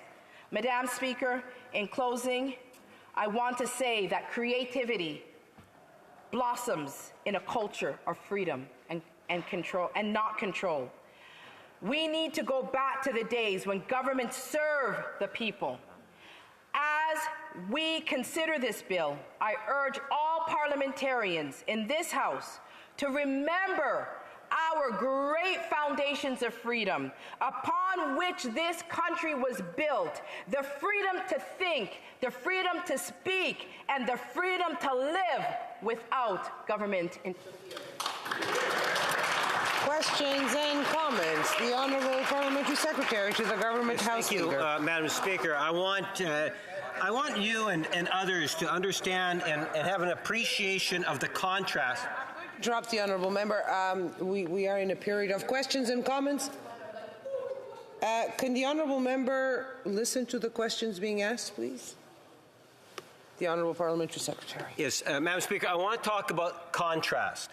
If we want to use the word attack, put it in the perspective of how the Conservative Party has made it very clear through this member's speech and the leader of the Conservative Party's speech that this is an attack on Canadian content. This is an attack on CRTC. We now have the leader of the Conservative Party with another policy platform, and that is to diminish the role of CRTC here in Canada. As he and his other colleagues clap, Madam Speaker, Canadians and people that are in the arts and industry, culture, that industry is so valuable to Canada, and the Conservatives are throwing it up in the air saying, we don't care. The Liberals and government cares about that community, and my question to the member is, why has the Conservative Party given up on Canada's heritage and those that promote it through arts and performance? The honourable member for Haldimand-Norfolk. I thank the honourable member for his question. In fact, we have not given up.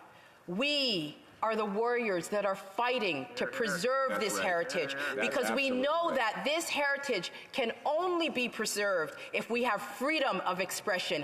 And we have to ensure that governments cannot dictate what Canadians see, what they think, what they hear online. That is not the role of government. The role of government is to stay out of the lives of Canadians and let freedom reign. Absolutely. Questions et commentaires. Questions and comments? The honourable member for Kitchener Centre. Thank you, Madam Speaker.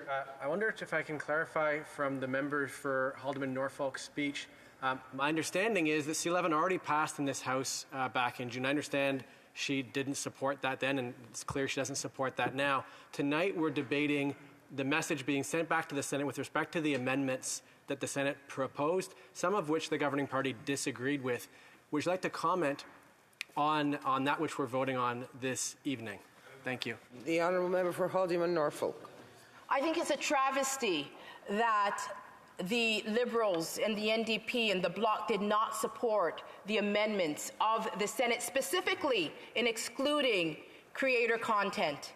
That would have done a lot to protecting Canadian creators, and it's a travesty that the Senate put so much work into that and that this House partially rejected. I'm proud to say that the Conservatives stood with the Senate proposals. Questions and comments? The honourable member for Cypress Hills Grasslands. Well, thank you very much, Madam Speaker, and I want to thank my colleague for her excellent speech. And, you know, I found it really fascinating that the Senate, which is filled with a lot of the Prime Minister's supposedly independent senators, even they were upset about this bill and they were pushing back. So I'm just wondering if the member has any thoughts about what the Senate was trying to do and how they are actually standing up for the rights and freedoms of Canadians. The honourable member for Haldimand-Norfolk. I think that it's clear that this is one of the most dangerous pieces of legislation that is ever passed in this nation. And I think that the Senate sees the danger in this legislation, the danger to encroach upon the freedoms of Canadians. And I think, as a sober second thought, that these amendments should have been taken more seriously by this House, because the Senate spent a great deal of time as the House of sober second thought to craft these amendments to make sure that Canadians' liberty and freedom are protected in the online forum. Thank you. Questions and comments? The honourable member for South Shore St. Margaret. I think it's ironic that the members opposite don't understand that they're censoring the censorship bill. In second reading, the government and their costly coalition partners, the NDP, imposed closure. Then they used the coalition in the House to impose a rule on the committee study of the bill, which didn't allow for the amendments being proposed to even be read in the committee before committee members voted on them, another form of censorship and closure. And then again, now, today, they're putting closure on the Senate amendments. So I'd like the member to comment on the fact that on a bill that restricts freedom of what people can do on the internet, why would we expect anything other than this government to censor it all along the debate? Very brief answer from the honourable member for Haldimand-Norfolk. It is very sad, because with the interest that this bill has generated amongst grassroots average, everyday Canadians. It is very sad that the Liberals did not take this at heart and actually sought for closure. We should have had prolonged debate on this bill so that Canadians and the Liberals could convince Canadians that they were in fact not taking a...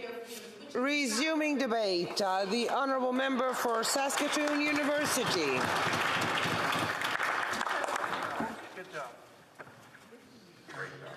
Hey guys, he's up.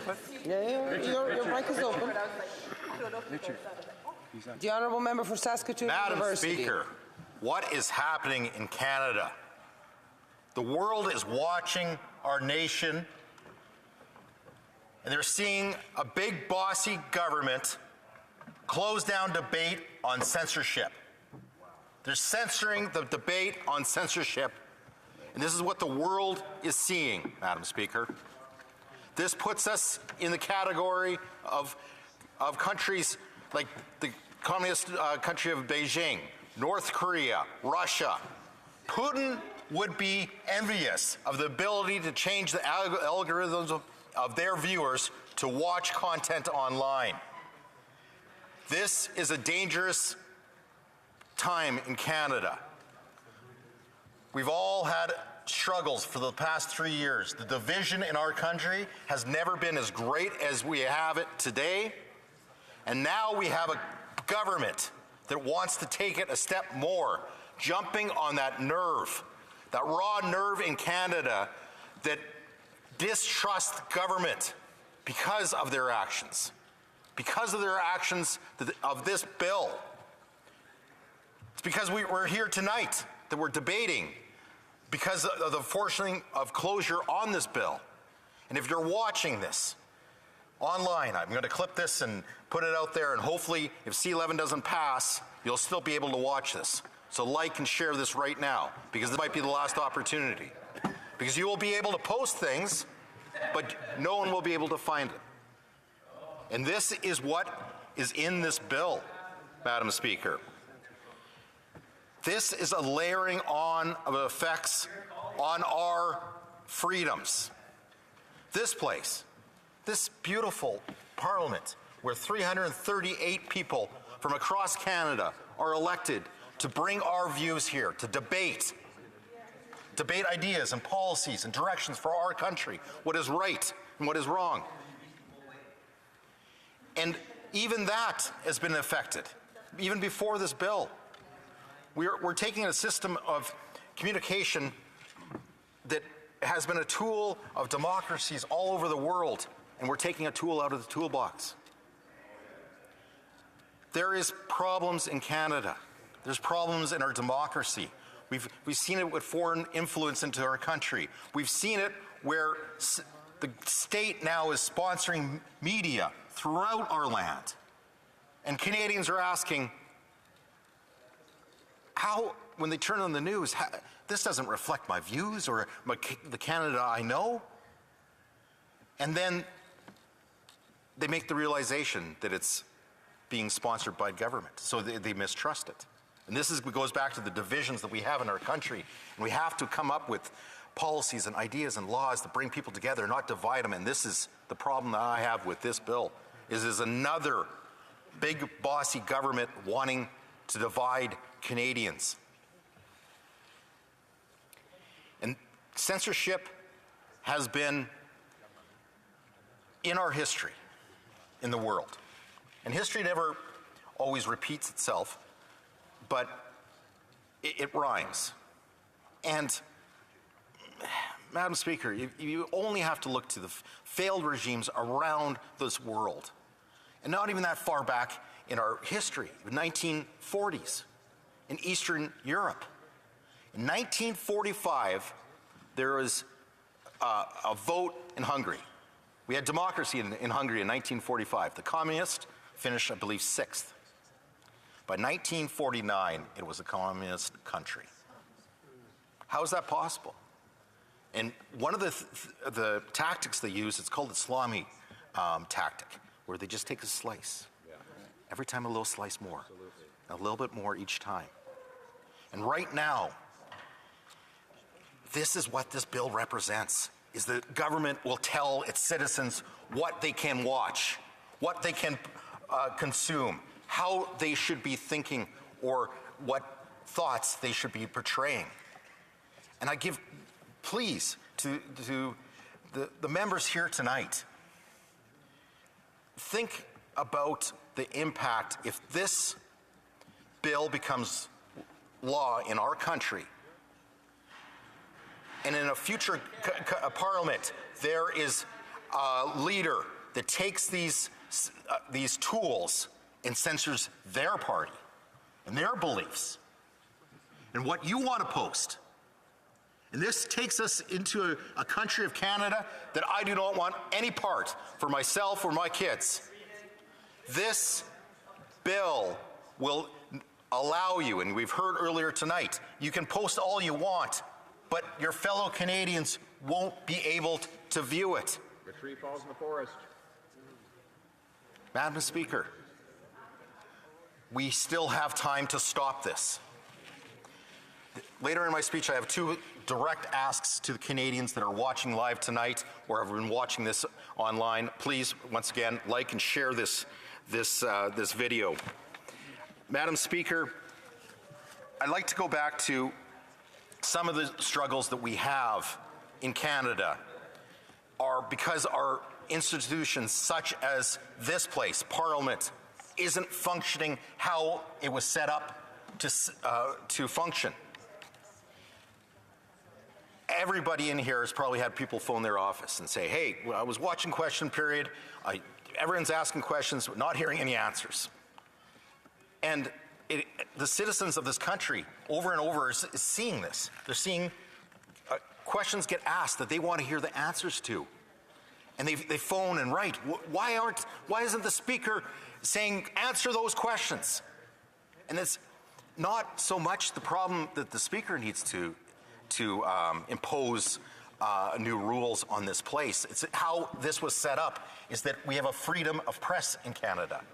And how this place is supposed to work is if you have an opposition that's grilling a minister or a prime minister, and that minister is giving you garbage, the media would hound that minister or that prime minister until they got the answer to those questions. And if not, that heightens the question, what are you trying to hide? And we're not getting that right now in Canada. We have some great journalists that are working hard on uncovering the truths of what's happening. But those stories aren't being published because, like I said, when states start sponsoring media, everyone questions the stories that they're hearing. We know whoever pays the piper picks the tune, Madam Speaker. And that's how this place is supposed to work. We should have the galleries full at media right now. We don't. During question period, we don't have media filling the galleries.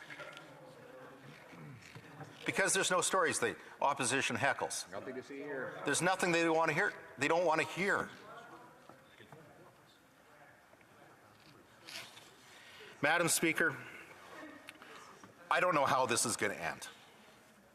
We've heard the government talking about proroguing, which is canceling the Parliament, shutting it down, and this could kill this bill. This bill is going to be passed on to the Senate unless the Bloc and the NDP decide that they're not going to vote with it later tonight. There are still chances. I'm an optimist. There's still hope. And for the Canadians that are watching, don't give up on hope. Search out the petition that we are circulating right now. Make sure that you sign up to get updates, because we don't know what YouTube is going to show you in the years to come or months to come if this becomes law. But have confidence. And we heard earlier tonight that the Leader of the Opposition, one of the first things that we'll do is cancel C-11.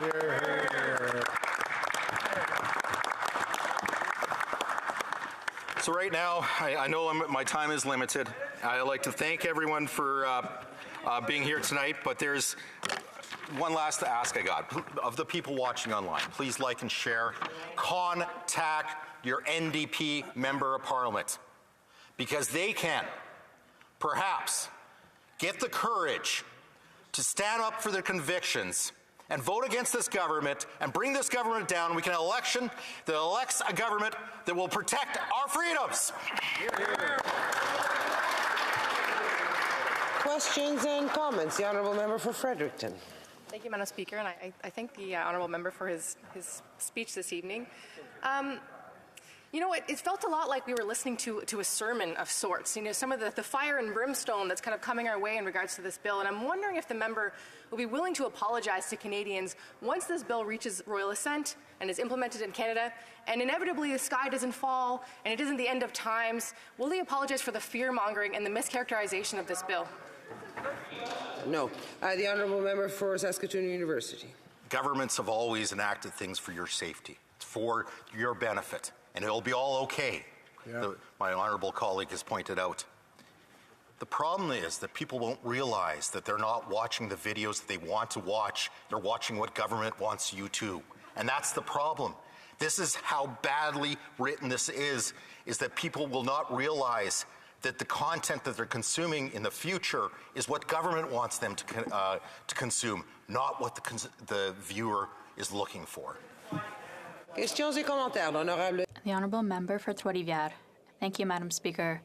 With the guarantee, I thank the colleague for his speech, but with the guarantee that private companies can't be held responsible for comments made by third parties on their platforms, and at the same time, the law strengthens privacy protection.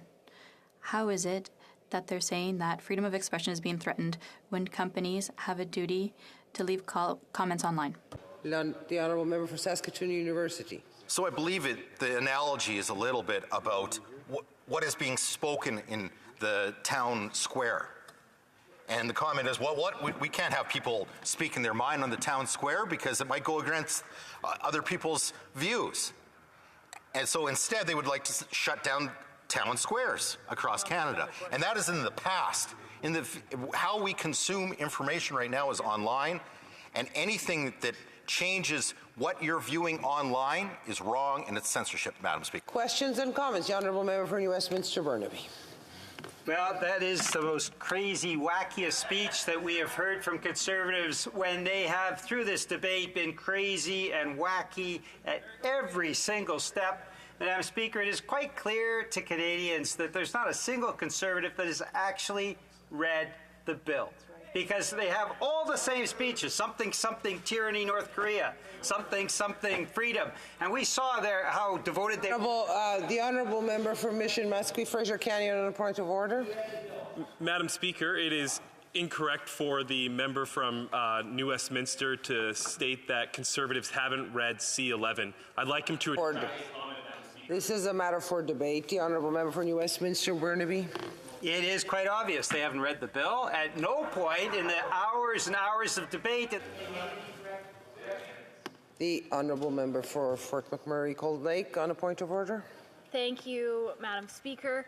I have, in fact, read C11. Many of my colleagues have read C11, and I think that it is absolutely important that we are always making sure that we are telling the truth and the whole truth in this change. I'm going to interrupt the Honourable Member right there. There's a lot of insults that have been flying around throughout the afternoon. I would ask the Honourable Member for New Westminster Burnaby to refrain from incensing the debate. Thank you. Just being honest and exercising my freedoms, Madam Speaker. And obviously Conservatives don't like that. I mean, they don't mind meeting with neo-Nazi groups that come that want to suppress freedoms in Europe, but they object when they are challenged on the fact that their comments over the course of the dozens and dozens of hours of debate have not carried on the bill at all. There's no tyranny here. What we're talking about is actually providing supports for a cultural sector that has been hard hit. And we're actually allowing Canadians to be able to tell stories to each other. So why doesn't the member just admit he didn't read the bill, he doesn't understand the bill, and his comments being completely inappropriate, he will withdraw them? Why doesn't he do that? Withdraw. For Saskatoon University. Madam Speaker, this is the wacky NDP. They know what's best for Canadians. This is the elitist NDP, so far removed from the working class, they have no idea what is going on out there in Canada. People are suffering in our nation, are looking for ideas and policies, and they may look at the NDP platform or a speech that member might deliver in here. And this bill will limit the Canadians' ability to actually see the content of that member. The honourable member for Saanich School Finance. Madam Speaker, I thank the honourable member for University of Saskatoon, and I'd like to give him the opportunity to do this right now. Considering his recent remarks might reflect that he'd gone a bit too far when he said that things that are on the internet should never be censored, nothing should ever be withdrawn. We've seen moments where families shattered by mass attacks and slaughters, families of police officers who've seen their loved ones on a video posted on the internet that their family has begged no one look at that, people take that down. Will the honourable member reconsider and withdraw his comment that everything on the internet should be watched and people should be at liberty to see anything, and there should be no moments when we withdraw postings on the internet with the goal of rage farming, celebrating violence, and farming? I have to give the honourable member for Saskatoon University 10 seconds to answer. Madam Speaker, she's misrepresenting my words. If you look, watch the video again. Watch the video. I will post this, and I hope you do, and you can comment on it. I'll put it on Facebook, and that is how freedom of speech and expression should work in Canada. You can disagree with me. Come on to the format, put a comment. Resuming debate, the honourable member for Cypress Hills Grasslands. Well, thank you very much, Madam Speaker, and I'll be splitting my time with the member from South Okanagan Shuswap. Madam Speaker, I don't always give a title to my speeches, but there was a movie that was released back in 2020 that I'm going to draw my inspiration from, and that was the movie called The Social Dilemma, which, as we know, is about big tech using social media as a means to manipulate and to influence people. Now, the public was outraged about it, as they rightfully should have been. And the government apparently was too, but the problem was they were like, man, why didn't we think of that first? And that's what we're going to see with this bill as it goes through. So I think I've got a title for my bill, and I'm going to go with the liberal dilemma, in the same vein as the social dilemma. So it's been amazing, Madam Speaker, to see the strong response that we have gotten from the general public as they have reached out to many members of Parliament. Definitely lots of us in the Conservative caucus have heard from a lot of people. We've heard from a lot of experts, both at committee and outside of committee as well, demanding that the Liberals stop what they are doing. And sadly, those voices have been repeatedly ignored. And what is more troubling to think is that these same voices might eventually be silenced. But Conservatives have been listening to them. We've been raising the alarm and opposing the bill while it has passed through this House. The other place has also taken these concerns seriously. Bill C-11 was sent back to us with several amendments from the Senate. And one of those amendments is especially relevant and important to the issue of user-generated content. The Liberals have another chance to show some good faith and to correct the problem they are creating in this country. But we already know that they are not taking the opportunity in front of them. The minister has made it clear that they are going to reject this exact amendment, which has been at the heart of this entire debate so far. Shame. At least it is crystal clear where they stand, Madam Speaker, and it is not on the right side of the issue, and it's exactly the opposite. The Liberals are not interested in protecting the rights of Canadians. It's not their priority. And that is really discouraging to see from this federal government. It is a complete failure of leadership on their part. That is why, on the opposite side, Conservatives have been fighting so much on the behalf of our fellow Canadians. We want them to know that someone will stand up for them and their rights in Parliament. And if the Liberals go ahead with this, we are going to get rid of it when we form government. Yes, we will. Because we firmly believe that it is the right thing to do. There's a reason why the Charter of Rights and Freedoms, when it mentions the fundamental freedom of expression, includes freedom of the press and other media of communication. The ability to communicate freely is so important to our society. Whether we were born here or chose to come here from other parts of the world, Canadians know and love their personal experience with freedom. And we want to make sure that our children and future generations will enjoy it as well. We should never take it for granted. The same freedom is essential for our political system to function. If the government controlled the press, it would let them silence voices which disagreed with them and turn our news networks into a publicly funded propaganda machine. Oh wait, too late. History has shown us the worst examples of what can happen with government censorship and control. Even in our own time, there are authoritarian regimes that are doing the same thing to oppress their people. And we know that there have also been attempts to interfere in our elections and have influence within our own country.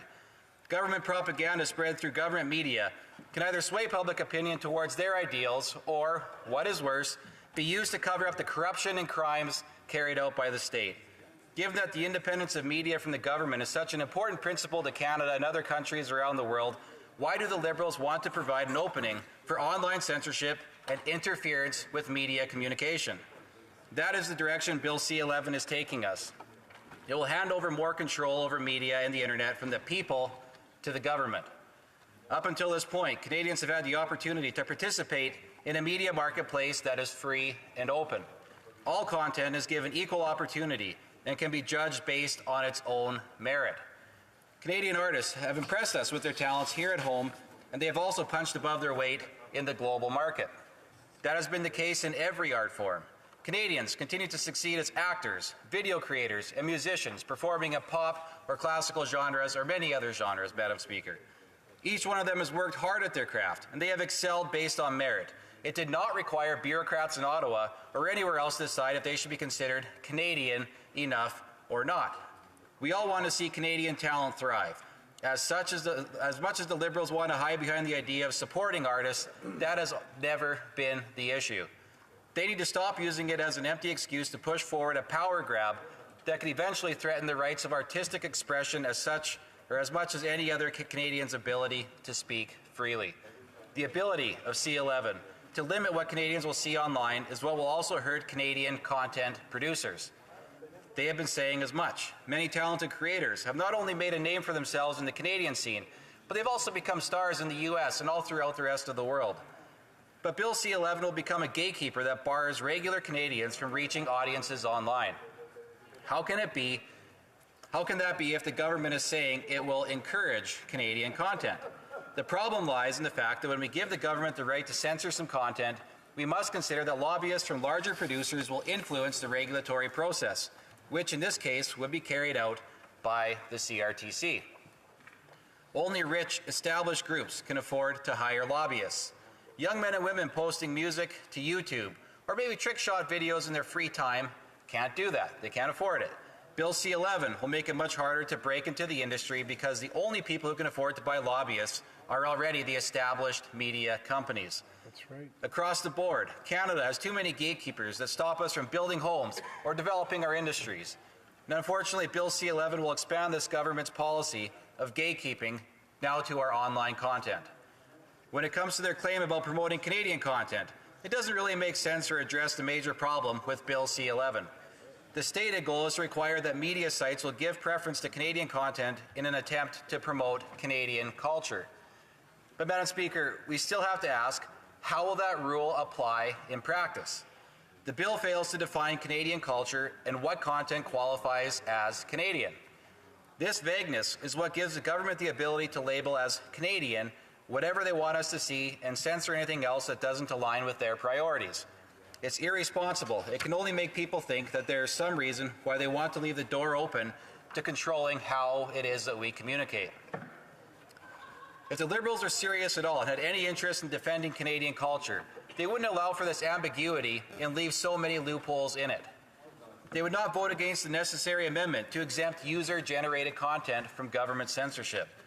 It was included in this new version of the bill because of careful and thorough study. Parliamentarians both in this House and over in the other place have heard from numerous witnesses and overwhelming feedback from constituents.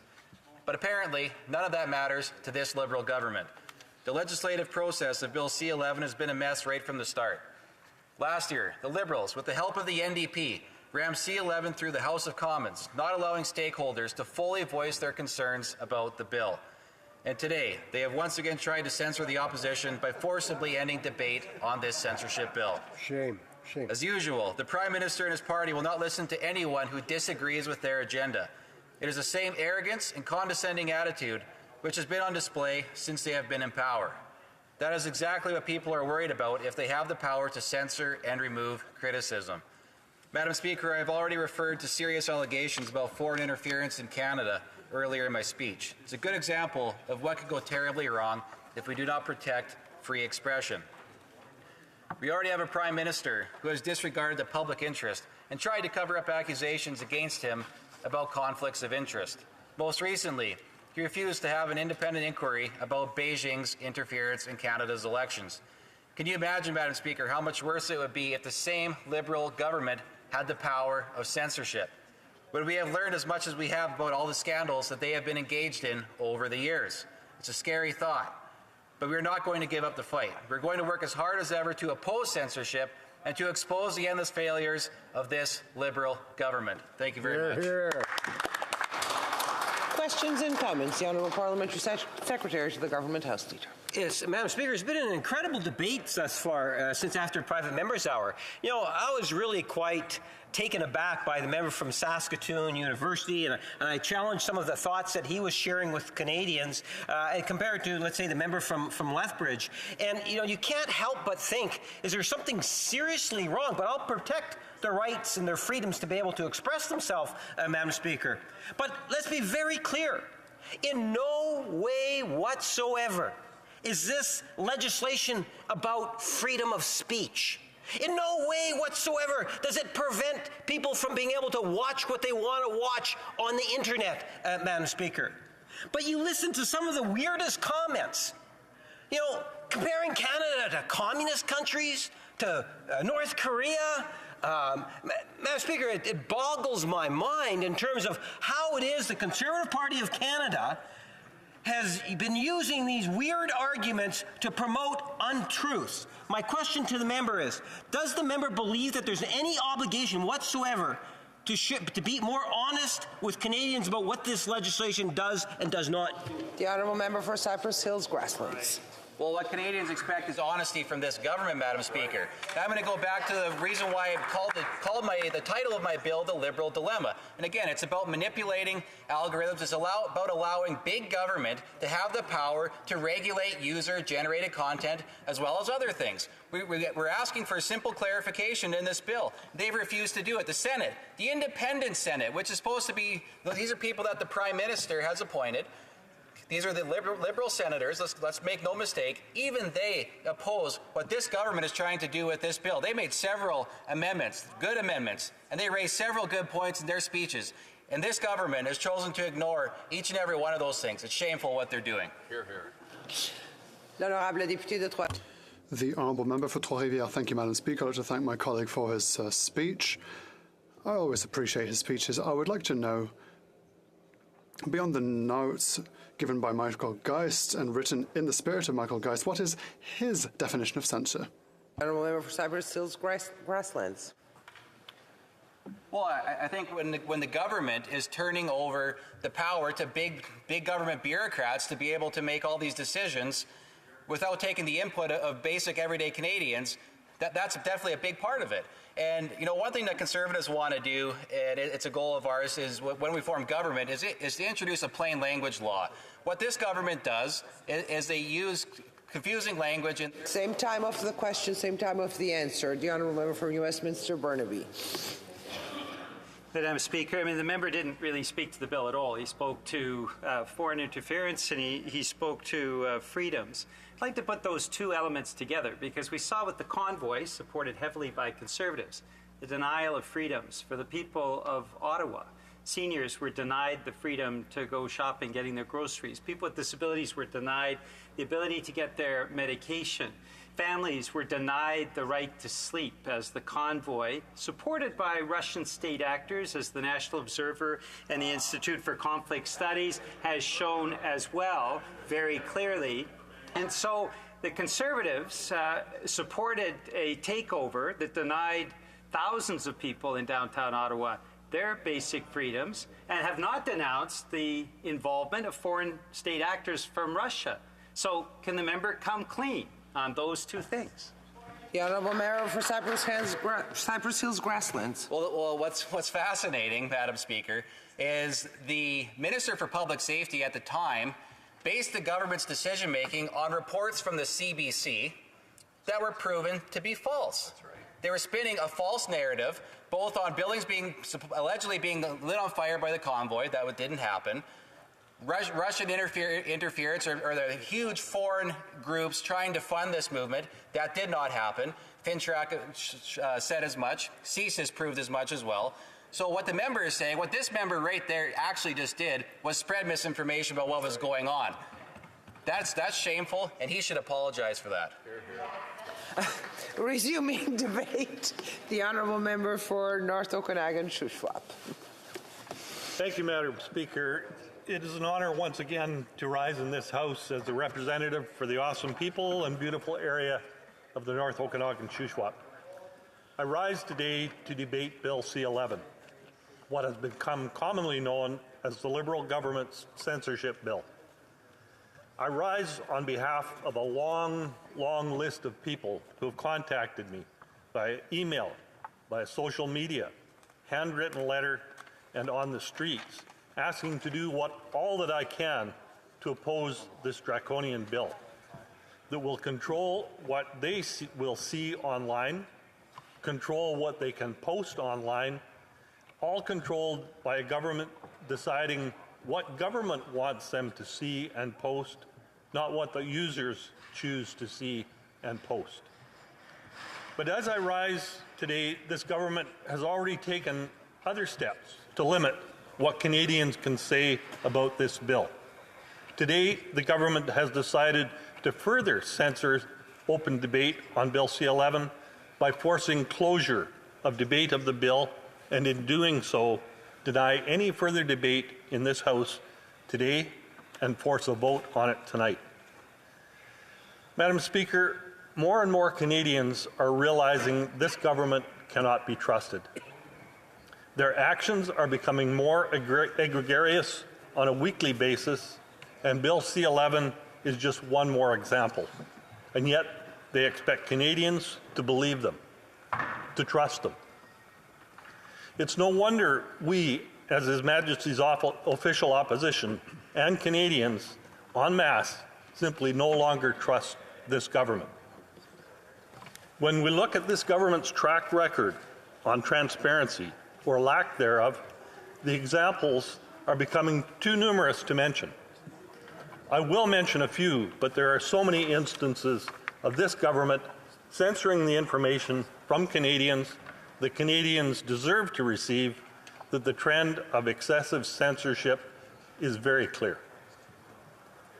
The first significant issue was during the controversy over the SNC-Lavalin scandal, the removal of a justice minister, and the attempts to hide the truth from Canadians. That minister chose to speak truth, and the Prime Minister chose to silence her. And then there was the Prime Minister's ethics breach in his trip to the Bahamas, when he refused to answer questions until the truth was dragged out and he was found guilty of the ethics breach. And how about the We Charity scandal that eventually led to the proroguing of Parliament because they didn't want the facts to come out. So they censored what could be heard by shutting down Parliament. We also learned other facts that they would have preferred to keep secret from Canadians. That the Minister of International Trade, Export Promotion, I have to interrupt the honourable member. I have a point of order from the honourable member for Fredericton. Point of order, Madam Speaker. I'm just wondering about the relevance of what the honourable member is discussing right now, and if he could get back on track for C-11. Member knows there's a lot of latitude in how we manage debates. I'm sure the honourable member will bring it to the point of the bill. The honourable member. Thank you, Madam Speaker. And I expected they might wonder what I was getting to. And what I'm getting to is the fact that they cannot be trusted, so why should we trust them on this bill? Right. As I was mentioning, Madam Speaker, the list of egregious actions by this government just continues to grow. We've learned I spoke about the ethics breaches, how that was dragged out. Now, again, I see I'm going to be interrupted. Another point of order from the honourable member for New Westminster Burnaby. Well, thank you very much, Madam Speaker. It's obvious the member hasn't read the bill because he's not referring to it. And I would question relevance. If he hasn't read the bill, why is he speaking on it in the House? hoping that the honourable member still has enough time in his speech to bring us to the relevance.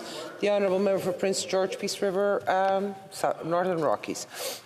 Just in response to the member, the NDP member. There's no debate around here. I've already stated the honourable member will bring us to the point when in his time. So the honourable member for North Okanagan, Shuswap. Thank you, Madam Speaker. And it's obvious they don't want to hear. They're going to try and push this beyond the time allocation on this vote because they don't want to hear the truth. And this is what they're trying to hide from Canadians, and that is what I'm trying to get at here, Madam Speaker. So we heard about the ethics breaches from the Prime Minister that he tried to hide, and how about the We Charity scandal when they shut down Parliament?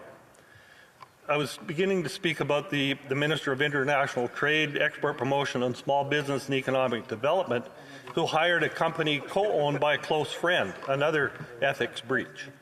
And how about a housing minister that granted $133,000 to a group who's... The honourable member for New Westminster Burnaby on a point of order. Thank you very much, Madam Speaker. I think the members of the House have been very patient. The member hasn't read the bill. He doesn't understand the bill. He's not speaking to the bill. I do question relevance when you have a speech that has nothing to do with the bill. We are approaching halfway through the time allocated for the speech, and there has been no reference to the bill in question. I would recommend that the honourable member gets to that point, please. Exactly, Madam Speaker, and the members will see as I conclude my speech how all of what I'm saying here has very much relevance to what I'm saying. More recently on this government, we've now heard news about the foreign influence that happened in the 2019 and 2021 elections. But they weren't going to tell anyone about it until the news broke in the media. Then they appointed a friend of... I have the honourable member for New Westminster Burnaby on a point of order. Madam Speaker, you've been very patient. This is a violation of our standing orders. The member hasn't read the bill. He doesn't understand the bill. He must refer to the bill, otherwise we should move on to the next speaker. The honourable member to return to the bill, and the honourable member assured us that he will get there, so I'm going to take him at his word. The honourable member for Selkirk Interlake Eastman. The member from Burnaby, Douglas, continues to interrupt the proceedings here. He is not allowing debate to take place. He's not allowing anything to be talked about. I know that he's a liberal lapdog. Let's not debate and let's start insulting other people. I have made my ruling. The honourable member for North Okanagan, Shuswap. Thank you, Madam Speaker. These interruptions are absolutely another example of the egregious actions of this Liberal NDP government, and that is what I'm getting to in this speech, if they'll quit interrupting me and allow me to finish.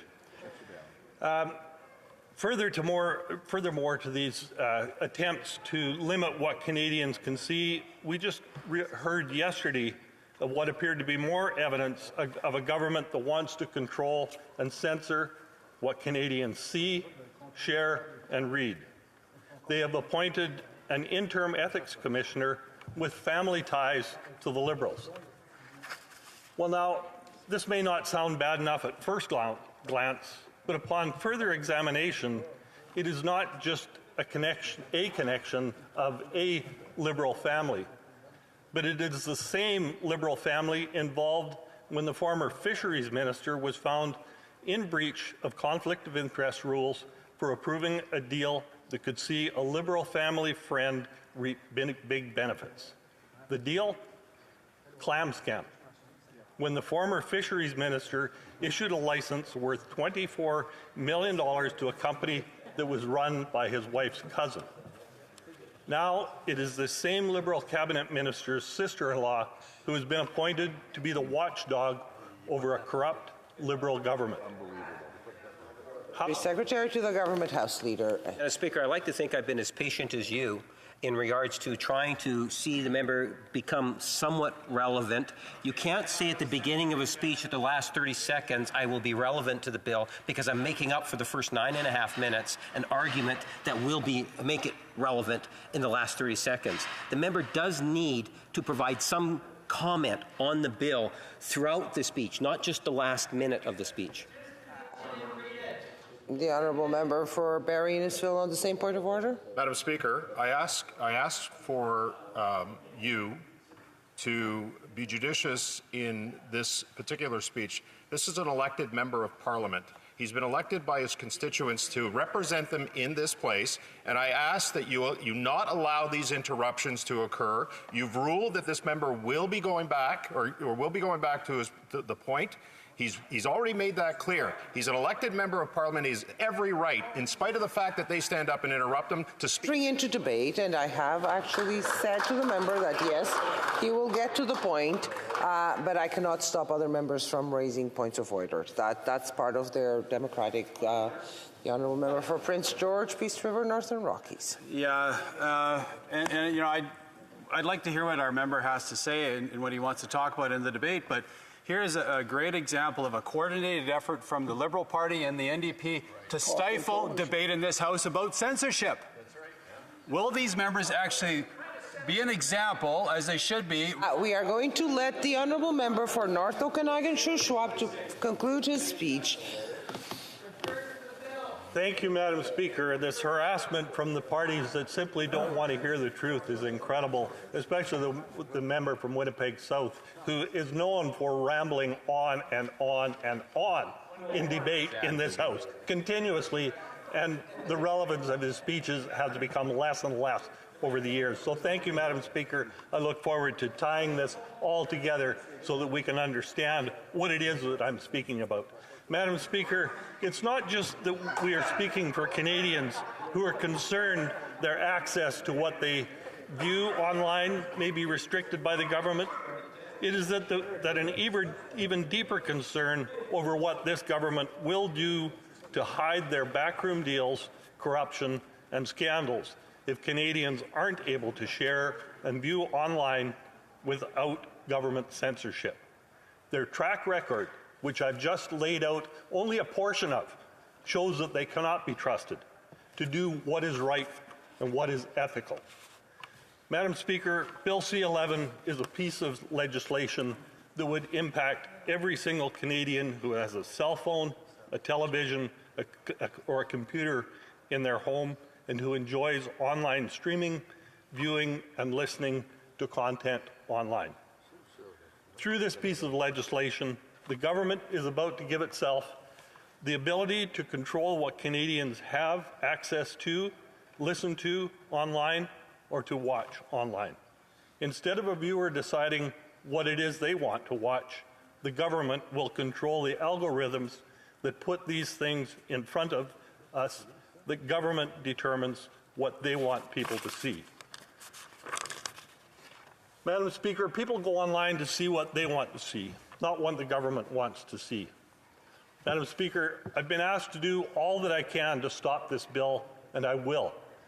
But in turn, I also ask Canadians to do what they can by contacting the members of this Liberal NDP government, the MPs, the senators in the other House, and voice their concerns with Bill C-11, and join us as we fight on their behalf to maintain freedoms in Canada. Tell this government what they are doing is wrong. To take government control over what you can post online, view, and promote online, for government to do that is wrong. Madam Speaker, I have trust in Canadians to do what is right, more than I trust this government. This government has shown the propensity to hide the truth.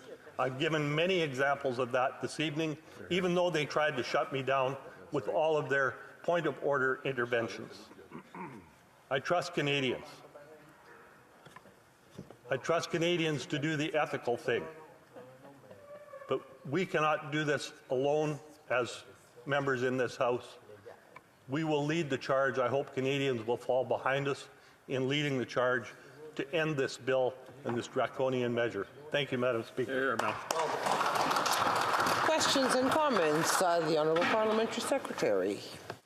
Oh, Madam Speaker, I listened with confusion to the member's brief history of time, the fictionalized version, and I note that it had very little to do with the bill at hand. So if the member doesn't mind, I'm going to bring us back to C-11, and I want to ask him a question about it. Now, when the dust settles and C11 is passed and we come to realize that the only thing that has changed in Canada is that Canadian creators are better supported, that there is more Canadian content entering Canadian homes. When we realize that the outrage we've been hearing has actually been manufactured, Madam Speaker, manufactured with a nefarious purpose to raise money. This is a manufactured crisis to raise money for the Conservative Party.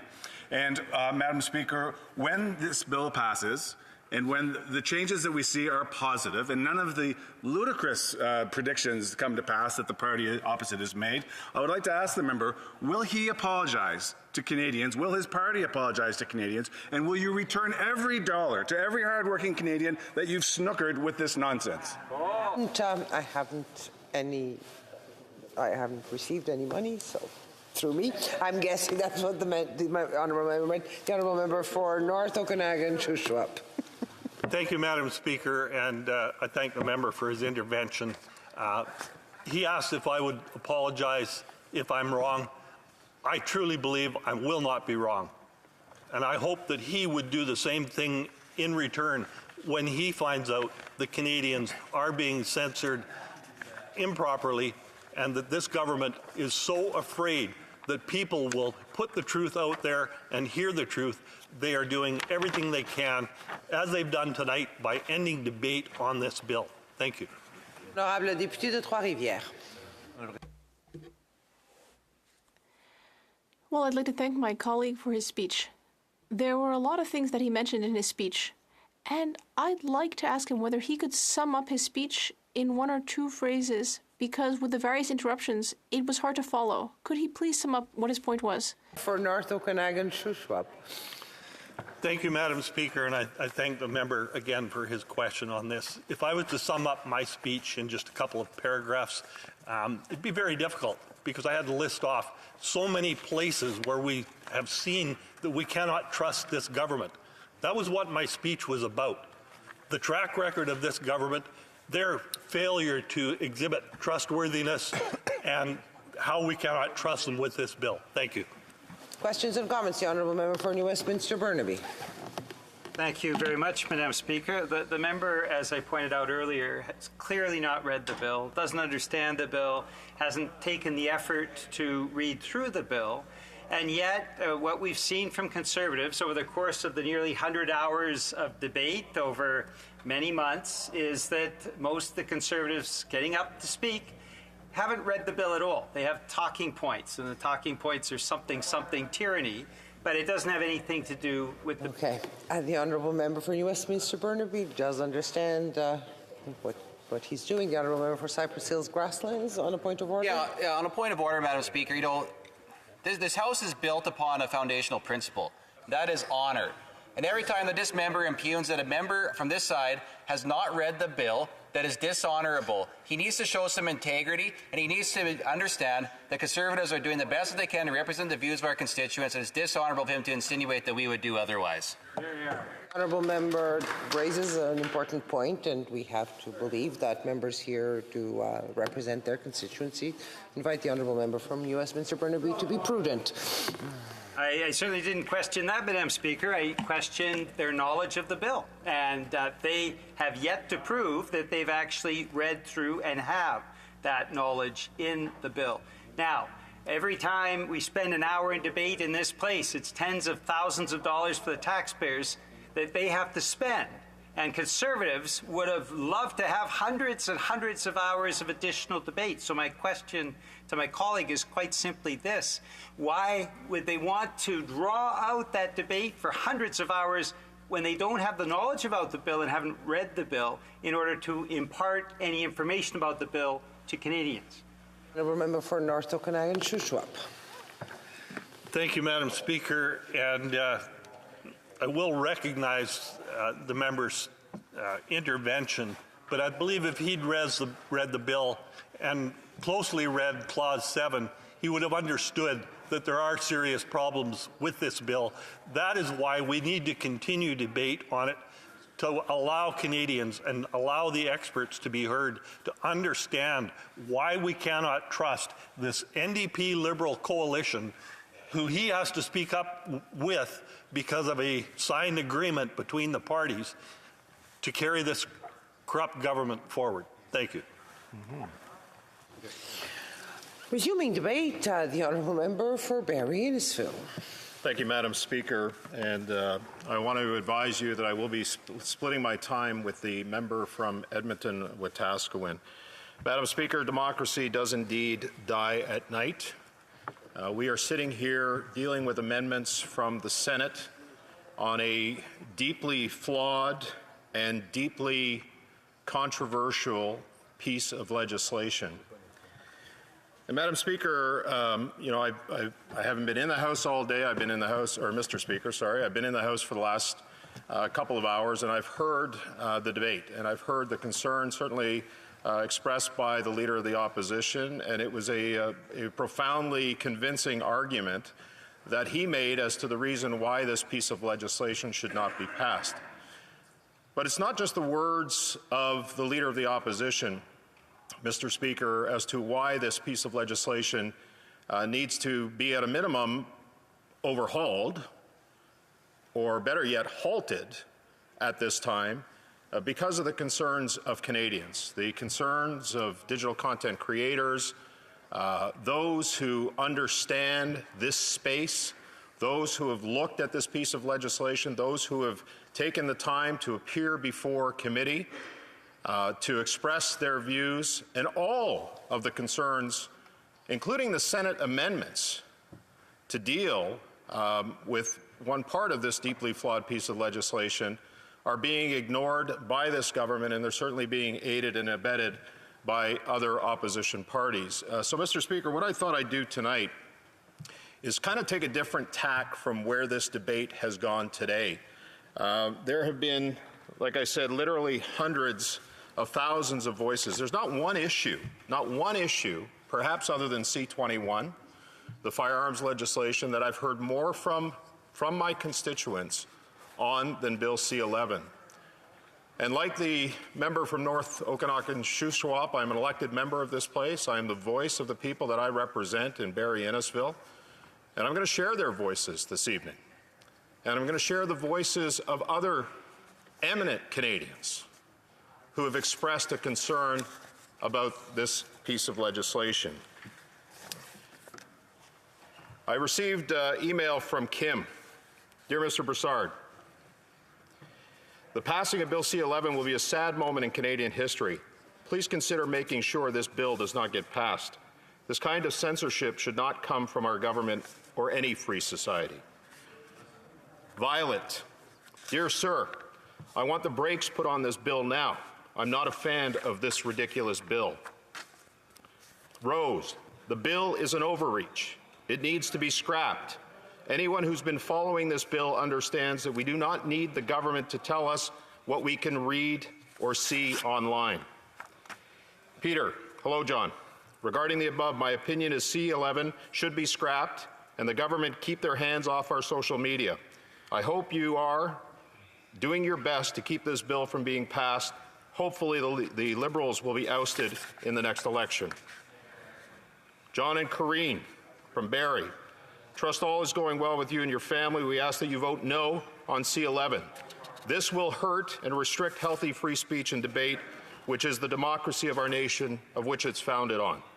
This is a great concern to us as our constitutional freedoms and rights are restricted, the open doors to tyranny and dictatorship, which is dangerous to every level of our nation. Good afternoon, Mr. Broussard. I know you're busy, but I'll be brief. This is from Brent in Barrie. I'm very much against C-11. I don't want an unelected government official or body determining what my family can watch. Margaret Atwood is against it. The previous CRTC commissioner is against it. The bill will stifle freedom of speech and shut down contrary views under the threat of misinformation and/or disinformation. Please fight for our freedom of speech. And certainly, Mr. Speaker, we've heard in the arguments from both the opposition, the NDP, and others about this being an issue of disinformation. In fact, I would suggest to you the ones that are spreading the disinformation are those on the government side. And Mr. Speaker, the other one person who's been directly involved in this entire debate has been Michael Geist, who is a law professor at Ottawa University. And interestingly, I was going through some of his posts earlier today, and he's been watching the debate intently in this House of Commons. And you know, he made a post earlier that said C-11 is not China, Russia, or Nazi Germany. As I've stated many times, it does not limit the ability of implications for freedom of expression, but what it does do is turn Canada into China. Don't get ahead of yourself. To the claims that user content regulation is excluded from the bill, section 4.12b and 4.22 clearly scope such content into the bill, an interpretation that has been confirmed by dozens of experts. And the former chair of the CRTC, he said that the Liberal and NDP claims to the contrary should be regarded as disinformation, a deliberate attempt to spread false information. Indeed, he says in his post that the Senate has proposed a fix. The government rejected it. That was supposed to be the focus of the debate. Yet Liberals, such as the member from Winnipeg North, falsely claimed that it's not there. There were many other misleading or inaccurate statements throughout the day, he says, contrary to what some claim. The bill will not result in hundreds of millions of new spending or lead to increased consumer choice. The opposite is true, he says. It will require the CRTC to re-examine CanCon rules, which experience suggests are only loosely correlated to the professed goal of telling Canadian stories. But leaving all of these things aside, there's really only one question that needs to be answered. And if the government is intent, if it's the government's intent to not regulate user content, and the Senate passed an amendment consistent with the goal after concluding that Bill C-11 in its current forms opens the door to CRTC regulation, why is the government rejecting the amendment? And that, Mr. Speaker, is the fundamental question to this debate. And it's a question that has not been answered by either the government or any other members of the opposition. In fact, he goes on, and he actually referenced a Bloc MP's intervention. And he says that it probably provides the most likely accurate, if deeply troubling, answer. When asked to confirm that the bill maintains freedom of expression safeguards, this Bloc member responded with the following, per the House of Commons translator: if violating freedom of expression means ensuring that Quebec content is well represented online, then it's worth it. To hell with everyone else. We have to be able to protect freedom of expression online, Mr. Speaker, for everyone in this country, not just based on a geographical region. And that is what is most egregious about this bill. And Mr. Geist goes on, in the zeal to court support from the Quebec Culture Lobby, Canadian Heritage Minister, and the government are choosing in Bill C-11 to sacrifice some freedom of expression, which includes both the right to speak and the right to be heard. Now, I mentioned earlier, Mr. Speaker, that there's been other Canadians. Timothy Denton, former CRTC Commissioner and President of the Internet Society of Canada. He spoke out against this. Peter Menzies, former CRTC Commissioner. Scott Benzie, content creator and director, Digital First Canada. JJ McCullough, in a well-documented Twitter intervention, posted his video. He talked about his concerns, a journalist and commentator, about the impact that this is going to have on user-generated comment. Digital Media Association of Canada has expressed concern. Jeanette Patel, the head of Canada, Government Affairs and Public Policy at YouTube. We've seen all of these interventions, Mr. Speaker, at committee, all expressing concern about this particular piece of legislation and the impact that it's going to have on the ability for Canadians to be seen and heard for the type of content that they create. And Mr. Speaker, as I started at the onset, we're dealing with Senate amendments. The Senate found it within itself, many of them Liberal-appointed senators, to approve the amendments and send those amendments back to this place so that we could have a wholesome debate. And what is so sad throughout this whole process, Mr. Speaker, is the fact that this debate is being stifled at this point by closure by the government because they don't want to hear the truth from many of those Canadians who have expressed serious concern with this bill. And of course, they're being aided and abetted by their coalition partners within the NDP. Mr. Speaker, we will always stand for the rights and freedoms of Canadians. We're not going to sit here idly by and allow this government to kill democracy at night. Thank you. Hear, hear. Questions and comments? Question commentaire. The honourable member for Fredericton. Thank you, Mr. Speaker, and I listened intently to the honourable member's speech. And grateful to hear the voices of Canadians, and they can rightly voice their opinions about this issue. And I've received similar, emails and phone calls to my office, largely after receiving, fundraising emails from the Conservative Party that are filled with the misinformation that is then repeated in their correspondence back to us. And it's our duty in this House to ensure that we do our due diligence and we respond calmly and accurately and share information about what's actually in the content of the bill. And that's what I've been doing. So I'm wondering if the member has also been listening to the voices who are in support of this bill, or does he also believe that they're liars and coercive bad actors? Member Barry Innisfil.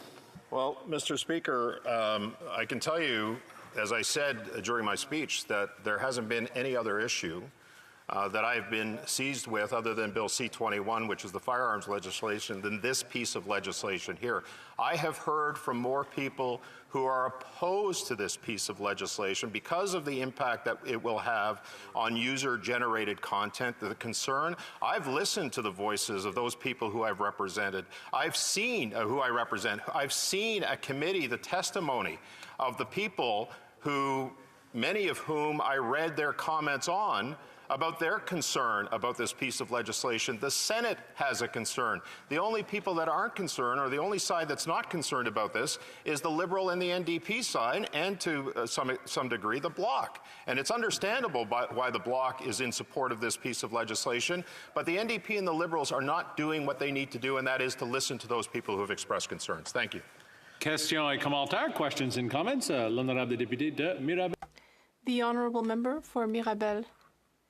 Mr. Speaker, my colleague has been passing on misinformation, and I will state that the Bloc Québécois has always been in favor of freedom of expression, including the Quebec people's ability to live and thrive in its own culture. Barry Innisfil. Oui, merci, Monsieur le Président.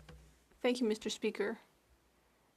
I'm not saying that the Bloc Québécois is not in favor of freedom of expression. We agree with the Bloc Québécois on that. But what I'm saying, and there are many people across the country who are not in favor of this legislation, it's because of that I said what I said. Questions and comments. The member for Port Moody, Coquitlam. Thank you, Mr. Speaker. And I've spent many hours listening to the debate in this House, and I've listened to many Conservatives, and majority of them are not speaking specifically to the bill, but they are speaking about freedom and the freedom to have anything on the internet. So I just wanted to hear from the member their comments. This is from the BC Association Chiefs of Police, and I can tell you as a past municipal councillor that child exploitation is one of the fastest growing crimes in Canada. So this police president, chief of police said, new social media applications create new opportunities for predators to target and exploit children online. As social media continues to grow, it is important for police to keep pace and prevent the victimization of children. I was wondering if the member had some comments about how we protect children from online predators. The honourable member for Barrie Innisfil. I do. It's called the Criminal Code, Mr. Speaker, and to conflate the issue of child sexual exploitation with amendments or a legislation that deals with the Broadcasting Act, I think is disingenuous, to say the least. None of us in this place want to see child exploitation manifest itself through online channels. The Criminal Code addresses that. The police services across this country address that. I think we've already addressed that. Could we do more? Absolutely, Mr. Speaker. But this is about the Broadcasting Act, and this is about user-generated content and the impact for what people can see online. Thank you. Questions and comments. Question et commentaire. The honourable member for Prince George, Peace River, Northern Rockies. Thank you, Mr. Speaker. And a quick question. This is from the Senate testimony. Former CRTC manager Ian Scott, who was at the time head of the CRTC, testified before the committee about concerns about subclause 7.7 of the bill could give new and unprecedented powers to Cabinet to intervene and independent CRTC decisions. He goes on, in this sense, Bill C-11 reduces enormously, potentially, the powers that the CRT has and hands them over to the Government of Canada. Simple question to my colleague. Can this Prime Minister be trusted with our freedoms? Member for Barrie Innisfil. Well, I think we've already seen examples of an overreach of this particular government on many aspects. I talked about C-21 during my speech. My colleague from North Okanagan, Shuswap, highlighted many of the egregious events of this government in taking down or limiting the rights and freedoms of Canadians. I think that's a concern, and certainly a concern of people that I've heard from as well. Thank you. Reprise du débat, continuing debate. The honourable member for Edmonton-Wetaskiwin. Well, thank you, Mr. Speaker, and it is a pleasure to rise and speak to this debate tonight. I have had. In 2023 alone, I've held 15 constituent roundtables, 2 hours each, heard from well over 100 constituents, a couple hundred constituents on a variety of issues, and this is among the top issues that constituents have raised with me. And I'm not an expert to the extent that the member from Lethbridge, who's done such fantastic work for our party on this issue, is on this, and I'm not as eloquent as our leader was tonight in his articulation of the issue, but I'm here to represent my constituents. And I would say this, I've been around here for 17 years, and an observation today, not just about Parliament, but an observation in terms of Canadian society, is that if anything, we have to be a society that has more conversations, not less conversations. We need to be more open to approaching political debate, trying to persuade people. We need to be more open to being persuaded, and having as free an internet as possible, of course with safeguards for for criminal justice issues and those kind of things, but having as free a conversation as we can using the means available to us, the technology available to us, is absolutely critical to the functioning of our democracy and the furtherance of and betterment of our society.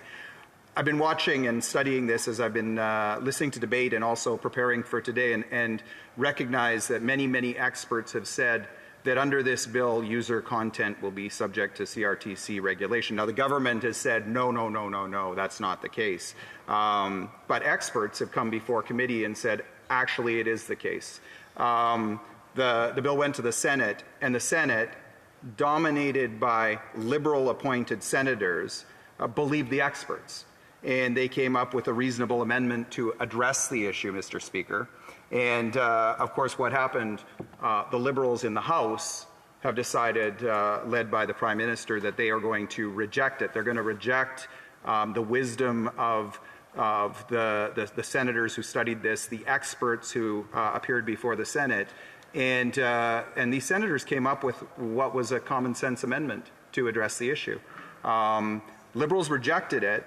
The experts raised some alarm, and what did the Liberals do? Rather than listen to the advice of the experts, and again, these are experts, these are not hardcore conservatives by any stretch. These are people that when we were in government, they would appear before committee, and they used to be widely respected by Liberals, people like Michael Geist. Now this government, now members from the Liberal Party call them names. They go to the internet and criticize them publicly. They go to war with experts who just, have the courage to disagree with them, people who have spent their life looking at these things. And so we come today and come to the House today, and it was interesting listening to an NDP member earlier down the way talk about us wanting to debate this issue on behalf of our constituents, like somehow that's wrong, that we're wasting time raising the concerns of our constituents. The NDP used to actually stand for debate. We spent nights overnight talking about things that the NDP wanted to talk about and debating things. They used to stand up day after day after day alongside the Liberals here as well, complaining about the use of closure every time closure was used. Now the NDP Liberal coalition, they shut down debate at every opportunity, and today, they're shutting down debate, limiting what Canadians hear about a bill designed to limit what Canadians see and hear on the internet. That is just the height of hypocrisy, Mr. Speaker, and this is only in Liberal Canada today that we see this. So we have a crisis of civil discourse in Canada. And at the root of this crisis is that people don't feel heard, right? People don't trust government. People don't, and people, quite frankly, people don't understand the algorithms at play on internet platforms either. So you've got those three things at play here, and this bill would exacerbate all of those problems, right? So the Liberal and NDP members will say, oh, the bill doesn't limit what people can post. Well, technically, that might be correct. Instead, the bill just limits what Canadians see, right? It's called discoverability. The bill limits what Canadians see. So you think about what the challenge is right now in a world where people feel like they're not heard and there's increasing frustration among people who feel that they're not heard. A Canadian who has something to say, maybe through poetry, maybe through music, maybe through speech, or maybe through dance, some form of the arts, whatever it might be, whatever form of expression Canadians have, someone has something that they think is important to say. So right now, they post that thing on the internet, and let's assume that this thing that they might post in this hypothetical situation is something that today would go viral with whatever the mysterious algorithms at play in the social media world are. Right now, let's say that that post would go viral. So you're on YouTube and you're searching for something, and YouTube gives you that list of things, other suggestions to watch, and so it suggests things based on what you've watched, and you get a chance to see something, and it does a pretty good job of feeding you what you want to see, right? And so posts would go viral. But with this legislation, what you have is two very negative potential outcomes. Okay, so one might be that that person posts something that would otherwise go viral. A Canadian posts incredible content that might just go globally viral, right, today. But under this legislation, it doesn't meet some vague, undefined criteria laid out by government-appointed public servants. And so it doesn't meet that criteria.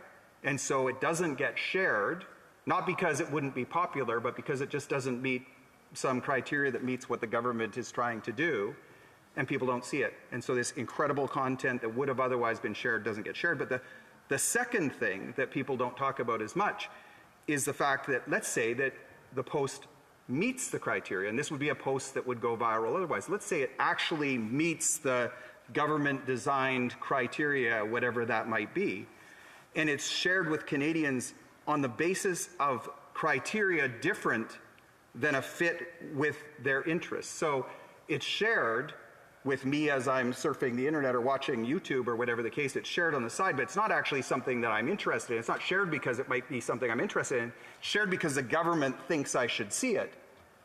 And so I don't engage with it because I'm not actually interested with it. Well, now the profit motive, the regular algorithms kick in on social media, and because that post has been shared with a whole bunch of people that don't engage with it, instead of shared with people on the basis that they would actually like it, the algorithms don't share it with anybody else at a global level. So people around the world who otherwise would have absolutely loved this amazing Canadian content, they never see it because the algorithms don't share it because the government has limited the number of people who will see it by sharing it with the wrong people, sharing it with people according to government priorities as opposed to actual interests that people might be interested in. So this is, I'm being heckled from the other side. They won't stand up and actually debate today, but they'll stand up and heckle me. And then they'll probably stand up and ask questions about misinformation without making any arguments or trying to persuade anybody because they know they have the numbers tonight to just ram this through, regardless of what Canadians think. But this is the issue that we're talking about right now. And so, Mr. Speaker, in the interest of standing up for my constituents who have massive concerns about this bill, who already don't trust this government, who feel that the government will, and it's been proven time and time again that the government will take steps against their interest, the constituents of Edmonton-Wetaskiwin, and I'll mention the largest constituency in the country by population, about 230,000 constituents, who feel completely completely abandoned by this government. And when they take steps to actually say that, to share their feelings with Canadians, with people who might be interested, or share anything on the internet, they feel that now they're going to be their sentiments, their feelings, their perspective is going to be further throttled by a government that already doesn't listen to them, already neglects their point of view, never comes to visit and hear what they have to say. So, Mr. Speaker, I'll wrap up there. I look forward to hopefully the questions that I get from Liberal NDP and Bloc members indicate that they've heard some of the concerns that my constituents raise and reflect that maybe there's an openness to being persuaded in some way. Thank you, Mr. Speaker. Questions and comments? Question commentaire. The honourable member for Châteauguay-Lacolle. Merci beaucoup, Monsieur. Thank you very much, Mr. Speaker. I'd like to reassure my colleague that I listened to his speech, and frankly, I didn't hear anything that was different from what I heard the other night when we were here until midnight. But that's freedom of speech.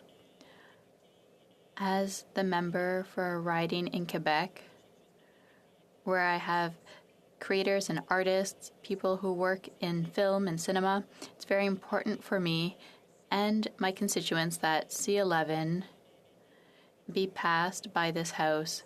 So I'd like to know, why does my colleague persist in this exercise? Thank you. The honourable member for Edmonton-Wetaskiwin. Because this exercise is called democracy.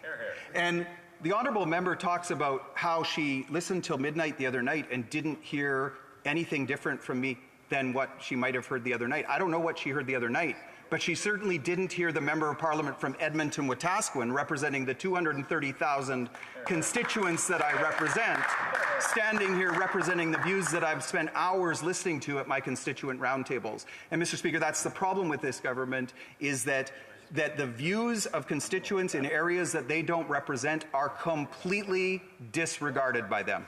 Shame. Questions and comments? Question et commentaire. The honourable member for Nunavut.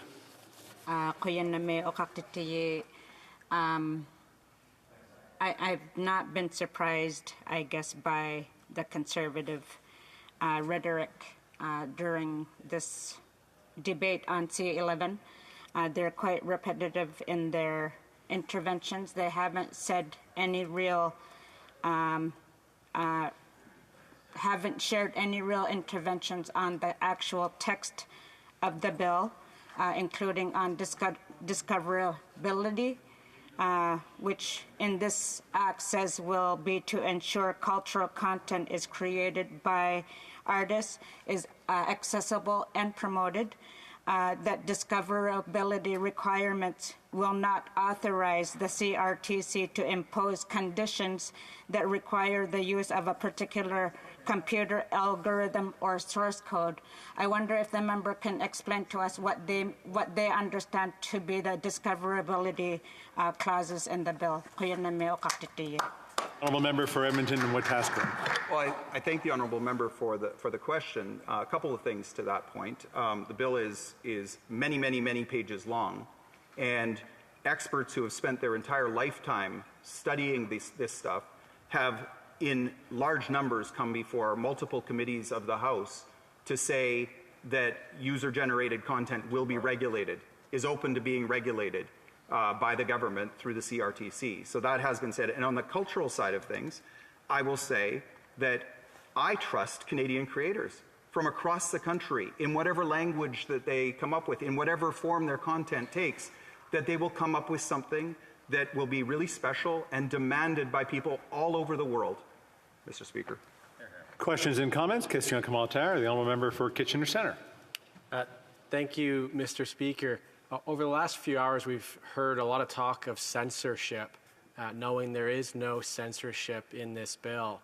And I appreciate that the member for Edmonton-Wetaskiwin focused his time speaking about concerns from his constituents, which is, I think, exactly what we should be talking about in this place. My question for him is he at all concerned with how talk about censorship could take away from and erode trust in legitimate, real concerns with the government's response to the Senate amendments? Thank you. Under a minute, the honourable member for Edmonton-Wetaskiwin. Well, I think it's actually the flip side of that argument. I think the government's response to the Senate amendments, by completely ignoring them and then taking to the internet to actually attack people who criticize the government's approach, I think that is what erodes Canadian confidence, Canadian trust in their government more than anything else. No, pas vraiment. Reprise du débat. Continuing debate. The honourable member for Battle River Crowfoot. Thank you very much, Mr. Speaker. Thank you. And as always, it is an honor to be able to rise in this place to talk about the issues that are so important to the people that I represent in Battle River Crowfoot across east central Alberta, but also to ensure that the voices of Canadians are heard within this place. And certainly when it comes to the amount of correspondence, calls, people that will come up to me in the grocery store or on the street or walk into my office on Main Street Camrose, or when I chat with them across the many communities that I represent in Battle River Crowfoot, time and time again, I hear from constituents who share their concern, who share their dismay at the fact that this government, the fact that these Liberals and this Prime Minister would perpetuate a type of censorship that would limit the ability for Canadians to express themselves online. And Mr. Speaker, it is unbelievable that in the 21st century that would happen in Canada, yet we are seeing it now not only through Bill C-11, but we saw this through the previous Parliament's Bill C-10, where Liberals will seem to stop at nothing to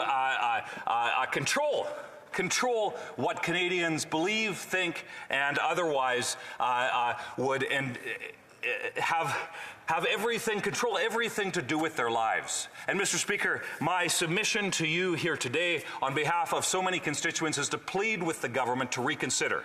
You know, as we discuss specifically this bill that has been studied thoroughly, and what I find interesting is now that it is back before this place, with the government's response to a thorough debate that took place in the Senate, we see how so clearly there is not consensus on the path forward for this bill, which is very, very contrary. In fact, Mr. Speaker, I would like to call out a very significant falsehood that is perpetuated often by members of this government. And it is that they somehow suggest, in fact, in question period earlier today, they said very clearly that every Canadian supports this bill, that nobody's opposed to it. What are you Conservatives doing? You stand alone.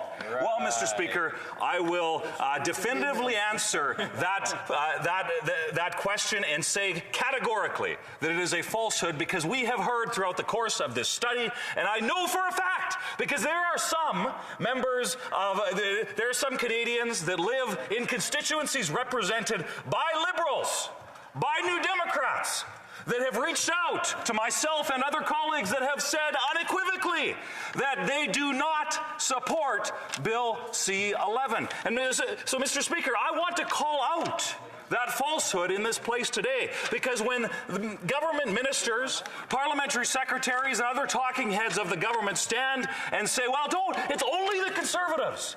It's only the Conservatives that are somehow opposed to this great idea called C-11. And then they forget to talk about the substance of it, but rather they simply would make the case that everybody is on their side and nobody opposes them. Well, Mr. Speaker, that is categorically false, and I'm going to call that falsehood out here today, like my constituents expect me to. And, Mr. Speaker, as we face a unique circumstance, we are facing not only a censorship bill that is before this place in the form of C-11, but we're facing the limiting of debate. Can you believe it? That we see that not only does the government want to control the online feeds of Canadians, but they are truly stooping to a new level to limit the debate in the People's House of Commons. Mr. Speaker, can you believe it? That the Liberals would, with their coalition partners in the NDP, do everything they can to silence opposition voices, to silence the voices of so many Canadians. And now, Mr. Speaker, it's not just Canadians that we've heard from on this matter. It's not just regular folks that are living about their daily lives. But, Mr. Speaker, we have seen that there is certainly no consensus across the artistic community in Canada. In fact, we have heard from many of Canada's Canada's most talented individuals, those in the more traditional spaces like art and writing, and television stars and that sort of thing. But we've also seen, incredibly, the rising digital creator class speak so clearly in opposition to this bill. In fact, I remember this was the previous iteration, Bill C-10. It can get a little confusing for those watching, and of which I'm sure there are many watching this egregious attempt by the Liberals to censor not only members of Parliament but all Canadians. The previous iteration of this bill in the last Parliament was called Bill C-10. And I remember chatting with the president of a digital film festival. Now, I can assure you, Mr. Speaker, this was not a natural Conservative. This was not somebody that would be predisposed to vote for the Conservative Party of Canada. But the plea from this pioneer in the creation of digital content was to say, stop it!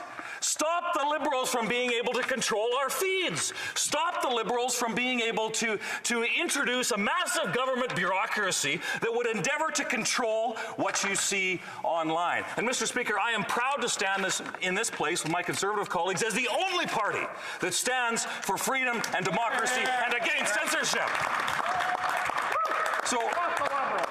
So Mr. Speaker, we do need to kill Bill C-11, no question. You know, and it's interesting because even the Prime Minister's appointed senators brought up concerns about this bill. Yep. Mr. Speaker, again, it's not simply Conservatives that are concerned about cat videos like the member opposite suggested, but it's a growing chorus of folks from across the country that are saying this is not the right direction for our country. And I would note that over the course of the study that took place in Canada's Senate, we heard time and time again Liberal appointed senators. It wasn't simply Conservatives that were appointed in the Senate. Mr. Speaker, it was a chorus of Liberal appointed senators that they were tired of what the propaganda that the Liberals were trying to sell. And I know that my colleagues have done a great job at unpacking various elements of that here this evening, but certainly when it comes to some of the specifics, we see a number of examples where senators endeavored to make a bad bill a little bit less bad. I think in an earnest attempt for democracy to be able to play its course, and for those voices in the other place, as we refer to it, those senators, including those that the Prime Minister appointed, some of which were artists themselves, ironically. Yeah. They endeavored to make this bill less bad. Yeah. So, Mr. Speaker, they sent it back, as is tradition and procedure. They sent this bill back. Yet, here we have the government rejecting most of those amendments. Some of the ways that the Liberals would have had the opportunity, a get-out-of-jail-free card, if you will, to address some of the most egregious concerns that certainly Conservatives have highlighted, but also experts from across the country. The Liberals were given an opportunity to say, hey, here from Liberal Prime Minister-appointed individuals, here is how we could have helped you get a pass so that you could have exempted some of the biggest concerns that experts from across the country had brought forward. Yet what does this government do in what Margaret Atwood, again, no Conservative, certainly not a traditional Conservative voter, although we'll see what happens in the next election. Mr. Speaker, we see a creeping totalitarianism where all they want is control, where it seems that they will stop at nothing to control what Canadians see online. Right. Now, Mr. Speaker, let me take a little bit of a step back, if I could, and describe what is so sneaky about this bill. Because we have here not a front assault. You know, you have examples throughout history of direct assaults on freedom of expression. You have numerous examples that one could point to from around the world where government specifically says you can or cannot believe this, although there are many examples where this Prime Minister will certainly call out anything he doesn't like and call it un-Canadian or a fringe minority or those with despicable views or whatever the case is. He's certainly a purveyor of those sorts of divisive and type language that divides Canadians. But, Mr. Speaker, this bill is sneaky. And let me unpack for you why it's so sneaky. Because it doesn't say that a Canadian, a regular Canadian, or a content creator, or whatever the case is. It doesn't say that you can't post something online, that you can't go onto YouTube, or you can't participate in a social media platform of some kind. It doesn't say at all that you cannot post something. That's where it's sneaky. So many people, and certainly there are the members of the Liberal Party have bought into this, because I would hope that they simply don't understand what they are actually promoting and trying to pass into law in this country because of how terrifying of a precedent it sets. But, Mr. Speaker, here's what's really, really terrifying, is because it doesn't at all say that you can't post it. But what it does do is it says very, very clearly that the government can control who sees it. So, Mr. Speaker, as I described this to many constituents who rightly are concerned, we see that it is backdoor censorship at its finest. We see that it's the government using a sneaky mechanism and increased government bureaucracy to endeavor to control what Canadians can see. So in the guise of being able to say, no, we'll never limit what you can say, will simply limit what you can see. And Mr. Speaker, it is terrifying that that is something that would be debated in the 21st century in this place. And Mr. Speaker, it is that sneakiness that I would suggest, and I would implore all Canadians, all members of this place, to stand up against that sort of sneaky, creeping totalitarianism. Because, Mr. Speaker, it sets a terrifying precedent that the government can control not necessarily what you say. You're allowed to think and say whatever you like, but they will control who can see it and what you see. And certainly, Mr. Speaker, that is an absolutely terrifying precedent that is being set. So, Mr. Speaker, when it comes to the bureaucracy that has been proposed, now certainly there's many examples where government fails. In fact, I would suggest that government is not really that good at delivering much.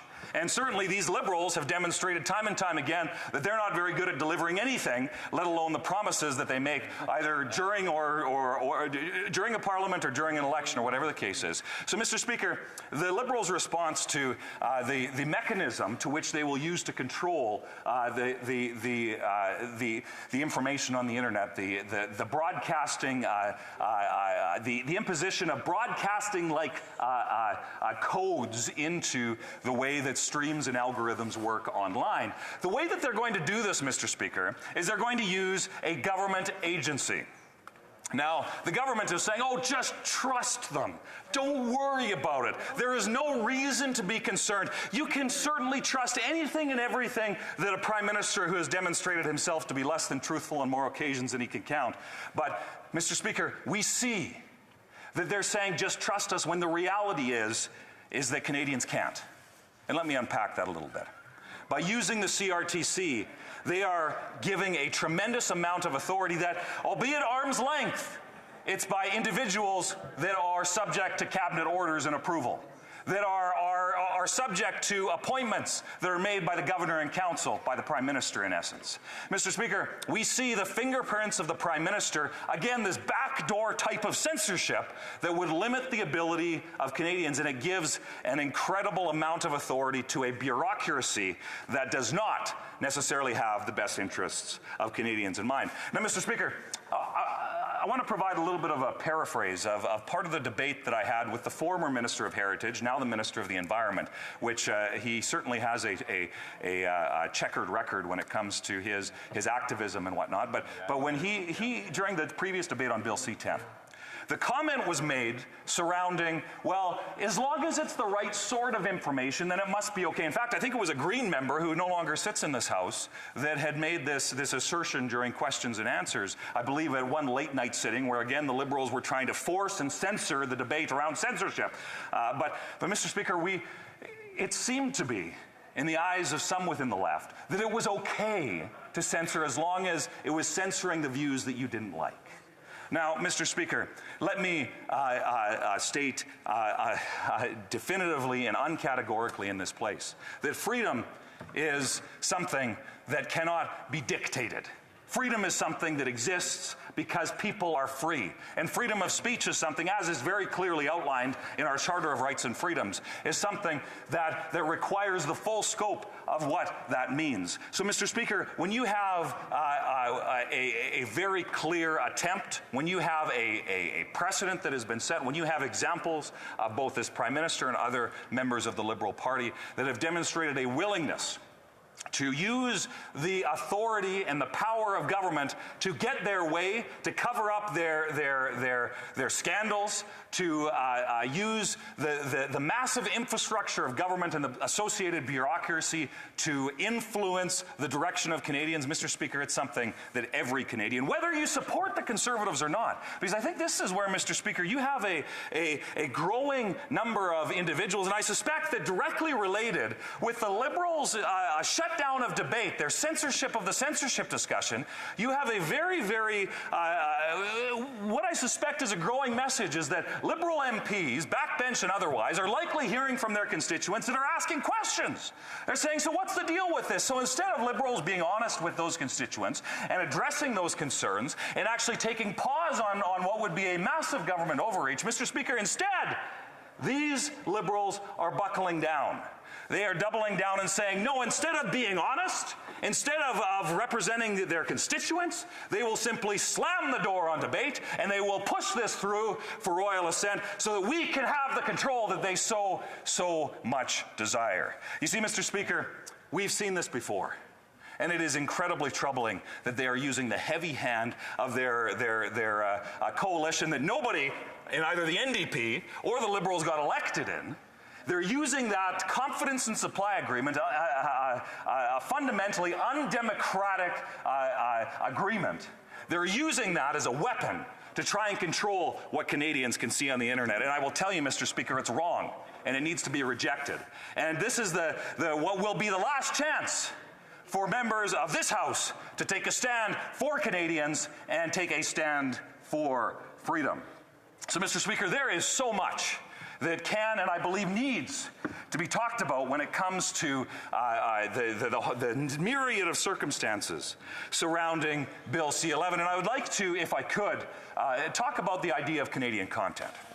You see, it's one of those, as the Leader of the Opposition very articulately stated earlier, this is one of the sneaky ways that the Liberals are able to massage the debate around this issue to somehow suggest that Conservatives are not the ones that are somehow offside with regular Canadians. Well, Mr. Speaker, the question of Canadian content is so clearly the block that shows that the Liberals are absolutely full of it when they try to hide behind this idea.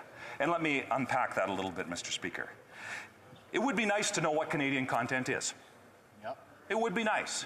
And I think that Conservatives, over the course of this debate, we have been asking that very question. Say, okay, give us a definition of what Canadian content is. Yet, the Liberals seem unwilling to have that discussion, let alone meaningfully engage on the issue.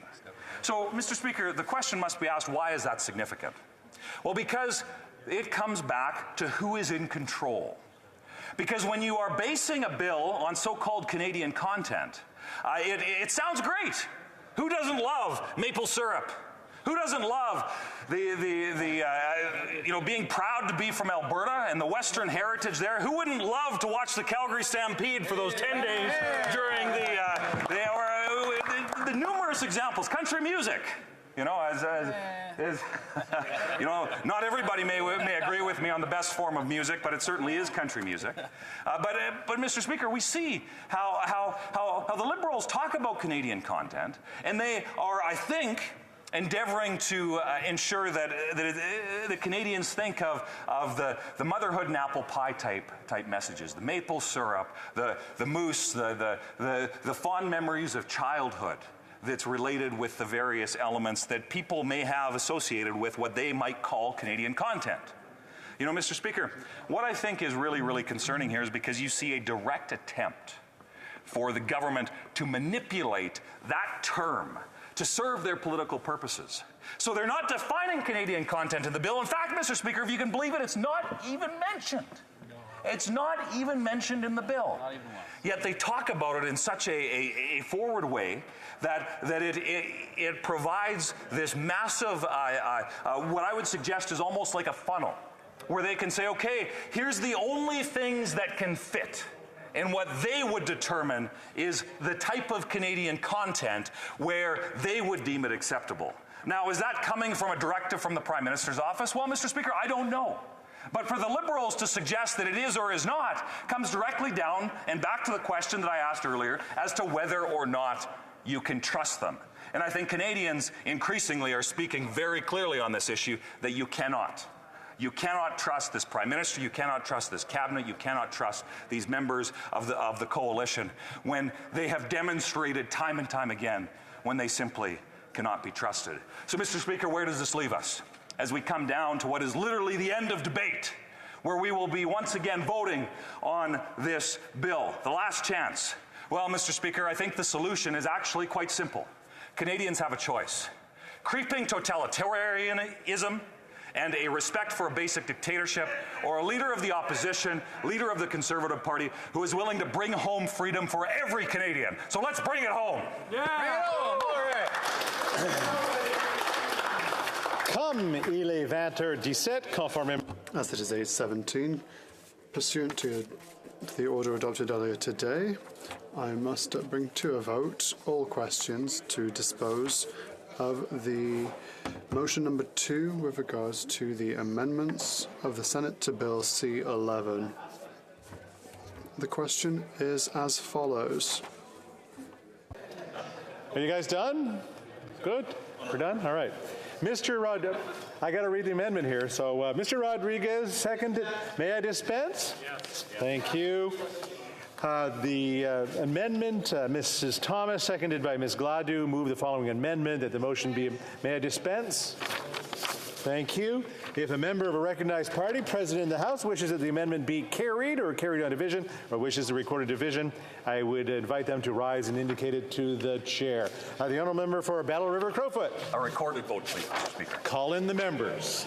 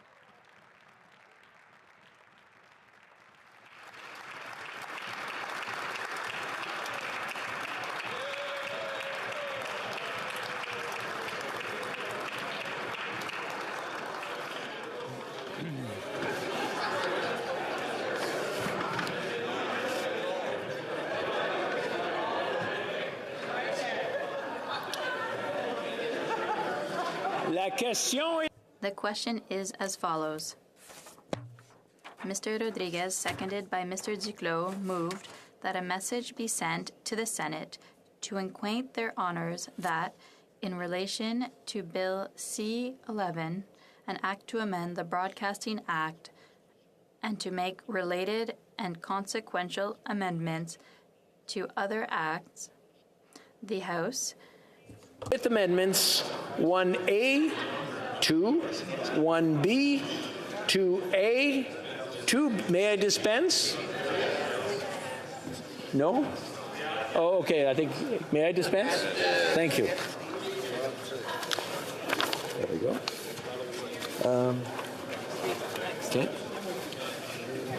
Mrs. Thomas, seconded by Mrs. Gladue, moved the following amendment, that the motion be amended by deleting all the words after the word that and substituting the following.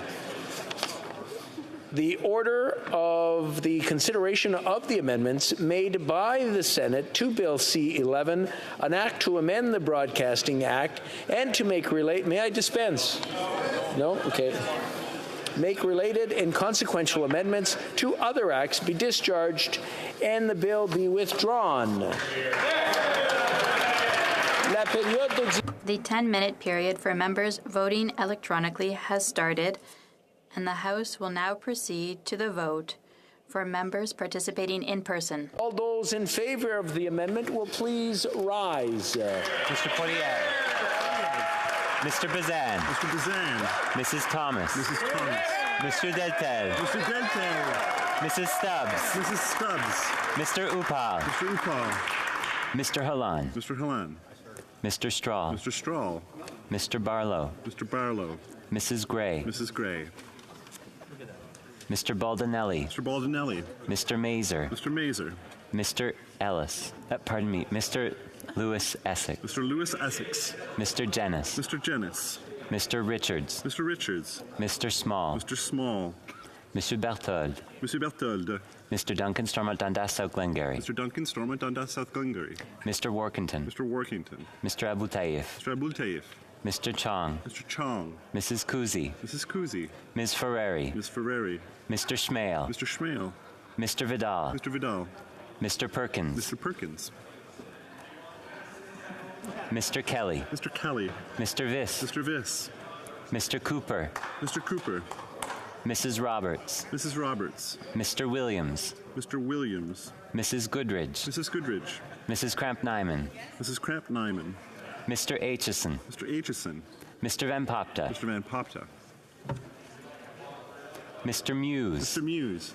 Mr. Redicott. Mr. Redicott. Mr. Brock. Mr. Brock. Mr. Waugh. Mr. Waugh. Mr. Lawrence. Mr. Lawrence. Monsieur Lou. Monsieur Lou. Monsieur Généreux. Monsieur Généreux. Mr. Tucker. Mr. Tucker. Mr. Morantz. Mr. Morantz. Mr. Zimmer. Mr. Zimmer. Madame Vien. Madame Vien. Monsieur Gould. Monsieur Gould. Mr. Caputo. Mr. Caputo. Mr. Arnold. Mr. Arnold. Monsieur Brassard. Monsieur Brassard. Ms. Rempel Garner. Ms. Rempel Garner. Mr. Cram. Mr. Cram. Mrs. Wagenthal. Mrs. Wagenthal.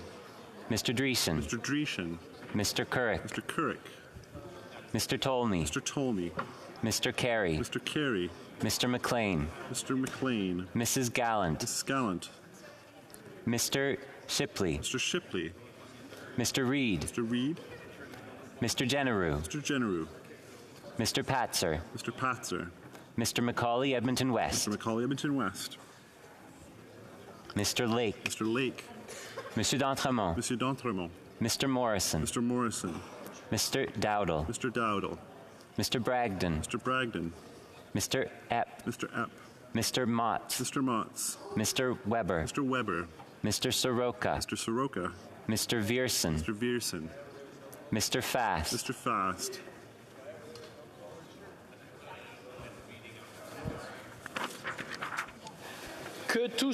All those opposed to the amendment will please rise.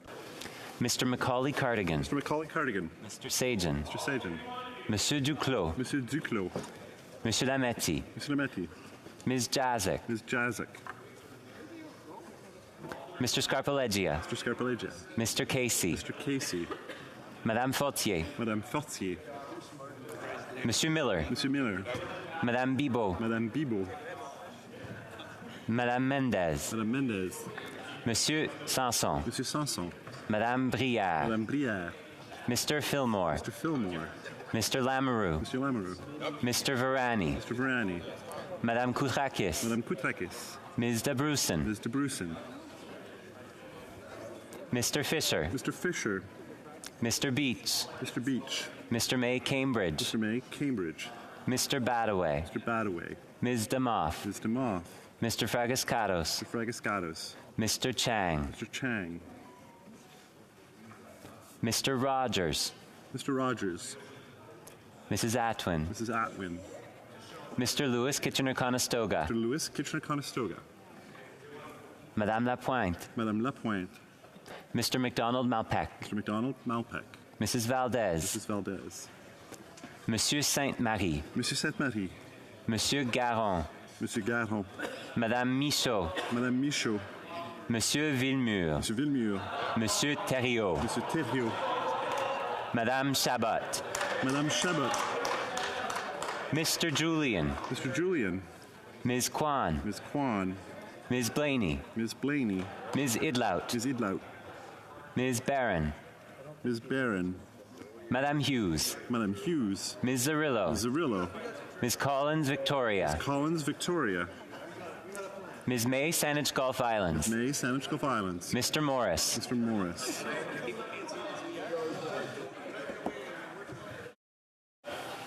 The House will now wait for the electronic voting period to end before resuming its proceedings.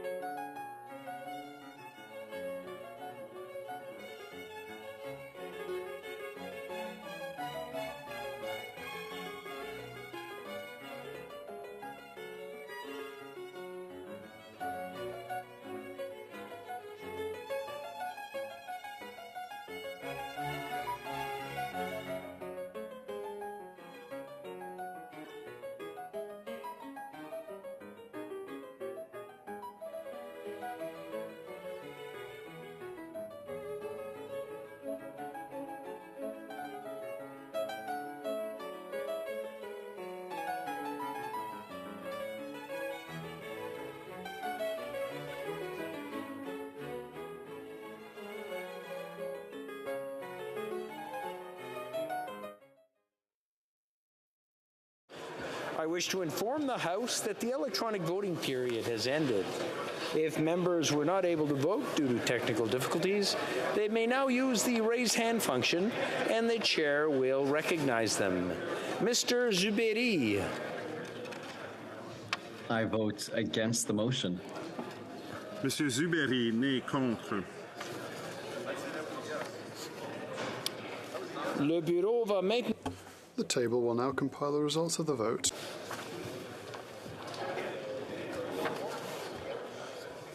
Yeas pour 113, 113. Nays contre 205, 205. I declare the amendment defeated. The next question is on the main motion. La question est la... The question is as follows. Mr. Rodriguez, seconded by Mr. Duclos, moved that a message be sent to the Senate. Okay, I can dispense.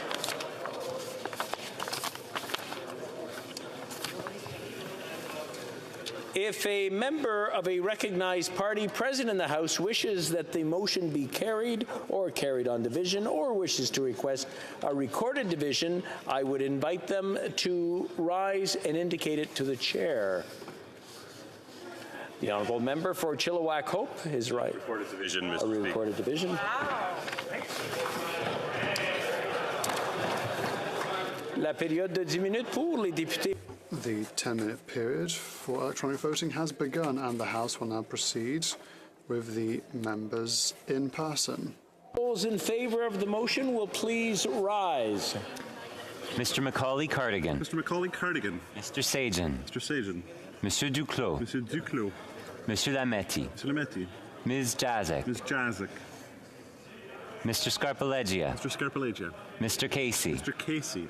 Madame Fortier. Madame Fortier. Monsieur Miller. Monsieur Miller. Madame Bibot. Madame Bibot. Madame Mendez. Madame Mendez. Monsieur Sanson. Monsieur Sanson. Madame Brière. Madame Brière. Mr. Fillmore. Mr. Fillmore. Mr. Lamoureux. Mr. Lamoureux. Mr. Varani. Mr. Varani. Madame Koutrakis. Madame Koutrakis. Ms. Debruson. Mr. Bruson. Mr. Fisher. Mr. Fisher. Mr. Beach. Mr. Beach. Mr. May Cambridge. Mr. May Cambridge. Mr. Badaway. Mr. Badaway. Ms. DeMoff. Ms. DeMoff. Mr. Fragascatos. Mr. Fragascatos. Mr. Chang. Mr. Chang. Mr. Rogers. Mr. Rogers. Mrs. Atwin. Mrs. Atwin. Mr. Lewis Kitchener-Conestoga. Mr. Lewis Kitchener-Conestoga. Madame Lapointe. Madame Lapointe. Mr. McDonald Malpac. Mr. McDonald Malpac. Mrs. Valdez. Mrs. Valdez. Monsieur Sainte-Marie. Mrs. Sainte-Marie. Monsieur Garon. Monsieur Garon. Madame Michaud. Madame Michaud. Monsieur Villemur. Monsieur Villemur. Monsieur Thériault. Monsieur Thériault. Madame Chabot. Madame Chabot. Mr. Julian. Mr. Julian. Ms. Kwan. Ms. Kwan. Ms. Blaney. Ms. Blaney. Ms. Idlout. Ms. Idlout. Ms. Barron. Ms. Barron. Madame Hughes. Madame Hughes. Ms. Zarillo. Ms. Zarillo. Ms. Collins Victoria. Ms. Collins Victoria.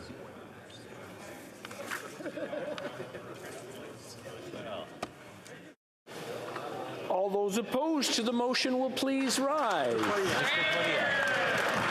Bazan. Bazan. Mrs. Thomas. Mrs. Thomas. Monsieur Deltel. Mr. Deltel. Mrs. Stubbs. Mrs. Stubbs. Mr. Upal. Mr. Upal. Mr. Halan. Mr. Halan. Mr. Straw. Mr. Straw. Mr. Barlow. Mr. Barlow. Mrs. Gray. Mrs. Gray.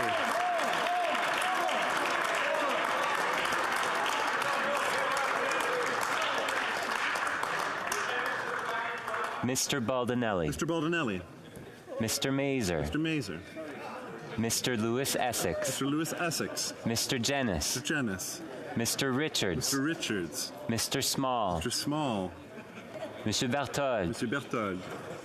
Mr. Duncan Stormont Dundas South Glengarry. Mr. Duncan Stormont Dundas South Glengarry. Mr. Workington. Mr. Workington. Mr. Abu Tayyif. Mr. Abu Tayyif. Mr. Chong. Mr. Chong. Mrs. Kuzi. Mrs. Kuzi. Ms. Ferrari. Ms. Ferrari. Mr. Schmale. Mr. Schmale. Mr. Vidal. Mr. Vidal. Mr. Perkins. Mr. Perkins. Mr. Kelly. Mr. Kelly. Mr. Viss. Mr. Viss. Mr. Cooper. Mr. Cooper. Mrs. Roberts. Mrs. Roberts. Mr. Williams. Mr. Williams. Mrs. Goodridge. Mrs. Goodridge. Mrs. Cramp-Nyman. Mrs. Cramp-Nyman. Mr. Aitchison. Mr. Aitchison. Mr. Van Popta. Mr. Van Popta. Mr. Muse. Mr. Muse. Mr. Redekop. Mr. Redekop. Mr. Brock. Mr. Brock. Mr. Waugh. Mr. Waugh. Mr. Lawrence. Mr. Lawrence. Monsieur Lou. Monsieur Lou. Monsieur Généreux. Monsieur Généreux. Mr. Tucker. Mr. Tucker. Mr. Morant. Mr. Morantz. Mr. Zimmer. Mr. Zimmer. Madame Vien. Madame Vien. Monsieur Gould. Monsieur Gould. Mr. Caputo. Mr. Caputo. Mr. Arnold. Mr. Arnold. Monsieur Brassard. Monsieur Brassard. Ms. Rempel Garner. Ms. Rempel Garner. Mr. Cram. Mr. Cram. Mrs. Wagenthal. Mrs. Wagenthal. Mr. Dreeshen. Mr. Dreeshen. Mr. Couric. Mr. Couric. Mr. Tolmie. Mr. Tolmie. Mr. Carey. Mr. Carey. Mr. McLean. Mr. McLean. Mrs. Gallant. Mrs. Gallant. Mr. Shipley. Mr. Shipley. Mr. Reed. Mr. Reed. Mr. Genereux. Mr. Genereux. Mr. Patzer. Mr. Patzer. Mr. Macaulay, Edmonton West. Mr. Macaulay, Edmonton West. Mr. Lake. Mr. Lake. Monsieur d'Entremont. Monsieur d'Entremont. Mr. Morrison. Mr. Morrison. Mr. Dowdle. Mr. Dowdle. Mr. Bragdon. Mr. Bragdon. Mr. Epp. Mr. Epp. Mr. Motts. Mr. Motts. Mr. Weber. Mr. Weber. Mr. Soroka. Mr. Soroka. Mr. Vierson. Mr. Vierson. Mr. Fast. Mr. Fast. Ms. May, Saanich Gulf Islands. Ms. May, Saanich Gulf Islands. Mr. Morris. Mr. Morris.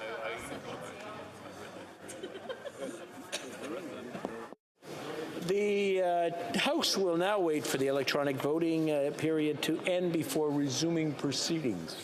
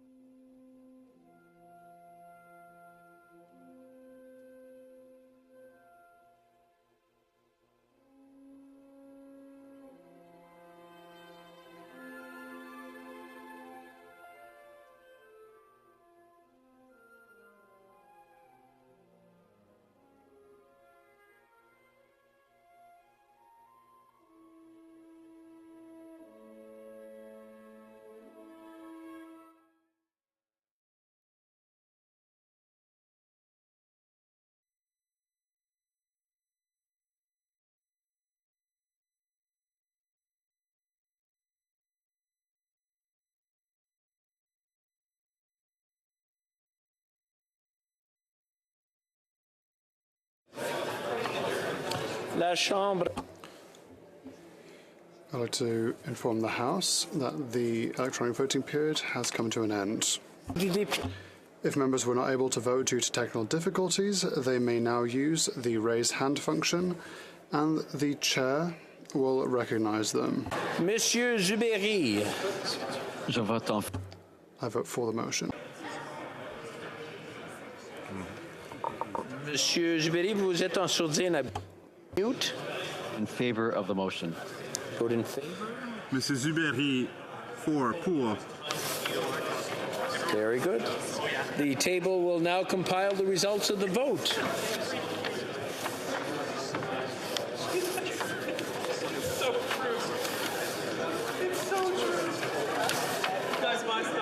Yeas pour, 202, 202. Nays contre, 117, 117. Je déclare la motion adoptée. I declare the motion carried. Comme il est 9h. As it is 9:15 p.m., the House is adjourned until tomorrow morning, 10 a.m., pursuant to Standing Order 24-1.